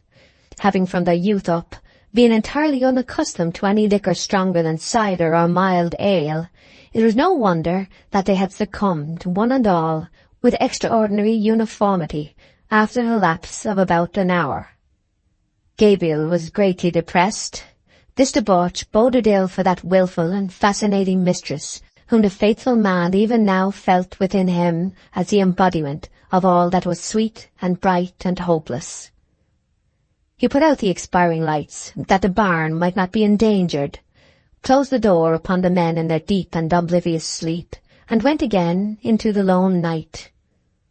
A hot breeze, as if breathed from the parted lips of some dragon about to swallow the globe, fanned him from the south, while directly opposite in the north rose a grim, misshapen body of cloud, in the very teeth of the wind. So unnaturally did it rise that one could fancy it to be lifted by machinery from below. Meanwhile the faint cloudlets had flown back into the south-east corner of the sky, as if in terror of the large cloud, like a young brood gazed in upon by some monster. Going on to the village, Oak flung a small stone against the window of Laban Tall's bedroom, expecting Susan to open it, but nobody stirred. He went round to the back door, which had been left unfastened for Laban's entry, and passed in to the foot of the staircase. "Mrs. Tall, I've come for the key of the granary, to get at the rick cloths," said Oak in a stentorian voice. "Is that you?" said Mrs. Susan Tall, half awake. "Yes," said Gabriel. "Come along to bed, do, you jaw-latching rogue, keeping a body awake like this." "It isn't Laban, 'tis Gabriel Oak. I want the key of the granary." "Gabriel? What in the name of fortune did you pretend to be Laban for?" "I didn't. I thought you meant—" "Yes, you did. What do you want here?" "The key of the granary." "And take it then, 'tis on the nail.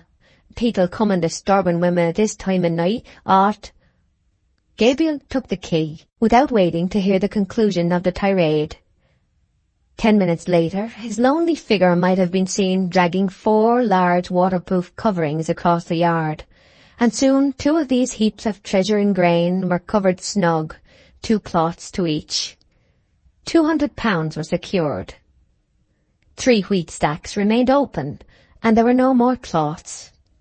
Oak looked under the staddles and found a fork.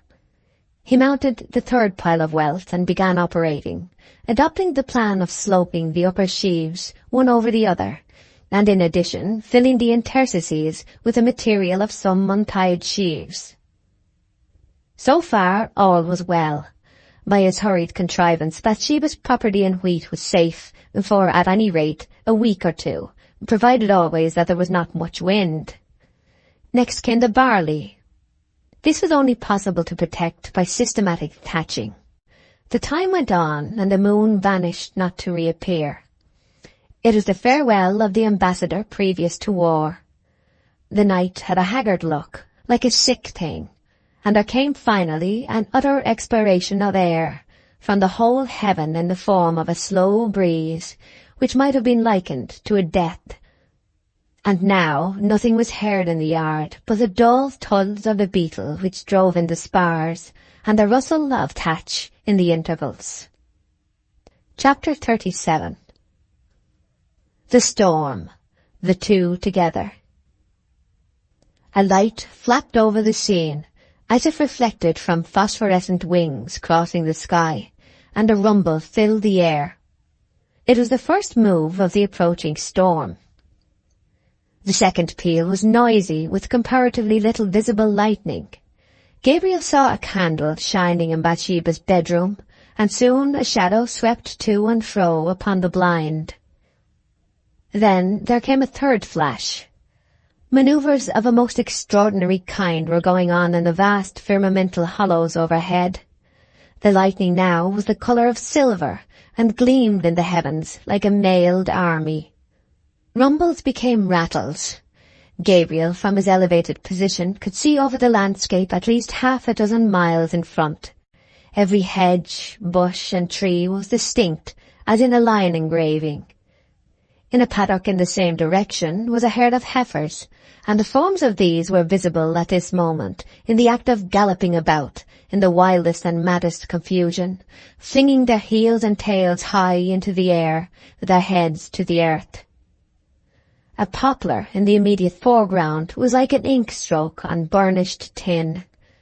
Then the picture vanished, leaving the darkness so intense that Gabriel worked entirely by feeling with his hands. He had stuck his sticking rod, or poignard, as it was indifferently called, a long iron lance polished by handling, into the stack, used to support the sheaves instead of the support called a groom used in houses. A blue light appeared in the zenith, and in some indescribable manner flickered down near the top of the rod. It was the 4th of the larger flashes. A moment later there was a smack, smart, clear and short. Gabriel felt his position to be anything but a safe one, and he resolved to descend. Not a drop of rain had fallen as yet. He wiped his weary brow, and looked again at the black forms of the unprotected stacks. Was his life so valuable to him after all? What were his prospects that he should be so chary of running risk, when important and urgent labour could not be carried on without such risk? He resolved to stick to the stack. However, he took a precaution. Under the staddles was a long tethering chain used to prevent the escape of errant horses. This he carried up the ladder, and sticking his rod through the clog at one end, allowed the other end of the chain to trail upon the ground. The spike attached to it he drove in. Under the shadow of his extemporized lightning conductor he felt himself comparatively safe. Before Oak had laid his hands upon his tools again, out leapt the fifth flash, with the spring of a serpent and the shout of a fiend. It was as green as an emerald, and the reverberation was stunning. What was this? The light revealed to him. In the open ground before him, as he looked over the ridge of the rick, was a dark and apparently female form. Could it be that of the only venturesome woman in the parish, Bathsheba? The form moved on a step. Then he could see no more. "Is that you, ma'am?" said Gabriel to the darkness. "Who is there?" said the voice of Bathsheba. "Gabriel, I'm on the rick thatching." "Oh, Gabriel, and are you? I have come about them. The weather awoke me, and I thought of the corn. I am so distressed about it. Can we save it anyhow? I cannot find my husband. Is he with you?" "He is not here." "Do you know where he is?" "Asleep in the barn." He promised that the stack should be seen to, and how they are all neglected. Can I do anything to help? Liddy is afraid to come out. Fancy finding you here at such an hour. Surely I can do something. "You can bring up some reed sheaves to me, one by one, ma'am, if you are not afraid to come up the ladder in the dark," said Gabriel. "Every moment is precious now, and that would save a good deal of time. It's not very dark when the lightning has been gone a bit." "I'll do anything," she said resolutely. She instantly took a sheaf upon her shoulder, clambered up close to his heels, placed it behind the rod, and descended for another. At her third ascent, the rick suddenly brightened with a brazen glare of shining majolica. Every knot in every straw was visible. On the slope in front of him appeared two human shapes, black as jet. The rick lost its sheen, the shapes vanished. Gabriel turned his head. It had been the sixth flash which had come from the east behind them, and the two dark forms on the slope had been the shadows of himself and Bathsheba. Then came the peal. It was hardly credible that such a heavenly light could be the parent of such a diabolical sound. "How terrible!" she exclaimed, and clutched him by the sleeve. Gabriel turned and steadied her on her aerial perch by holding her arm. At the same moment, while he was still reversed in his attitude, there was more light, and he saw, as it were, a copy of the tall poplar tree on the hill, drawn in black on the wall of the barn. It was the shadow of that tree, thrown across by a secondary flash in the west. The next flare came.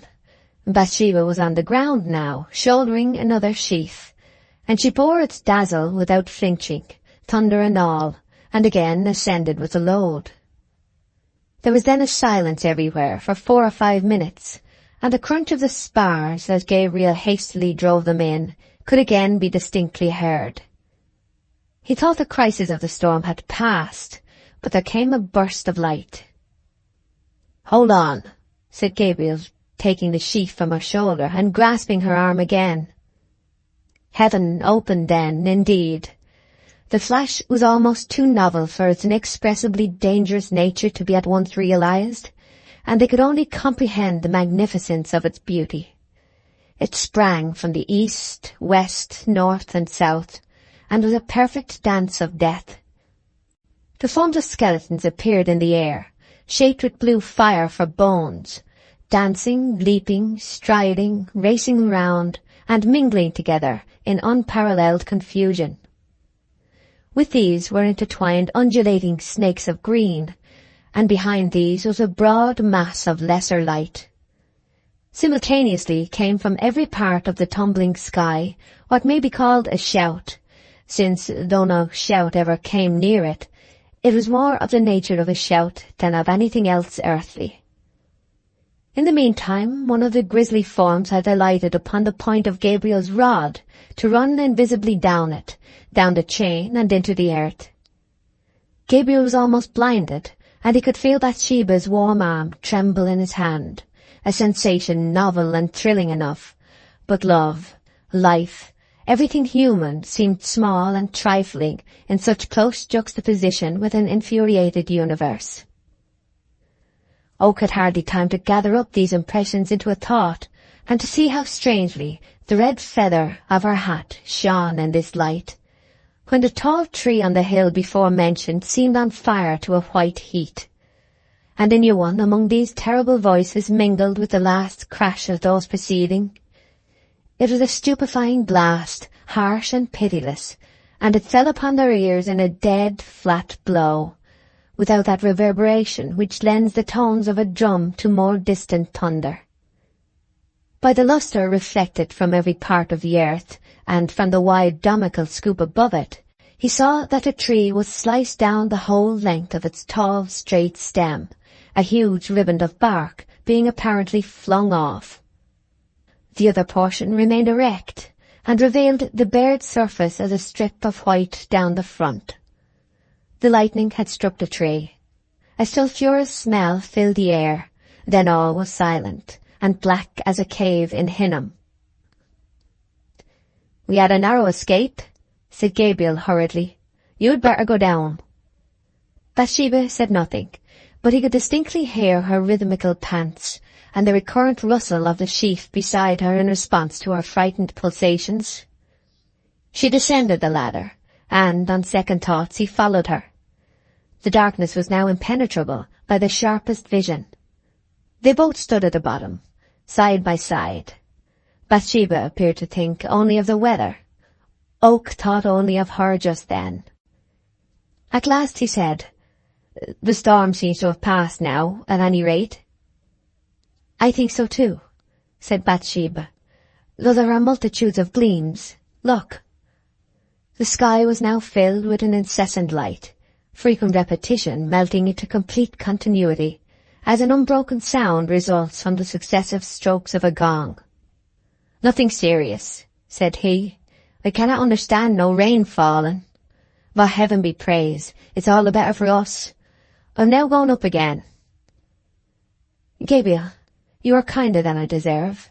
I will stay and help you yet. Oh, why are not some of the others here?" "They would have been here, if they could," said Oak in a hesitating way. "Oh, I know it all.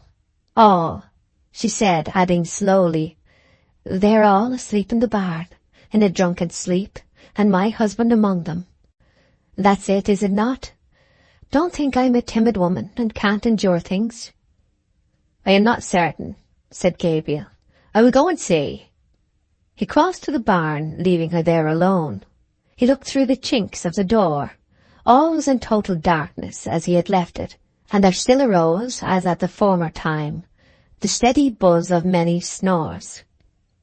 He felt a zephyr curling about his cheek and turned. It was Bathsheba's breath. She had followed him and was looking into the same chink.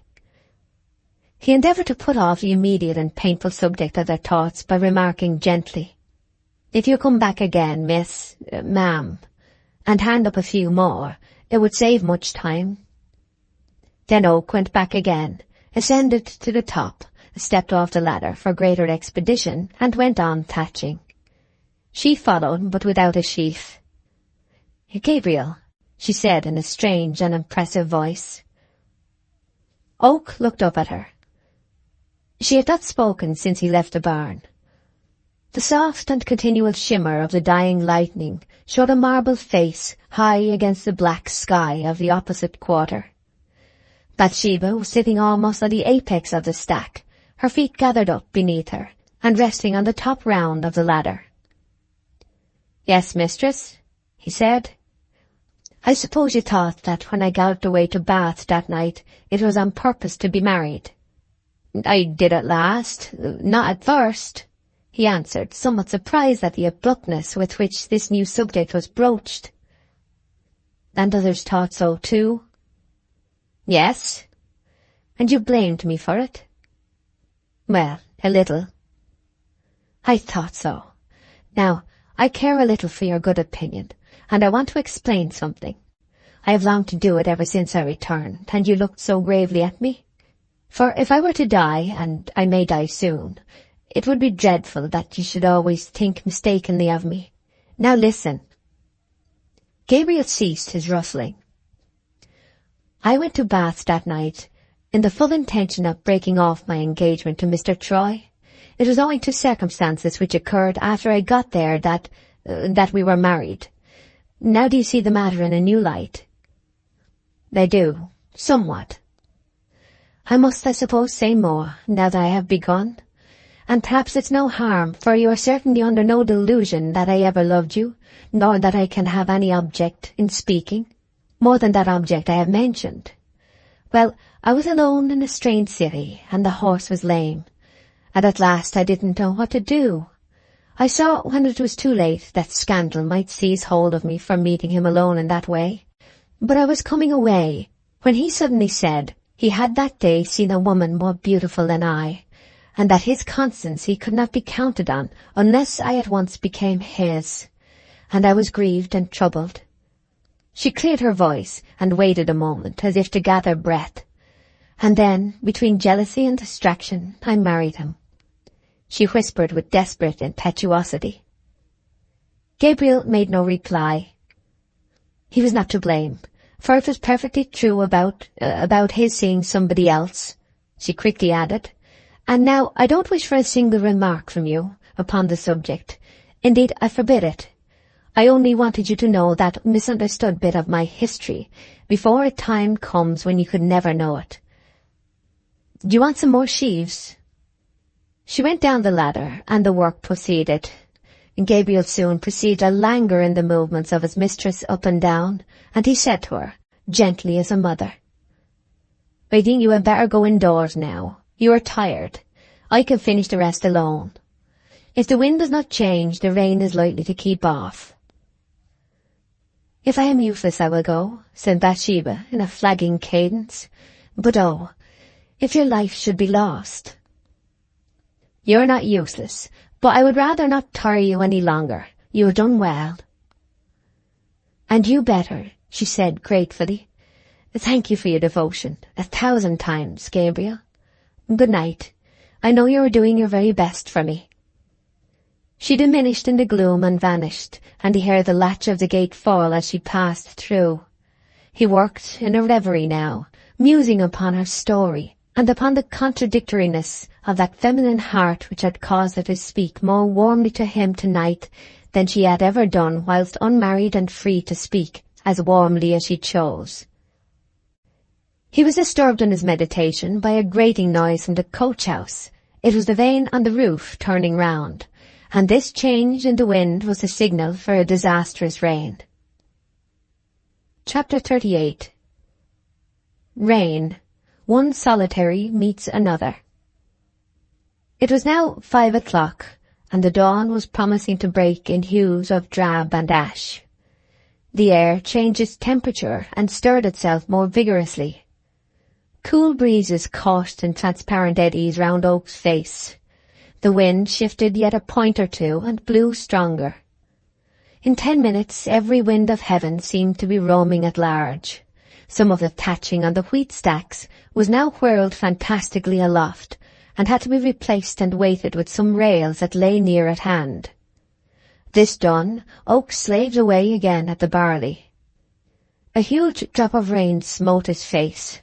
The wind snarled round every corner. The trees rocked to the bases of their trunks, and the twigs clashed in strife. Driving in spars at any point and on any system, inch by inch he covered more and more safely from ruin this distracting impersonation of £700. The rain came on in earnest, and Oak soon felt the water to be tracking cold and clammy roots down his back. Ultimately, he was reduced well-nigh to a homogeneous sop, and the dyes of his clothes trickled down and stood in a pool at the foot of the ladder. The rain stretched obliquely through the dull atmosphere in liquid spines, unbroken in continuity between their beginnings in the clouds and their points in him. Oak suddenly remembered that 8 months before this time he had been fighting against fire in the same spot as desperately as he was fighting against water now, and for a futile love of the same woman. As for her, but Oak was generous and true, and dismissed his reflections. It was about 7 o'clock in the dark leaden morning when Gabriel came down from the last stack and thankfully exclaimed, "It is done." He was drenched, weary and sad, and yet not so sad as drenched and weary, for he was cheered by a sense of success in a good cause. Faint sounds came from the barn, and he looked that way. Figures stepped singly and in pairs through the doors, all walking awkwardly and abashed, save the foremost, who wore a red jacket and advanced with his hands in his pockets, whistling. The others shambled after with a conscience-stricken air. The whole procession was not unlike Flaxman's group of the suitors tottering on towards the infernal regions under the conduct of Mercury. The gnarled shapes passed into the village, Troy, their leader, entering the farmhouse. Not a single one of them had turned his face to the ricks, or apparently bestowed one thought upon their condition. Soon Oak too went homeward, by a different route from theirs. In front of him, against the wet glazed surface of the lane, he saw a person walking yet more slowly than himself, under an umbrella. The man turned and plainly started. He was Boldwood. "How are you this morning, sir?" said Oak. "Yes, 'tis a wet day." "Oh, I am well, very well, thank you, quite well." "I'm glad to hear it, sir." Boldwood seemed to awake to the present by degrees. "You look tired and ill, Oak," he said then, desultorily regarding his companion. "I am tired, but you look strangely altered, sir." "Aye, not a bit of it. I am well enough. What put that into your head?" "I thought you didn't look quite so topping as you used to, that was all." "Indeed? Then you are mistaken," said Boldwood shortly. "Nothing hurts me. My constitution is an iron one." "I've been working hard to get our ricks covered and was barely in time. Never had such a struggle in my life. Yours, of course, are safe, sir?" "Oh, yes," Boldwood added after an interval of silence. "What did you ask, Oak?" "Your ricks are all covered before this time." "No. At any rate, the large ones upon the stone staddles." "They are not." "Them under the hedge." "No. I forgot to tell the thatcher to set about it." "Nor the little one by the stile?" "Nor the little one by the stile. I overlooked the ricks this year." "Then not a tenth of your corn will come to measure, sir." "Possibly not." "Overlooked them," Gabriel repeated to himself. It is difficult to describe the intensely dramatic effect that announcement had upon Oak at such a moment. All the night he had been feeling that the neglect he was labouring to repair was abnormal and isolated, the only instance of the kind within the circuit of the county. Yet at this very time, within the same parish, a greater waste had been going on, uncomplained of and disregarded. A few months earlier, Boldwood's forgetting his husbandry would have been as preposterous an idea as a sailor forgetting he was on a ship. Oak was just thinking that whatever he himself might have suffered from Bathsheba's marriage, there was a man who had suffered more, when Boldwood spoke in a changed voice, that of one who yearned to make a confidence and relieve his heart by an outpouring. "Oak, you know as well as I that things have gone wrong with me lately. I may as well own it. I was going to get a little settled in life, but in some way my plan has come to nothing."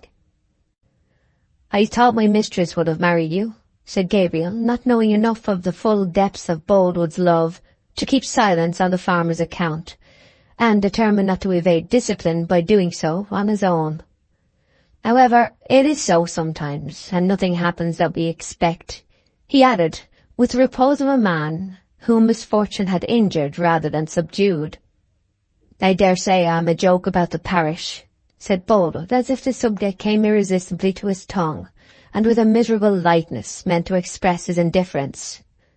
"Oh, no, I don't think that." But the real truth of the matter is that there was not, as some fancy, any jilting on her part. No engagement ever existed between me and Miss Everdene. And people say so, but it is untrue. She never promised me. Boldwood stood still now, and turned his wild face to Oak. "Oh, Gabriel," he continued, "I am weak and foolish, and I don't know what, and I can't fend off my miserable grief. I had some faint belief in the mercy of God till I lost that woman. Yes, he prepared a gourd to shade me, and like the prophet I thanked him, and was glad. But the next day he prepared a worm to smite the gourd and wither it, and I feel it is better to die than to live." A silence followed. Boldwood aroused himself from the momentary mood of confidence into which he had drifted, and walked on again, resuming his usual reserve. "No, Gabriel," he resumed with a carelessness which was like the smile on the countenance of a skull. "It was made more of by other people than ever it was by us. I do feel a little regret occasionally, but no woman ever had power over me for any length of time. Well, good morning. I can trust you not to mention to others what has passed between us two here." Chapter 39. Coming Home. A Cry. On the turnpike road between Castlebrigde and Weatherbury, and about 3 miles from the former place, is Yalbury Hill, one of those steep, long ascents which pervade the highways of this undulating part of South Wessex. In returning from market, it is usual for the farmers and other gig gentry to alight at the bottom and walk up. One Saturday evening, in the month of October, Bathsheba's vehicle was duly creeping up this incline. She was sitting listlessly in the second seat of the gig, whilst walking beside her in a farmer's marketing suit of unusually fashionable cut was an erect, well-made young man. Though on foot, he held the reins and whip, and occasionally aimed light cuts at the horse's ear with the end of the lash as a recreation. This man was her husband, formerly Sergeant Troy, who, having bought his discharge with Bathsheba's money, was gradually transforming himself into a farmer of a spirited and very modern school. People of unalterable ideas still insisted upon calling him Sergeant when they met him, which was in some degree owing to his having still retained the well-shaped moustache of his military days, and the soldierly bearing inseparable from his form and training. "Yes, if it hadn't been for that wretched rain, I should have cleared 200 as easy as looking, my love," he was saying.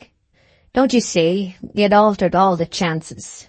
To speak like a book I once read, wet weather is the narrative, and fine days are the episodes, of our country's history. Now, isn't that true?" "But the time of year has come for changeable weather." "Well, yes. The fact is, these autumn races are the ruin of everybody. Never did I see such a day as 'twas. 'Tis a wild open place, just out of Budmouth, and a drab sea rolled in towards us like liquid misery. Wind and rain, good Lord. Dark, why 'twas as dark as my hat before the last race was run. 'Twas 5 o'clock, and you couldn't see the horses till they were almost in, leave alone colours. The ground was heavy as lead, and all judgment from a fellow's experience went for nothing. Horses, riders, people were all blown about like ships at sea. 3 booths were blown over, and the wretched folk inside crawled out upon their hands and knees, and in the next field were as many as a dozen hats at one time. Pimpernel regularly stuck fast, when about 60 yards off, and when I saw Policy stepping on, it did knock my heart against the lining of my ribs, I assure you, my love." "And you mean, Frank," said Bathsheba sadly. Her voice was painfully lowered from the fullness and vivacity of the previous summer, "that you have lost more than £100 in a month by this dreadful horse racing? Oh, Frank, it is cruel, it is foolish of you to take away my money so. We should have to leave the farm, that will be the end of it." "Humbug about cruel. Now, there 'tis again, turn on the waterworks, that's just like you." "But you promise me not to go to Budmouth's second meeting, won't you?" she implored. Bathsheba was at the full depth for tears, but she maintained a dry eye. "I don't see why I should. In fact, if it turns out to be a fine day, I was thinking of taking you." "Never, never. I'll go 100 miles the other way first. I hate the sound of the very word." "But the question of going to see the race or staying at home has very little to do with the matter. Bets are all booked safely enough before the race begins, you may depend. Whether it's a bad race for me or a good one will have very little to do with our going there next Monday." "But you don't mean to say that you have risked anything on this one too?" she exclaimed with an agonized look. "There now, don't be a little fool. Wait till you are told. Why, Bathsheba, you have lost all the pluck and sauciness you formerly had, and upon my life, if I had known what a chicken-hearted creature you were under all your boldness, I'd never have— I know what." A flash of indignation might have been seen in Bathsheba's dark eyes as she looked resolutely ahead after this reply. They moved on without further speech. Some early withered leaves from the trees which huddled the road at this spot occasionally spinning downward to cross their path to the earth. A woman appeared on the brow of the hill. The ridge was in a cutting, so that she was very near the husband and wife before she became visible. Troy had turned towards the gig to remount, and whilst putting his foot on the step, the woman passed behind him. Though the overshadowing trees and the approach of eventide enveloped them in the gloom, Bathsheba could see plainly enough to discern the extreme poverty of the woman's garb and the sadness of her face. "Please, sir, do you know what time Casterbridge Union House closes at night?" The woman said these words to Troy over his shoulder. Troy started visibly at the sound of the voice, yet he seemed to recover presence of mind sufficient to prevent himself from giving way to his impulse to suddenly turn and face her. He said slowly, "I don't know." The woman, on hearing him speak, quickly looked up, examined the side of his face, and recognized the soldier under the yeoman's garb. Her face was drawn into an expression which had gladness and agony both among its elements. She uttered a hysterical cry and fell down. "Oh, poor thing!" exclaimed Bathsheba, instantly preparing to alight. "Stay where you are and attend to the horse," said Troy, peremptorily throwing her the reins and the whip. "Walk the horse to the top. I'll see to the woman." "But Do you hear? Puppet." The horse, gig, and Bathsheba moved on. "How on earth did you come here? I thought you were miles away, or dead. Why didn't you write to me?" said Troy to the woman, in a strangely gentle yet hurried voice, as he lifted her up. "I feared to." "Have you any money?" "None." "Good to heaven. I wish I had more to give you. Here's— wretched, the merest trifle. It is every farthing I have. I have none but what my wife gives me, you know, and I can't ask her now." The woman made no answer. "I have only another moment," continued Troy. "And now, listen. Where are you going tonight? Casterbridge Union?" "Yes, we thought to go there." "You shan't go there. Yet, wait. Yes, perhaps for tonight. I can do nothing better, worse luck. Sleep there tonight and stay there tomorrow. Monday's the first free day I have, and on Monday morning, at 10 exactly, meet me on Gray's Bridge, just out of the town. I'll bring all the money I can muster. You shan't want. I'll see that, Fanny. Then I'll get you a lodging somewhere. Goodbye till then. I am a brute, but goodbye." After advancing the distance which completed the ascent of the hill, Bathsheba turned her head. The woman was upon her feet, and Bathsheba saw her withdrawing from Troy and going feebly down the hill by the 3rd milestone from Casterbridge.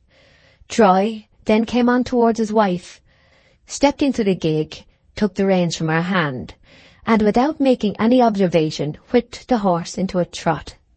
He was rather agitated. "Do you know who that woman was?" said Bathsheba, looking searchingly into his face. "I do," he said, looking boldly back into hers.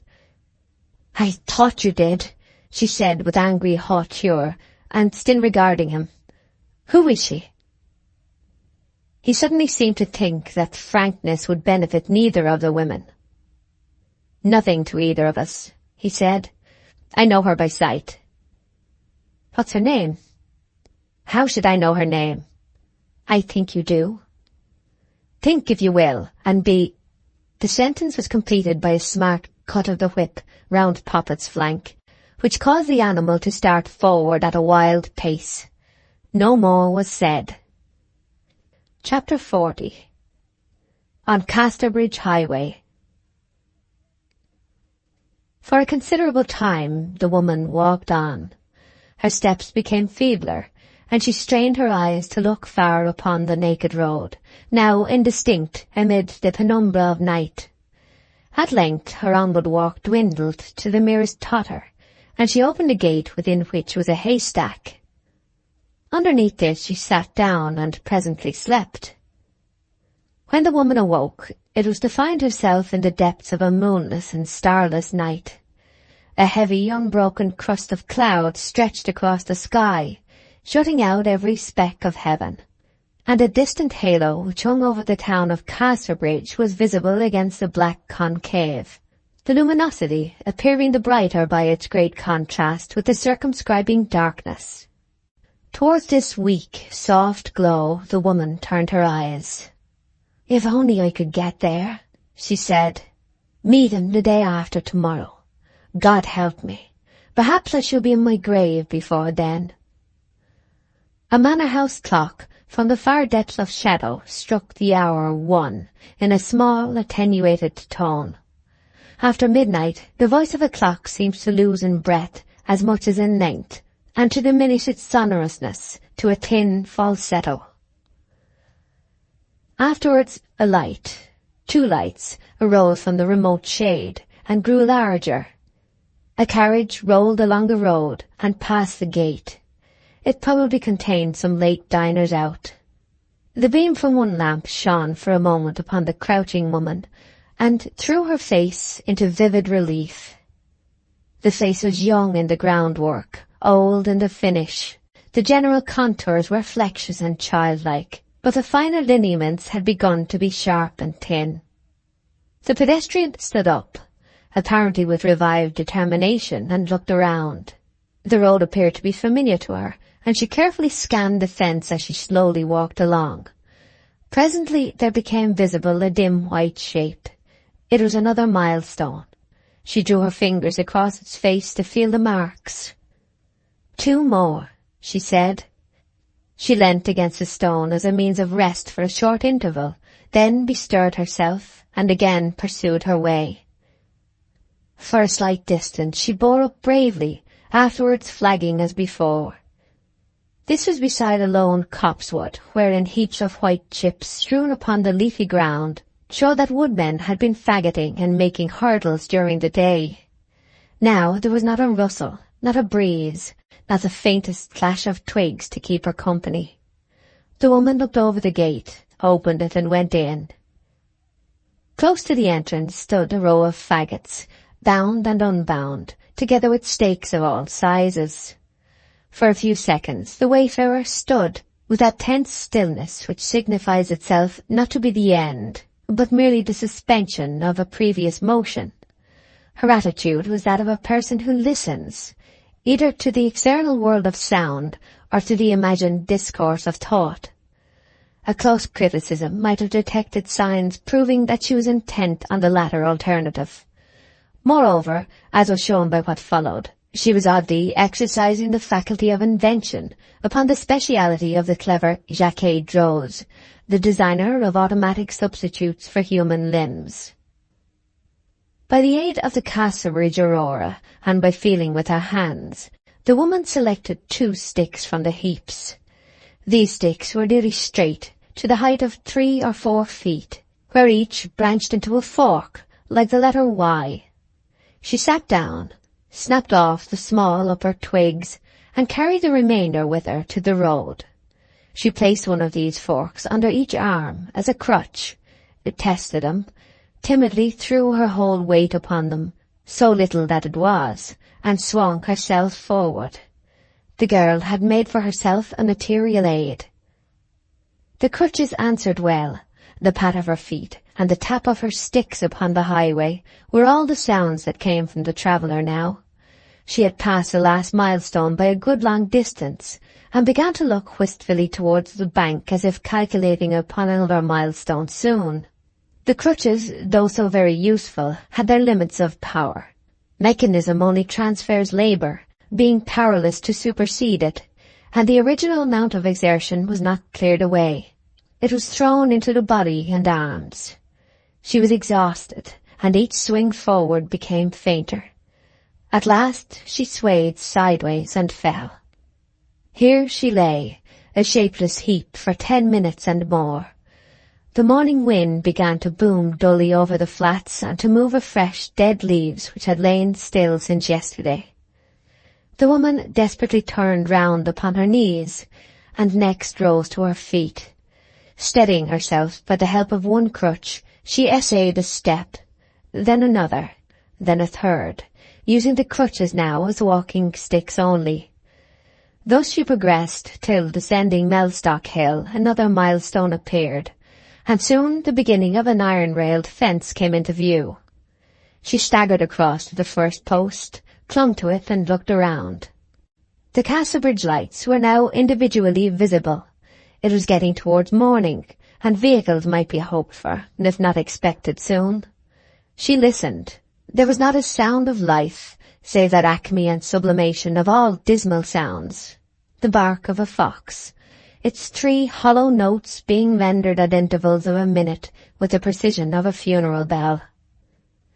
"Less than a mile," the woman murmured. "No, more," she added after a pause. "The mile is only to the county hall, and my resting place is on the other side of Casterbridge. A little over a mile, and there I am." After an interval she again spoke. 5 or 6 steps to a yard. 6 perhaps. I've got to go 1,700 yards. 100 times 6, 600. 17 times that. Oh, pity me, Lord. Holding to the rail she advanced, thrusting one hand forward upon the rail, then the other, then leaning over it whilst she dragged her feet on beneath. This woman was not given to soliloquy, but extremity of feeling lessens the individuality of the weak, as it increases that of the strong. She said again in the same tone, "I'll believe that the end lies 5 posts forward, and no further, and so get strength to pass them." This was a practical application of the principle that a half-feigned and fictitious faith is better than no faith at all. She passed 5 posts and held on to the 5th. "I'll pass 5 more by believing my long-first spot is at the next 5th. I can do it." She passed 5 more. "It lies only 5 further." She passed 5 more. "But it is 5 further." She passed them. "That stone bridge is the end of my journey," she said, when the bridge over the Froom was in view. She crawled to the bridge. During the effort, each breath of the woman went into the air, as if never to return again. "Now for the truth of the matter," she said, sitting down. "The truth is that I have less than half a mile." Self-beguilement, with what she had known all the time to be false, had given her strength to come over half a mile that she would have been powerless to face in the lump. The artifice showed that the woman, by some mysterious intuition, had grasped the paradoxical truth that blindness may operate more vigorously than prescience, and the short-sighted effect more than the far-seeing, that limitation and not comprehensiveness is needed for striking a blow. A half-mile now stood before the sick and weary woman like a stolid juggernaut. It was an impassive king of her world. The road here ran across Durnover Moor, open to the road on either side. She surveyed the wide space, the lights, herself, sighed and lay down against the guardstone of the bridge. Never was ingenuity exercised so sorely as the traveller here exercised hers. Every conceivable aid, method, stratagem, mechanism by which these last desperate 800 yards could be overpassed by a human being unperceived was resolved in her busy brain and dismissed as impracticable. She thought of sticks, wheels, crawling. She even thought of rolling, but the exertion demanded by either of these latter two was greater than to walk erect. The faculty of contrivance was worn out. Hopelessness had come at last. "No further," she whispered, and closed her eyes. From the stripe of shadow on the opposite side of the bridge, a portion of shade seemed to detach itself and move into isolation upon the pale white of the road. It glided noiselessly towards the recumbent woman. She became conscious of something touching her hand. It was softness, and it was warmth. She opened her eyes, and the substance touched her face. A dog was licking her cheek. He was a huge, heavy and quiet creature, standing darkly against the low horizon, and at least 2 feet higher than the present position of her eyes. Whether Newfoundland, Mastiff, Bloodhound, or what not, it was impossible to say. He seemed to be of too strange and mysterious a nature to belong to any variety among those of popular nomenclature. Being thus assignable to no breed, he was the ideal embodiment of canine greatness, a generalization from what was common to all. Night, in its sad, solemn and benevolent aspect, apart from its stealthy and cruel side, was personified in this form. Darkness endows the small and ordinary ones among mankind with poetical power, and even the suffering woman threw her idea into figure. In her reclining position she looked up to him, just as in earlier times she had, when standing, looked up to a man. The animal, who was as homeless as she, respectfully withdrew a step or two when the woman moved, and seeing that she did not repulse him, he licked her hand again. A thought moved within her like lightning. Perhaps I can make use of him. I might do it then. She pointed in the direction of Casterbridge, and the dog seemed to misunderstand. He trotted on. Then, finding she could not follow, he came back and whined. The ultimate and saddest singularity of woman's effort and invention was reached when, with a quickened breathing, she rose to a stooping posture, and resting her 2 little arms upon the shoulders of the dog, leant firmly thereon, and murmured stimulating words. Whilst she sorrowed in her heart, she cheered with her voice, and what was stranger than that the strong should need encouragement from the weak, was that cheerfulness should be so well stimulated by such utter dejection. Her friend moved forward slowly, and she with small mincing steps moved forward beside him, half her weight being thrown upon the animal. Sometimes she sank as she had sunk from walking erect, from the crutches, from the rails. The dog, who now thoroughly understood her desire and her incapacity, was frantic in his distress on these occasions. He would tug at her dress and run forward. She always called him back, and it was now to be observed that the woman listened for human sounds, only to avoid them. It was evident that she had an object in keeping her presence on the road and her forlorn state unknown. Their progress was necessarily very slow. They reached the bottom of the town, and the Casterbridge lamps lay before them like fallen Pleiades as they turned to the left into the dense shade of a deserted avenue of chestnuts, and so skirted the borough.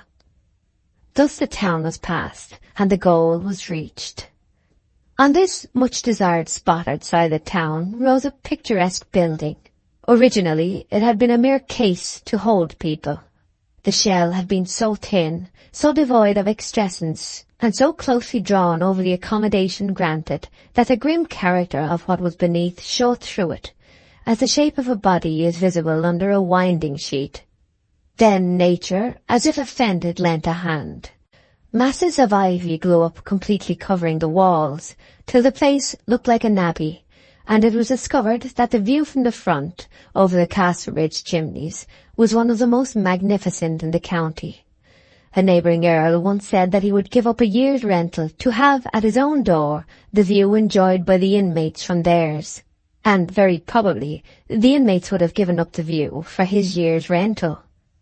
This stone edifice consisted of a central mass and 2 wings, whereon stood as sentinels a few slim chimneys, now gurgling sorrowfully to the slow wind. In the wall was a gate, and by the gate a bell-pull formed of a hanging wire. The woman raised herself as high as possible upon her knees, and could just reach the handle. She moved it, and fell forwards in a bowed attitude, her face upon her bosom. It was getting on towards 6 o'clock, and sounds of movement were to be heard inside the building, which was the haven of rest to this wearied soul. A little door by the large one was opened, and a man appeared inside. He discerned the panting heap of clothes, went back for a light, and came again. He entered a second time, and returned with 2 women. These lifted the prostrate figure and assisted her in through the doorway. The man then closed the door. "How did she get here?" said one of the women. "The Lord knows," said the other. "There's a dog outside," murmured the overcome traveller. "Where is he gone? He helped me." "I stoned him away," said the man. The little procession then moved forward, the man in front, bearing the light, the 2 bony women next, supporting between them the small and supple one. Thus they entered the house and disappeared. Chapter 41. Suspicion. Fanny is sent for. Bathsheba said very little to her husband all that evening of their return from market, and he was not disposed to say much to her. He exhibited the unpleasant combination of a restless condition with a silent tongue. The next day, which was Sunday, passed nearly in the same manner as regarded their taciturnity, Bathsheba going to church both morning and afternoon. This was the day before the Budmouth races. In the evening, Troy said suddenly, "Bathsheba, could you let me have £20? Her countenance instantly sank. £20? She said. "The fact is, I want it badly." The anxiety upon Troy's face was unusual and very marked. It was a culmination of the mood he had been in all the day. "Ah, for those races tomorrow." Troy for the moment made no reply. Her mistake had its advantages to a man who shrank from having his mind inspected as he did now. "Well, suppose I do want it for the races," he said at last.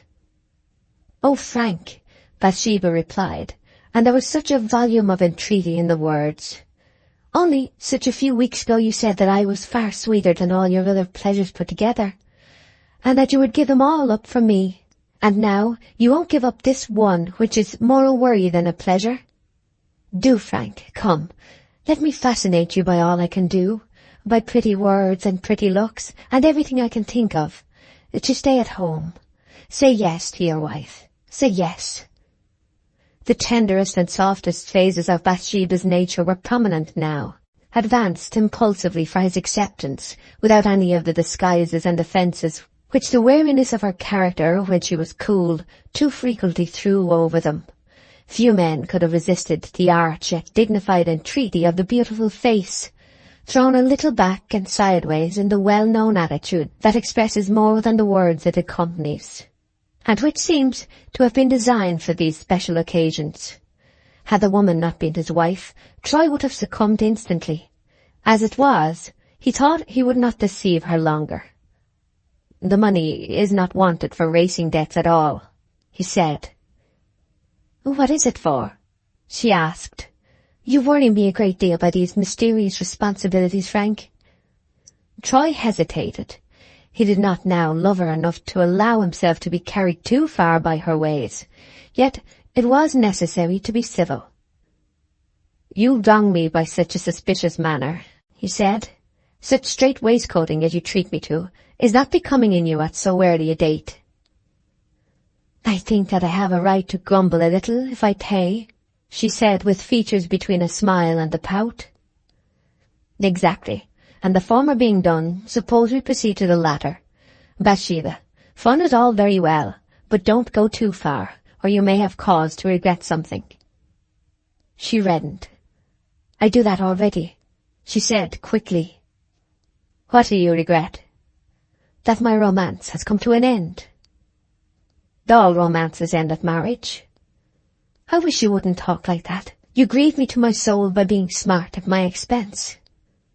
You are dull enough at mine. I believe you hate me. Not you, only your faults. I do hate them. 'Twould be much more becoming if you set yourself to cure them. Come, let's strike a balance with £20 and be friends. She gave a sigh of resignation. I have about that sum here for household expenses. If you must have it, take it. Very good, thank you. I expect I shall have gone away before you're in to breakfast tomorrow. And must you go? There was a time, Frank, when it would have taken a good many promises to other people to drag you away from me. You used to call me darling then, but it doesn't matter to you how my days are past now. I must go, in spite of sentiment. Troy, as he spoke, looked at his watch, and, apparently actuated by non-duchendal principles, opened the case at the back, revealing, snugly stowed within it, a small coil of hair. Bathsheba's eyes had been accidentally lifted at that moment, and she saw the action, and she saw the hair. She flushed in pain and surprise, and some words escaped her before she had thought whether or not it was wise to utter them. "A woman's curl of hair," she said. "Oh, Frank, whose is that?" Troy had instantly closed his watch. He carelessly replied, as one who cloaks from feelings that the sight had stirred. "Why, yours, of course. Whose should it be? I had quite forgotten that I had it." "What a dreadful fib, Frank." "I tell you I had forgotten it," he said loudly. "I don't mean that. It was yellow hair." "Nonsense." "That's insulting me. I know it was yellow. Now whose was it, I want to know." "Very well, I'll tell you. So make no more ado. It is the hair of a young woman I was going to marry before I knew you." "You ought to tell me her name, then." "I cannot do that." "Is she married yet?" "No." "Is she alive?" "Yes." "Is she pretty?" "Yes." "It is wonderful how she can be, poor thing, under such an awful affliction." "An affliction? What affliction?" he inquired quickly. "Having hair of that dreadful colour." "Oh, I like that," said Troy, recovering himself. "Why, her hair has been admired by everybody who's seen her since she has worn it loose, which has not been long. It is beautiful hair. The people used to turn their heads to look at it, poor girl." "Pooh, that's nothing," she exclaimed in incipient accents of pique. "If I cared for your love so much as I used to, I could say people had turned to look at mine." "Bathsheba, don't be so fitful and jealous. You knew what married life would be like, and shouldn't have entered it if you feared these contingencies." Troy had by this time driven her to bitterness. Her heart was big in her throat, and the ducts to her eyes were painfully full. Ashamed as she was to show emotion, at last she burst out. "This is all I get for loving you so well? When I married you, your life was dearer to me than my own. I would have died for you. How truly I can say that I would have died for you. And now you sneer at my foolishness in marrying you. Oh, is it kind to me to throw my mistake in my face? Whatever opinion you may have of my wisdom, you should not tell me it so mercilessly, now that I am in your power." "I can't help how things fall out," said Troy. "Upon my heart, women will be the death of me." "Well, you shouldn't keep people's hair. You'll burn it, won't you, Frank?" Frank went on as if he had not heard her. "There are considerations, even before my consideration for you. Reparations to be made, ties you know nothing of. If you repent of marrying, so do I." Trembling now, she put her hand upon his arm, saying, in mingled tones of wretchedness and coaxing, "I only repent it if you don't love me better than any woman in the world. I don't otherwise, Frank. You don't repent because you already love somebody better than you love me, do you?" "I don't know. Why do you say that?" "You won't burn that curl. You like the woman who owns that pretty hair. Yes, it is pretty, more beautiful than my miserable black mane. Well, it's no use.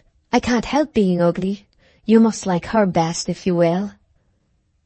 Until today, when I took it from a drawer, I have never looked upon that bit of hair for several months. That I am ready to swear.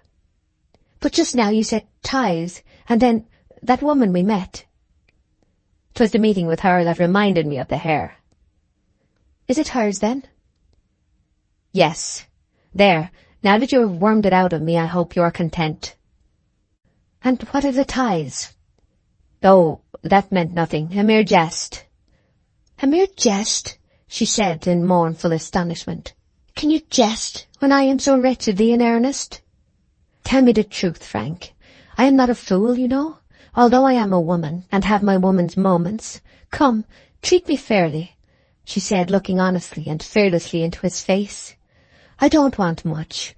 Bare justice, that's all. Once I felt I could be content with nothing less than the highest homage from the husband I should choose.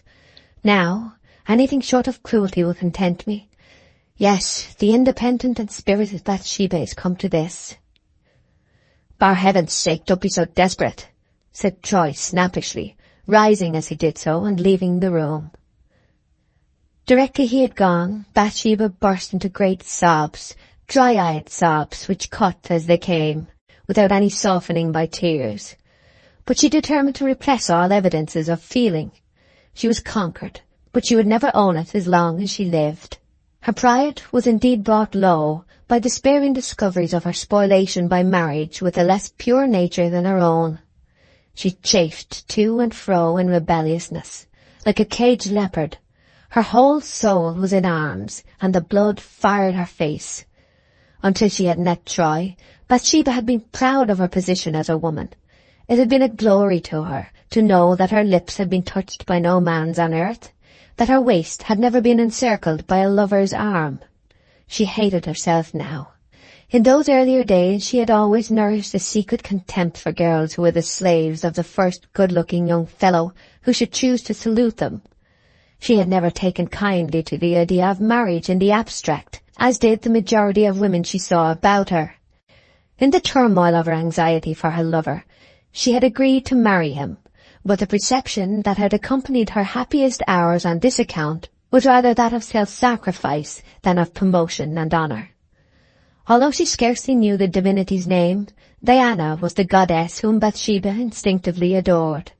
That she had never, by look, word or sign, encouraged a man to approach her, that she had felt herself sufficient to herself, and had, in the independence of her girlish heart, fancied there was a certain degradation in renouncing the simplicity of a maiden existence to become the humbler half of an indifferent matrimonial whole, were facts now bitterly remembered. Oh, if she had never stooped to folly of this kind, respectable as it was, and could only stand again as she had stood on the hill at Norcombe, and dare Troy or any other man to pollute a hair of her head by his interference. The next morning she arose earlier than usual, and had the horse saddled for her ride round the farm in the customary way. When she came in at 8:30, their usual hour for breakfasting, she was informed that her husband had risen, taken his breakfast, and driven off to Casterbridge with the gig and Poppet.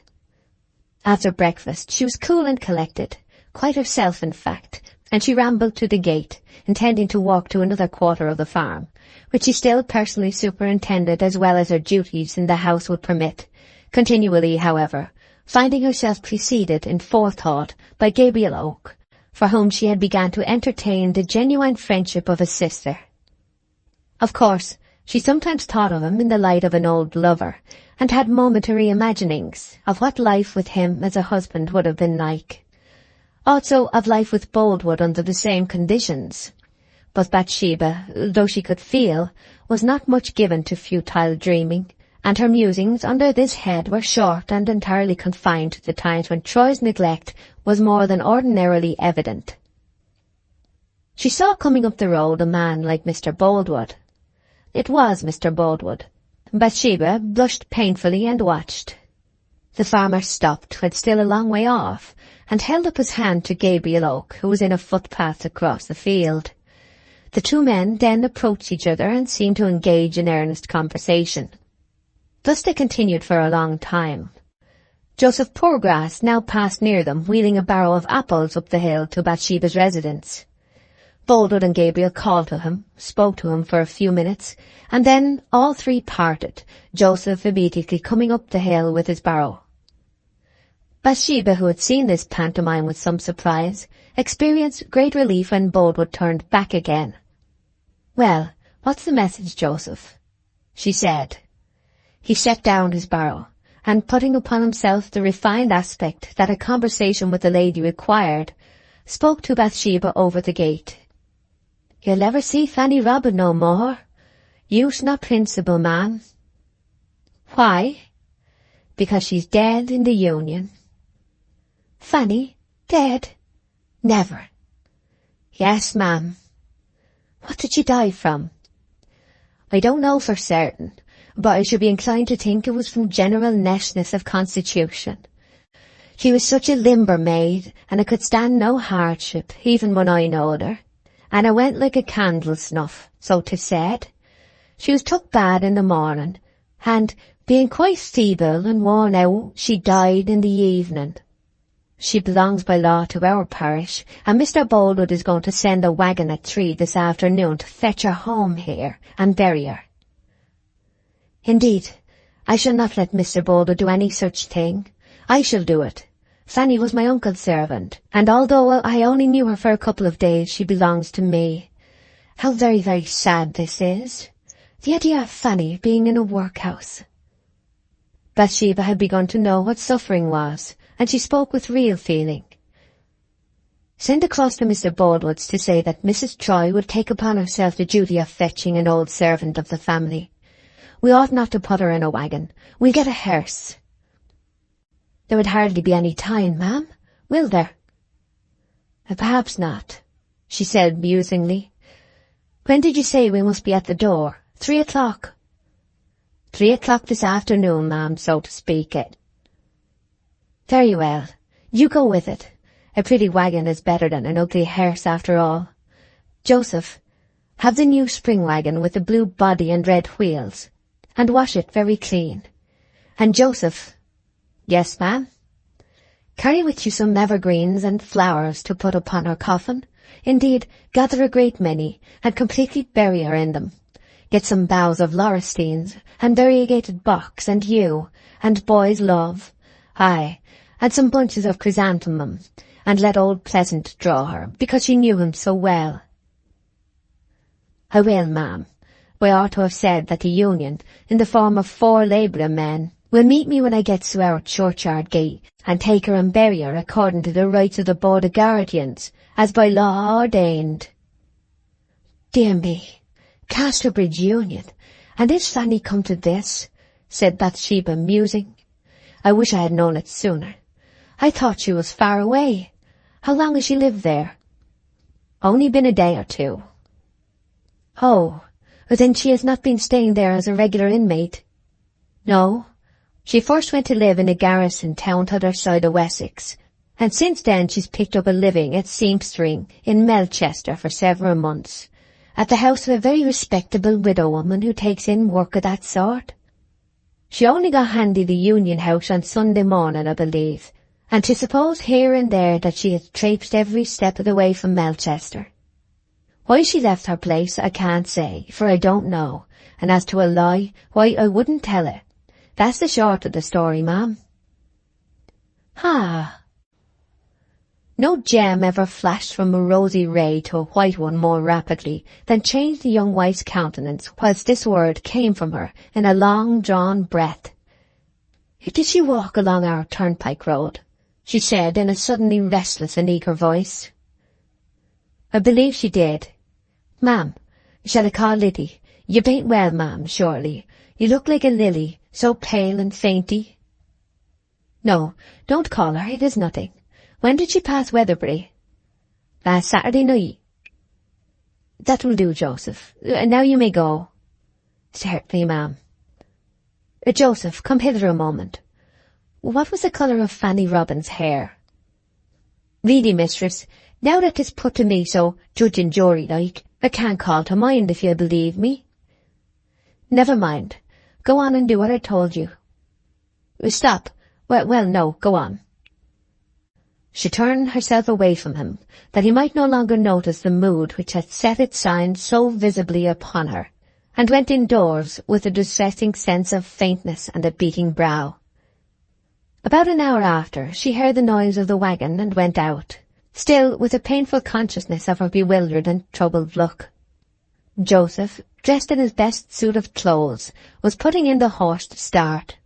The shrubs and flowers were all piled in the wagon, as she had directed. Bathsheba hardly saw them now. "Whose sweetheart did you say, Joseph?" "I don't know, ma'am." "Are you quite sure?" "Yes, ma'am, quite sure." "Sure of what?" "I'm sure that all I know is that she arrived in the morning and died in the evening, without further parley. What Oak and Mr. Boldwood told me was only these few words. 'Little Fanny Robin is dead, Joseph,' Gabriel said, looking in my face in his steady old way. I was very sorry, and I said, 'Ah, and how did she come to die?' 'Well, she's dead in Casterbridge Union,' he said, 'and perhaps 'tisn't much matter about how she came to die. She reached the Union early Sunday morning and died in the afternoon. That's clear enough.' Then I asked what she'd been doing lately, and Mr. Boldwood turned round to me then. He let off spitting a thistle with the end of his stick. He told me about her having lived by seamstering in Melchester, as I mentioned to you, and that she walked therefrom at the end of last week, passing near here Saturday night in the dusk. They then said I had better just name a hint of her death to you, and away they went. Her death might have been brought on by biding in the night wind, you know, ma'am, for people used to say she'd go off in a decline. She used to cough a good deal in the winter time. However, 'tisn't much odds to us about that now, for 'tis all over." "Have you heard a different story at all?" She looked at him so intently that Joseph's eyes quailed. "Not a word, mistress, I assure ye," he said. "Hardly anybody in the parish knows the news yet." "I wonder why Gabriel didn't bring the message to me himself. He mostly makes a point of seeing me upon the most trifling errand." These words were merely murmured, and she was looking upon the ground. "Perhaps he was busy, ma'am," Joseph suggested, "and sometimes he seems to suffer from things upon his mind, connected with a time when he was better off than he is now. He's rather a curious item, but a very understanding shepherd, and learned in books." "Did anything seem upon his mind whilst he was speaking to you about this?" "I cannot but say that there did, ma'am. He was terrible down, and so was Farmer Boldwood." "Thank you, Joseph, that will do. Go on now, or you'll be late." Bathsheba, still unhappy, went indoors again. In the course of the afternoon she said to Liddy, who had been informed of the occurrence, "What was the colour of poor Fanny Robin's hair? Do you know?" "I can't recollect. I only saw her for a day or two." "It was light, ma'am, but she wore it rather short and packed away under her cap, so that you would hardly notice it. I've seen her let her hair down when she was going to bed, and it looked beautiful then, real golden hair." "Her young man was a soldier, was he not?"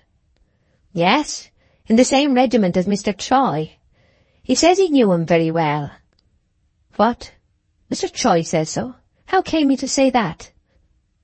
"One day I just named it to him, and asked him if he knew Fanny's young man. He said, oh yes, he knew the young man as well as he knew himself, and that there wasn't a man in the regiment he liked better." "Ha, said that, did he?" "Yes, and he said there was a strong likeness between himself and the other young man, so that sometimes people mistook them." "Liddy, for heaven's sake stop your talking," said Bathsheba, with a nervous petulance that comes from worrying perceptions. Chapter 42. Joseph and his burden. Buck's Head. A wall bounded the site of Casterbridge Union House, except along a portion of the end. Here a high gable stood prominent, and it was covered, like the front, with a mat of ivy. In this gable was no window, chimney, ornament, or protuberance of any kind. The single feature appertaining to it, beyond the expanse of dark green leaves, was a small door. The situation of the door was peculiar.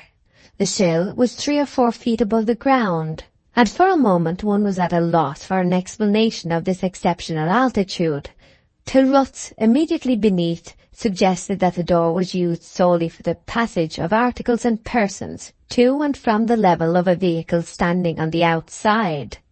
Upon the whole, the door seemed to advertise itself as a species of Traitor's Gate translated to another sphere. That entry and exit hereby was only at rare intervals became apparent on noting that tufts of grass were allowed to flourish undisturbed in the chinks of the sill. As the clock over the South Street almshouse pointed to 5 minutes to 3, a blue spring wagon, picked out with red and containing boughs of flowers, passed the end of the street and up towards this side of the building. Whilst the chimes were yet stammering out a shattered form of Malbrook, Joseph Poorgrass rang the bell and received directions to back his wagon against the high door under the gable. The door then opened, and a plain elm coffin was slowly thrust forth and laid by 2 men in fustian along the middle of the vehicle. One of the men then stepped up beside it, took from his pocket a lump of chalk, and wrote upon the cover the name and a few other words in a large, scrawling hand. We believe that they do these things more tenderly now, and provide a plate. He covered the whole with a black cloth, threadbare but decent. The tailboard of the wagon was returned to its place. One of the men handed a certificate of registry to Poorgrass, and both entered the door, closing it behind them. Their connection with her, short as it had been, was over forever. Joseph then placed the flowers as enjoined and the evergreens around the flowers, till it was difficult to divine what the wagon contained. He smacked his whip, and the rather pleasing funeral car crept down the hill and along the road to Weatherbury. The afternoon drew on apace, and looking to the right towards the sea as he walked beside the horse, Poorgrass saw strange clouds and skulls of mist rolling over the long ridges which girt the landscape in that quarter. They came in yet greater volumes, and indolently crept across the intervening valleys and around the withered papery flags of the moor and river brinks. Then their dank spongy forms closed in upon the sky. It was a sudden overgrowth of atmospheric fungi which had their roots in the neighbouring sea, and by the time that horse, man and corpse entered Yalbury Great Wood, these silent workings of an invisible hand had reached them, and they were completely enveloped, this being the first arrival of the autumn fogs, and the first fog of the series. The air was as an eye suddenly struck blind. The wagon and its load rolled no longer on the horizontal division between clearness and opacity, but were embedded in an elastic body of a monotonous pallor throughout. There was no perceptible motion in the air. Not a visible drop of water fell upon a leaf in the beeches, birches and firs composing the wood on either side. The trees stood in an attitude of intentness, as if they waited longingly for a wind to come and rock them. A startling quiet overhung all surrounding things, so completely that the crunching of the wagon wheels was as a great noise, and small rustles which had never obtained a hearing except by night were distinctly individualized. Joseph Poorgrass looked down upon his sad burden as it loomed faintly through the flowering laurestines, then at the unfathomable gloom amid the high trees on each hand, indistinct, shadowless and spectre-like in their monochrome of grey. He felt anything but cheerful, and wished he had the company of even a child or dog. Stopping the horse, he listened. Not a footstep or wheel was audible anywhere around, and the dead silence was broken only by a heavy particle falling from a tree through the evergreens and alighting with a smart rap upon the coffin of poor Fanny.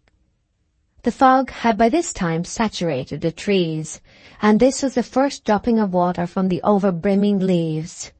The hollow echo of its fall reminded the waggoner painfully of the grim leveller. Then hard by came down another drop, then 2 or 3.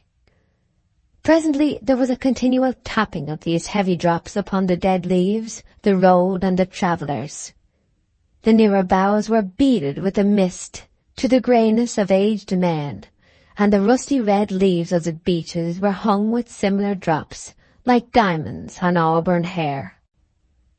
At the roadside hamlet called Roytown, just beyond this wood, was the old inn Buck's Head. It is about 1.5 miles from Weatherbury, and in the meridian times of stagecoach travelling had been the place where many coaches changed and kept their relays of horses. All the old stabling was now pulled down, and little remained besides the habitable inn itself, which, standing a little way back from the road, signified its existence to people far up and down the highway by a sign hanging from the horizontal bough of an elm on the opposite side of the way. Travellers, for the variety tourists had hardly developed into a distinct species at this state, sometimes said in passing, when they cast their eyes up to the sign-bearing tree, that artists were fond of representing the signboard hanging thus, but that they themselves had never before noticed so perfect an instance in actual working order. It was near this tree that the waggon was standing, into which Gabriel Oak crept on his first journey to Weatherbury, but owing to the darkness, the sign and the inn had been unobserved. The manners of the inn were of the old established type. Indeed, in the minds of its frequenters they existed as unalterable formulae. Example: rap with the bottom of your pint for more liquor. For tobacco, shout. In calling for the girl in waiting, say maid. Ditto for the landlady, old soul, etc., etc. It was a relief to Joseph's heart when the friendly signboard came in view, and stopping his horse immediately beneath it, he proceeded to fulfil an intention made a long time before. His spirits were oozing out of him quite. He turned the horse's head to the green bank and entered the hostel for a mug of ale.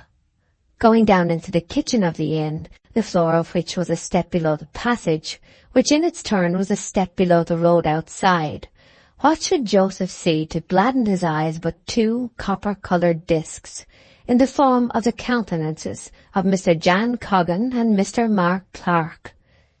These owners of the 2 most appreciative throats in the neighbourhood, within the pale of respectability, were now sitting face to face over a 3-legged circular table, having an iron rim to keep the cups and pots from being accidentally elbowed off.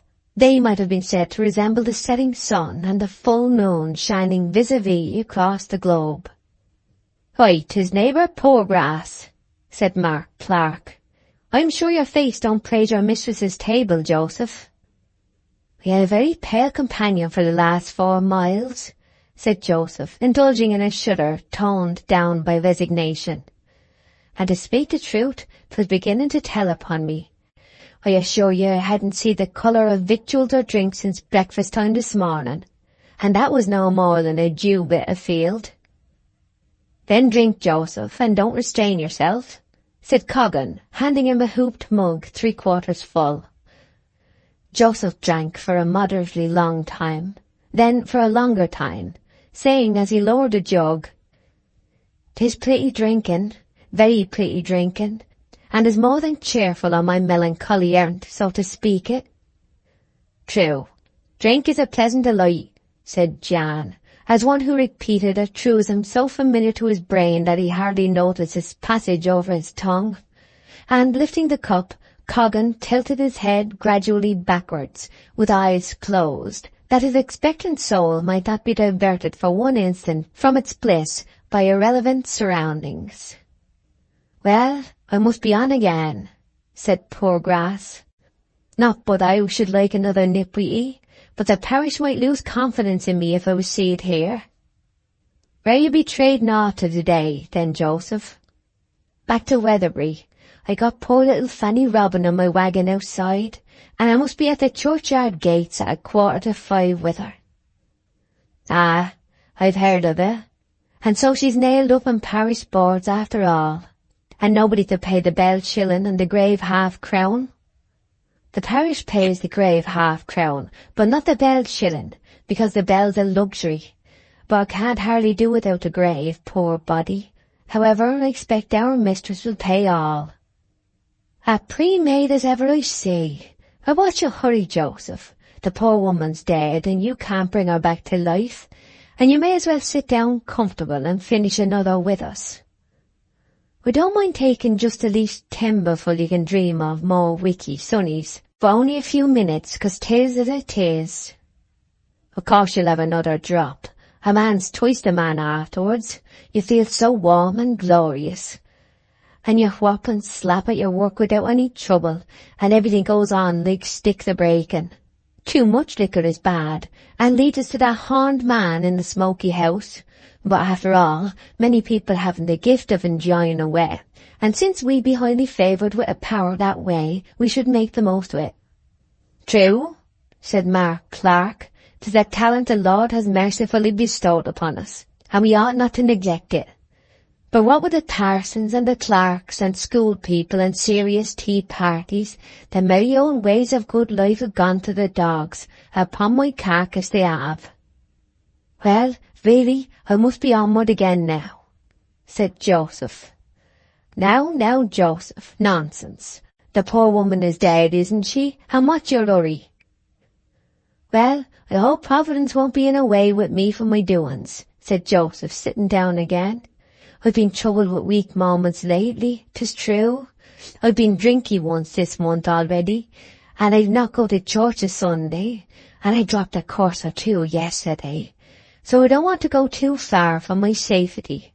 Your next world is your next world, and not to be squandered off-hand. I believe you to be a chapel member, Joseph, that I do. Oh, no, I don't go so far as that. For my part, said Coggan, I'm staunch Church of England. Aye, and faith so be I, said Mark Clark. I won't say much for myself, I don't wish to, Coggan continued, with that tendency to talk on principles which is characteristic of the barleycorn. But I've never changed a single doctrine. I have stuck like a plaster to the old faith I was born in. Yes, there's this to be said for the church. A man can belong to the church and bide in his cheerful old inn, and never trouble or worry his mind about doctrines at all. But to be a meetinger, you must go to chapel in all winds and weathers, and make yourself as frantic as a skit.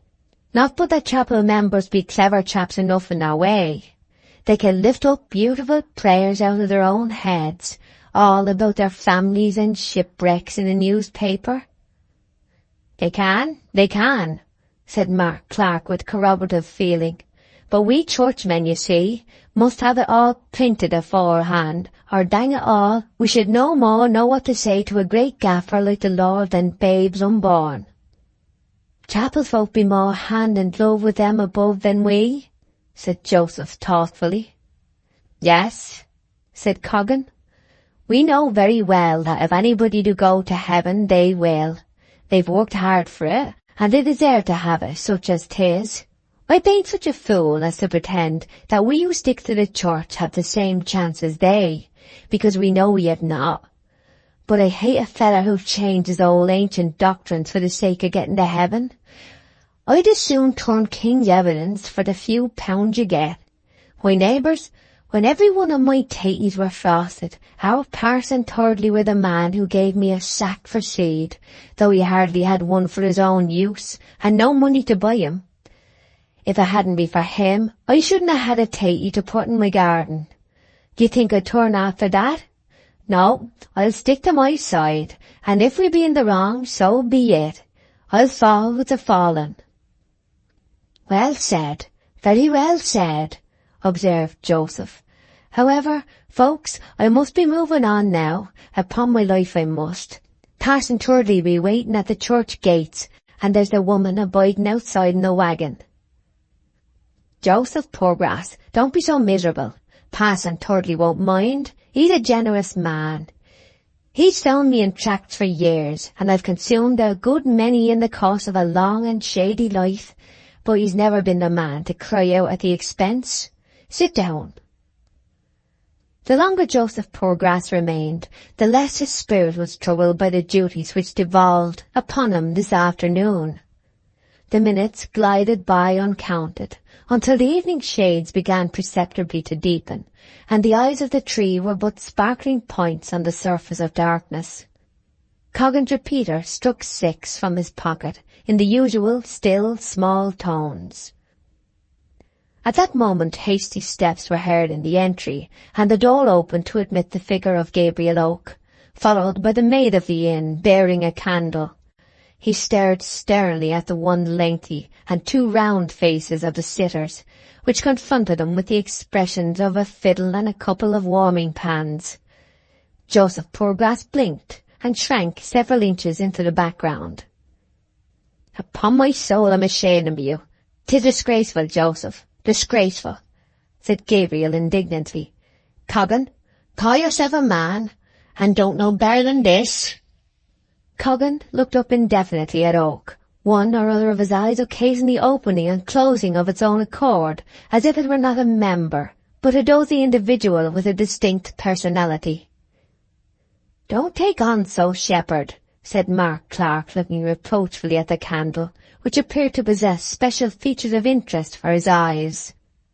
"Nobody could hurt a dead woman," at length said Coggan with the precision of a machine. "All that could be done for her is done. She's beyond us, and why should a man put himself in a tearing hurry for lifeless clay that can neither feel nor see, and don't know what you do with her at all? If she'd been alive, I would have been the first to help her. If she now wanted victuals and drinks, I'd pay for it, money down. But she's dead, and no speed of ours will bring her to life. The woman's past us, time spent upon her is thrown away. Why should we hurry to do what's not required? Drink, shepherd, and be friends, for tomorrow we may be like her." "We may," added Mark Clark emphatically, at once drinking himself, to run no further risk of losing his chance by the event alluded to, Jan meanwhile merging his additional thoughts of tomorrow in a song. "Tomorrow, tomorrow, and while peace and plenty I find at my board, with a heart free from sickness and sorrow, with my friends I will share what today may afford, and let them spread the table tomorrow, tomorrow, tomorrow." "Do hold thy horning, Jan," said Oak, and turning upon Poorgrass, "as for you, Joseph, who do your wicked deeds in such confoundedly holy ways, you were as drunk as you can stand." "No, Shepherd Oak, no. Listen to reason, shepherd. All that's the matter with me is the affliction called a multiplying eye. And that's how it is I look double to you. I mean, you look double to me." "A multiplying eye is a very bad thing," said Mark Clark. "It always comes on when I've been in a public house a little time," said Joseph Poorgrass meekly. "Yes, I see cue of every sort, as if I were some holy man living in the times of King Noah and entering to the ark. Yes," he added, becoming much affected by the picture of himself as a person thrown away, and shedding tears. "I feel too good for England.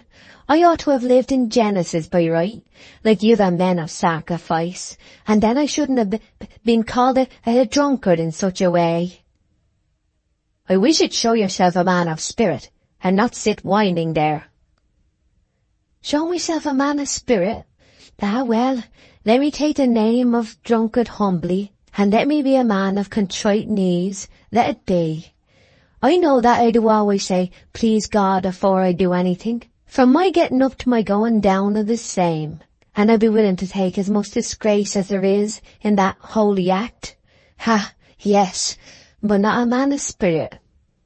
Have I ever allowed the toe of pride to be lifted against my hinder parts without groaning manfully that I question the right to do so? I inquire that query boldly." "We can't say that you have, hero Poorgrass," admitted Jan. "Never have I allowed such treatment to pass unquestioned, yet the shepherd says in the face of that rich testimony that I be not a man of spirit. Well, let it pass by, and death is a kind friend." Gabriel, seeing that neither of the three was in a fit state to take charge of the wagon for the remainder of the journey, made no reply, but, closing the door again upon them, went across to where the vehicle stood, now getting indistinct in the fog and gloom of this mildewy time. He pulled the horse's head from the large patch of turf it had eaten bare, readjusted the boughs over the coffin, and drove along through the unwholesome night. It had gradually become rumoured in the village that the body to be brought and buried that day was all that was left of the unfortunate Fanny Robin, who had followed the 11th from Casterbridge through Melchester and onwards. But, thanks to Boldwood's reticence and Oak's generosity, the lover she had followed had never been individualized as Troy. Gabriel hoped that the whole truth of the matter might not be published, till at any rate the girl had been in her grave for a few days, when the interposing barriers of earth and time, and the sense that the events had been somewhat shut into oblivion, would deaden the sting that revelation and invidious remark would have for Bathsheba just now. By the time that Gabriel reached the old manor house, her residence, which lay in his way to the church, it was quite dark. A man came from the gate and said through the fog, which hung between them like blown flour, "Is that Poorgrass with the corpse?" Gabriel recognized the voice as that of the parson. "The corpse is here, sir," said Gabriel. "I have just been to inquire of Mrs. Troy if she could tell me the reason for the delay. I'm afraid it is too late now for the funeral to be performed with proper decency.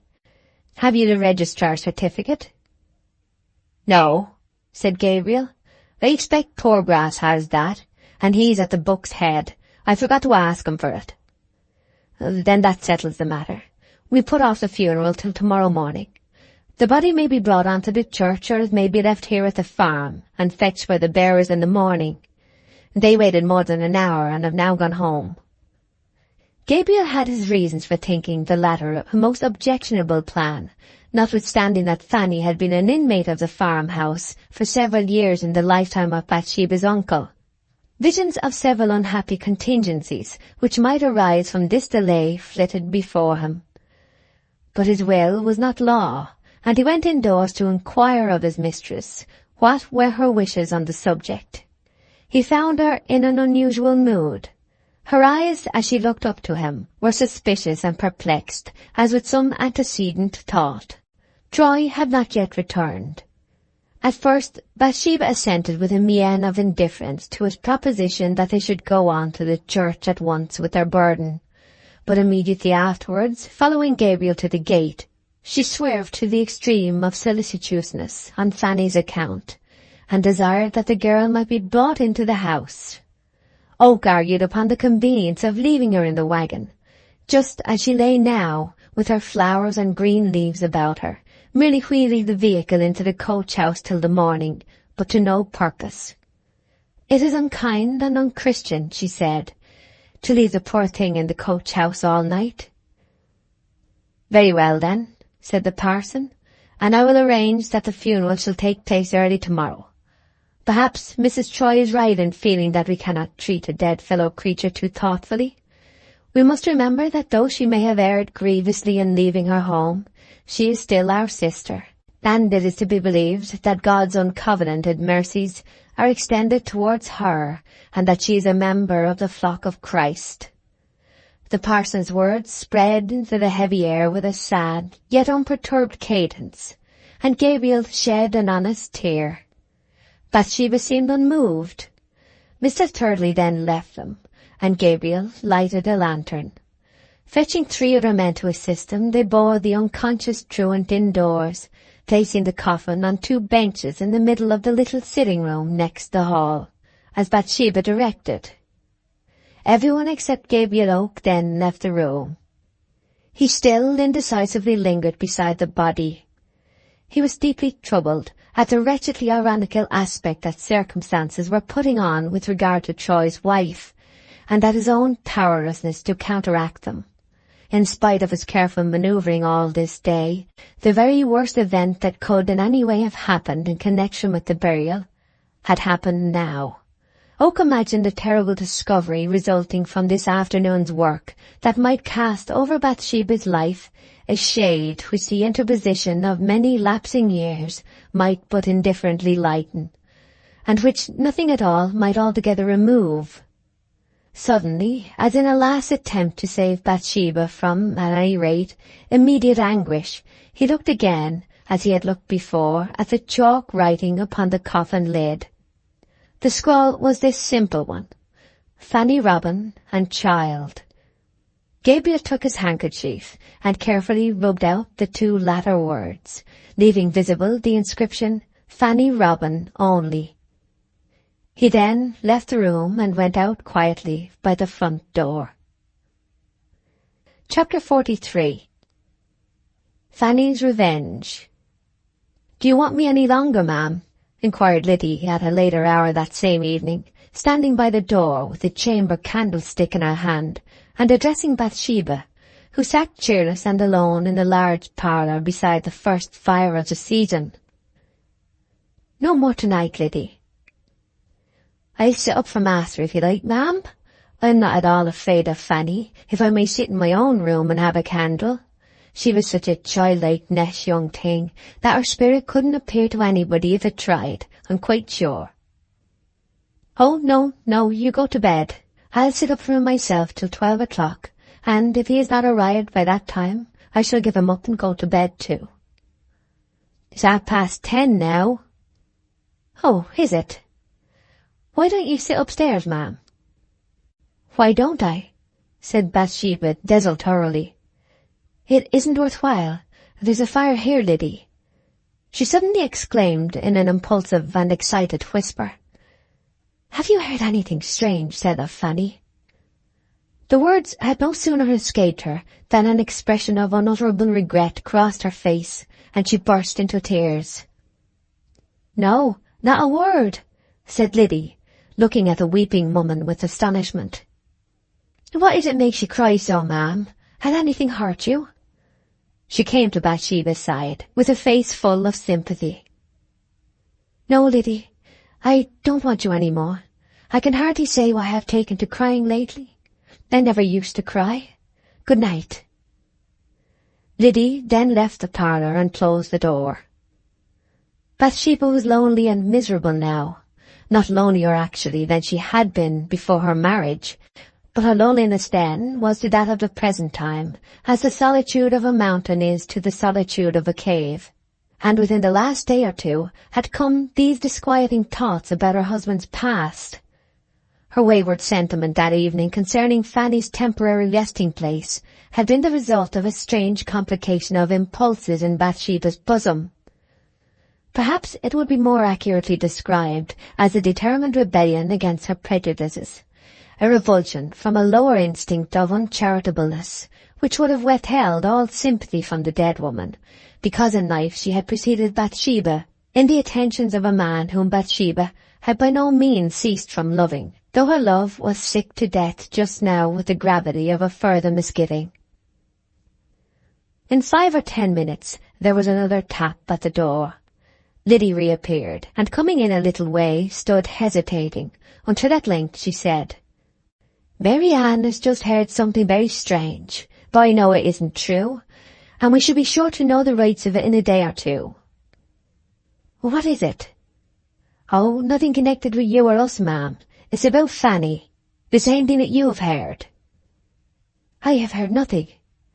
"I mean that a wicked story has got to Weatherbury within this last hour, that—" Liddy came close to her mistress and whispered the remainder of the sentence slowly into her ear, inclining her head as she spoke in the direction of the room where Fanny lay.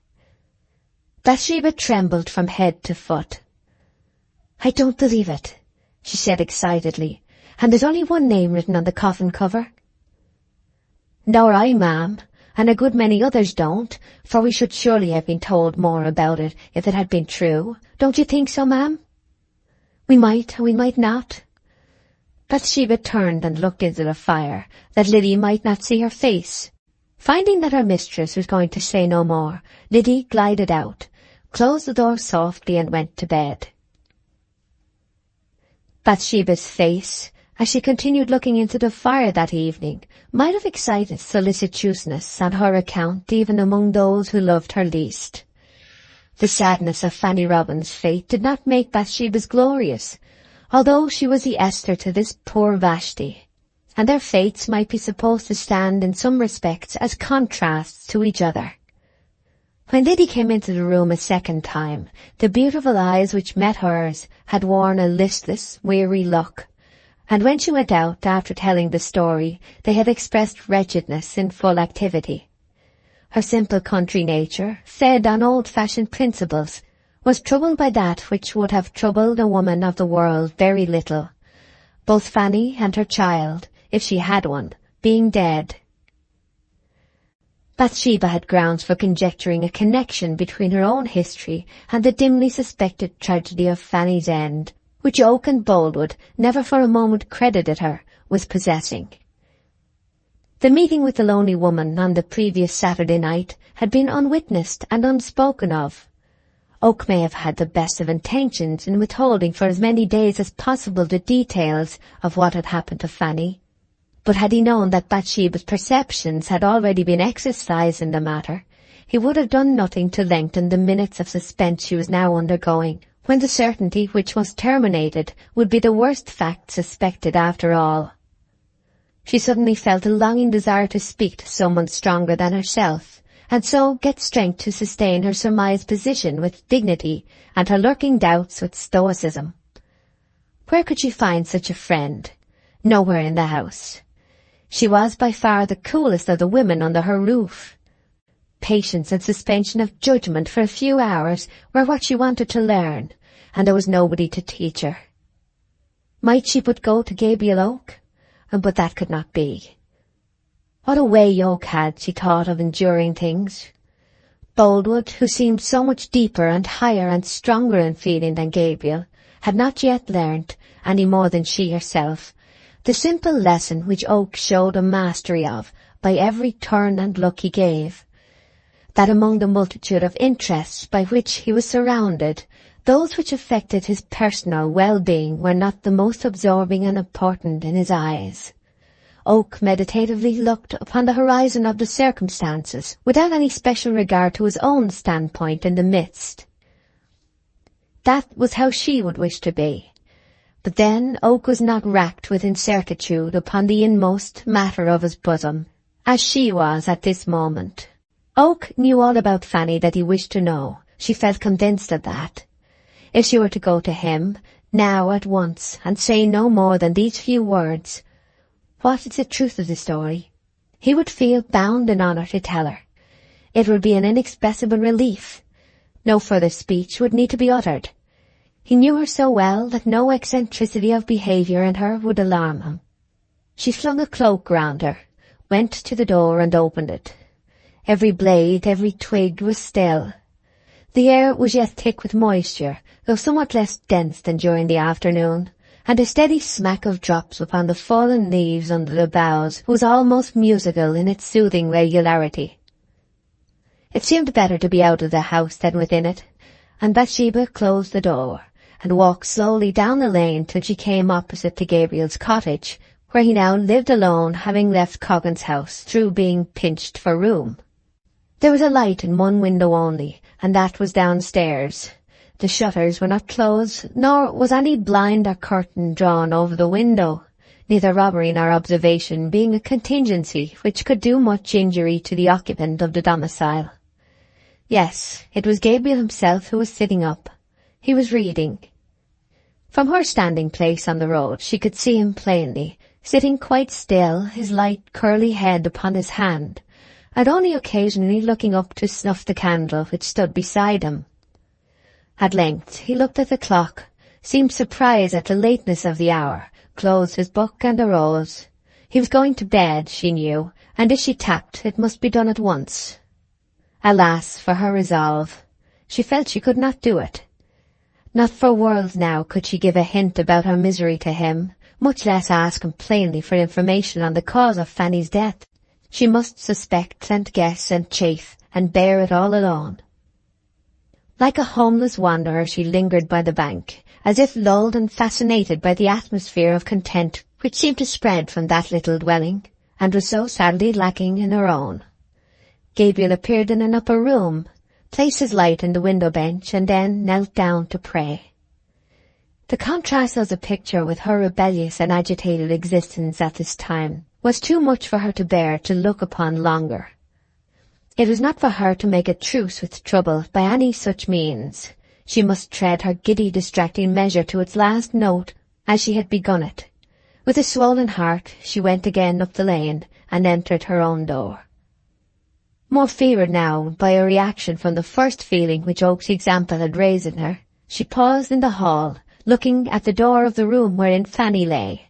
She locked her fingers, threw back her head, and strained her hot hands rigidly across her forehead, saying, with a hysterical sob, "Would to God you would speak to me and tell me your secret, Fanny? Oh, I hope it is not true that there are two of you. If I could only look upon you for 1 minute, I should know all." A few moments passed, and she added slowly, "And I will." Bathsheba in after times could never gauge the mood which carried her through the actions following this murmured resolution on this memorable evening of her life. She went to the lumber closet for a screwdriver.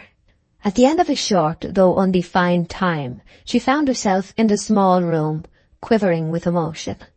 A mist before her eyes, and an excruciating pulsation in her brain, standing beside the uncovered coffin of the girl whose conjectured end had so entirely engrossed her, and saying to herself in a husky voice as she gazed within, "It was best to know the worst, and I know it now."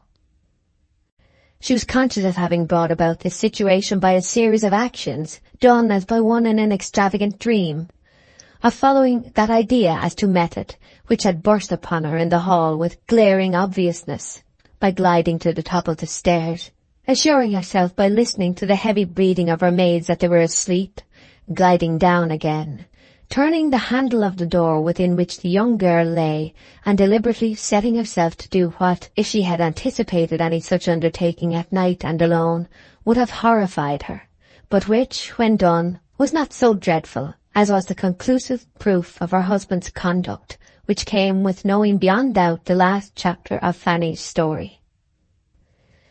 Bathsheba's head sank upon her bosom, and the breath which had been baited in suspense, curiosity and interest was exhaled now in the form of a whispered wail. "Oh!" she said, and the silent room added length to her moan. Her tears fell fast beside the unconscious pair in the coffin, tears of a complicated origin, of a nature indescribable, almost indefinable except as other than those of simple sorrow. Assuredly, their wonted fires must have lived in Fanny's ashes when events were so shaped as to chariot her hither in this natural, unobtrusive, yet effectual manner. The one feat alone, that of dying, by which a mean condition could be resolved into a grand one, Fanny had achieved.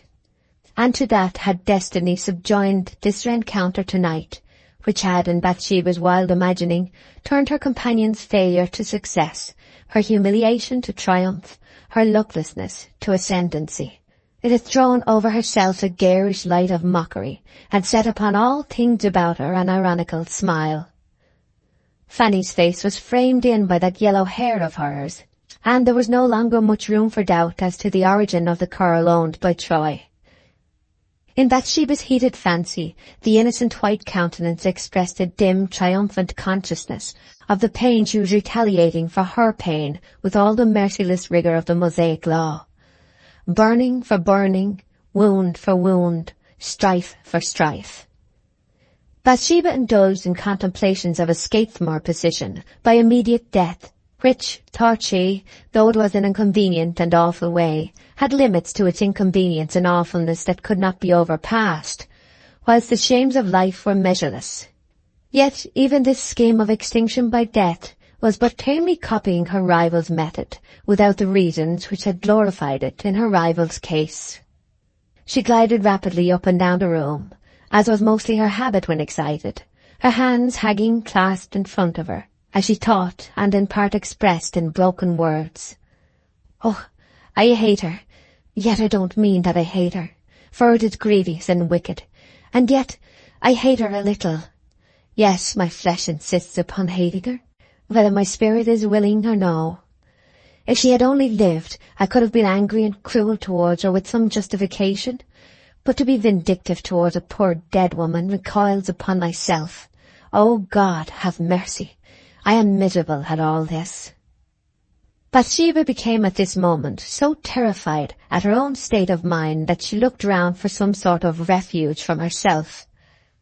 The vision of Oak kneeling down that night recurred to her, and with the imitative instinct which animates women, she seized upon the idea, resolved to kneel and, if possible, pray. Gabriel had prayed, so would she. She knelt beside the coffin, covered her face with her hands, and for a time the room was silent as a tomb. Whether from a purely mechanical or from any other cause, when Bathsheba arose it was with a quieted spirit, and a regret for the antagonistic instincts which had seized upon her just before. In her desire to make atonement, she took flowers from a vase by the window and began laying them around the dead girl's head. Bathsheba knew no other way of showing kindness to persons departed than by giving them flowers. She knew not how long she remained engaged thus. She forgot time, life, where she was, what she was doing. A slamming together of the coach-house doors in the yard brought her to herself again. An instant after, the front door opened and closed. Steps crossed the hall, and her husband appeared at the entrance to the room, looking in upon her. He beheld it all by degrees, stared in stupefaction at the scene, as if he thought it an illusion raised by some fiendish incantation. Bathsheba, pallid as a corpse on end, gazed back at him in the same wild way. So little her instinctive guesses, the fruit of a legitimate induction, that at this moment, as he stood with the door in his hand, Troy never once thought of Fanny in connection with what he saw. His first confused idea was that somebody in the house had died. "Well, what?" said Troy blankly. I must go, said Bathsheba to herself more than to him. She came with a dilated eye towards the door, to push past him. "What's the matter, in God's name? Who's dead?" said Troy. "I cannot say. Let me out, I want air," she continued. "But no, stay, I insist." He seized her hand, and then volition seemed to leave her, and she went off into a state of passivity. He, still holding her, came up the room, and thus, hand in hand, Troy and Bathsheba approached the coffin's side. The candle was standing on a bureau close by them, and the light slanted down, distinctly enkindling the cold features of both mother and babe. Troy looked in, dropped his wife's hand. Knowledge of it all came over him in a lurid sheen, and he stood still. So still he remained that he could be imagined to have left in him no motive power whatever. The clashes of feelings in all directions confounded one another, produced a neutrality, and there was motion in none. "Do you know her?" said Bathsheba in a small enclosed echo, as from the interior of a cell. "I do," said Troy. "Is it she?" "It is." He had originally stood perfectly erect, and now, in the well-nigh congealed immobility of his frame, could be discerned an incipient movement, as in the darkest night may be discerned light after a while. He was gradually sinking forwards. The lines of his features softened, and dismay modulated to illimitable sadness. Bathsheba was regarding him from the other side, still with parted lips and distracted eyes. Capacity for intense feeling is proportionate to the general intensity of the nature, and perhaps, in all Fanny's sufferings, much greater relatively to her strength. There was never a time when she suffered in an absolute sense what Bathsheba suffered now. What Troy did was to sink upon his knees with an indefinable union of remorse and reverence in his face, and, bending over Fanny Robin, gently kissed her, as one would kiss an infant asleep to avoid awakening it. At the sight and sound of that, to her, unendurable act, Bathsheba sprang towards him. All the strong feeling which had been scattered over her existence, since she knew what feeling was, seemed gathered together in one pulsation now. The revulsion from her indignant mood a little earlier, when she had meditated upon compromised honour, forestallment, eclipse in maternity by another, was violent and entire. All that was forgotten in the simple and still strong attachment to wife and husband. She had sighed for her self-completeness then, and now she cried aloud against the severance of the union she had deplored. She flung her arms round Troy's neck, exclaiming wildly from the deepest deep of her heart, Don't kiss them. Oh, Frank, I can't bear it. I can't. I love you better than she did. Kiss me too, Frank. Kiss me. Will you, Frank, kiss me too? There was something so abnormal and startling in the childlike pain and simplicity of this appeal from a woman of Bathsheba's calibre and independence, that Troy, loosening her tightly clasped arms from his neck, looked at her in bewilderment. It was such an unexpected revelation of all women being alike at heart, even though so different in their accessories as Fanny and this one beside him, that Troy could hardly seem to believe her to be his proud wife Bathsheba. Fanny's own spirit seemed to be animating her frame, but this was the mood of a few instants only. When the momentary surprise had passed, his expression changed to a silencing and imperious gaze. "I will not kiss you," he said, pushing her away. Had the wife now but gone no further? Yet, perhaps, under the harrowing circumstances, to speak out was the one wrong act which can be better understood, if not forgiven in her, than the right and politic one, her rival being now but a corpse. All the feeling she had betrayed into showing she drew back to herself again by a strenuous effort of self-command. "What have you to say as your reason?" she asked, her bitter voice being strangely low, quite that of another woman now. "I have to say that I have been a bad, black-hearted man," he answered. "And that this woman is your victim, and I not less than she?" "Ah, don't taunt me, madam. This woman is more to me, dead as she is, than ever you were, or are, or can be. If Satan had not tempted me with that face of yours and those cursed coquetries, I should have married her. I never had another thought till you came in my way. Would to God that I had, but it is all too late." He turned to Fanny then. "But never mind, darling," he said. "In the sight of heaven, you are my very, very wife." At these words, there arose from Bathsheba's lips a long, low cry of measureless despair and indignation. Such a wail of anguish as had never before been heard within those old inhabited walls. It was the terror liori of her union with Troy. "If she is that, what am I?" she added, as a continuation of the same cry, and sobbing pitifully, and the rarity with her of such abandonment only made the condition more dire. "You are nothing to me, nothing," said Troy heartlessly. "A ceremony before a priest doesn't make a marriage. I am not morally yours." A vehement impulse to flee from him, to run from this place, hide and escape his words at any price, not stopping short of death itself, mastered Bathsheba now. She waited not an instant, but turned to the door and ran out. Chapter 44. Under a Tree. Reaction. Bathsheba went along the dark road, neither knowing nor caring about the direction or issue of her flight. The first time that she definitely noticed her position was when she reached a gate leading into a thicket, overhung by some large oak and beech trees. On looking into the place, it occurred to her that she had seen it by daylight on some previous occasion, and that what appeared like an impassable thicket was in reality a brake of fern, now withering fast.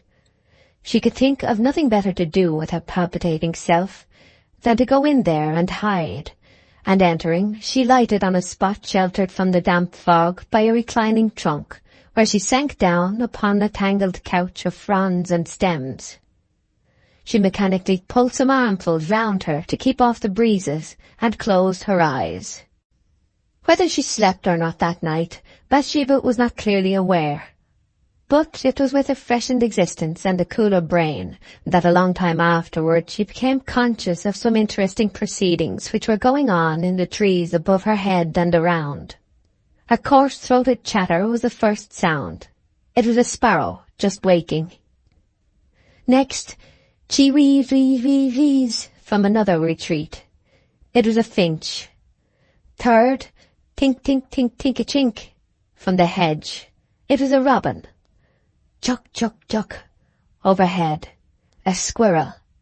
Then, from the road, with my rat-tat and my rum-tum-tum. It was a ploughboy. Presently he came opposite, and she believed from his voice that he was one of the boys on her own farm. He was followed by a shambling tramp of heavy feet, and looking through the ferns, Bathsheba could just discern in the wan light of daybreak a team of her own horses. They stopped to drink at a pond on the other side of the way. She watched them flouncing into the pool, drinking, tossing up their heads, drinking again, the water dribbling from their lips in silver threads. There was another flounce, and they came out of the pond and turned back again towards the farm. She looked further around. Day was just dawning, and beside its cool air and colours, her heated actions and resolves of the night stood out in a lurid contrast. She perceived that in her lap and clinging to her hair were red and yellow leaves which had come down from the tree and settled silently upon her during her partial sleep. Bathsheba shook her dress to get rid of them, when multitudes of the same family, lying around about her, rose and fluttered away in the breeze thus created, like ghosts from an enchanter fleeing.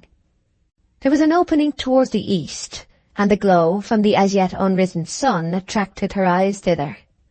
From her feet, and between the beautiful yellowing ferns with their feathery arms, the ground sloped downwards to a hollow, in which was a species of swamp dotted with fungi.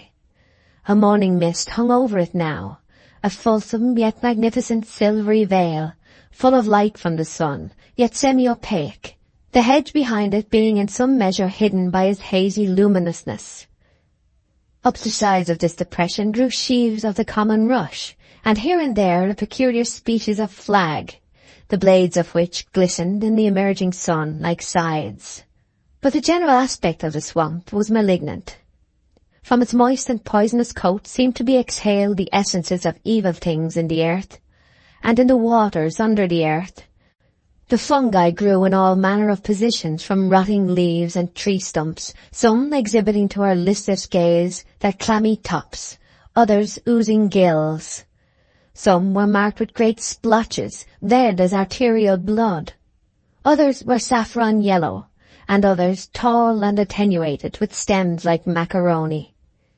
Some were leathery and of richest browns. The hollow seemed a nursery of pestilence, small and great, in the immediate neighbourhood of comfort and health, and Bathsheba arose with a tremor at the thought of having passed the night on the brink of so dismal a place. There were now other footsteps to be heard along the road. Bathsheba's nerves were still unstrung. She crouched down out of sight again, and the pedestrian came into view. He was a schoolboy, with a bag slung over his shoulder containing his dinner, and a book in his hand. He paused by the gate, and without looking up continued murmuring words in tones quite loud enough to reach her ears. "Oh Lord, oh Lord, oh Lord, oh Lord, oh Lord. That I knows out a book. Give us, give us, give us, give us, give us. That I know. Grace that, grace that, grace that, grace that. That I know." Other words followed to the same effect. The boy was of the dunce class apparently, the book was a psalter, and this was his way of learning to collect. In the worst attacks of trouble there appears to be always a superficial film of consciousness which is left disengaged and open to the notice of trifles, and Bathsheba was faintly amused at the boy's method, till he too passed on. By this time stupor had given place to anxiety, and anxiety began to make room for hunger and thirst. A form now appeared on the rise on the other side of the swamp, half hidden by the mist, and came towards Bathsheba. The woman, for it was a woman, approached with her face askance, as if looking earnestly on all sides of her. When she got a little further round to the left, and drew nearer, Bathsheba could see the newcomer's profile against the sunny sky, and knew the wavy sweep from forehead to chin, with neither angle nor decisive line anywhere about it, to be the familiar contour of Liddy Smallbury. Bathsheba's heart bounded with gratitude at the thought that she was not altogether deserted, and she jumped up. "Oh, Liddy," she said, or attempted to say, but the words had only been framed by her lips. There came no sound. She had lost her voice by exposure to the clogged atmosphere all these hours of night. "Oh, ma'am, I'm so glad I have found you," said the girl as soon as she saw Bathsheba. "You can't come across," Bathsheba said in a whisper, which she vainly endeavoured to make loud enough to reach Liddy's ears. Liddy, not knowing this, stepped down upon the swamp, saying as she did so, "It will bear me up, I think." Bathsheba never forgot that transient little picture of Liddy crossing the swamp to her there in the morning light. Iridescent bubbles of dank subterranean breath rose from the sweating sod beside the waiting maid's feet as she trod, hissing as they burst and expanded away to join the vapoury firmament above. Liddy did not sink as Bathsheba had anticipated. She landed safely on the other side and looked up at the beautiful, though pale and weary face of her young mistress. "Poor thing," said Liddy with tears in her eyes. "Do hearten yourself up a little, ma'am. However did—" "I can't speak above a whisper. My voice is gone for the present," said Bathsheba hurriedly. "I suppose the damp air from that hollow has taken it away. Liddy, don't question me, mind. Who sent you? Anybody?" "Nobody. I thought when I found you were not at home that something cruel had happened. I fancy I heard his voice late last night, and so, knowing something was wrong—" "Is he at home?" "No, he left just before I came out." "Is Fanny taken away?" "Not yet. She soon will be, at 9 o'clock. "We won't go home at present, then. Suppose we walk about in this wood." Liddy, without exactly understanding everything or anything in this episode, assented, and they walked together further among the trees. "But you had better come in, ma'am, and have something to eat. You will die of a chill." "I shall not come indoors yet. Perhaps never." "Shall I get you something to eat, and something else to put over your head besides that little shawl?" "If you will, Liddy." Liddy vanished, and at the end of 20 minutes returned with a cloak, hat, some slices of bread and butter, a teacup, and some hot tea in a little china jug. "Is Fanny gone?" said Bathsheba. "No," said her companion, pouring out the tea. Bathsheba wrapped herself up and ate and drank sparingly. Her voice was then a little clearer, and trifling colour returned to her face. "Now we'll walk about again," she said. They wandered about the wood for nearly 2 hours, Bathsheba replying in monosyllables to Liddy's prattle, for her mind ran on one subject, and one only. She interrupted with, "I wonder if Fanny is gone by this time." "I will go and see." She came back with the information that the men were just taking away the corpse, that Bathsheba had been inquired for, that she had replied to the effect that her mistress was unwell and could not be seen. "Then they think I am in my bedroom?" "Yes." Liddy then ventured to add, "You said when I first found you that you might never go home again. You didn't mean it, ma'am." "No, I've altered my mind. It is only women with no pride in them who run away from their husbands. There is one position worse than that of being found dead in your husband's house from his ill usage, and that is, to be found alive through having gone away to the house of somebody else. I've thought about it all this morning, and have chosen my course. A runaway wife is an encumbrance to everybody, and a burden to herself, and a byword, all of which make up a heap of misery greater than any that comes by staying at home, though this may include the trifling items of insult, beating, and starvation. Liddy, if ever you marry, and God forbid that you ever should, you'll find yourself in a fearful situation. But mind this, don't you flinch, stand your ground, and be cut to pieces. That's what I am going to do." "Oh, mistress, don't talk so," said Liddy, taking her hand. "But I knew you had too much sense to bide away. May I ask what dreadful thing has happened between you and him?" "You may ask, but I may not tell." In about 10 minutes they returned to the house by a circuitous route, entering at the rear. Bathsheba glided up the back stairs to a disused attic, and her companion followed. "Liddy," she said with a lighter heart, for youth and hope had begun to reassert themselves, "you are to be my confidant for the present. Somebody must be, and I choose you. Well, I shall take up my abode here for a while. Will you get a fire lighted, put down a piece of carpet, and help me make the place comfortable? Afterwards, I want you and Mary Ann to bring up that little stump bedstead in the small room, and the bed belonging to it, and a table and some other things. What shall I do to pass the heavy time away?" "Hemming handkerchiefs is a very good thing," said Liddy. "Oh, no, I hate needlework, I always did." "Knitting, and that too. You might finish a sampler, for only carnations and peacocks want filling in, and then it could be framed and glazed and hung beside your aunt's, ma'am." "The samplers are out of date, horribly countrified.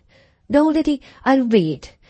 Bring up some books, not new ones. I haven't the heart to read anything new." "Some will be Uncle's old ones, ma'am?"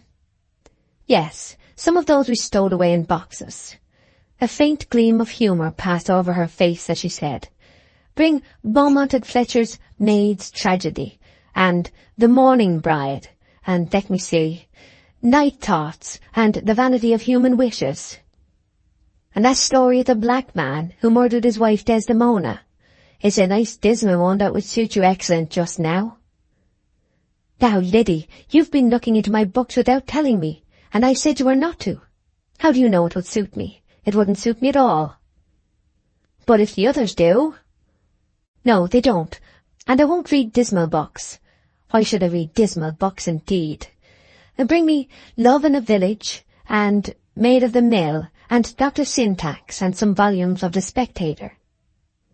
All that day Bathsheba and Liddy lived in the attic, in a state of barricade, a precaution which proved to be needless as against Troy, for he did not appear in the neighbourhood or trouble them at all.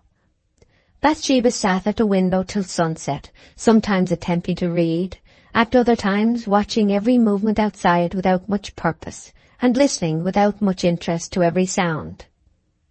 The sun went down almost blood-red that night, and a livid cloud received its rays in the east.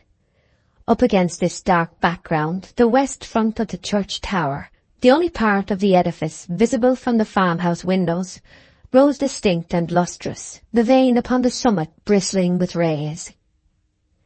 Hereabouts at 6 o'clock, the young men of the village gathered, as was their custom, for a game of prisoner's base. The spot had been consecrated to this ancient diversion from time immemorial, the old stocks conveniently forming a base facing the boundary of the churchyard, in front of which the ground was trodden, hard and bare as a pavement, by the players. She could see the brown and black heads of the young lads darting about right and left, their white shirt-sleeves gleaming in the sun, whilst occasionally a shout and a peal of hearty laughter varied the stillness of the evening air. They continued to play for a quarter of an hour or so, when the game concluded abruptly, and the players leapt over the wall and vanished round to the other side, behind a yew tree, which was also half behind a beech, now spreading in one mass of golden foliage, on which the branches traced black lines. "Why did the bass players finish their game so suddenly?" Bathsheba inquired, the next time that Liddy entered the room.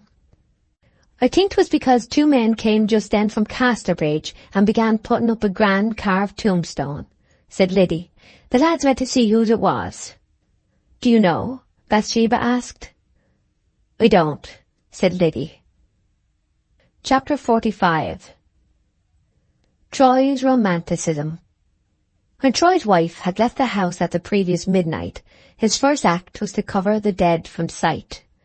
This done, he ascended the stairs, and throwing himself down upon the bed, dressed as he was, he waited miserably for the morning.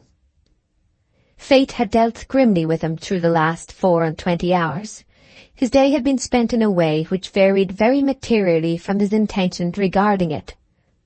There is always an inertia to be overcome in striking out a new line of conduct, not more in ourselves, it seems, than in circumscribing events, which appear as if leagued together to allow no novelties in the way of amelioration. £20 having been secured from Bathsheba, he had managed to add to the sum every farthing he could muster on his own account, which had been £7.10.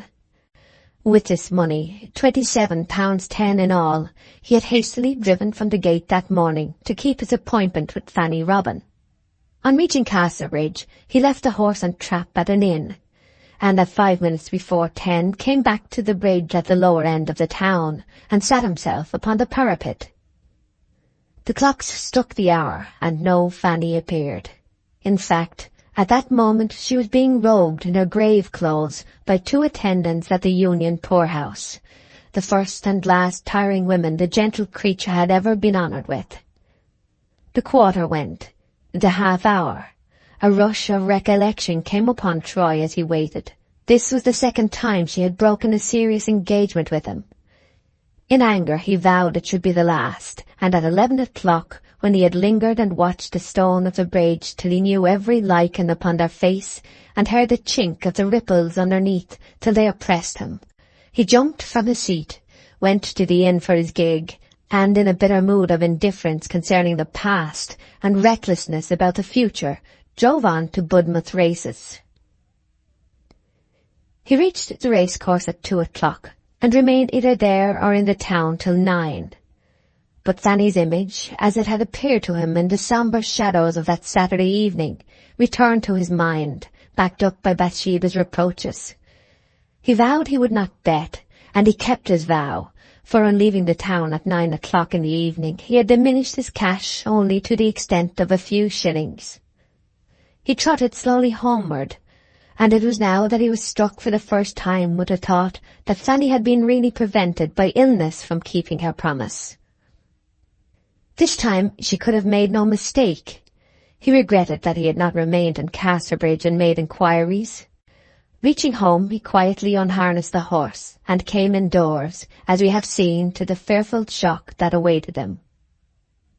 As soon as it grew light enough to distinguish objects, Troy arose from the coverlet of the bed, and in a mood of absolute indifference to Bathsheba's whereabouts, and almost oblivious of her existence, he stalked downstairs and left the house by the back door.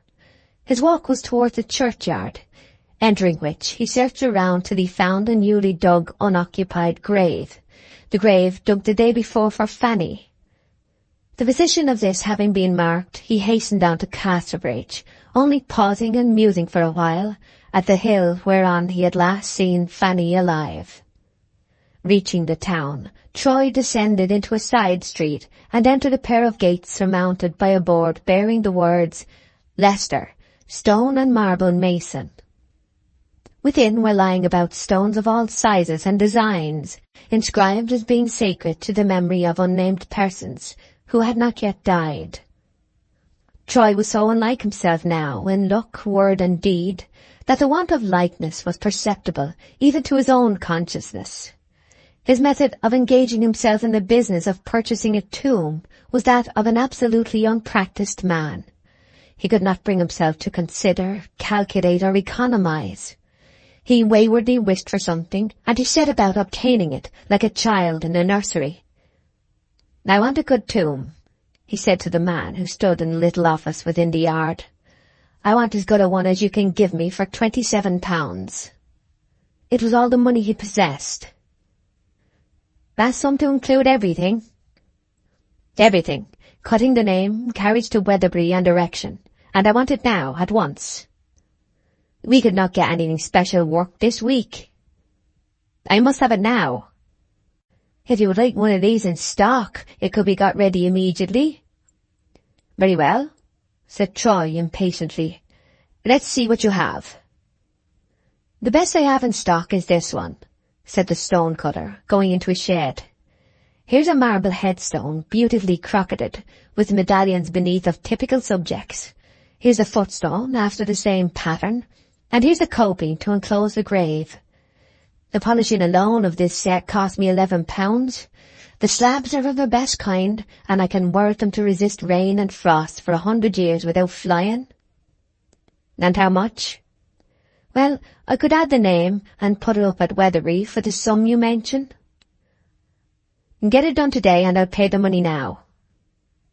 The man agreed, and wondered at such a mood in a visitor who wore not a shred of mourning. Then Troy wrote the words which were to form the inscription, settled the account, and went away. In the afternoon he came back again, and found that the lettering was almost done.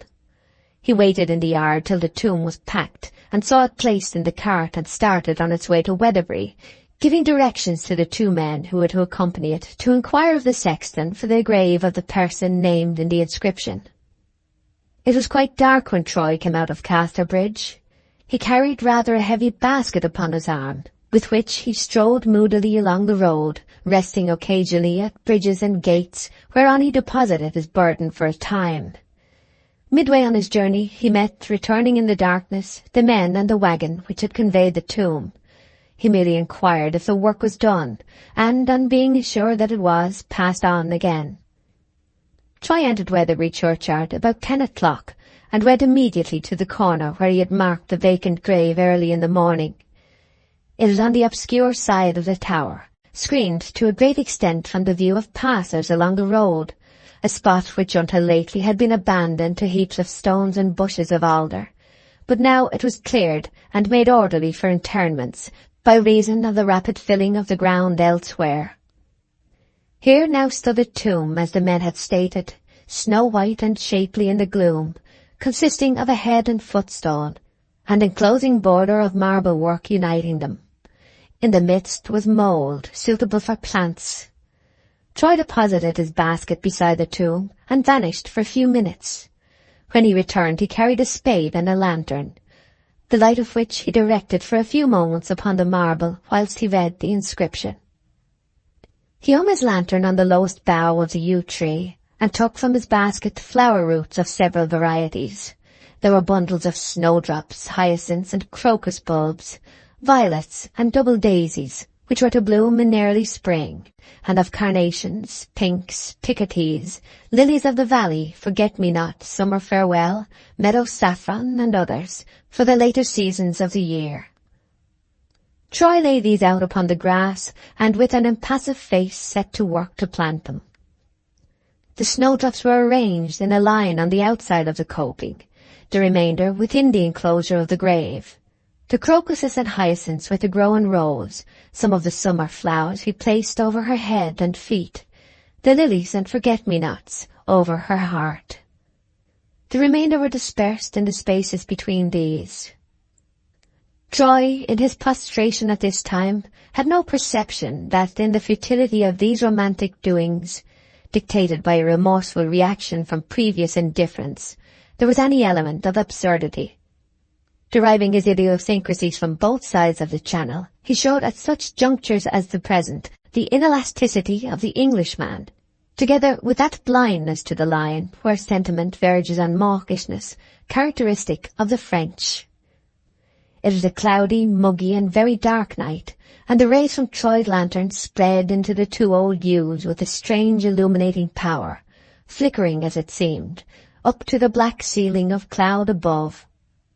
He felt a large drop of rain upon the back of his hand, and presently one came and entered one of the holes of the lantern, whereupon the candles sputtered and went out. Troy was weary, and it being now not far from midnight, and the rain threatening to increase, he resolved to leave the finishing touches of his labour until the day should break. He groped along the wall and over the graves in the dark till he found himself round at the north side. Here he entered the porch, and, reclining upon the bench within, fell asleep. Chapter 46. The Gargoyle. Its Doings. The tower of Weatherbury Church was a square erection of 14th century date, having 2 stone gargoyles on each of the 4 faces of its parapet. Of these 8 carved protuberances, only 2 at this time continued to serve the purpose of their erection, that of spouting water from the lead roof within. One mouth in each front had been closed by bygone churchwardens as superfluous, and 2 others were broken away and choked, a matter not of much consequence to the well-being of the tower, for the 2 mouths which still remained open and active were gaping enough to do all the work. It has been sometimes argued that there is no truer criterion of the vitality of any given art period than the power of the master spirits of that time in grotesque. And certainly in the instance of Gothic art there is no disputing the proposition. Weatherbury Tower was a somewhat early instance of the use of an ornamental parapet in parish as distinct from cathedral churches. and the gargoyles, which are the necessary correlatives of a parapet, were exceptionally prominent, of the boldest cut that the hand could shape, and of the most original design that a human brain could conceive. There was, so to speak, that symmetry in the distortion, which is less the characteristic of British than continental grotesques of the period. All the 8 were different from each other. A beholder was convinced that nothing on earth could be more hideous than those he saw on the north side, until he went around to the south. Of the 2 on this latter face, only that at the southeastern corner concerns the story. It was too human to be called like a dragon, too impish to be like a man, too animal to be like a fiend, and not enough like a bird to be called a griffin. This horrible stone entity was fashioned as if covered with a wrinkled hide.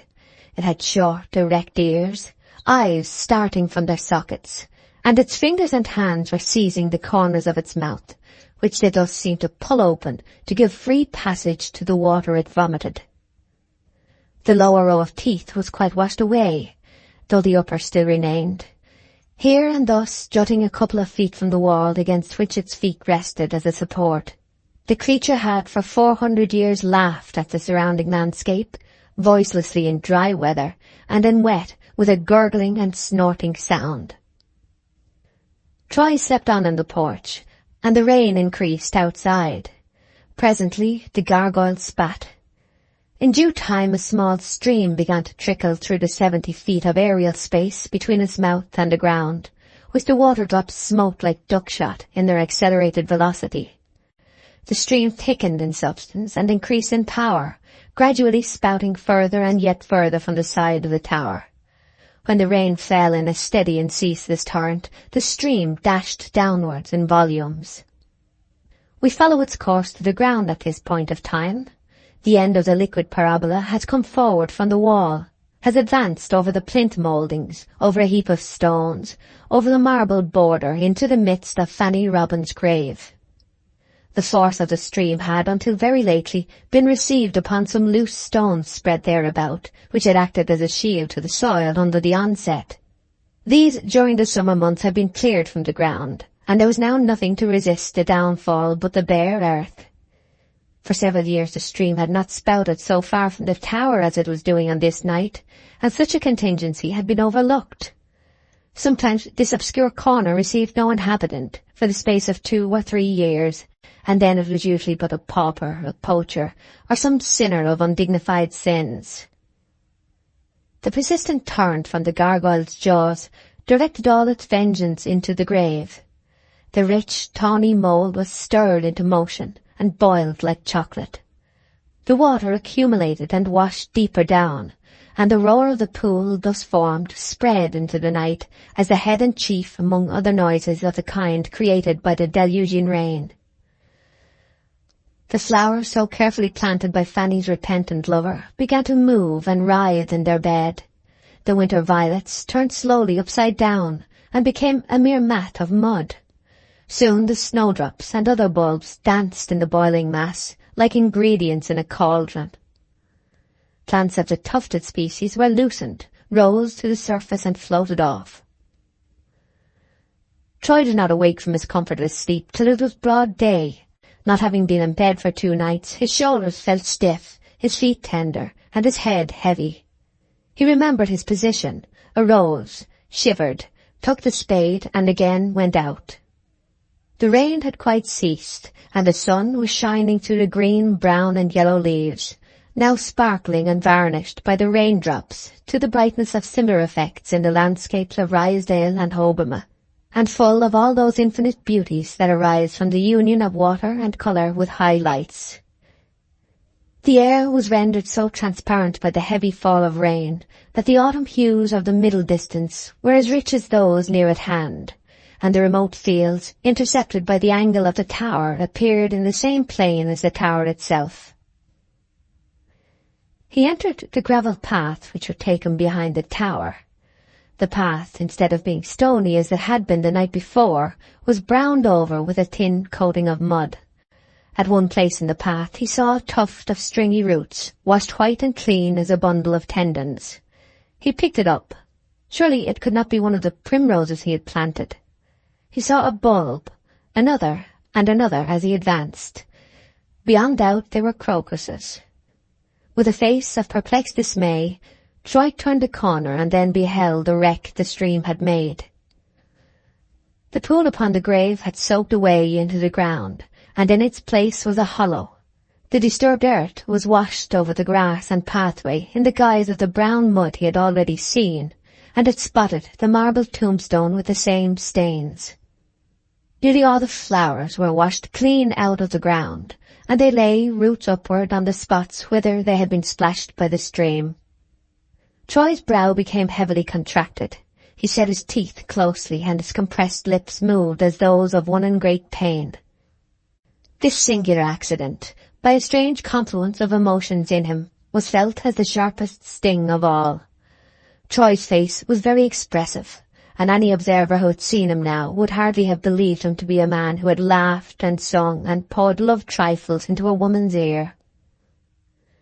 To curse his miserable lot was at first his impulse, but even that lowest stage of rebellion needed an activity whose absence was necessarily antecedent to the existence of the morbid misery which wrung him. The sight, coming as it did, superimposed upon the other dark scenery of the previous days, formed a sort of climax to the whole panorama, and it was more than he could endure. Sanguine by nature, Troy had a power of eluding grief by simply adjourning it. He could put off the consideration of any particular spectre till the matter had become old and softened by time. The planting of flowers on Fanny's grave had been perhaps but a species of illusion of the primary grief, and now it was as if his intention had been known and circumvented. Almost for the first time in his life, Troy, as he stood by this dismantled grave, wished himself another man. It is seldom that a person with much animal spirit does not feel that the fact of his life being his own is the one qualification which singles it out as a more hopeful life than that of others who may actually resemble him in every particular. Troy had felt, in his transient way, hundreds of times, that he could not envy other people their condition, because the possession of that condition would have necessitated a different personality, when he desired no other than his own.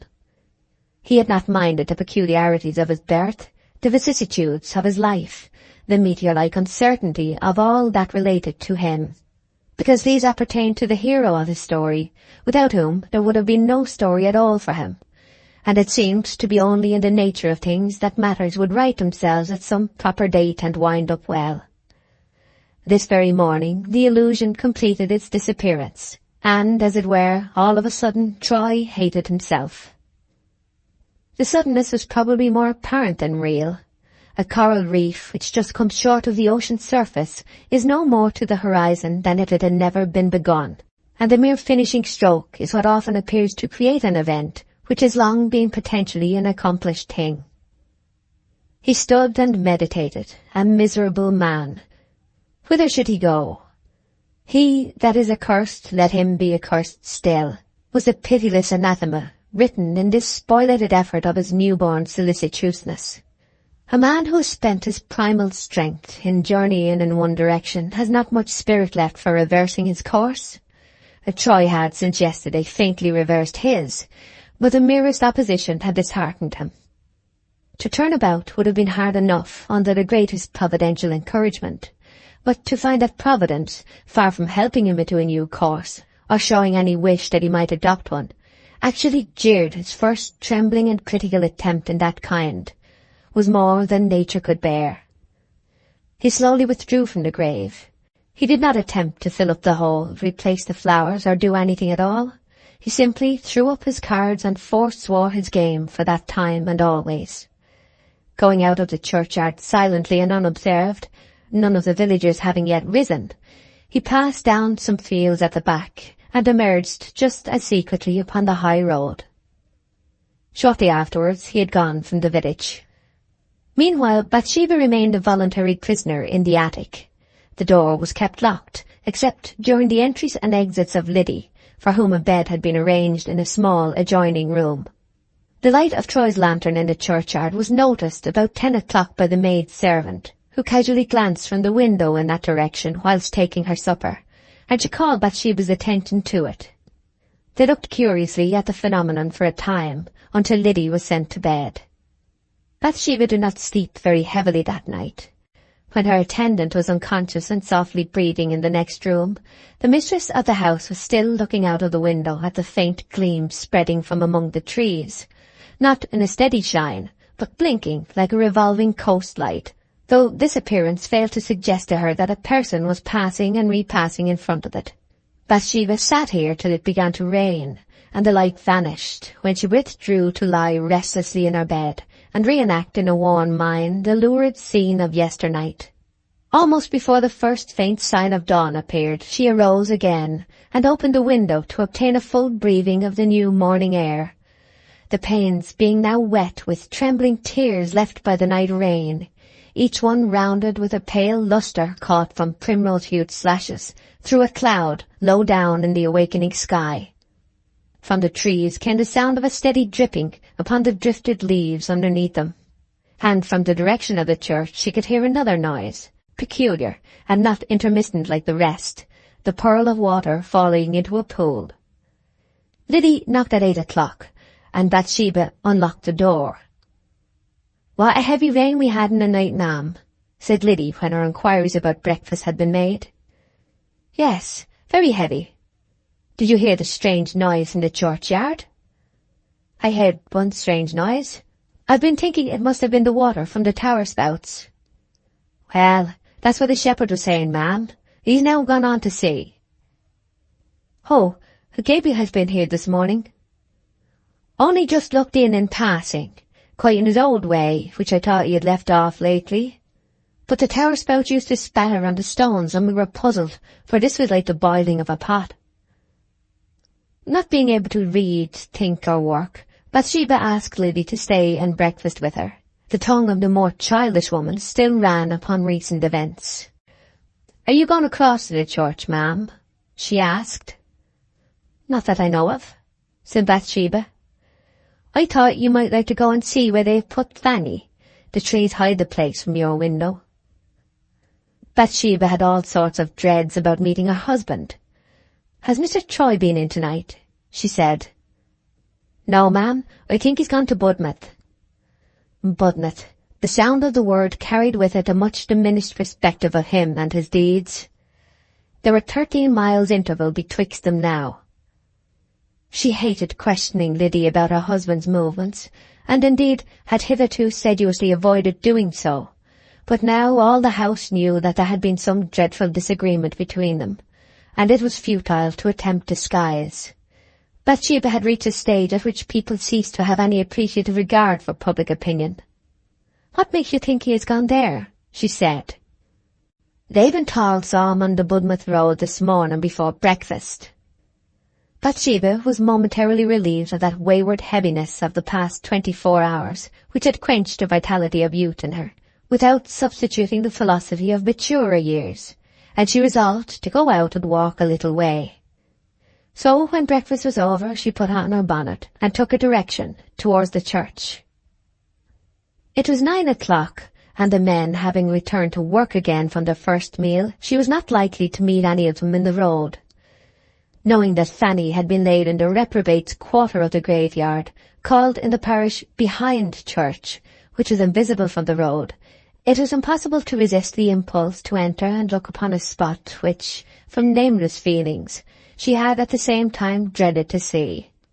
She had been unable to overcome an impression that some connection existed between her rival and the light through the trees.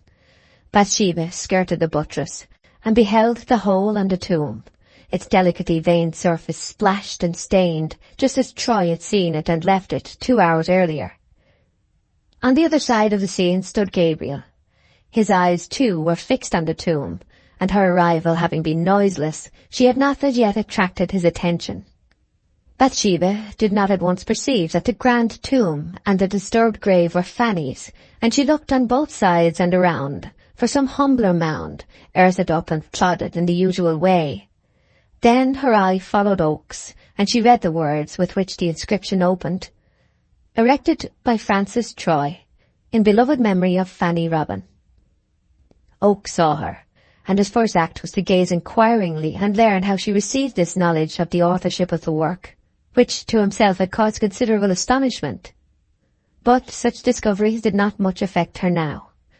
Emotional convulsions seemed to have become the commonplaces of her history, and she bade him good morning, and asked him to fill in the hole with a spade which was standing by. Whilst Oak was doing as she desired, Bathsheba collected the flowers and began planting them with that sympathetic manipulation of roots and leaves which is so conspicuous in a woman's gardening, and which flowers seem to understand and thrive upon. She requested Oak to get the churchwardens to turn the leadwork at the mouth of the gargoyle that hung gaping down upon them, that by this means the stream might be directed sideways, and the repetition of the accident prevented. Finally, with the superfluous magnanimity of a woman whose narrower instincts have brought down bitterness upon her instead of love, she wiped the mud from the tomb, as if she rather liked its words than otherwise, and went again home. Chapter 47. Adventures by the Shore. Troy wandered along towards the south, a composite feeling made up of disgust with the, to him, humdrum tediousness of a farmer's life, gloomy images of her who lay in the churchyard, remorse, and a general averseness to his wife's society, impelled him to seek a home in any place on earth save Weatherbury. The sad accessories of Fanny's End confronted him as vivid pictures which threatened to be indelible, and made life in Bathsheba's house intolerable. At 3 p.m. he found himself at the foot of a slope more than a mile in length, which ran to the ridge of a range of hills lying parallel with the shore, and forming a monotonous barrier between the basin of cultivated country inland and the wilder scenery of the coast. Up the hill stretched a road, nearly straight and perfectly white, the two sides approaching each other in a gradual taper till they met the sky at the top, about 2 miles off. Throughout the length of this narrow and irksome inclined plane, not a sign of life was visible on this garish afternoon. Troy toiled up the road with a languor and depression greater than any he had experienced for many a day and year before. The air was warm and muggy, and the top seemed to recede as he approached. At last he reached the summit, and a wide and novel prospect burst upon him, with an effect almost like that of the Pacific upon Balboa's gaze. The broad steely sea, marked only by faint lines, which had a semblance of being etched thereon to a degree not deep enough to disturb its general evenness, stretched the whole width of his front and round to the right, where, near the town and port of Budmouth, the sun bristled down upon it, and banished all colour, to substitute in its place a clear, oily polish. Nothing moved in sky, land, or sea, except a frill of milk-white foam along the nearer angles of the shore, shreds of which licked the contiguous stones like tongues. He descended and came to a small basin of sea enclosed by the cliffs. Troy's nature freshened within him. He thought he would rest and bathe here before going further. He undressed and plunged in. Inside the cove the water was uninteresting to a swimmer, being smooth as a pond, and to get a little of the ocean's swell, Troy presently swam between the 2 projecting spurs of rock, which formed the pillars of Hercules to this miniature Mediterranean. Unfortunately for Troy, a current unknown to him existed outside, which, unimportant to craft of any burden, was awkward for a swimmer who might be taken in it unawares.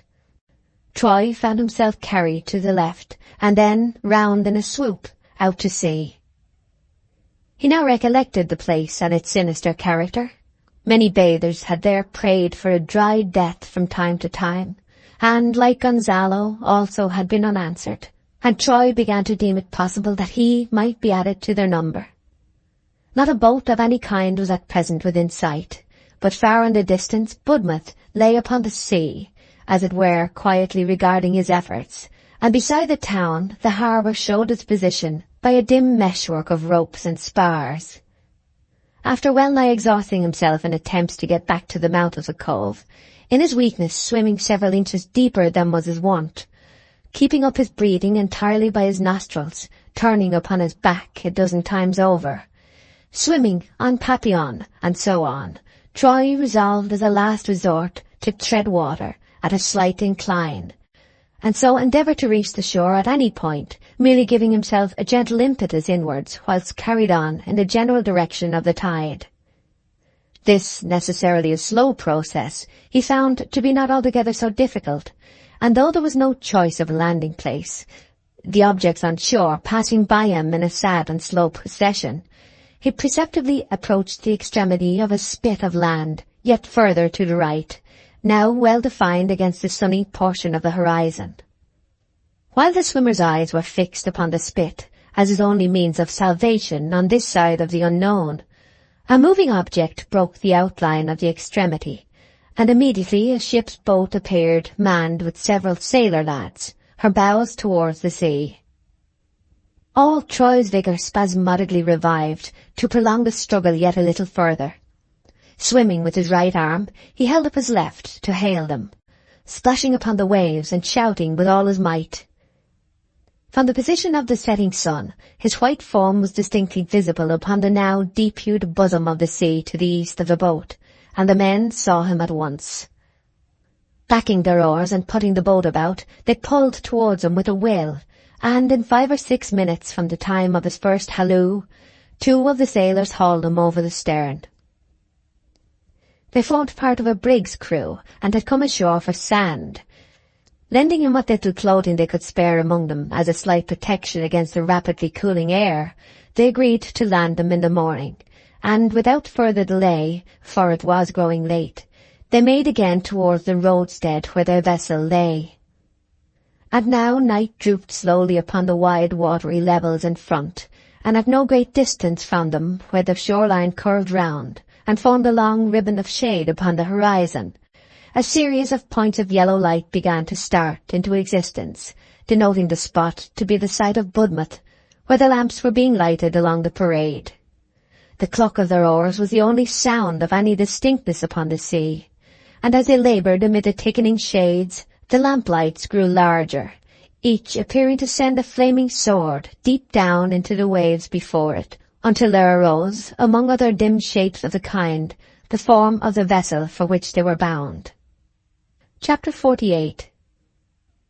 Doubts arise, doubts linger.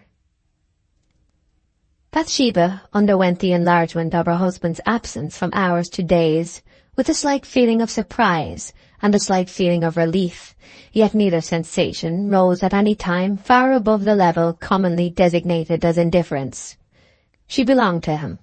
The certainties of that position were so well defined, and the reasonable probabilities of its issue so bounded that she could not speculate on contingencies.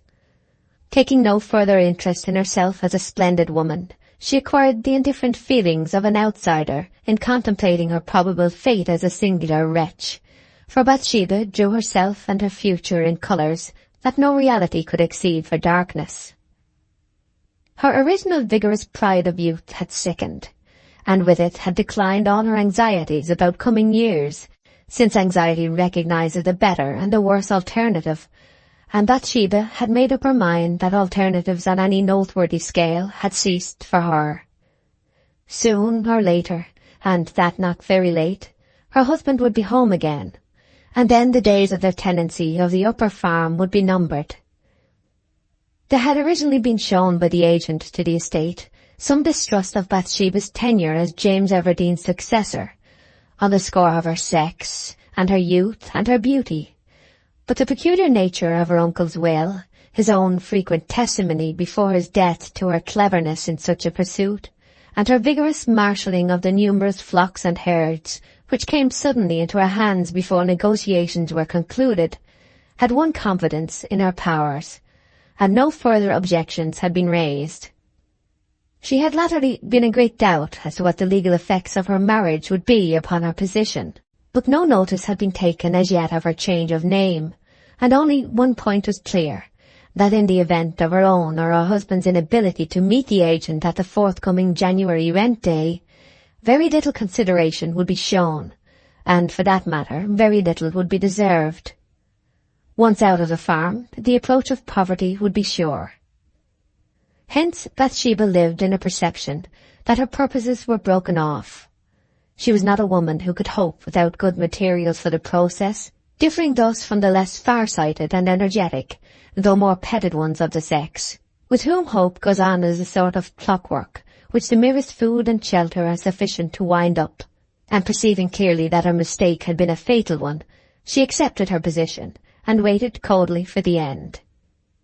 The first Saturday after Troy's departure she went to Castleridge alone, a journey she had not before taken since her marriage.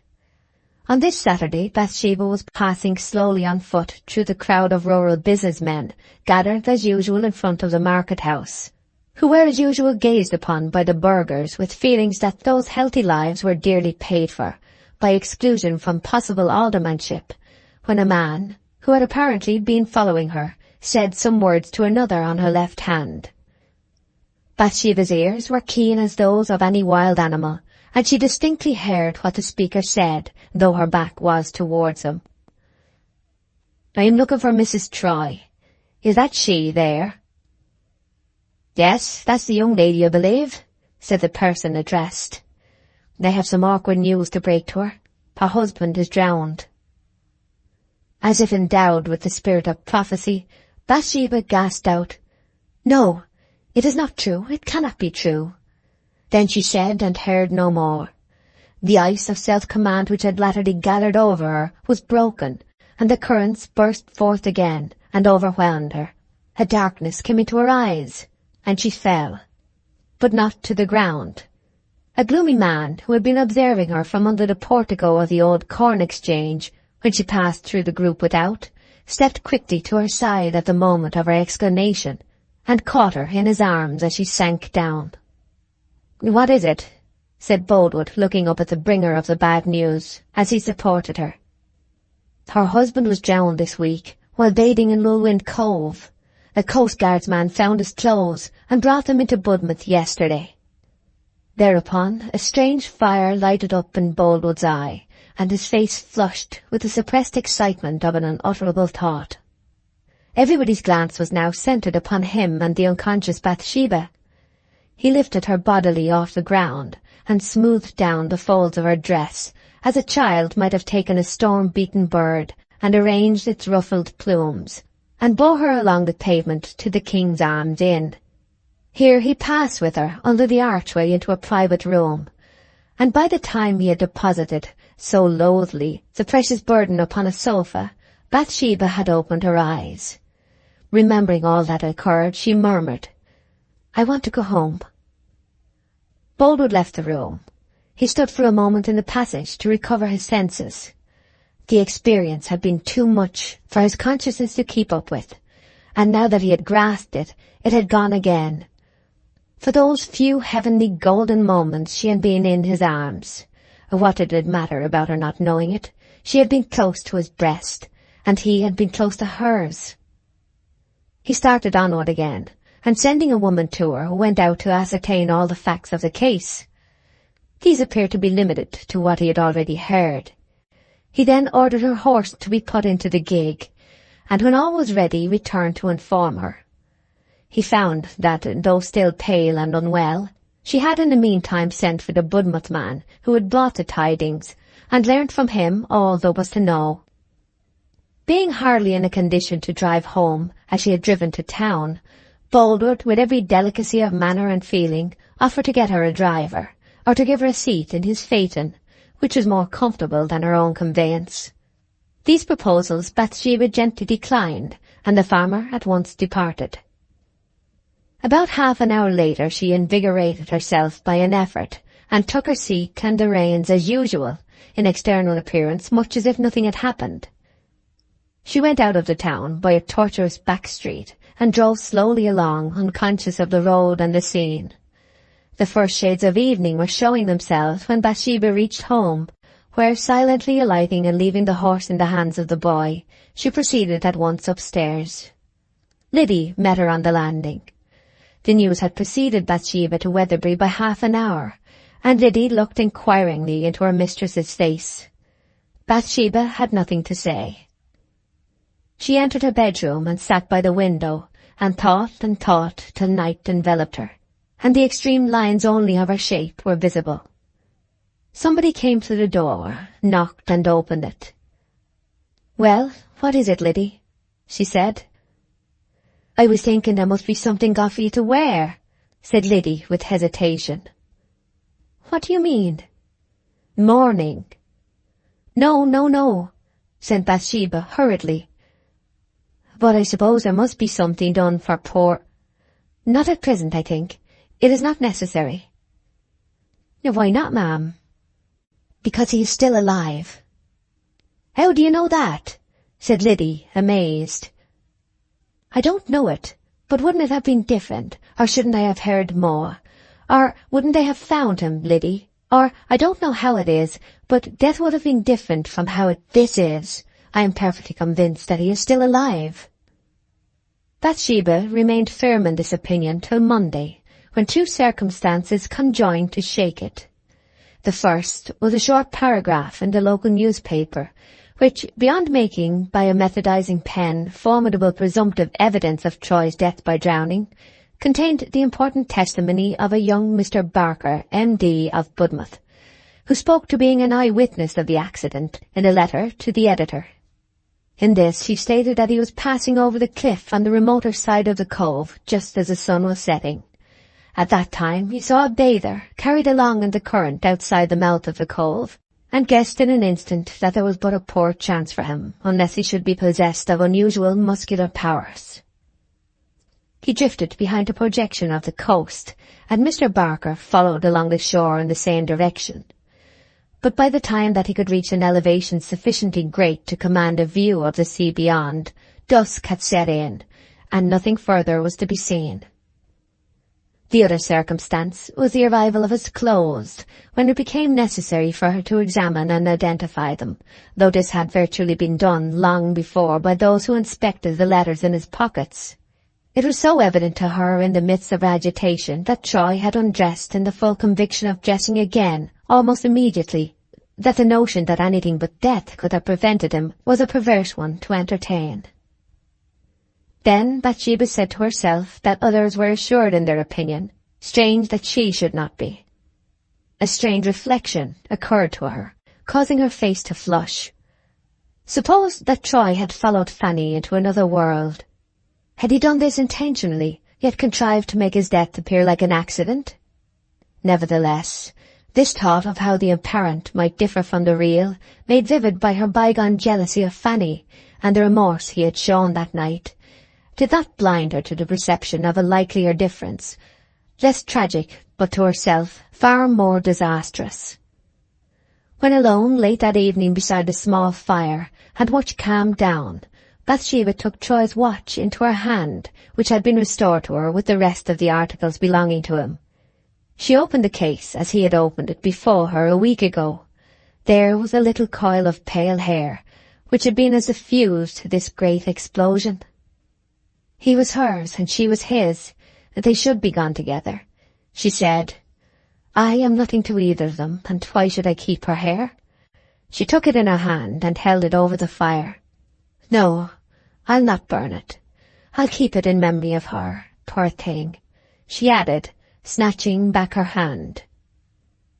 Chapter 49. Oak's Advancement, a Great Hope. The later autumn and the winter drew on apace, and the leaves lay thick upon the turf of the glades and the mosses of the woods. Bathsheba, having previously been living in a state of suspended feeling which was not suspense, now lived in a mood of quietude, which was not precisely peacefulness. While she had known him to be alive, she could have thought of his death with equanimity, but now that it might be she had lost him, she regretted that he was not still hers. She kept the farm going, raked in her profits without caring keenly about them, and expended money on ventures because she had done so in bygone days, which, though not long gone by, seemed infinitely removed from her present. She looked back upon that past over a great gulf, as if she were now a dead person, having the faculty of meditation still left in her, by means of which, like the mouldering gentlefolk of the poet's story, she could sit and ponder what a gift life used to be. However, one excellent result of her general apathy was the long-delayed installation of Oak as bailiff. but he, having virtually exercised that function for a long time already, the change, beyond the substantial increase of wages it brought, was little more than a nominal one addressed to the outside world. Boldwood lived secluded and inactive. Much of his wheat and all of his barley of that season had been spoilt by the rain. It sprouted, grew into intricate mats, and was ultimately thrown to the pigs in armfuls. The strange neglect which had produced this ruin and waste became the subject of whispered talk among all the people round, and it was elicited from one of Boldwood's men that forgetfulness had nothing to do with it, for he had been reminded of the danger to his corn as many times and as persistently as inferiors dared to do. The sight of the pigs turning in disgust from the rotten ears seemed to arouse Boldwood, and he one evening sent for Oak. Whether it was suggested by Bathsheba's recent act of promotion or not, the farmer proposed at the interview that Gabriel should undertake the superintendence of the lower farm as well as of Bathsheba's, because of the necessity Boldwood felt for such aid, and the impossibility of discovering a more trustworthy man. Gabriel's malignant star was assuredly setting fast. Bathsheba, when she learned of this proposal, for Oak was obliged to consult her, at first languidly objected. She considered that the two farms together were too extensive for the observation of one man. Boldwood, who was apparently determined by personal rather than commercial reasons, suggested that Oak should be furnished with a horse for his sole use, when the plan would present no difficulty, the two farms lying side by side.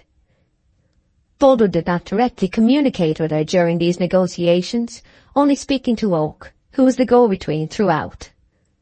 All was harmoniously arranged at last, and we now see Oak mounted on a strong cob, and daily trotting the length and breadth of about 2,000 acres in a cheerful spirit of surveillance, as if the crops all belonged to him, the actual mistress of the one half and the master of the other, sitting in their respective homes in gloomy and sad seclusion.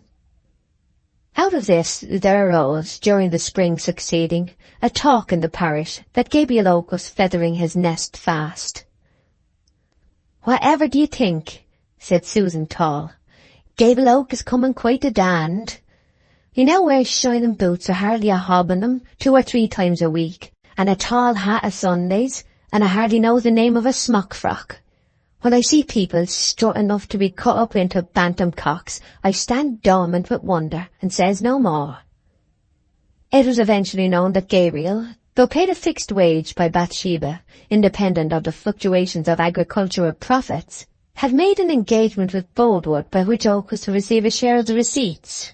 A small share, certainly, yet it was money of a higher quality than mere wages, and capable of expansion in a way that wages were not.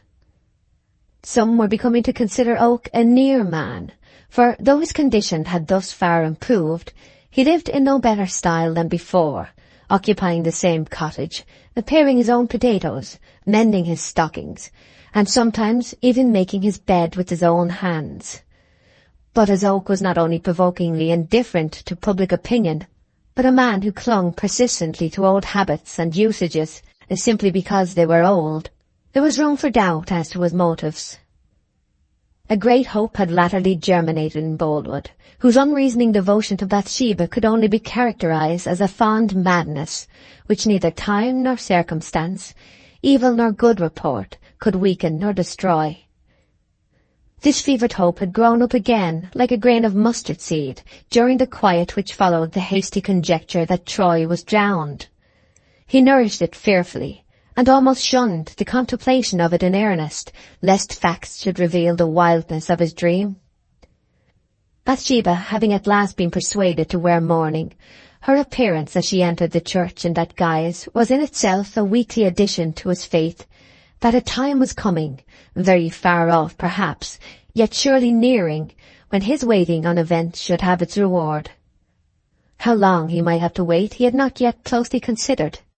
What he would try to recognize was that the severe schooling she had been subjected to had made Bathsheba much more considerate than she had formerly been of the feelings of others, and he trusted that, should she be willing at any time in the future to marry any man at all, that man would be himself.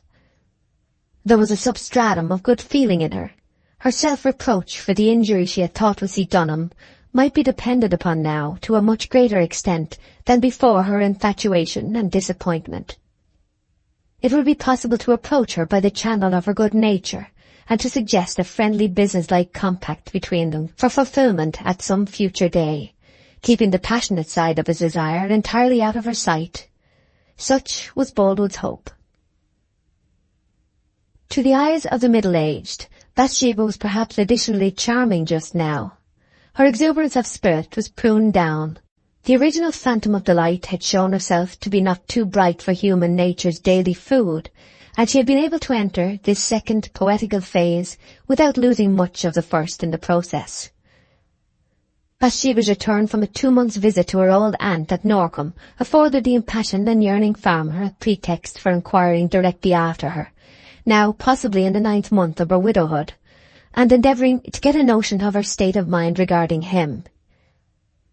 This occurred in the middle of the haymaking, and Boldwood contrived to be near Liddy, who was assisting in the fields. "I am glad to see you out of doors, Lydia," he said pleasantly. She simpered, and wondered in her heart why he should speak so frankly to her. "I hope Mrs. Troy is quite well after her long absence," he continued, in a manner expressing that the coldest-hearted neighbour could scarcely say less about her. "She is quite well, sir." "And cheerful, I suppose?" "Yes, cheerful." "Fearful, did you say?" "Oh, no, I merely said she was cheerful." "Tells you all her affairs?" "No, sir." "Some of them?" "Yes, sir." "Mrs. Troy puts much confidence in you, Lydia, and very wisely, perhaps." "She do, sir. I've been with her all through her troubles, and was with her at the time of Mr. Troy's going and all. And if she were to marry again, I expect I should bide with her." "She promises that you shall, quite natural," said the strategic lover, throbbing throughout him at the presumption which Liddy's words appeared to warrant, that his darling had thought of remarriage. "No, she doesn't promise it exactly. I merely judge on my own account." Yes, I understand. When she alludes to the possibility of marrying again, you conclude—" "She never do allude to it, sir," said Liddy, thinking how very stupid Mr. Boldwood was getting. "Of course not," he returned hastily, his hope falling again. "You needn't quite take such long reaches with your rake, Lydia. Short and quick ones are best. Well, perhaps as she is absolute mistress again now, it is wise of her to resolve never to give up her freedom." "My mistress did certainly once say, and though not seriously, that she supposed she might marry again at the end of 7 years from last year, if she cared to risk Mr. Troy's coming back and claiming her." "Ah, 6 years from the present time. Said that she might marry at once in every reasonable person's opinion, whatever the lawyers may say to the contrary." "Have you been to ask them?" said Liddy innocently. "Not I," said Boldwood, growing red. "Liddy, you needn't stay here a minute longer than you wish, so Mr. Oak says. I'm now going on a little further. Good afternoon." He went away, vexed with himself, and ashamed for having this one time in his life done anything which could be called underhand. Poor Boldwood had no more skill in finesse than a battering-ram, and he was uneasy with the sense of having made himself to appear stupid, and, what was worse, mean. But he had, after all, lighted upon one fact by way of repayment. It was a singularly fresh and fascinating fact, and, though not without its sadness, it was pertinent and real. In little more than 6 years from this time, Bathsheba might certainly marry him. There was something definite in that hope, for admitting that there might have been no deep thought in her words to Liddy about marriage, they showed at least her creed on the matter. This pleasant notion was now continually in his mind. 6 years were a long time, but how much shorter than never. The idea he had for so long been obliged to endure. Jacob had served twice 7 years for Rachel. What were 6 for such a woman as this? He tried to like the notion of waiting for her better than that of winning her at once. Boldwood felt his love to be so deep and strong and eternal that it was possible she had never yet known its full volume, and this patience in delay would afford him an opportunity of giving sweet proof to the point. He would annihilate the 6 years of his life as if they were minutes. So little did he value his time on earth beside her love. He would let her see, all those 6 years of intangible ethereal courtship, how little care he had for anything but as it bore upon the consummation. Meanwhile, the early and late summer brought round the week in which Greenhill Fair was held. This fair was frequently attended by the folk of Weatherbury. Chapter 50. The Sheep Fair. Troy touches his wife's hand. Greenhill was the Nijni Novgorod of South Wessex, and the busiest, merriest, noisiest day of the whole statute number was the day of the Sheep Fair. This yearly gathering was upon the summit of a hill which retained in good preservation the remains of an ancient earthwork, consisting of a huge rampart and entrenchment of an oval form encircling the top of the hill, though somewhat broken down here and there. To each of the 2 chief openings on opposite sides a winding road ascended, and a level green space of 10 or 15 acres, enclosed by the bank, was the site of the fair. A few permanent erections dotted the spot, but the majority of visitors patronized canvas alone for resting and feeding under during the time of their sojourn here. Shepherds who attended with their flocks from long distances started from home 2 or 3 days, or even a week before the fair, driving their charges a few miles each day, not more than 10 or 12, and resting them at night in hired fields by the wayside at previously chosen points, where they fed, having fasted since morning. The shepherd of each flock marched behind, a bundle containing his kit for the week strapped upon his shoulders, and in his hand his crook, which he used as the staff of his pilgrimage. Several of the sheep would get worn and lame, and occasionally a lambing occurred on the road. To meet these contingencies, there was frequently provided to accompany the flocks from the remoter points a pony and wagon, into which the weakly ones were taken for the remainder of the journey. The Weatherbury farms, however, were no such long distance from the hill, and those arrangements were not necessary in their case. But the large united flocks of Bathsheba and Farmer Boldwood formed a valuable and imposing multitude which demanded much attention, and on this account, Gabriel, in addition to Boldwood's shepherd and Cain Ball, accompanied them along the way, through the decayed old town of Kingsbere, and upward to the plateau, old George the dog, of course, behind them. When the autumn sun slanted over Greenhill this morning and lighted the dewy flat upon its crest, nebulous clouds of dust were to be seen, floating between the pairs of hedges which streaked the wide prospect around in all directions. These gradually converged upon the base of the hill, and the flocks became individually visible, climbing the serpentine ways which led to the top. Thus, in a slow procession they entered the opening to which the roads tended, multitude after multitude, horned and hornless, blue flocks and red flocks, buff flocks and brown flocks, even green and salmon-tinted flocks, according to the fancy of the colourist and custom of the farm. Men were shouting, dogs were barking with greatest animation, but the thronging travellers in so long a journey had grown nearly indifferent to such terrors, though they still bleated piteously at the unwontedness of their experiences. A tall shepherd rising here and there in the midst of them, like a gigantic idol, amid a crowd of prostrate devotees. The great mass of sheep in the fair consisted of South Downs and the old Wessex horned breeds. To the latter class, Bathsheba's and Farmer Boldwood's mainly belonged. These filed in about 9 o'clock, their vermiculated horns lopping gracefully on either side of their cheeks in geometrically perfect spirals, a small pink and white ear nestling under each horn. Before and behind came other varieties, perfect leopards as to the full, rich substance of their coats, and only lacking the spots. There were also a few of the Oxfordshire breeds, whose wool was beginning to curl like a child's flaxen hair, though surpassed in this respect by the effeminate Leicesters, which were in turn less curly than the Cotswolds. But the most picturesque by far was a small flock of Exmoors, which chanced to be there this year.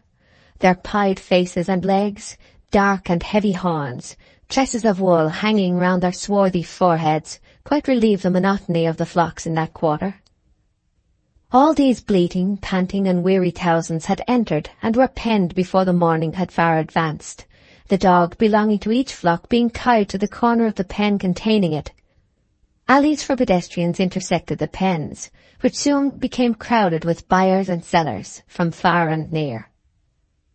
In another part of the hill, an altogether different scene began to force itself upon the eye towards midday. A circular tent, of exceptional newness and size, was in course of erection here. As the day drew on, the flocks began to change hands, lightening the shepherd's responsibilities, and they turned their attention to this tent and inquired of a man at work there, whose soul seemed concentrated on tying a bothering knot in no time, what was going on. "The Royal Hippodrome performance of Turnpike's Ride to York and the death of Black Bess," replied the man promptly, without turning his eyes or leaving off tying. As soon as the tent was completed, the band struck up highly stimulating harmonies, and the announcement was publicly made, Black Bess standing in a conspicuous position on the outside as a living proof, if proof were wanted, of the truth of the ocular utterances from the stage over which the people were to enter. These were so convinced by such genuine appeals to heart and understanding both, that they soon began to crowd in abundantly, among the foremost being visible Jan Coggins and Joseph Poorgrass, who are holiday-keeping here today. "That's the great ruffian pushing me," screamed a woman in front of Jan over her shoulder at him when the rush was at its fiercest. "How could I help pushing ye when folk behind push me?" said Coggin in a deprecating tone, turning his head towards the aforesaid folk as far as he could, without turning his body, which was jammed as in a vice. There was a silence. Then the drums and trumpets again set forth their echoing notes. The crowd was again ecstatised, and gave another lurch, in which Coggin and Poorgrass were again thrust by those behind upon the women in front.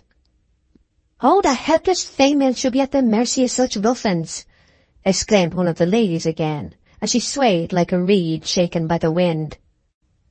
"Now," said Coggin, appealing in an earnest voice to the public at large, as it stood clustered about his shoulder blades, "did ye ever hear such an unreasonable woman as that? Upon my carcass, neighbours, if I could only get out of this cheese ring, the damn women might eat the show for me." "Oh, don't lose your temper, Jan," implored Joseph Poorgrass in a whisper. "He might get their men to murder us, for I think by the shine in their eyes that they be a sinful form of womankind." Jan held his tongue, as if he had no objection to be pacified, to please a friend, and they gradually reached the foot of the ladder, Poorgrass being flattened like a jumping jack, and the sixpence for admission, which he had got ready half an hour earlier, having become so reeking hot in the tight squeeze of his excited hand, that the woman in spangles, brazen rings set with glass diamonds, and with chalked face and shoulders, who took the money of him, hastily dropped it again, from a fear that some trick had been played to burn her fingers. So they all entered, and the cloth of the tent, to the eyes of an observer on the outside, became bulged into innumerable pimples, such as we observe on a sack of potatoes, caused by the various human heads, backs and elbows at high pressure within.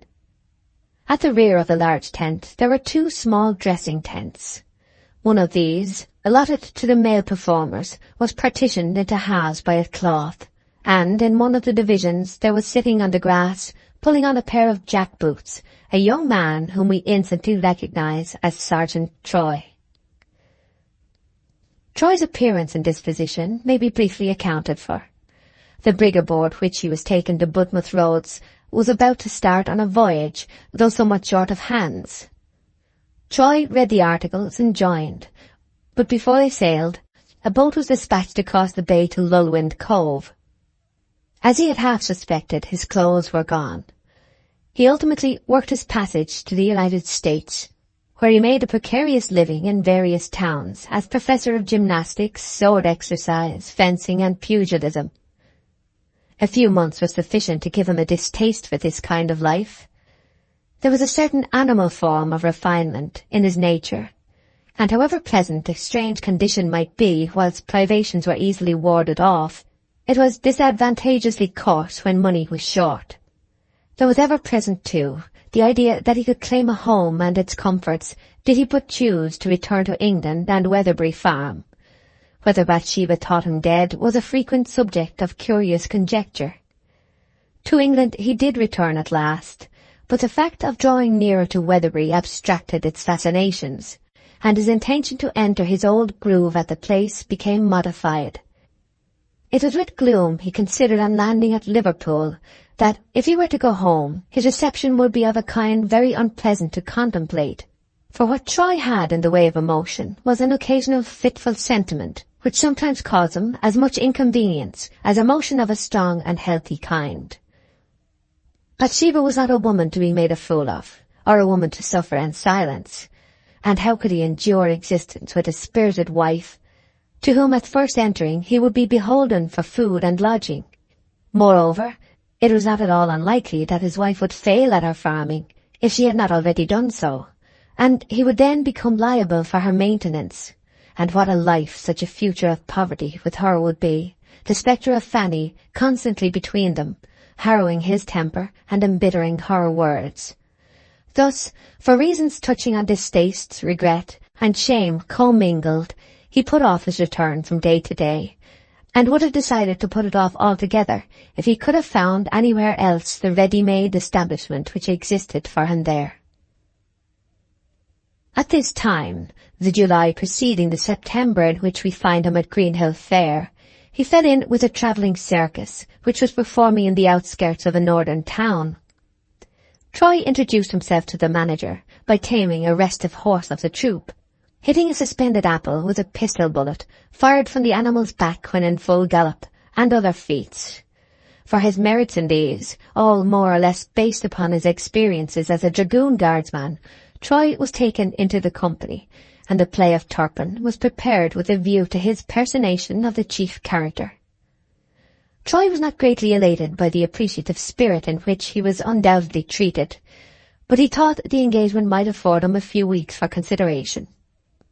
It was thus, carelessly, and without having formed any definite plan for the future, that Troy found himself at Greenhill Fair with the rest of the company on this day. And now the mild autumn sun got lower, and in front of the pavilion the following incident had taken place. Bathsheba, who was driven to the fair that day by her odd man, Poorgrass, had, like everyone else, read or heard the announcement that Mr. Francis, the great cosmopolitan equestrian and rough rider, would enact the part of Turpin, and she was not yet too old and careworn to be without a little curiosity to see him. This particular show was by far the largest and grandest in the fair, a horde of little shows grouping themselves under its shade like chickens round a hen. The crowd had passed in, and Boldwood, who had been watching all the day for an opportunity of speaking to her, seeing her comparatively isolated, came up to her side. "I hope the sheep have done well today, Mrs. Troy," he said, nervously. "Oh, yes, thank you," said Bathsheba, colour springing up in the centre of her cheeks. "I was fortunate enough to sell them all just as we got up on the hill, so we hadn't to pen them at all." "And now you are entirely at leisure?" "Yes, except that I have to see one more dealer in 2 hours' time. Otherwise I should be going home."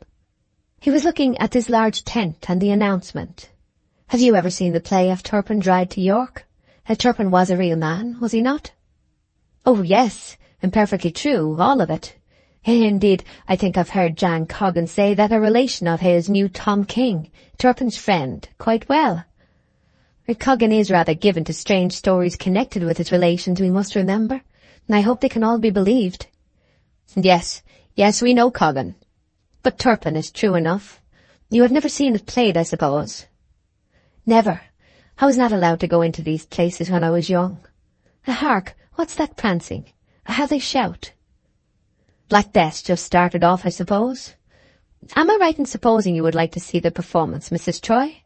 Please excuse my mistake, if it is one, but if you would like to, I'll get a seat for you with pleasure." Perceiving that she hesitated, he added, "I myself should not stay to see it. I've seen it before." Now Bathsheba did care a little to see the show, and had only withheld her feet from the ladder because she feared to go in alone. She had been hoping that Oak might appear, whose assistance in such cases was always accepted as an inalienable right, but Oak was nowhere to be seen, and hence it was that she said, "Then if you will just look in first to see if there's room, I think I will go in for a minute or two." And so, a short time after this, Bathsheba appeared in the tent, with Boldwood at her elbow, who, taking her to a reserved seat, again withdrew.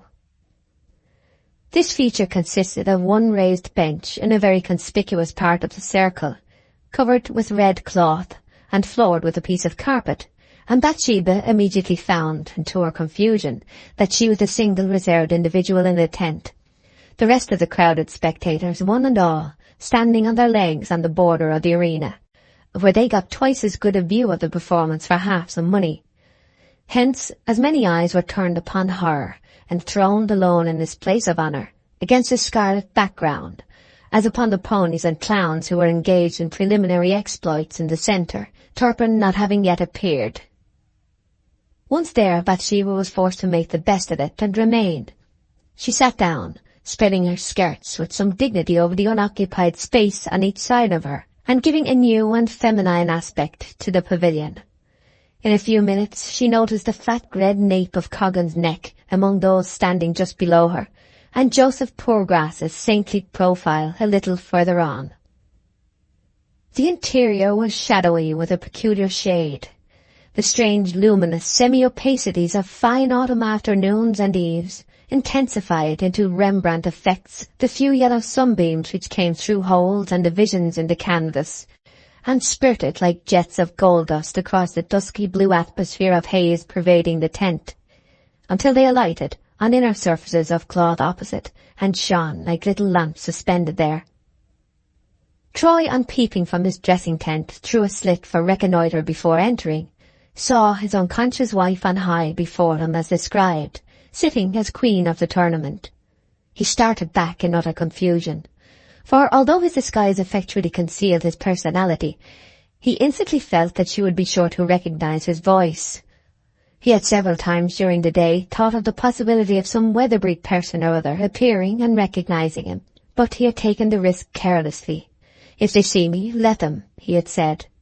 But here was Bathsheba in her own person, and the reality of the scene was so much intenser than any of his prefiguring that he felt he had not half enough considered the point. She looked so charming and fair that his cool mood about weathery people was changed. He had not expected her to exercise this power over him in the twinkling of an eye. Should he go on and care nothing? He could not bring himself to do that. Beyond the politic wish to remain unknown, there suddenly arose in him now a sense of shame at the possibility that his attractive young wife, who already despised him, should despise him more by discovering him in so mean a condition after so long a time. He actually blushed at the thought, and was vexed beyond the measure that his sentiments of dislike towards Weatherbury should have led him to dally about the country in this way. But Troy was never more clever than when absolutely at his wit's end. He hastily thrust aside the curtain dividing his own little dressing space from that of the manager and proprietor, who now appeared as the individual called Tom King, as far down as his waist, and as the aforesaid respectable manager thence to his toes. "There's the devil to pay," said Troy. "How's that?" "Why, there's a blackguard creditor in the tent I don't want to see, who'll discover me and nab me as sure as Satan if I open my mouth. What's to be done?" "You must appear now, I think." "I can't." "But the play must proceed."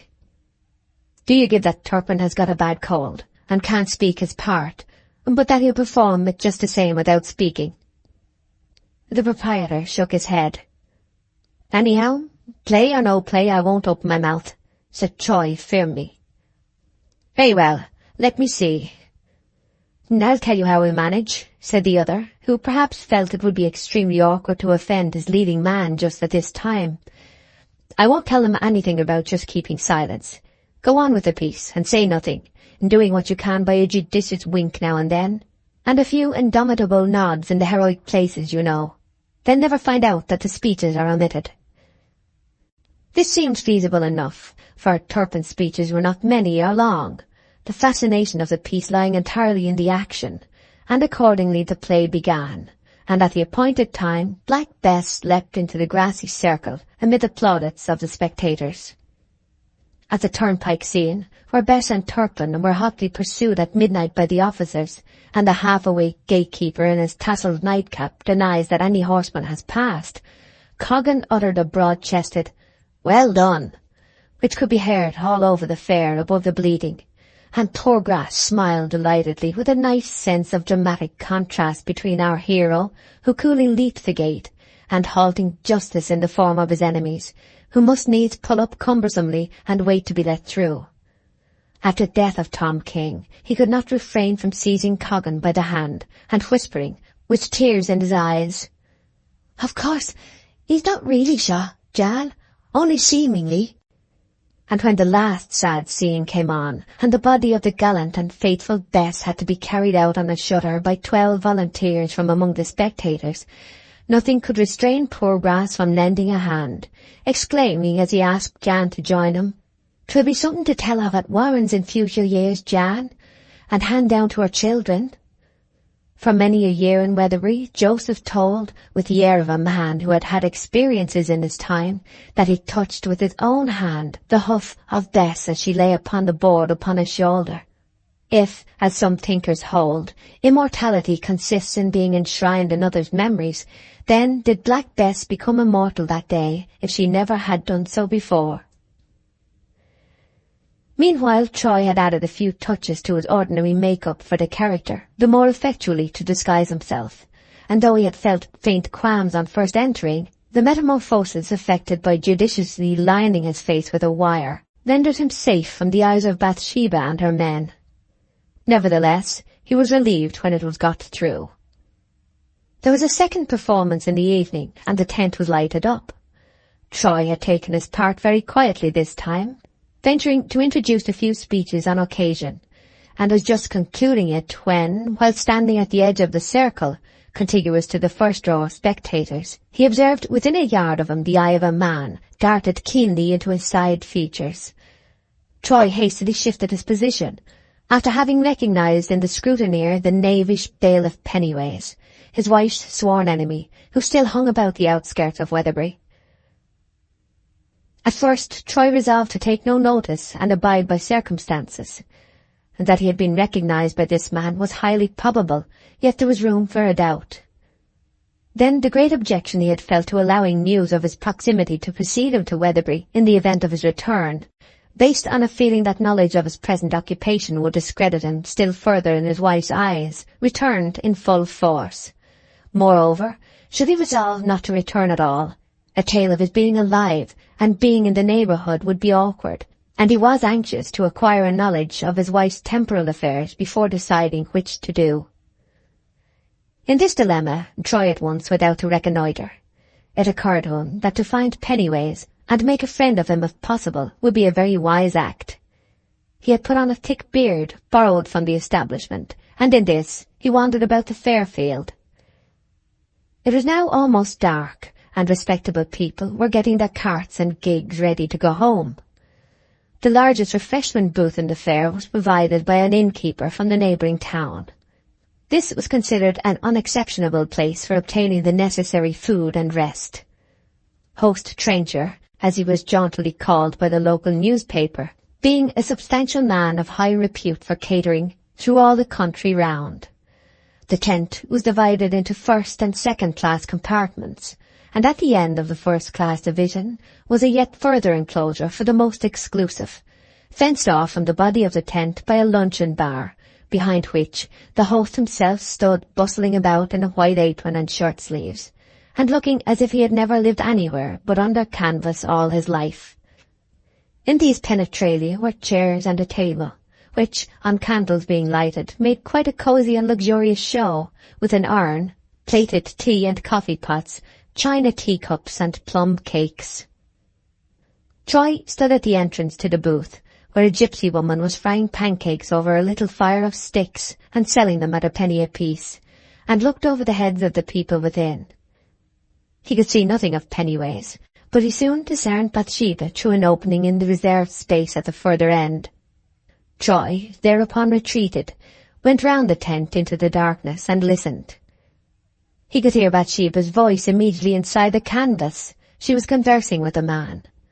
A warmth overspread his face. And surely she was not so unprincipled as to flirt in a fair. He wondered if, then, she reckoned upon his death as an absolute certainty. To get at the root of the matter, Troy took a penknife from his pocket and softly made 2 little cuts crosswise in the cloth, which, by folding back the corners, left a hole the size of a wafer. Close to this he placed his face, withdrawing it again in a moment of surprise, for his eye had been within 12 inches of the top of Bathsheba's head. It was too near to be convenient. He made another hole a little to one side and lower down, in a shaded place beside her chair, from which it was easy and safe to survey her by looking horizontally. Troy took in the scene completely now. She was leaning back, sipping a cup of tea that she held in her hand, and the owner of the male voice was Boldwood, who had apparently just brought the cup to her. Bathsheba, being in a negligent mood, leant so idly against the canvas that it was pressed into the shape of her shoulder, and she was, in fact, as good as in Troy's arms, and he was obliged to keep his breast carefully backward, that she might not feel its warmth through the cloth as he gazed in. Troy found unexpected chords of feeling to be stirred again within him, as they had been stirred earlier in the day. She was handsome as ever, and she was his.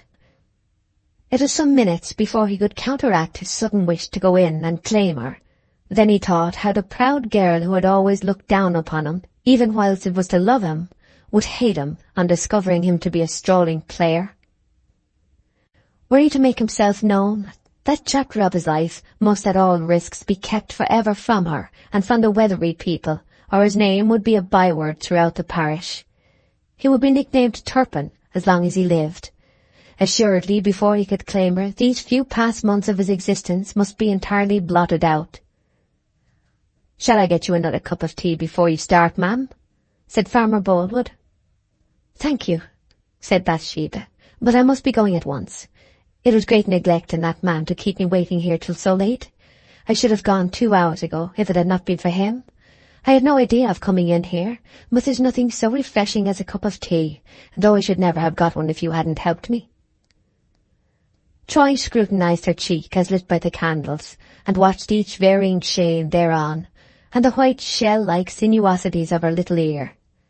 She took out her purse, and was insisting to Boldwood on paying for the tea for herself, when at this moment Pennyways entered the tent.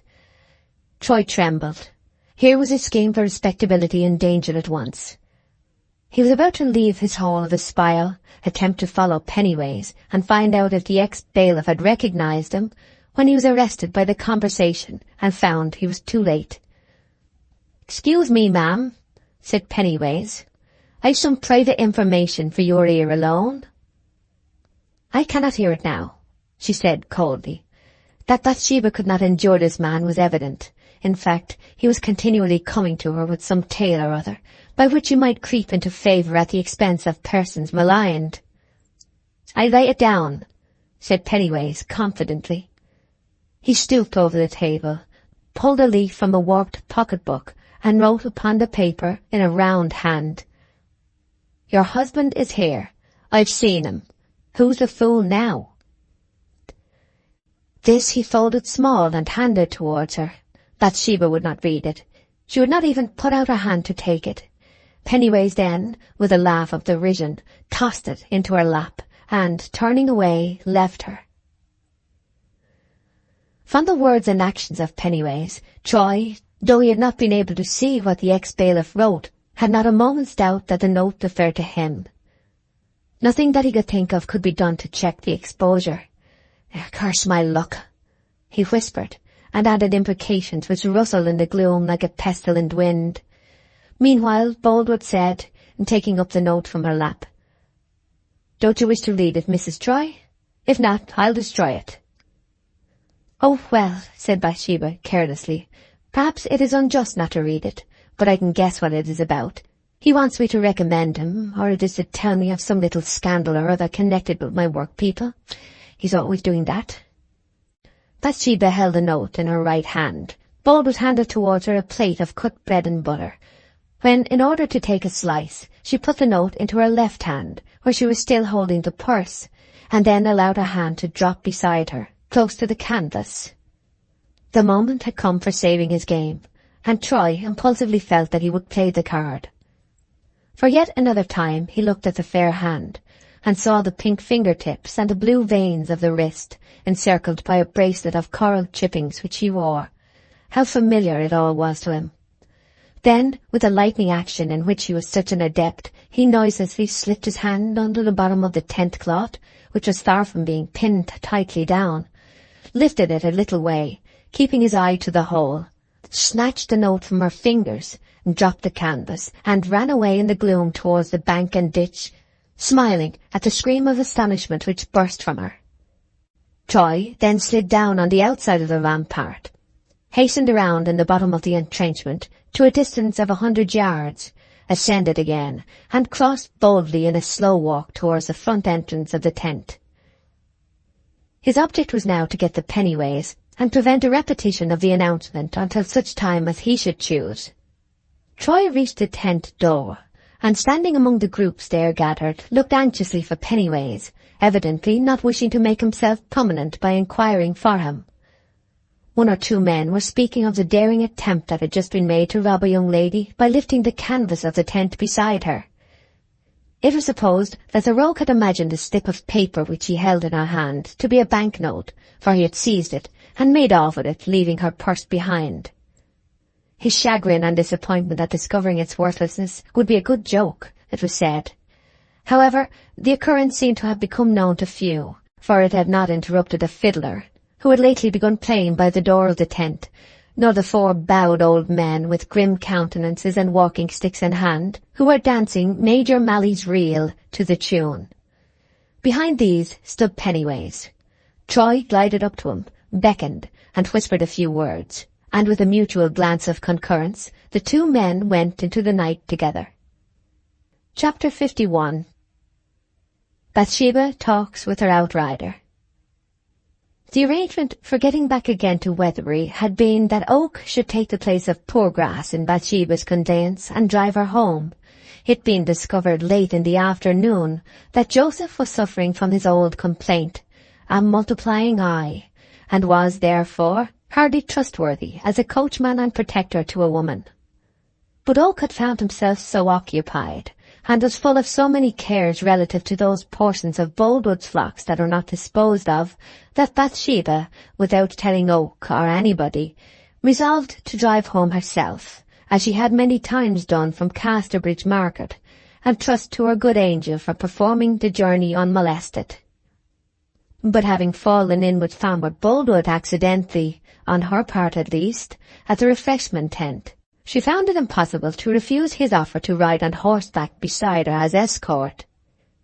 It had grown twilight before she was aware, but Boldwood assured her that there was no cause for uneasiness, as the moon would be up in half an hour. Immediately after the incident, in the tent, she had risen to go, now absolutely alarmed and really grateful for her old lover's protection, though regretting Gabriel's absence, whose company she would have much preferred, as being more proper, as well as more pleasant, since he was her own managing man and servant. This, however, could not be helped. She would not on any consideration treat Boldwood harshly, having once already ill-used him, and the moon having risen, and the gig being ready, she drove across a hilltop in the wending ways which led downwards, to oblivious obscurity as it seemed, for the moon and the hill it flooded with light were in appearance on a level, the rest of the world lying as a vast shady concave between them. Boldwood mounted his horse, and followed in close attendance behind. Thus they descended into the lowlands, and the sounds of those left on the hill came like voices from the sky, and the lights were as those of a camp in heaven. They soon passed the merry stragglers in the immediate vicinity of the hill, traversed Kingspear, and got upon the high road. The keen instincts of Bathsheba had perceived that the farmer's staunch devotion to herself was still undiminished, and she sympathized deeply. The sight had quite depressed her this evening, had reminded her of her folly. She wished anew, as she had wished many months ago, for some means of making reparation for her fault. Hence her pity for the man who so persistently loved on to his own injury and permanent gloom, had betrayed Bathsheba into an injudicious considerateness of manner, which appeared almost like tenderness, and gave new vigour to the exquisite dream of Jacob's 7 years' service in poor Boldwood's mind. He found an excuse for advancing from his position in the rear, and rode close by her side. They had gone 2 or 3 miles in the moonlight, speaking desultorily across the wheel of her gig concerning the fair, farming, Oak's youthfulness to them both, and other indifferent subjects, when Boldwood said suddenly and simply, "Mrs. Troy, you will marry again some day?" This point-blank query unmistakably confused her, and it was not till a minute or more had elapsed that she said, "I have not seriously thought of any such subject." "I quite understand that. Yet your late husband has been dead nearly 1 year, and you forget that his death was never absolutely proved, and may not have taken place, so that I may not be really a widow," she said, catching at the straw of escape that the fact afforded. "Not absolutely proved, perhaps, but it was proved circumstantially. A man saw him drowning too. No reasonable person has any doubt of his death, nor have you, ma'am, I should imagine." "I have none now, or I should have acted differently," she said gently. "I certainly at first had a strange, unaccountable feeling that he could not have perished, but I have been able to explain that in several ways since. But though I am fully persuaded that I shall see him no more, I am far from thinking of marriage with another. I should be very contemptible to indulge in such a thought." They were silent now a while, and having struck into an unfrequented track across a common, the creaks of Boldwood's saddle and her gig springs were all the sounds to be heard. Boldwood ended the pause. "Do you remember when I carried you fainting in my arms into the King's Arms in Casterbridge? Every dog has his day. That was mine." I know it all," she said hurriedly. "I, for one, shall never cease regretting that offence so fed out as to deny you to me." "I, too, am very sorry," she said, and then checked herself. "I mean, I am sorry you thought I have always this dreary pleasure in thinking over those past times with you, that I was something to you before he was anything, and that you belonged almost to me. But of course that's nothing. You never liked me." "I did, and respected you too." "Do you now?" "Yes." "Which?" "How do you mean, which?" "Do you like me, or do you respect me?" "I don't know. At least, I cannot tell you. It is difficult for a woman to define her feelings in language which is chiefly made by men to express theirs. My treatment of you is thoughtless, inexcusable, wicked. I should eternally regret it. If there had been anything I could have done to make amends, I would most gladly have done it, and there was nothing on earth I so longed to do as to repair the error, but that was not possible." "Don't blame yourself. You are not so far in the wrong as you suppose. Bathsheba, suppose you had real complete proof that you are what in fact you are, a widow. Would you repair the old wrong to me by marrying me?" "I cannot say. I shouldn't yet, at any rate." "But you might at some future time of your life?" "Oh, yes, I might at some time." "Well, then, do you know that without further proof of any kind you may marry again in about 6 years from the present, subject to nobody's objection or blame?" "Oh, yes," she said quickly. "I know all that, but don't talk of it. 7 or 6 years. Where may we all be by that time?" "They will soon glide by, and it will seem an astonishingly short time to look back upon when they are past, much less than to look forward to now." Yes, I have found that in my own experience." "Now listen once more," Boldwood pleaded. "If I wait that time, will you marry me? You own that you owe me amends. Let that be your way of making them." "But, Mr. Boldwood, 6 years!" "Do you want to be the wife of any other man?" "No, indeed. I mean that I don't like to talk about this matter now. Perhaps it is not proper, and I ought not to allow it. Let us drop it.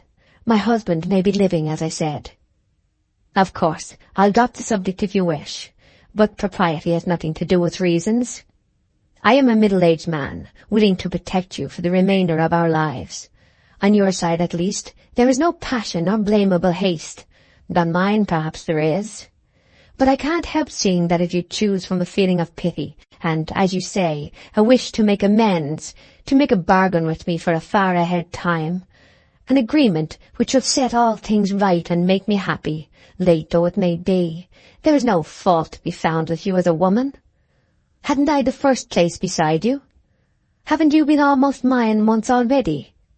Surely you can say to me as much as this, you will have me back again should circumstances permit. Now pray, speak. Oh, Bathsheba, promise. It is only a little promise, that if you marry again, you will marry me. His tone was so excited that she almost feared him at this moment, even whilst she sympathized. It was a simple physical fear, the weak of the strong. There was no emotional aversion or inner repugnance. She said with some distress in her voice, for she remembered vividly his outburst on the Yalbury Road, and shrank from a repetition of his anger. I will never marry another man, whilst you wish me to be your wife, whatever comes. But to say more, you are taking me so by surprise. But let it stand in these simple words, that in 6 years' time you will be my wife. Unexpected accidents we not mention, because those, of course, must be given way to. Now, this time I know you will keep your word. That's why I hesitate to give it. But do give it. Remember the past, and be kind. She breathed, and then said mournfully, Oh, what shall I do? I don't love you, and I much fear that I never shall love you as much as a woman ought to love a husband. If you, sir, know that, and I can yet give you happiness by a mere promise to marry you at the end of 6 years, if my husband should not come back, it is a great honour to me. And if you value such an act of friendship from a woman who doesn't esteem herself as she did, and has little love left, why, I will promise. Consider, if I cannot promise soon. But soon is perhaps never. Oh no, it is not. I mean soon. Christmas, we'll say. Christmas. He said nothing further till he added, Well, I'll say no more to you about it till that time. Bathsheba was in a very peculiar state of mind, which showed how entirely the soul is the slave of the body, the ethereal spirit dependent for its quality upon the tangible flesh and blood. It is hardly too much to say that she felt coerced by a force stronger than her own will, not only into the act of promising upon this singularly remote and vague matter, but into the emotion of fancying that she ought to promise. When the weeks intervening between the night of this conversation and Christmas Day began perceptibly to diminish, her anxiety and perplexity increased. One day she was led by an accident into an oddly confidential dialogue with Gabriel about her difficulty. It afforded her a little relief, of a dull and cheerless kind. They were auditing accounts, and something occurred in the course of their labours which led Oak to say, speaking of Boldwood, He'll never forget you, ma'am. Never. Then out came her trouble before she was aware, and she told him how she had again got into the toils, what Boldwood had asked her, and how he was expecting her assent. The most mournful reason of all for my agreeing to it, she said sadly, and the true reason why I think to do so for good or for evil is this. It is a thing I have not breathed to a living soul as yet. I believe that if I don't give my word, he'll go out of his mind. Really, do ye? Said Gabriel gravely. I believe this, she continued with reckless frankness, and heaven knows I say it in a spirit the very reverse of vain, for I am grieved and troubled to my soul about it. I believe I hold that man's future in my hand.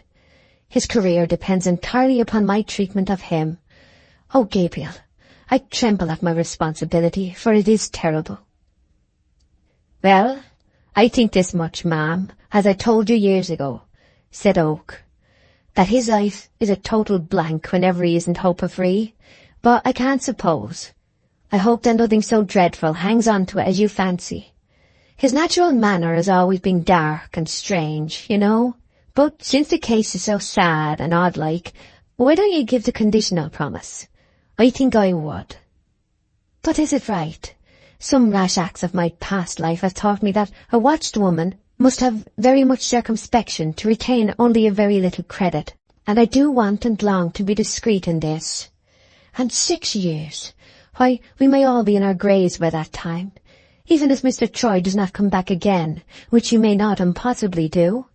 Such thoughts give a sort of absurdity to the scheme. Now, isn't it preposterous, Gabriel? However he came to dream of it, I cannot think. But is it wrong? You know, you are older than I.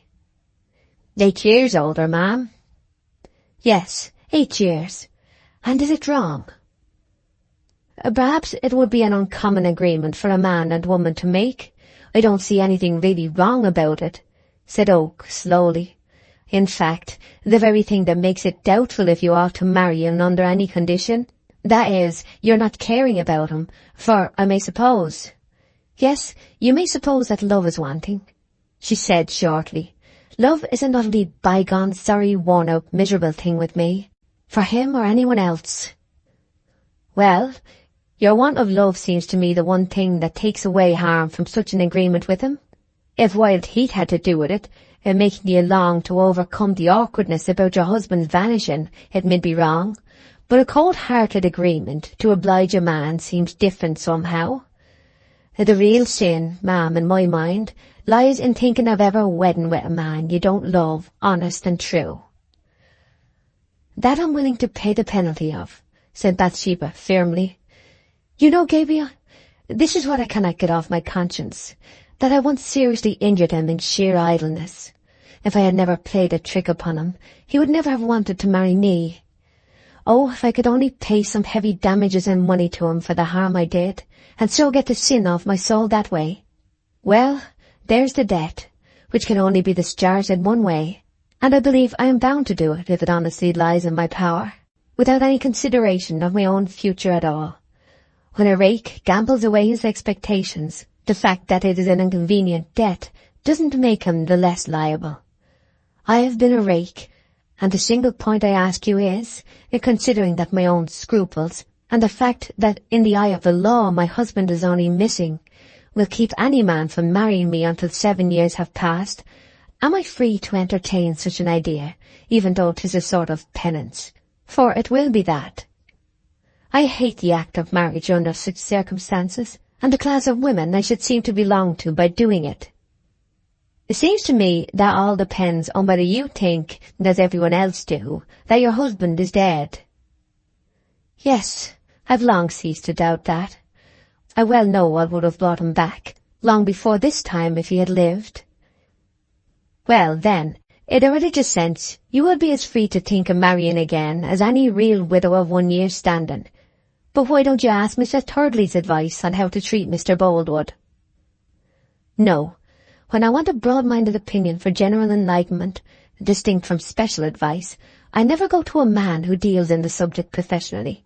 So I like the parson's opinion on the law, the lawyers on doctoring, the doctors on business, and my businessman's, that is yours, on morals. And on love? My own. I'm afraid there's a hitch in that argument, said Oak with a grave smile. She did not reply at once, and then, saying, "Good evening, Mr. Oak," went away. She had spoken frankly, and neither asked nor expected any reply from Gabriel more satisfactory than that she had obtained. Yet, in the centremost parts of her complicated heart, there existed at this minute a little pang of disappointment, for a reason she would not allow herself to recognize. Oak had not once wished her free that he might marry her himself. He had not once said, "I could wait for you as well as he." That was the insect's sting. Not that she would have listened to any such hypothesis. Oh no, for wasn't she saying all the time that such thoughts of the future were improper, and wasn't Gabriel far too poor a man to speak sentiment to her? Yet he might have just hinted about that old love of his, and asked, in a playful offhand way, if he might speak of it. It would have seemed pretty and sweet, if no more, and then she would have shown how kind and inoffensive a woman's no can sometimes be. but to give such cool advice, the very advice she had asked for, it ruffled our heroine all the afternoon. Chapter 52. Converging Courses. 1. Christmas Eve came, and the party that Boldwood was to give in the evening was the great subject of talk in Weatherbury. It was not that the rarity of Christmas parties in their parish made this one a wonder, but that Boldwood should be the giver. The announcement had had an abnormal and incongruous sound, as if one should hear of croquet playing in a cathedral aisle, or that some much-respected judge was going up on the stage. That the party was intended to be a truly jovial one there was no room for doubt. A large bough of mistletoe had been brought from the woods that day, and suspended in the hall of the bachelor's home. Holly and ivy had followed in armfuls. From 6 that morning till past noon, the huge wood fire in the kitchen roared and sparkled at its highest, the kettle, the saucepan, and the 3-legged pot appearing in the midst of the flames like Shadrach, Meshach, and Abednego. Moreover, roasting and basting operations were continually carried on in front of the genial blaze. As it grew later, the fire was made up in the large long hall, into which the staircase descended, and all encumbrances were cleared out for dancing. The log, which was to form the backbrand of the evening fire, was the uncleft trunk of a tree, so unwieldy that it could be neither brought nor rolled into its place, and accordingly 2 men were to be observed dragging and heaving it in by chains and levers as the hour of assembly grew near. In spite of all this, the spirit of revelry was wanting in the atmosphere of the house. Such a thing had never been attempted before by its owner, and it was now done as by a wrench. Intended gaieties would insist upon appearing like solemn grandeurs. The organization of the whole effort was carried out coldly, by hirelings, and a shadow seemed to move about the rooms, saying that the proceedings were unnatural to the place, and the lone man who lived therein, and hence not good. 2. Bathsheba was at this time in her room, dressing for the event. She had called for candles, and Liddy entered and placed one on each side of her mistress's glass. "Don't go away, Liddy," said Bathsheba, almost timidly. "I am foolishly agitated. I cannot tell why. I wish I had not been obliged to go to this dance, but there's no escaping now. I have not spoken to Mr. Boldwood since the autumn, when I promised to see him at Christmas on business, but I had no idea there was to be anything of this kind." "And boy would go now," said Liddy, who was going with her, for Boldwood had been indiscriminate in his invitations. "Yes, I shall make my appearance, of course," said Bathsheba. "But I am the cause of the party, and that upsets me. Don't tell, Liddy." "Oh, no, ma'am." "You the cause of it, ma'am?" "Yes, I am the reason for the party. If it had not been for me, there would never have been one. I cannot explain any more. There's no more to be explained. I wish I had never seen Weatherbury." "That's wicked of you, to wish to be worse off than you are." "No, Liddy, I have never been free from trouble since I have lived here, and this party is likely to bring me more. Now, fetch my black silk dress and see how it sits upon me." "But you will leave off that, surely, ma'am? You have been a widow lady 14 months, and ought to brighten up a little on such a night as this." "Is it necessary?" "No, I will appear as usual, for if I were to wear any light dress, people would say things about me, and I should seem to be rejoicing when I am solemn all the time. The party doesn't suit me a bit, but never mind. Stay and help to finish me off." 3. Boldwood was dressing also at this hour.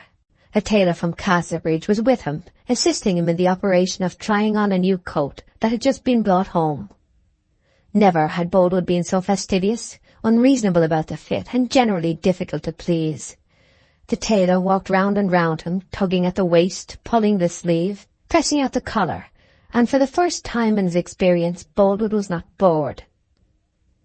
Times had been when the farmer had exclaimed against all such niceties as childish, but now no philosophic or hasty rebuke whatever was provoked by this man for attaching as much importance to a crease in the coat as to an earthquake in South America. Boldwood at last expressed himself nearly satisfied and paid the bill, the tailor passing out of the door just as Oak came in to report progress for the day. "Oh, Oak," said Boldwood, "I shall of course see you here tonight. Make yourself merry. I am determined that neither expense nor trouble should be spared. I'll try to be here, sir, though perhaps it may not be very early, said Gabriel quietly. I am glad to see such a change in you from what I used to be. Yes, I must own it, I am bright tonight, and cheerful, and more than cheerful, so much so that I am almost sad again with the sense that all of this is passing away. And sometimes, when I am excessively hopeful and blithe, a trouble is looming in the distance, so that I often get to look upon gloom in me with content, and to fear a happy mood. Still, this may be absurd, but I feel that it is absurd. Perhaps my day is dawning at last. I hope it'll be a long and a fair one. Thank you. Yet perhaps my cheerfulness rests on a slender hope, and yet I trust my hope.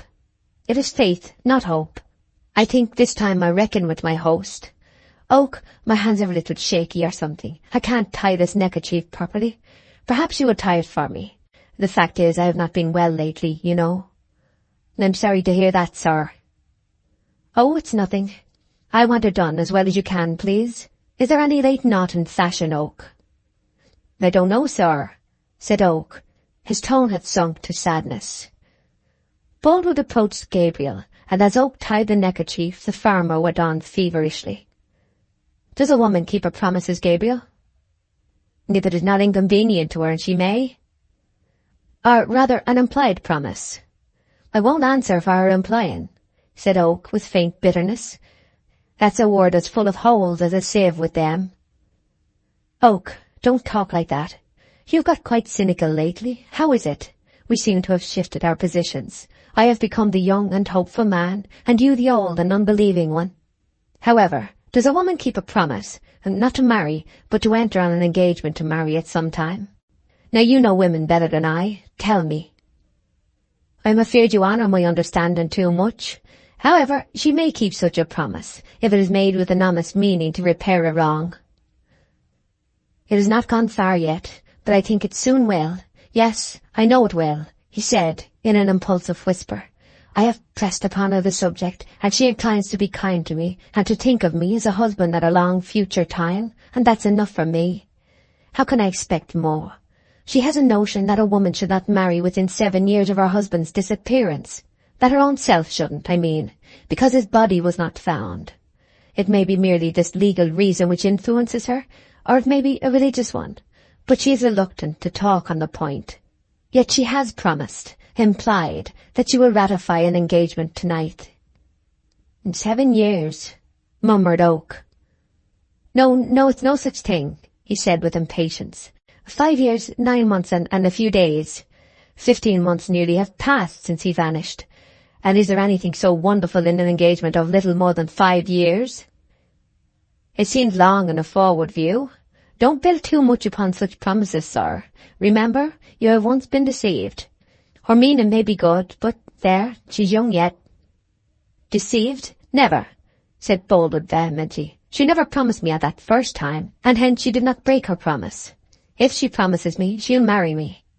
Bathsheba is a woman to her word. 4. Troy was sitting in a corner of the White Hart Tavern at Casterbridge, smoking and drinking a steaming mixture from a glass. A knock was given at the door, and Pennyways entered. Well, have you seen him? Troy inquired, pointing to a chair. Boldwood? No, Lawyer Long. He wasn't at home. I went there first too. That's a nuisance. 'Tis rather, I suppose. Yet I don't see that because a man appears to be drowned, and was not, he should be liable for anything. I shan't ask any lawyer, not I.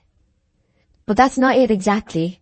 If a man changes his name and so forth, and takes steps to deceive the world and his own wife, he's a cheat, and that in the eye of the law is always a rogue, and that is always a lambican vagabond, and that's a punishable situation. Well done, Pennyways. Troy had laughed, but it was with some anxiety that he said, Now, what I want to know is this. Do you think there's really anything going on between her and Boldwood? Upon my soul, I should never have believed it. How she must detest me. Have you found out whether she has encouraged him? I hadn't been able to learn.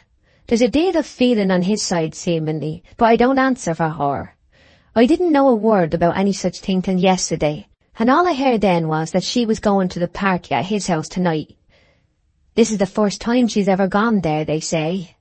And they say that she's not so much as spoke to him since they were at Greenhill Fair, but what can folk believe of it? However, she's not fond of him, quite offish and quite careless, I know. Now, I'm not so sure of that. She's a handsome woman, Pennyways, is she not? Own that you never saw a finer or more splendid creature in your life. Upon my honour, when I set eyes upon her that day, I wondered what I could have been made of to be able to leave her by herself so long. And then I was hampered with that bothering show, which I'm free of at last, thank the stars. He smoked on a while, and then added, How did she look when you passed by yesterday? Oh, she took no great heed of me, you may well fancy, but she looked well enough, far as I know. Just flashed her haughty eyes upon my poor scram body, then let them go past me to what was beyond, much as if I'd be no more than a leafless tree. She had just got off her mare to look at the last ring down of cider for the year. She had been riding, and so the colours were up, and her breath rather quick, so that her bosom plimped and fell, every time plain to my eye. Aye, and there were the fellers round her ringing down the cheese and bustling about and saying, Wear it upon me, ma'am, 'twould spoil your gown. Never mind me, says she. Then Gabe brought her some of the new cider, and she must needs go drinking it through a straw moat, and not in a natural way at all. Liddy, says she, bring indoors a few gallons, and I'll make some cider wine. Sergeant, I was no more to her than a morsel of scruff in the fuel house. I must go and find her out at once. Yes, I see that, I must go. Oak is head man still, isn't he? Yes, I believe. And a little Weatherby farm too. He manages everything. 'Twill puzzle him to manage her, or any other man of his compass. I don't know about that. She can't do without him, and knowing it well, he's pretty independent, and she've a few soft corners to her mind, though I've never been able to get into one. The devil's in it. That, Bailey, she's a notch above you, and you must own it. A higher class of animal, a finer tissue. However, stick to me, and neither this haughty goddess, dashing piece of womanhood, Juno, wife of mine, Juno was a goddess, you know, or anybody else shall hurt you. But all this wants looking into, I perceive. What with one thing and another, I see that my work is well cut out for me. 5. How do I look tonight, Liddy? Said Bathsheba, giving a final adjustment to her dress before leaving the glass. I never saw you look so well before. Yes, I'll tell you when you look like it. That night, a year and a half ago, when you came in so wild-like and scolded us for making remarks about you and Mr. Troy. Everybody will think that I'm setting myself to captivate Mr. Boldwood, I suppose, she murmured. At least they'll say so. Can't my hair be brushed down a little flatter? I dread going, yet I dread the risk of wounding him by staying away. Anyhow, ma'am, you can't well be dressed any plainer than you are, unless you go in a sackcloth at once. 'Tis your excitement is what makes you look so noticeable tonight. I don't know what's the matter. I feel wretched at one time and buoyant at another. I wish I could have continued quite alone as I have been for the last year or so, with no hopes and no fears, and no pleasure and no grief. Now just suppose Mr. Boldwood should ask you, only just suppose it, to run away with him. What would you do, ma'am? Liddy, none of that, said Bathsheba gravely. Mind, I won't kid joking on any such matter. Do you hear? I beg pardon, ma'am, but knowing what rum things we women be, I just said, however, I won't speak of it again. No marrying for me yet for many a year, if ever. 'Twill be for reasons very, very different from those you think, or others will believe. Now get my cloak, for it's time to go. 6. Oak, said Boldwood, before you go I want to mention what has been passing in my mind lately. That little arrangement we made about your share of the farm, I mean. That share is small, too small, considering how little I attend to business now, and how much time and thought you give to it. Well, since the world is brightening for me, I want to show my sense of it by increasing your proportion in the partnership. I'll make a memorandum of the arrangement which struck me as likely to be convenient, for I haven't time to talk about it now, and then we'll discuss it at our leisure. My intention is ultimately to retire from the management altogether, and until you can take all the expenditure upon your shoulders, I'll be a sleeping partner in the stock. Then, if I marry her, and I feel I shall, why—" "Pray, don't speak of it, sir," said Oak hastily. "We don't know what may happen. So many upsets may befall 'ee. There's many a slip, as they say, and I would advise you, I know you'll pardon me this once, not to be too sure." I know, but the feeling I have about increasing your share is on account of what I know of you. Oak, I have learnt a little about your secret. Your interest in her is more than that of a bailiff for an employer, but you have behaved like a man. And I, as a sort of successful rival, the successful party through your goodness of heart, should like definitely to show my sense of your friendship, under what must have been a great pain to you." "Oh, that's not necessary, thank ye," said Oak hurriedly. "I must get used to such as that. Other men have, and so shall I." Oak then left him. He was uneasy on Boldwood's account, for he saw and knew that this constant passion of the farmer made him not the man he had once been. As Boldwood continued a while in his room alone, ready and dressed to receive his company, the mood of anxiety about his appearance seemed to pass away, and to be succeeded by a deep solemnity. He looked out of the window, and regarded the dim outline of the trees upon the sky and the twilight deepening to darkness. He went to a locked closet, and took from a locked drawer therein a small circular case the size of a pill-box, and was about to put it in his pocket. But he lingered to open the cover and take a momentary glance inside. It contained a woman's finger ring, set all the way round with small diamonds, and from its appearance had evidently been recently purchased. Boldwood's eyes dwelt upon its many sparkles a long time, though that its material aspect concerned him little was plain from his manner and mien, which were those of a mind following out the presumed thread of that jewelled future history. The noise of wheels at the front of the house became audible. Boldwood closed the box, stowed it away carefully in his pocket, and went out upon the landing. The old man, who was his indoor factotum, came at the same moment to the foot of the stairs. "They be comin', sir. Lots of 'em, a foot and a drivin'. I was coming down this moment. Those wheels I heard. Is it Mrs. Troy?" "No, sir, 'tis not she yet." A reserved and sombre expression had returned to Boldwood's face again, but it poorly cloaked his feelings when he pronounced Bathsheba's name, and his feverish anxiety continued to show its existence by a galloping motion of his fingers upon the side of his thigh as he went down the stairs. 7. "How does this cover me?" said Troy to Pennyways. "Nobody would recognize me now, I'm sure." He was buttoning on a heavy grey overcoat of Noatian cut, with cape and high collar, the latter being erect and rigid like a girdling wall, and nearly reaching the verge of the travelling cap which was pulled down over his ears. Pennyways snuffed the candle, and then looked up and deliberately inspected Troy. "You've made up your mind to go, then?" he said. "Made up my mind? Yes, of course I have." "Why not write to her? She's a very queer corner that you got into, Sergeant. You see, all these things will come to light if you go back, and they won't sound well at all. Faith, if I was you, I'd even bide as you be, a single man, of the name of Francis. A good wife is good, but the best wife is not so good as no wife at all. Now that's my outspoke mind, and I've been called a long-headed feller here and there." "All nonsense," said Troy angrily. "There she is with plenty of money, and a house and farm and horses and comfort, and here am I, living from hand to mouth, a needy adventurer. Besides, it is no use talking now. It is too late, and I am glad of it. I have been seen and recognized here this very afternoon.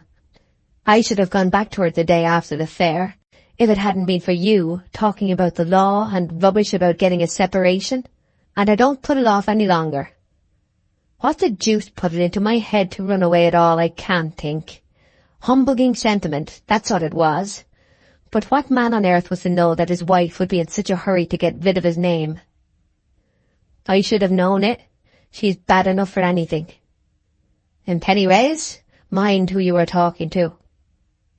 "Well, Sergeant, All I say is this, that if I were you, I'd go abroad again where I came from. 'Tisn't too late to do it now. I wouldn't stir up the business and get a bad name for the sake of living a whore. For all that about your play acting is sure to come out, you know, although you think otherwise.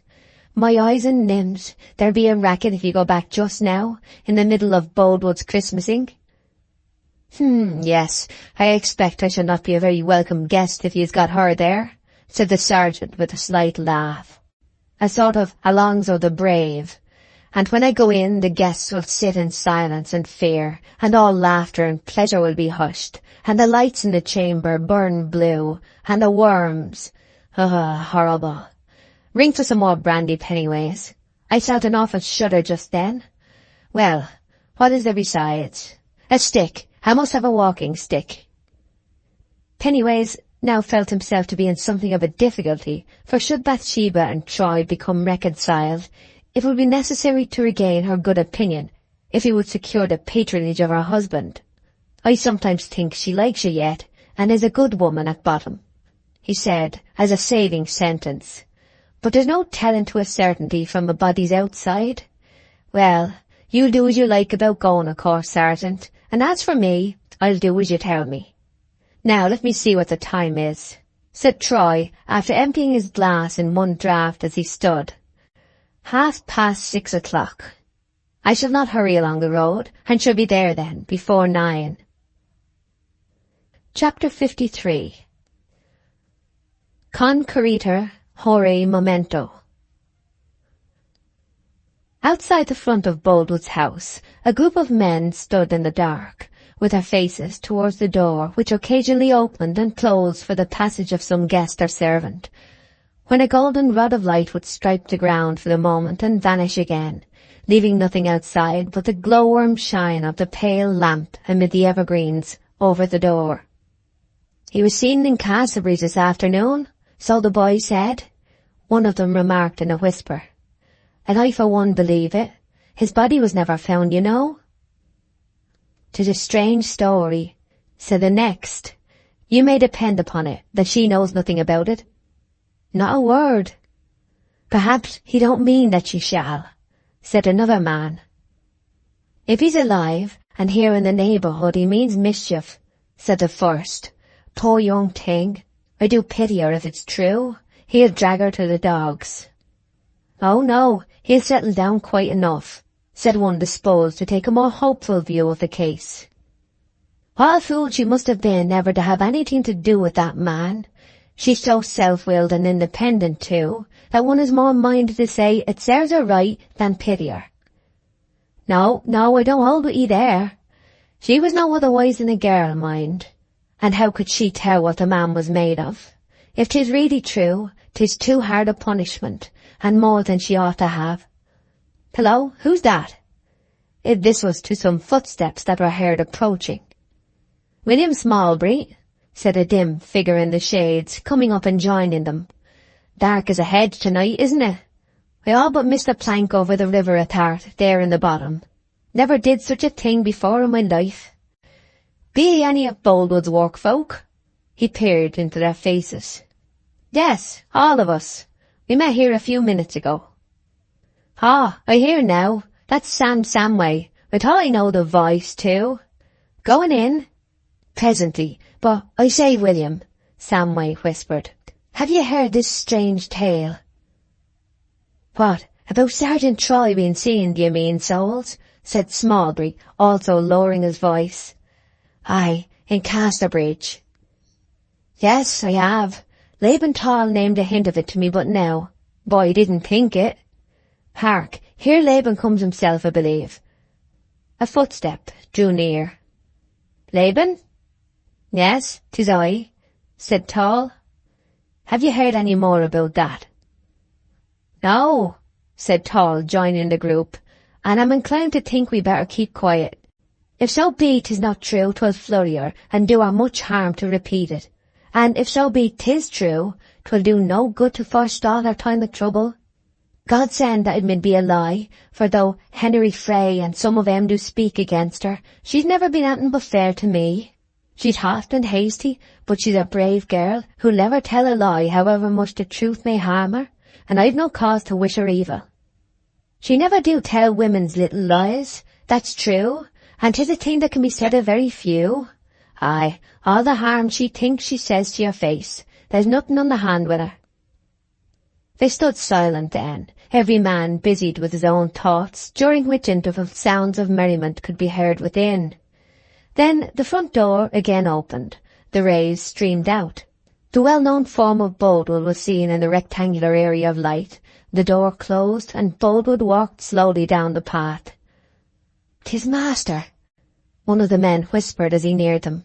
"We better stand quiet. He'll go in again directly. He would think it unseemly of us to be loitering here."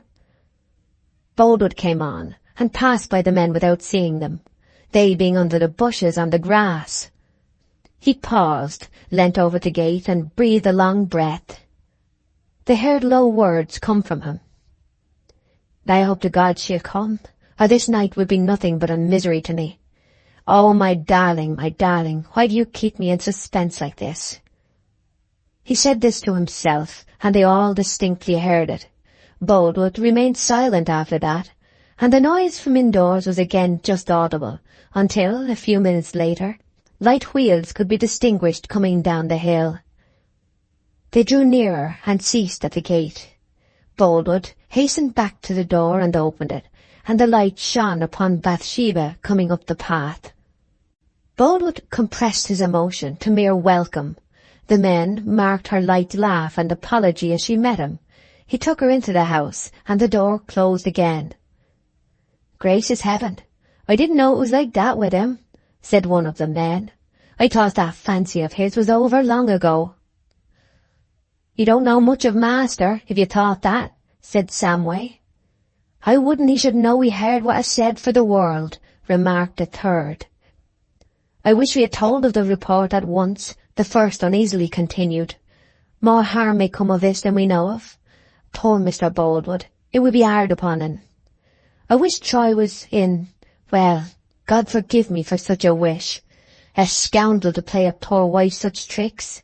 Nothing has prospered in Weatherbury since he came here, and now I've no heart to go in. Let's look into Warren's for a few minutes first, jealous neighbours." Samway, Tall and Smallbury agreed to go to Warren's, and went out at the gate, the remaining ones entering the house. The three soon drew near the malt house, approaching it from the adjoining orchard and not by way of the street. The pane of glass was illuminated as usual. Smallbury was a little in advance of the rest, when, pausing, he turned suddenly to his companions and said, "Hist! See there!" The light from the pane was now perceived to be shining, not upon the ivied wall as usual, but upon some object close to the glass. It was a human face. "Let's come closer," whispered Samway, and they approached on tiptoe. There was no disbelieving the report any longer. Troy's face was almost close to the pane, and he was looking in. Not only was he looking in, but he appeared to have been arrested by a conversation which was in progress in the malt house, the voices of the interlocutors being those of Oak and the maltster. "The spree is all in her honour, isn't it, hey?" said the old man, "although he made believe 'tis only keeping up a Christmas." "I cannot say," replied Oak. "Oh, 'tis true enough, faith. I cannot understand Farmer Boldwood being such a fool at his time of life as to hoe and hanker after this woman in the way you do, and she not cared a bit about him." The men, after recognizing Troy's features, withdrew across the orchard as quietly as they had come. The air was big with Bathsheba's fortunes tonight. Every word everywhere concerned her. When they were quite out of earshot, all, by one instinct, paused. "It gave me quite a turn, his face," said Tall, breathing. "And so it did me," said Samway. "What's to be done?" "I don't see that 'tis any business of ours," Smallbury murmured dubiously. "But it is. 'Tis a thing which is everybody's business," said Samway. "We know very well that master's on the wrong track, and that she's quite in the dark, and we should let him know at once. Laban, you know her best. You'd better go and ask to speak to her."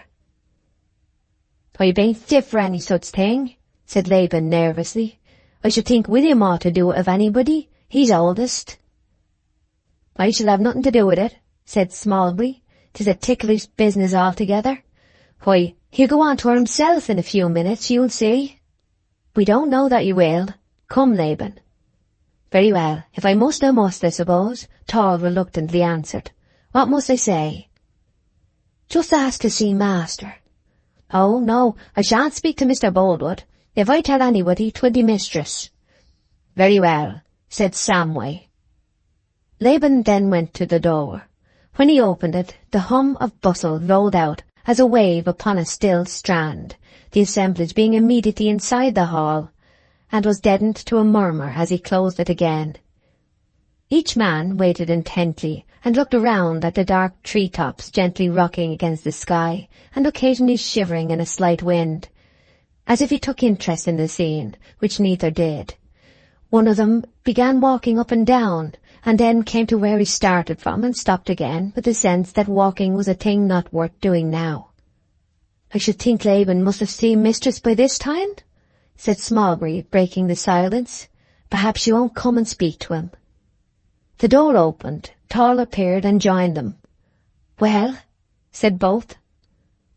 "I didn't like to ask her after all," Laban faltered out. They were all in such a stir, trying to put a little spirit into the party. Somehow the fun seems to hang fire, though everything's there that a heart can desire, and I couldn't for my soul interfere and throw damp upon it. If 'twas to save my life, I couldn't. "I suppose we had better all go in together," said Samway gloomily. "Perhaps I may have a chance of saying a word to Master." So the men entered the hall, which was the room selected and arranged for the gathering because of its size. The younger men and maids were at last just beginning to dance. Bathsheba had been perplexed how to act, for she was not much more than a slim young maid herself, and the weight of stateliness sat heavy upon her. Sometimes she thought she ought not to have come under any circumstances. Then she considered what cold unkindness that would have been, and finally resolved upon the middle course of staying for about an hour only, and gliding off unobserved, having from the first made up her mind that she could on no account dance, sing, or take any active part in the proceedings. Her allotted hour having been passed in chatting and looking on, Bathsheba told Liddy not to hurry herself, and went on to the small parlour to prepare for departure, which, like the hall, was decorated with holly and ivy, and well lighted up. Nobody was in the room, but she had hardly been there a moment when the master of the house entered. "Mrs. Troy, you are not going," he said. "We've hardly begun." "If you'll excuse me, I should like to go now." Her manner was restive, for she remembered her promise and imagined what he was about to say. "But as it is not late," she added, "I can walk home and leave my man and Liddy to come when they choose." "I've been trying to get an opportunity of speaking to you," said Boldwood. "You know perhaps what I long to say." Bathsheba silently looked on the floor. "You do give it," he said eagerly. "What?" she whispered. "Now that's evasion. Why, the promise. I don't want to intrude upon you at all, or to let it become known to anybody, but do give your word. A mere business compact, you know, between two people who are beyond the influence of passion." Boldwood knew how false this picture was as regarded himself, but he had proved that it was the only tone in which she would allow him to approach her. "A promise to marry me at the end of 5 years and 3/4. You owe it to me." "I feel that I do," said Bathsheba. "That is, if you demand it. But I am a changed woman, an unhappy woman, and not— "You are still a very beautiful woman," said Boldwood. Honesty and pure conviction suggested the remark, unaccompanied by any perception that it might have been adopted by blunt flattery to soothe and win her. However, it had not much effect now, for she said in a passionless murmur, which was in itself a proof of her words, "I have no feeling in the matter at all, and I don't at all know what is right to do in my difficult position, and I have nobody to advise me. But I give my promise, if I must. I give it as the rendering of a debt, conditionally, of course, on my being a widow." "You'll marry me between 5 and 6 years hence?" "Don't press me too hard. I'll marry nobody else. But surely you will name the time, or there's nothing in the promise at all. Oh, I don't know. Pray let me go, she said, her bosom beginning to rise. And I am afraid what to do. I want to be just to you, and to be that seems to be wronging myself, and perhaps it is breaking the commandments. There is considerable doubt of his death, and then it is dreadful. Let me ask a solicitor, Mr. Boldwood, if I ought or no.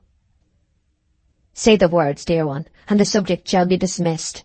A blissful, loving intimacy of 6 years, and then marriage.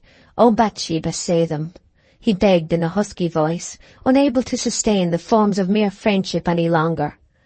Promise yourself to me. I deserve it. Indeed I do, for I have loved you more than anybody in the world. And if I said hasty words and showed uncalled for heat of manner towards you, believe me, dear, I did not mean to distress you. I was in agony, Bathsheba, and I did not know what I said. You wouldn't let a dog suffer what I have suffered, could you but know it. Sometimes I shrink from your knowing what I have felt for you, and sometimes I am distressed that all of it you never will know. Be gracious, and give up a little to me, when I would give up my life for you. The trimmings of her dress, as they quivered against the light, showed how agitated she was, and at last she burst out crying. And you'll not press me about anything more? If I say in 5 or 6 years? She sobbed when she had the power to frame the words. Yes, then I leave it to time. She waited a moment. Very well. I'll marry you in 6 years from this day, if we both live, she said solemnly. And you take this as a token from me. Boldwood had come close to her side, and now he clasped one of her hands in both of his, and lifted it to his breast. What is it? Oh, I cannot wear a ring, she exclaimed on seeing what he held. Besides, I wouldn't have a soul know that it's an engagement, and perhaps it is improper. Besides, we are not engaged in the usual sense, are we? Don't insist, Mr. Boldwood, don't. In her trouble at not being able to get a hand away from him at once, she stamped passionately on the floor with one foot, and tears crowded to her eyes again. It means a simple pledge, no sentiment, the seal of a practical compact, he said more quietly, but still retaining her hand in his firm grasp. Come now. And Boldwood slipped the ring on her finger. I cannot wear it, she said, weeping as if her heart would break. You frighten me almost. So wild a scheme. Please let me go home. Only tonight. Wear it just tonight, to please me. Bathsheba sat down in a chair, and buried her face in a handkerchief, though Boldwood kept her hand yet. At length she said in a sort of hopeless whisper, Very well, then. I will tonight, if you wish it so earnestly. Now loosen my hand. I will, indeed I will wear it tonight. And it shall be the beginning of a pleasant secret courtship of 6 years, with a wedding at the end? It must be, I suppose, since you will have it so, she said, fairly beaten into non-resistance. Boldwood pressed her hand, and allowed it to drop in her lap. I am happy now, he said. God bless you. He left the room, and when he thought she might be sufficiently composed, sent one of the maids to her. Bathsheba cloaked the effects of the late scene as she best could, followed the girl, and in a few moments came downstairs with her hat and cloak on, ready to go. To get to the door it was necessary to pass through the hall, and before doing so she paused on the bottom of the staircase, which descended into one corner, to take a last look at the gathering. There was no music or dancing in progress just now. At the lower end, which had been arranged for the work-folk specially, a group conversed in whispers and with clouded looks. Boldwood was standing by the fireplace, and he, too, though so absorbed in visions arising from her promise that he scarcely saw anything, seemed at that moment to observe their peculiar manner, and their looks askance. "What is it you are in doubt about, men?" he said. One of them turned and replied uneasily, "It was something they've been heard of, that's all, sir." "News? Anybody married or engaged, born or dead?" inquired the farmer gaily. "Tell it to us, Tall. One would think from your looks and mysterious ways that it was something very dreadful indeed." "Oh, no, sir, nobody is dead," said Tall. "I wish somebody was," said Samway in a whisper. "What do you say, Samway?" asked Boldwood somewhat sharply. "If you have anything to say, speak out. If not, get up another dance." "Mrs. Joy has come downstairs," said Samway to Tall. "If you want to tell her, you had better do it now." "Do you know what they mean?" the farmer asked Bathsheba across the room. "I don't in the least," said Bathsheba. There was a smart rapping at the door. One of the men opened it instantly and went outside. "Mrs. Joy is wanted," he said on returning. "Quite ready," said Bathsheba, "though I didn't tell them to send." "Is a stranger, ma'am," said the man by the door. "A stranger?" she said. "Ask him to come in," said Boldwood. The message was given, and Troy, wrapped up to his eyes as we have seen him, stood in the doorway. There was an unearthly silence, all looking towards the newcomer. Those who had just learnt that he was in the neighbourhood recognized him instantly. Those who did not were perplexed. Nobody noticed Bathsheba. She was leaning on the stairs. Her brow had heavily contracted. Her whole face was pallid, her lips apart, her eyes rigidly staring at their visitor. Boldwood was one of those who did not notice that he was Troy. Come in," he repeated cheerfully, "and drain a Christmas beaker with us, stranger." Troy next advanced into the middle of the room, took off his cap, turned down his collar, and looked Boldwood in the face. Even then Boldwood did not recognize that the impersonator of heaven's persistent irony towards him, who had once before broken in upon his bliss, scourged him, and snatched his delight away, had come to do these things a second time. Troy began to laugh, a mechanical laugh. Boldwood recognized him now. Troy turned to Bathsheba. The poor girl's wretchedness at this time was beyond all fancy or narration. She had sunk down on the lowest stair, and there she sat, her mouth blue and dry, and her dark eyes fixed vacantly upon him, as if she wondered whether it were not all a terrible illusion. Then Troy spoke. "Bathsheba, I have come for you." She made no reply. "Come home with me. Come." Bathsheba moved her feet a little, but did not rise. Troy went across to her. "Come, madam, do you hear what I say?" he said peremptorily. A strange voice came from the fireplace, a voice sounding far off and confined, as if from a dungeon. Hardly a soul in the assembly recognized the thin tones to be those of Boldwood. Sudden despair had transformed him. "Bathsheba, go with your husband." Nevertheless, she did not move.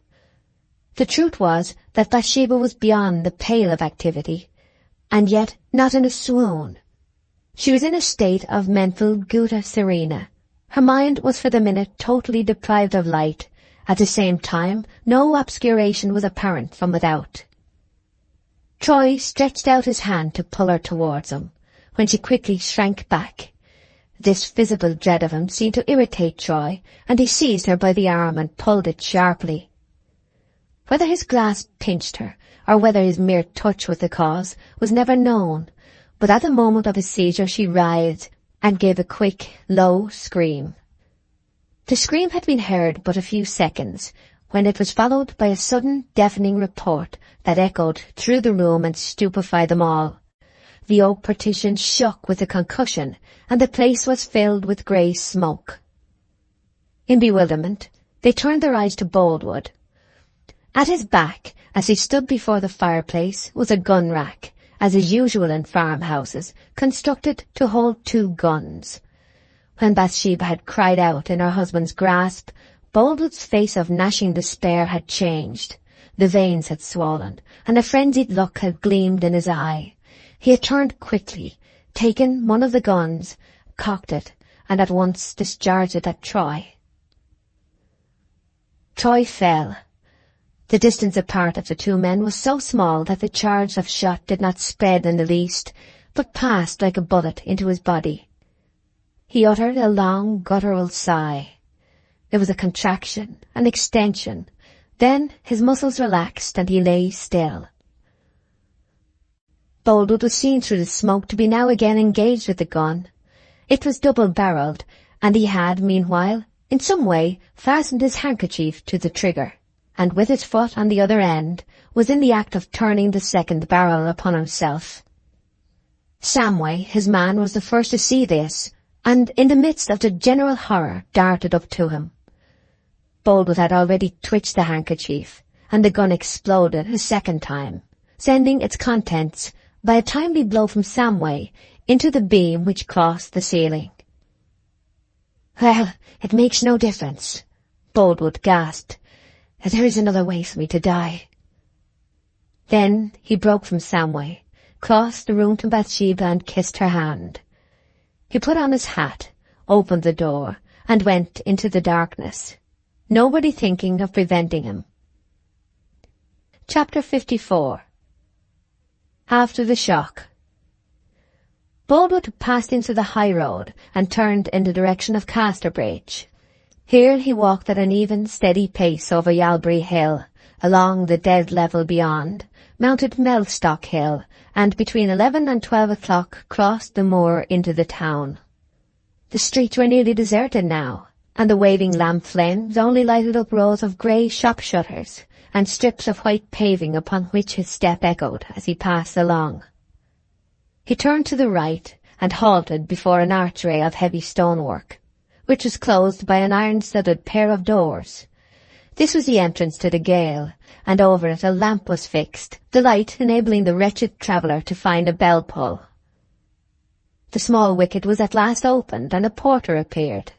Boldwood stepped forward and said something in a low tone, when, after a delay, another man came. Boldwood entered, and the door was closed behind him, and he walked the world no more. Long before this time, Weatherbury had been thoroughly aroused, and the wild deed which had terminated Boldwood's merrymaking became known to all. Of those out of the house, Oak was one of the first to hear of the catastrophe, and when he entered the room, which was about 5 minutes after Boldwood's exit, the scene was terrible. All the female guests were huddled aghast against the walls like sheep in a storm, and the men were bewildered as to what to do. As for Bathsheba, she had changed. She was sitting on the floor beside the body of Troy, his head pillowed in her lap, where she had herself lifted it. With one hand she held a handkerchief to his breast and covered the wound, though scarcely a single drop of blood had flowed, and with the other she tightly clasped one of his. The household convulsion had made her herself again. The temporary coma had ceased, and activity had come with the necessity for it. Deeds of endurance, which seem ordinary in philosophy, are rare in conduct, and Bathsheba was astonishing all around her now, for her philosophy was her conduct, and she seldom thought practicable what she could not practice. She was of the stuff of which great men's mothers are made. She was indispensable to high generation, hated at tea parties, feared in shops and loved at crises. Troy, recumbent in his wife's lap, formed now the sole spectacle in the middle of the spacious room. "Gabriel," she said automatically when he entered the room, turning up a face of which only the well-known lines remained to tell him it was hers, all else in the picture having faded quite. "Write to Casterbridge instantly for the surgeon. That is, I believe, useless, but go. Mr. Boldwood has shot my husband." Her statement of the fact, in such quiet and simple words, came with more force than a tragic declamation, and had somewhat the effect of setting the distorted images in each mind present into proper focus. Oak, almost before he had comprehended anything beyond the briefest abstract of the event, hurried out of the room, saddled a horse, and rode away. Not till he had ridden more than a mile did it occur to him that he would have done better by sending some other man on this errand, remaining himself in the house. What had become of Boldwood? He should have been looked after. Was he mad? Had there been a quarrel? Then, how had Troy got there? Where had he come from? How did this remarkable reappearance effect itself when he was supposed by many to be at the bottom of the sea? Oak had in some slight measure been prepared for the presence of Troy by hearing a rumour of his return just before entering Boldwood's house. But before he had weighed that information, this fatal event had been superimposed. However, it was too late now to think of sending another messenger, and he rode on. In the excitement of these self-inquiries not discerning, when about 3 miles from Casterbridge, a square-figured pedestrian, passing along under the dark hedge in the same direction as his own. The miles necessary to be traversed, and other hindrances incidental to the lateness of the hour and the darkness of the night, delayed the arrival of Mr. Aldrich, the surgeon, and more than 3 hours passed between the time at which the shot was fired and that of his entering the house. Oak was additionally detained at Casterbridge through having to give notice to the authorities of what had happened, and he then found that Boldwood had also entered the town and delivered himself up. In the meantime, the surgeon, having hastened to the hall at Boldwood's, found it in darkness and quite deserted. He went on to the back of the house, where he discovered in the kitchen an old man, of whom he made inquiries. "She had him took away to her own house, sir," said his informant. "Who has?" said the doctor.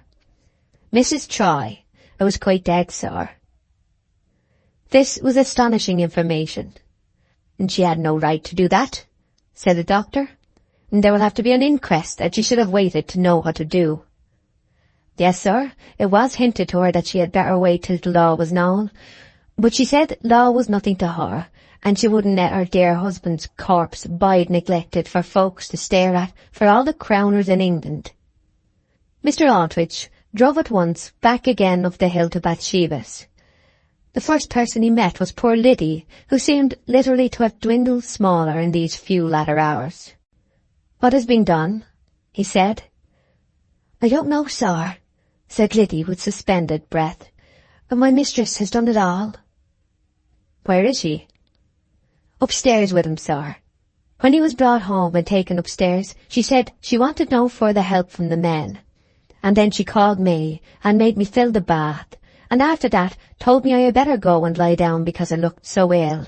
Then she locked herself into the room alone with him, and would not let a nurse come in, or anybody at all. But I thought I'd wait in the next room in case she should want me. I heard her moving about inside for more than an hour, but she only came out once, and that was for more candles because hers had burnt down into the socket. She said we were to let her know when you or Mr. Thirdly came, sir." Oak entered with the parson at this moment, and they all went upstairs together, preceded by Liddy Smallbury. Everything was silent as the grave when they paused on the landing. Liddy knocked, and Bathsheba's dress was heard rustling across the room. The key turned in the lock, and she opened the door. Her looks were calm and nearly rigid, like a slightly animated bust of Melpomene. "Oh, Mr. Aldrich, you have come at last," she murmured from her lips merely, and threw back the door. "Ah, and Mr. Thirdly.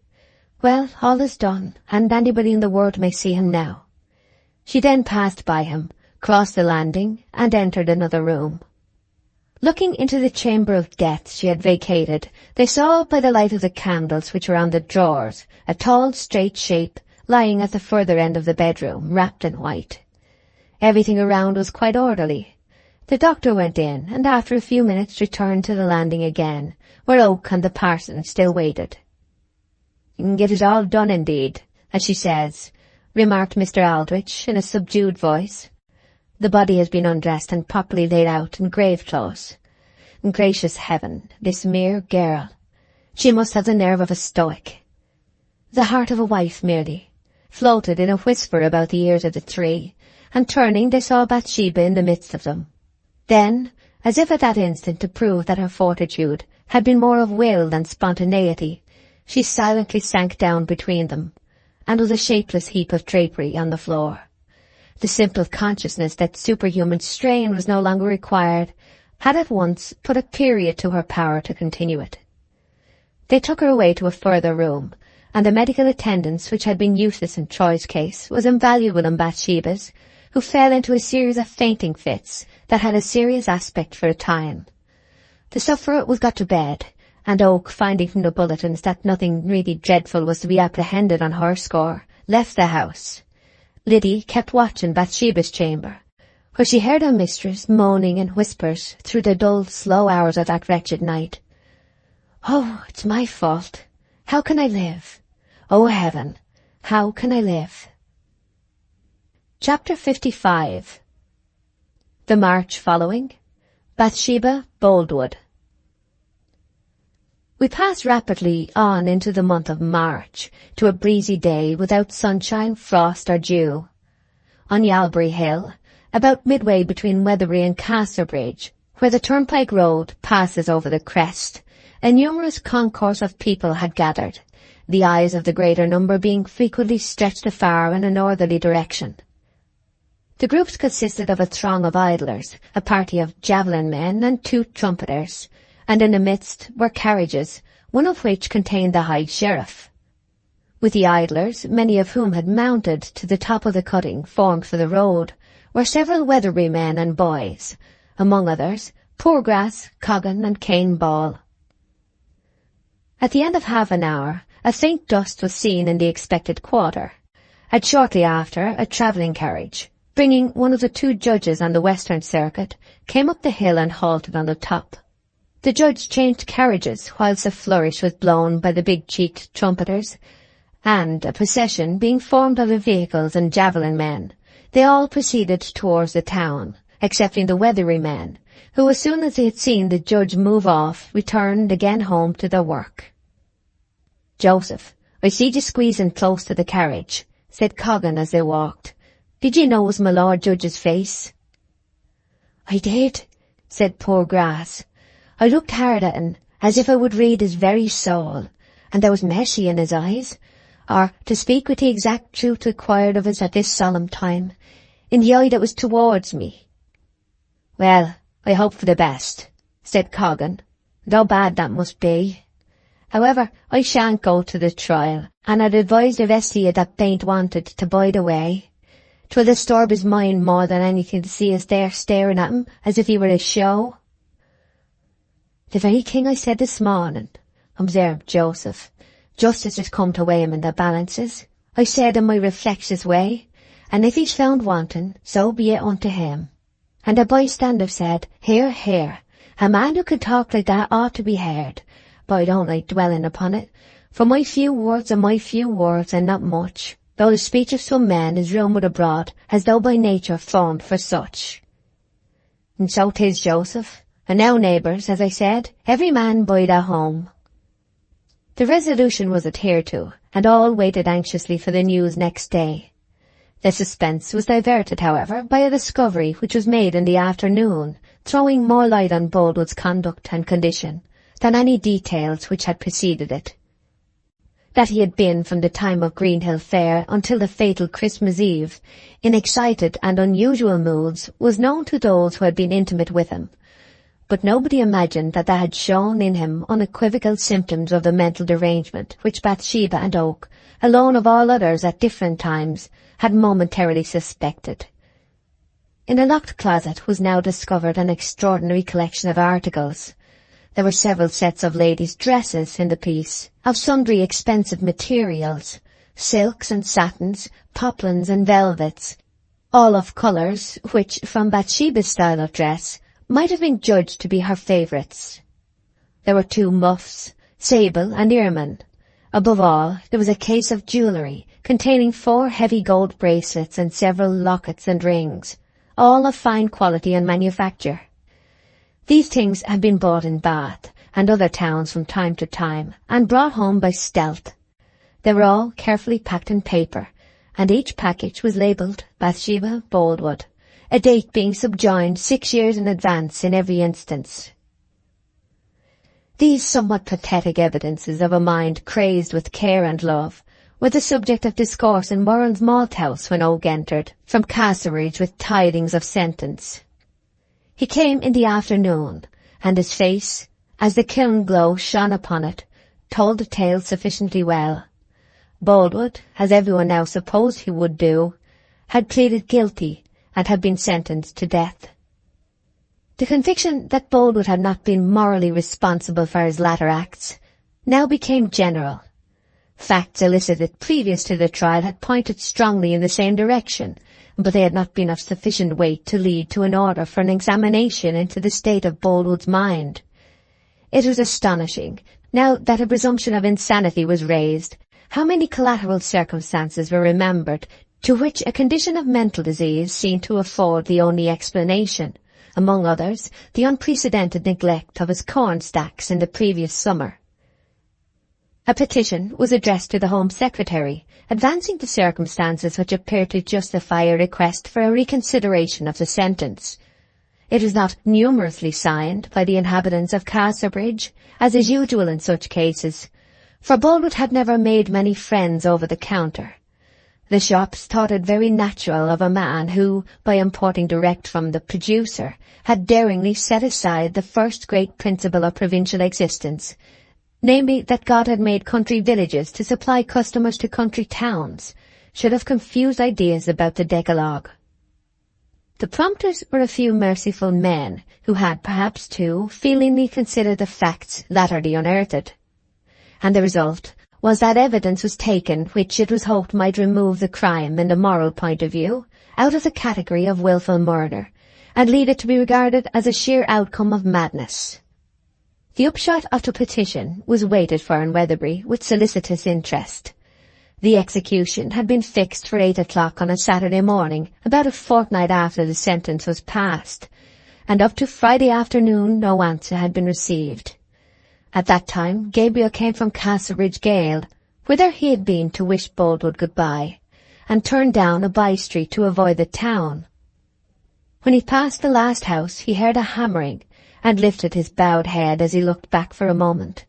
Over the chimneys he could see the upper part of the Gaol entrance, rich and glowing in the afternoon sun, and some moving figures were there.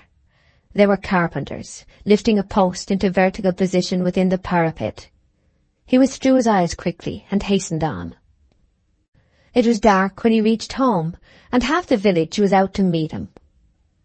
"No tidings," said Gabriel wearily, "and I'm afraid there's no hope. I've been with him more than 2 hours." "Do you think he really was out of his mind when he did it?" said Smallbury. "I can't honestly say that I do," Oak replied. "However, that we can talk of another time. Has there been any change in mistress this afternoon?" "None at all." "Is she downstairs?" "No, and getting on so nicely as she was too. She's but very little better now again than she was at Christmas. She keeps on asking if you be come, and if there's news, till one's wearied out with answering her. Shall I go and say you've come?" "No," said Oak. "There's a chance yet, but I couldn't stay in town any longer, after seeing him too. So Laban is here, isn't he?" "Yes," said Tall. "What is arranged is that you shall ride to town the last thing tonight, leave here about 9, and wait a while there, getting home about 12. And if nothing has been received by 11 o'clock tonight, they say there's no chance at all." "I do so hope his life will be spared," said Liddy. "If it's not, she'll go out of her mind too. Poor thing, her sufferings have been dreadful. She deserves anybody's pity." "Is she altered much?" said Coggan. "If you haven't seen poor mistress since Christmas, you wouldn't know her," said Liddy. "Her eyes are so miserable that she's not the same woman. Only 2 years ago she was a romping girl, and now she's this." Laban departed as directed, and at 11 o'clock that night several of the villagers strolled along the road to Casterbridge and waited his arrival. Among them Oak, and nearly all the rest of Bathsheba's men. Gabriel's anxiety was great that Boldwood might be saved, even though in his conscience he felt that he ought to die, for there had been qualities in the farmer which Oak loved. At last, when they all were weary, the tramp of a horse was heard in the distance. First dead, as if on turf it trod, then clattering on the village road, in another pace than forth he rode. "We shall soon know now, one way or other," said Coggan, and they all stepped down from the bank on which they had been standing into the road, and the rider pranced into the midst of them. "That you, Laban?" said Gabriel. "Yes, 'tis come. He's not to die. 'Tis confinement during Her Majesty's pleasure." "Hooray," said Coggan with a swelling heart. "God's above the devil yet." Chapter 56. Beauty and Loneliness, After All. Bathsheba revived with the spring. The utter prostration that had followed her low fever from which she had suffered diminished perceptibly when all uncertainty upon every subject had come to an end. But she remained alone now for the greater part of her time, and stayed in the house, or at furthest went into the garden. She shunned everyone, even Liddy, and could be brought to make no confidences, and to ask for no sympathy. As the summer drew on, she passed more and more of her time in the open air, and began to examine into farming matters from sheer necessity, though she never rode out or personally superintended as at former times. One Friday evening in August, she walked a little way along the road, and entered the village for the first time since the sombre events of the preceding Christmas. None of the old colour had as yet come to her cheek, and its absolute paleness was heightened by the jet black of her gown, till it appeared preternatural. When she reached a little shop at the other end of the place, which stood nearly opposite to the churchyard, Bathsheba heard singing inside the church, and she knew that the singers were practising. She crossed the road, opened the gate, and entered the graveyard. The high sills of the church windows effectually screened her from the eyes of those gathered within. Her stealthy walk was to the nook wherein Troy had worked at planting flowers upon Fanny Robin's grave, and she came to the marble tombstone. A motion of satisfaction enlivened her face as she read the complete inscription. First came the words of Troy himself. Erected by Francis Troy in beloved memory of Fanny Robin, who died October 9th, 18-something, aged 20 years. Underneath this was now inscribed in new letters. In the same grave lie the remains of the aforesaid Francis Troy, who died December 24th, 18-something, aged 26 years. Whilst she stood and read and meditated, the tones of the organ began again in the church, and she went with the same light step round to the porch and listened. The door was closed, and the choir was learning a new hymn. Bathsheba was stirred by emotions which latterly she had assumed to be altogether dead within her. The little attenuated voices of the children brought to her ear, in distinct utterance, the words they sang without thought or comprehension. Lead, kindly light, amid the encircling gloom. Lead thou me on. Bathsheba's feeling was always to some extent dependent upon her whim, as is the case with many other women. Something big came into her throat, and an uprising to her eyes, and she thought that she would allow the imminent tears to flow if they wished. They did flow, and plenteously, and one fell upon the stone bench beside her. Once that she had begun to cry for she hardly knew what, she could not leave off a crowding thought she knew too well. She would have given anything in the world to be as those children were, unconcerned at the meaning of their words, because too innocent to feel the necessity for any such expression. All the impassioned scenes of her brief experience seemed to revive with added emotion at that moment, and those scenes which had been without emotion during enactment had emotion then. Yet grief came to her rather as a luxury than as a scourge of former times. Owing to Bathsheba's face being buried in her hands, she did not notice a form which came quietly into the porch, and on seeing her, first moved as if to retreat, then paused and regarded her. Bathsheba did not raise her head for some time, and when she looked round her face was wet, and her eyes drowned and dim. "Mr. Oak," exclaimed she, disconcerted. "How long have you been here?" "A few minutes, ma'am," said Oak respectfully. "Are you going in?" said Bathsheba, and there came from within the church as from a prompter. "I loved the garish day, and, spite of fears, pride ruled my will. Remember not past years." "I was," said Gabriel. "I am one of the bass singers, you know. I have sung bass for several months." "Indeed, I wasn't aware of that. I'll leave you then." "Which I have loved long since and lost a while," sang the children. "Don't let me drive you away, mistress. I think I won't go in tonight." "Oh no, you don't drive me away." Then they stood in a state of some embarrassment, Bathsheba trying to wipe her dreadfully drenched and inflamed face without his noticing her. At length Oak said, "I've not seen you, spoken to you, since ever so long, have I?" But he feared to bring distressing memories back and interrupted himself with, "Were you going into the church?" "No," she said. "I came to see the tombstone privately, to see if they had cut the inscription as I wished. Mr. Oak, you needn't mind speaking to me, if you wish to, on the matter which is in both of our minds at this moment." "And have they done it as you wished?" said Oak. "Yes, come and see it if you have not already." So together they went and read the tomb. 8 months ago, Gabriel murmured when he saw the date. "It seemed like yesterday to me."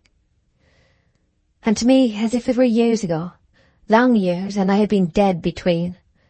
And now I am going home, Mr. Oak." Oak walked after her.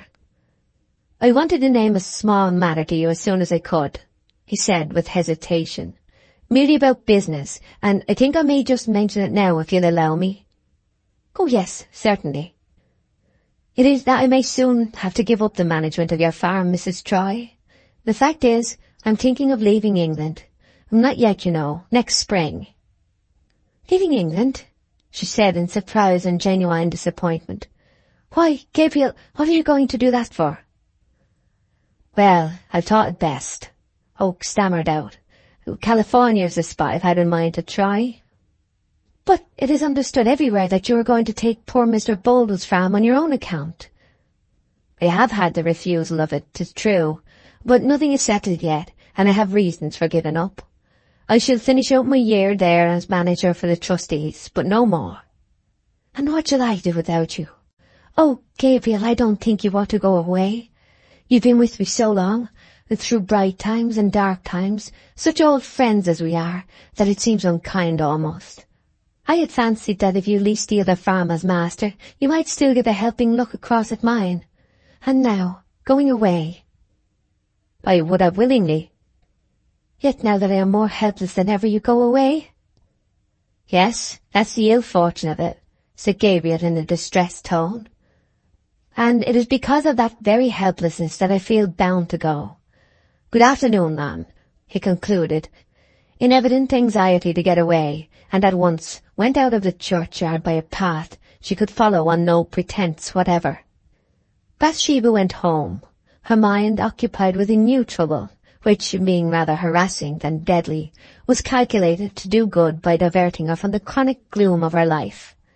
She was set thinking a great deal about Oak, and of his wish to shun her, and there occurred to Bathsheba several incidents of her latter intercourse with him, which, trivial when singly viewed, amounted together to a perceptible disinclination for her society. It broke upon her at length as a great pain that her last old disciple was about to forsake her and flee. He who had believed in her and argued on her side when all the rest of the world was against her, had at last, like the others, become weary and neglectful of the old cause, and was leaving her to fight her battles alone. 3 weeks went on, and more evidence of his want of interest in her was forthcoming. She noticed that instead of entering the small parlour or office where the farm accounts were kept, and waiting or leaving a memorandum, as he had hitherto done during her seclusion, Oak never came at all when she was likely to be there, only entering at unseasonable hours when her presence in that part of the house was least to be expected. Whenever he wanted directions, he sent a message, or note with neither heading nor signature, to which she was obliged to reply in the same offhand style. Poor Bathsheba began to suffer now from the most torturing sting of all, a sensation that she was despised. The autumn wore away gloomily enough amid these melancholy conjectures, and Christmas Day came, completing a year of her legal widowhood, and 2 years and a quarter of her life alone. On examining her heart, it appeared beyond measure strange that the subject of which the season might have supposed suggestive, the event in the hall at Boldwood's, was not agitating her at all, but instead an agonizing conviction that everybody abjured her, for what she could not tell, and that Oak was the ringleader of the recusants. Coming out of the church that day, she looked round in hope that Oak whose bass voice she had heard rolling out from the gallery overhead in a most unconcerned manner, might chance to linger in her path in the old way. There he was, as usual, coming down the path behind her, but on seeing Bathsheba turn, he looked aside, and as soon as he got beyond the gate, and there was the barest excuse for a divergence, he made one and vanished. The next morning brought the culminating stroke. She had been expecting it long. It was a formal notice by letter from him that he should not renew his engagement with her for the following Lady Day. Bathsheba actually sat and cried over this letter most bitterly. She was aggrieved and wounded that the possession of hopeless love from Gabriel, which she had grown to regard as her inalienable right for life, should have been withdrawn just at his own pleasure in this way. She was bewildered too by the prospect of having to rely on her own resources again. It seemed to herself that she never could again acquire energy sufficient to go to market, barter and sell. Since Troy's death, Oak had attended all sales and fairs for her, transacting her business at the same time with his own. What should she do now? Her life was becoming a desolation. So desolate was Bathsheba this evening that, in an absolute hunger for pity and sympathy, and miserable in that she appeared to have outlived the only true friendship she had ever owned, she put on her bonnet and cloak, and went down to Oak's house just after sunset, guided on her way by the pale primrose rays of a crescent moon a few days old. A lively firelight shone from the window, but nobody was visible in the room. She tapped nervously, and then thought it doubtful if it were right for a single woman to call upon a bachelor who lived alone, although he was her manager, and she might be supposed to call on business without any real impropriety. Gabriel opened the door, and the moon shone upon his forehead. "Mr. Oak," said Bathsheba faintly. "Yes, I am Mr. Oak," said Gabriel. "Who have I the honour—" "Oh, how stupid of me, not to know you, mistress." "I shall not be your mistress much longer, shall I, Gabriel?" she said in pathetic tones. "Well, no, I suppose. But come in, ma'am. Oh, and I'll get a light," Oak replied with some awkwardness. "No, not on my account. It is so seldom that I get a lady visitor that I'm afraid I haven't proper accommodation. Will you sit down, please? Here's a chair, and there's one too. I'm sorry that my chairs are all of wood seats and are rather hard, but I was thinking of getting some new ones." Oak placed 2 or 3 for her. "They're quite easy enough for me." So down she sat, and down sat he, the fire dancing in their faces and upon the old furniture, all a sheening with long years of handling, that formed Oak's array of household possessions, which sent back a dancing reflection in reply. It was very odd to these two persons, who knew each other passing well, that the mere circumstance of their meeting in a new place and in a new way should make them so awkward and constrained. In the fields or at her house there had never been any embarrassment, but now that Oak had become the entertainer, their lives seemed to be moved back again to the days when they were strangers. "You'll think it strange that I have come, but—" "Oh, no, not at all." "But I thought— Gabriel, I have been uneasy in the belief that I have offended you, and that you are going away on that account. It grieved me very much, and I couldn't help coming." "Offended me? As if you could do that, Bathsheba." "Haven't I?" she asked gladly. "But what are you going away for else?" "I am not going to emigrate now, you know. I wasn't aware that you would wish me not to when I told you, or I shouldn't have thought of doing it," he said simply. "I've arranged for Little Weatherby Farm, and shall have it in my own hands at Lady Day. You know I've had a share in it for some time.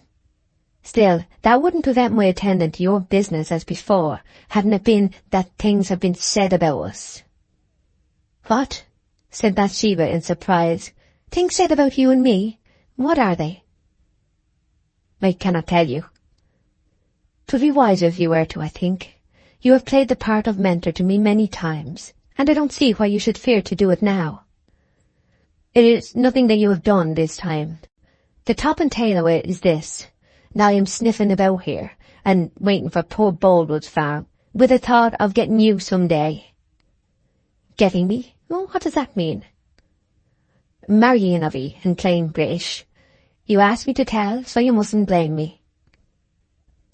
Bathsheba did not look quite so alarmed as if a cannon had been discharged by her ear, which was what Oak had expected. "Marrying me? I didn't know it was what you meant," she said quietly. "Such a thing as that is too absurd, too soon, to think of by far." "Yes, of course it's too absurd. I don't desire any such thing. I should think that was plain enough by this time. Surely you be the last person in the world I think of marrying. It's too absurd, as you say." "Too soon," were the words I used. "I must beg your pardon for correcting you, but you said too absurd, and so do I." "I beg your pardon too," she returned with tears in her eyes. "Too soon, that's what I said. But it doesn't matter a bit, not at all. But I only meant too soon. Indeed, I didn't, Mr. Oak, and you must believe me." Gabriel looked her long in the face, but the firelight being faint, there was not much to be seen. "Bathsheba," he said tenderly and in surprise, and coming closer, "if I only knew one thing, whether you would allow me to love you and win you and marry you after all, if I only knew that." "But you never will know," she murmured.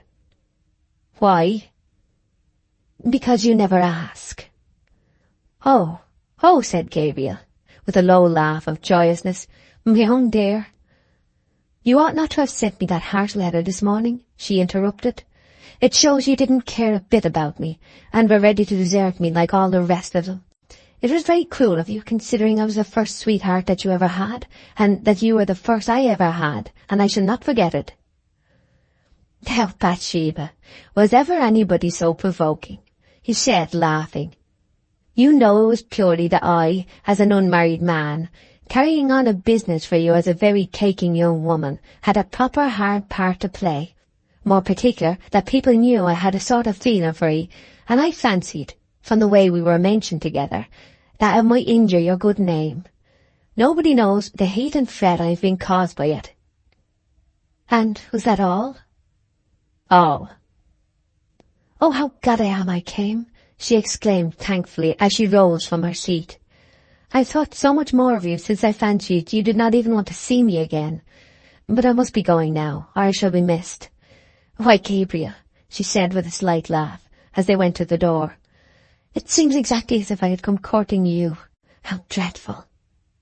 "And quite right too," said Oak. "I've danced at your skittish heels, my beautiful Bathsheba, for many a long mile and many a long day, and it is hard to begrudge me this one visit." He accompanied her up the hill, explaining to her the details of his forthcoming tenure on the other farm. They spoke very little of their mutual feeling, pretty phrases and warm expressions being probably unnecessary between such tried friends. Theirs was that substantial affection which arises, if any arises at all, where the two who are thrown together begin first by knowing the rougher sides of each other's character, and not the best till further on, the romance growing up in the interstices of a mass of hard prosaic reality. This good fellowship, a camaraderie, usually occurring through similarity of pursuits, is unfortunately seldom superadded to love between the sexes, because men and women associate not in their labours, but in their pleasures merely. Where, however, happy circumstance permits its development, the compounded feeling proves itself to be the only love which is strong as death, that love which many waters cannot quench, nor the floods drown, besides which the passion usually called by the name is evanescent as steam. Chapter 57. A foggy night and morning. Conclusion. The most private, secret, plainest wedding that it is possible to have. These had been Bathsheba's words to Oak one evening, some time after the event of the preceding chapter, and he meditated a full hour by the clock upon how to carry out her wishes to the letter. A licence. Oh yes, it must be a licence, he said to himself at last. Very well then, first a licence. On a dark night, a few days later, Oak came with mysterious steps from the surrogate's door in Casterbridge. On the way home he heard a heavy tread in front of him, and overtaking the man, found him to be Coggan. They walked together into the village until they came to a little lane behind the church, leading down to the cottage of Laban Tall, who had lately been installed as a clerk of the parish, and was yet in mortal terror at church on Sundays when he heard his lone voice among certain hard words of the Psalms, whither no man ventured to follow him. "Well, good night, Coggan," said Oak. "I'm going down this way." "Oh?" said Coggan, surprised. "What's going on tonight, then? Make so bold, Mr. Oak." It seemed rather ungenerous not to tell Coggan under the circumstances, for Coggan had been true as steel all through the time of Gabriel's unhappiness about Bathsheba, and Gabriel said, "You can keep a secret, Coggan?" "You've proved me, and you know." "Yes, I have, and I do know. Well then, Mistress and I mean to get married tomorrow morning." "Heaven's high tower! And yet I've thought of such a thing from time to time. True, I have. But keeping it so close. Well, there, 'tis no concern of mine, and I wish ye joy you are." "Thank you, Coggan. But I assure ye that this great hush is not what I wish for at all, or what either of us would have wished if it hadn't been for certain things that would make a gay wedding seem hardly the thing. Bathsheba has a great wish that all in the parish shall not be in the church looking at her. She's shy-like, and nervous about it. In fact, so I'd be doing this to humour her." "Aye, I see. Quite right too, I suppose I must say. And you be now going down to the clerk?" "Yes. You may as well come with me." "I'm afeard your labour in keeping it close will be throwed away," said Coggan as they walked along. "Labe Tall's old woman'll horn it all over the parish in half an hour." "So she will. 'Pon my life I never thought of that," said Oak, pausing. "Yet I must tell him tonight, I suppose, for he's working so far off and leaves early." "I'll tell you how we could tackle her," said Coggan. "I'll knock and ask to speak to Laban outside the door, you standing in the background. Then he'll come out, and you can tell your tale. She'll never guess what I want him for, and I'll make up a few words about the farm work as a blind." This scheme was considered feasible, and Coggan advanced boldly and rapped at Mrs. Tall's door. Mrs. Tall herself opened it. "I wanted to have a word with Laban. He's not at home, and won't be this side of 11 o'clock. He'd been forced to go over to Yalbury since shutting out work. Should I do quite as well?" "They hardly think you will. And stop a moment." And Coggan stepped round the corner of the porch to consult Oak. "Who's t'other man, then?" said Mrs. Tall. "Only a friend," said Coggan. "Say he's wanted to meet Mistress near Church Hatch tomorrow morning at 10, said Oak in a whisper. "That he must come without fail and wear his best clothes." "The clothes on floor is as safe as houses," said Coggan. "It can't be helped," said Oak. "Tell her." So Coggan delivered the message. "Mind, het or wet, blow or snow, he must come," added John. "'Tis very particular indeed. The fact is, 'tis to witness or sign some law work about taking shares with another farmer for a long span of years. There, that's what it is, and now I've told you, Mother Tall, in a way I shouldn't have done if I hadn't loved you so hopeless well." Coggan retired before she could ask any further, and next they called at the vicar's in a manner which excited no curiosity at all. Then Gabriel went home and prepared for the morrow. "Liddy," said Bathsheba on going to bed that night, "I want you to call me at 7 o'clock tomorrow, in case I shouldn't wake." "But you always do wake afore then, ma'am." "Yes, but I have something important to do, which I'll tell you of when the time comes, and it's best to make sure." Bathsheba, however, awoke voluntarily at 4, nor could she by any contrivance get back to sleep again. About 6, being quite positive that her watch had stopped during the night, she could wait no longer. She went and tapped at Liddy's door, and after some labour awoke her. "But I thought it was I had to call you," said the bewildered Liddy, "and it isn't 6 yet." "Indeed it is. How can you tell such a story, Liddy? I know it must be ever so much past 7. Come to my room as soon as you can. I want you to give my hair a good brushing." When Liddy came to Bathsheba's room, her mistress was already waiting. Liddy could not understand this extraordinary promptness. "Whatever is going on, ma'am?" she said. "Well, I'll tell you," said Bathsheba, with a mischievous smile in her bright eyes. "Farmer Oak is coming here to dine with me today." "Farmer Oak, and nobody else? You two alone?"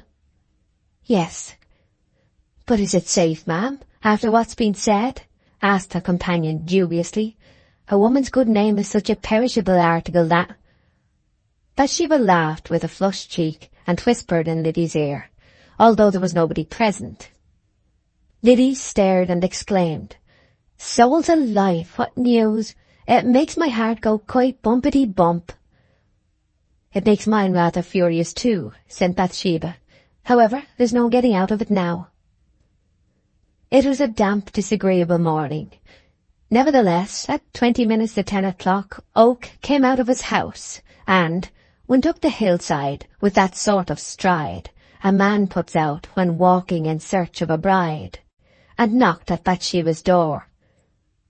10 minutes later, a large and a smaller umbrella might have been seen moving from the same door, and through the mists along the road to the church.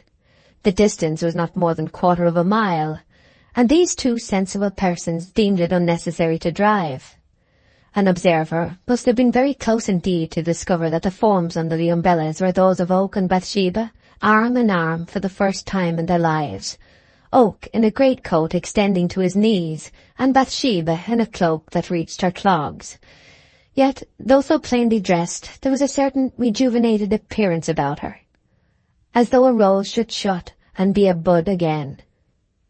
Repose had again incarnadined her cheeks, and having at Gabriel's request arranged her hair this morning as she had worn it years ago on Norcombe Hill, she seemed in his eyes remarkably like a girl of that fascinating dream, which, considering that she was now only 3 or 24, was perhaps not very wonderful. In the church were tall Liddy and the parson, and in a remarkably short space of time the deed was done. The two sat down very quietly to tea in Bathsheba's parlour in the evening of the same day, for it had been arranged that Farmer Oak should go to live there, since he had as yet neither money, house, nor furniture worthy of the name, though he was on a sure way towards them, whilst Bathsheba was, comparatively, in a plethora of all three. Just as Bathsheba was pouring out a cup of tea, their ears were greeted by the firing of a cannon, followed by what seemed like a tremendous blowing of trumpets in front of the house. "There," said Oak, laughing. "I knew those fellows were up to something, by the look on their faces." Oak took up the light and went into the porch, followed by Bathsheba with a shawl over her head. The rays fell upon a group of male figures gathered upon the gravel in front, who, when they saw the newly married couple on the porch, set up a loud hurrah, and at the same moment, bang again went the cannon in the background, followed by a hideous clang of music from a drum, tambourine, clarinet, serpent, hautboy, tenor viol, and double bass, the only remaining relics of the true and original Weatherbury band. Venerable worm-eaten instruments which had celebrated in their own persons the victories of Marlborough under the fingers of the forefathers of those who play them now. The performers came forward and marched up to the front. "Those bright boys, Mark, Clark and Jan, are at the bottom of all this," said Oak. "Come in, souls, and have something to eat and drink with me and my wife." "Not tonight," said Mr. Clark, with evident self-denial. "Thank ye all the same, but we call at a more seemly time. However, we couldn't think of letting the day pass without a note of admiration of some sort. If you could send a drop of summat down to Warren's, why, so it is. Here's long life and happiness to neighbour Oak and his comely bride." Thank ye all," said Gabriel. "A bit and a drop shall be sent to Warren's for ye at once. I had a thought that we might be very likely to get a salute of some sort from our old friends, and I was saying so to my wife, but now—" "Faith," said Coggan in a critical tone, turning to his companions, "a man have learned to say my wife in a wonderful natural way, considering how youthful he is in wedlock as yet. Eh, neighbours all? I never heard a skilful old married feller of 20 years standing pipe my wife in a more used note than I did," said Jacob Smallbury. It might have been a little more true to nature if I had been spoke a little chillier, but that wasn't to be expected just now. That improvement will come with time, said Jan, twirling his eye. Then Oak laughed, and Bathsheba smiled, for she never laughed readily now, and their friends turned to go. Yes, I suppose that's the size of it, said Joseph Poorgrass, with a cheerful sigh as they moved away. And I wish him joy o'er, though I were once or twice upon saying today with holy Hosea in my scripture manner, which is my second nature, Ephraim is joined to idols, let him alone. But since 'tis as 'tis, why, it might have been worse, and I feel my thanks accordingly.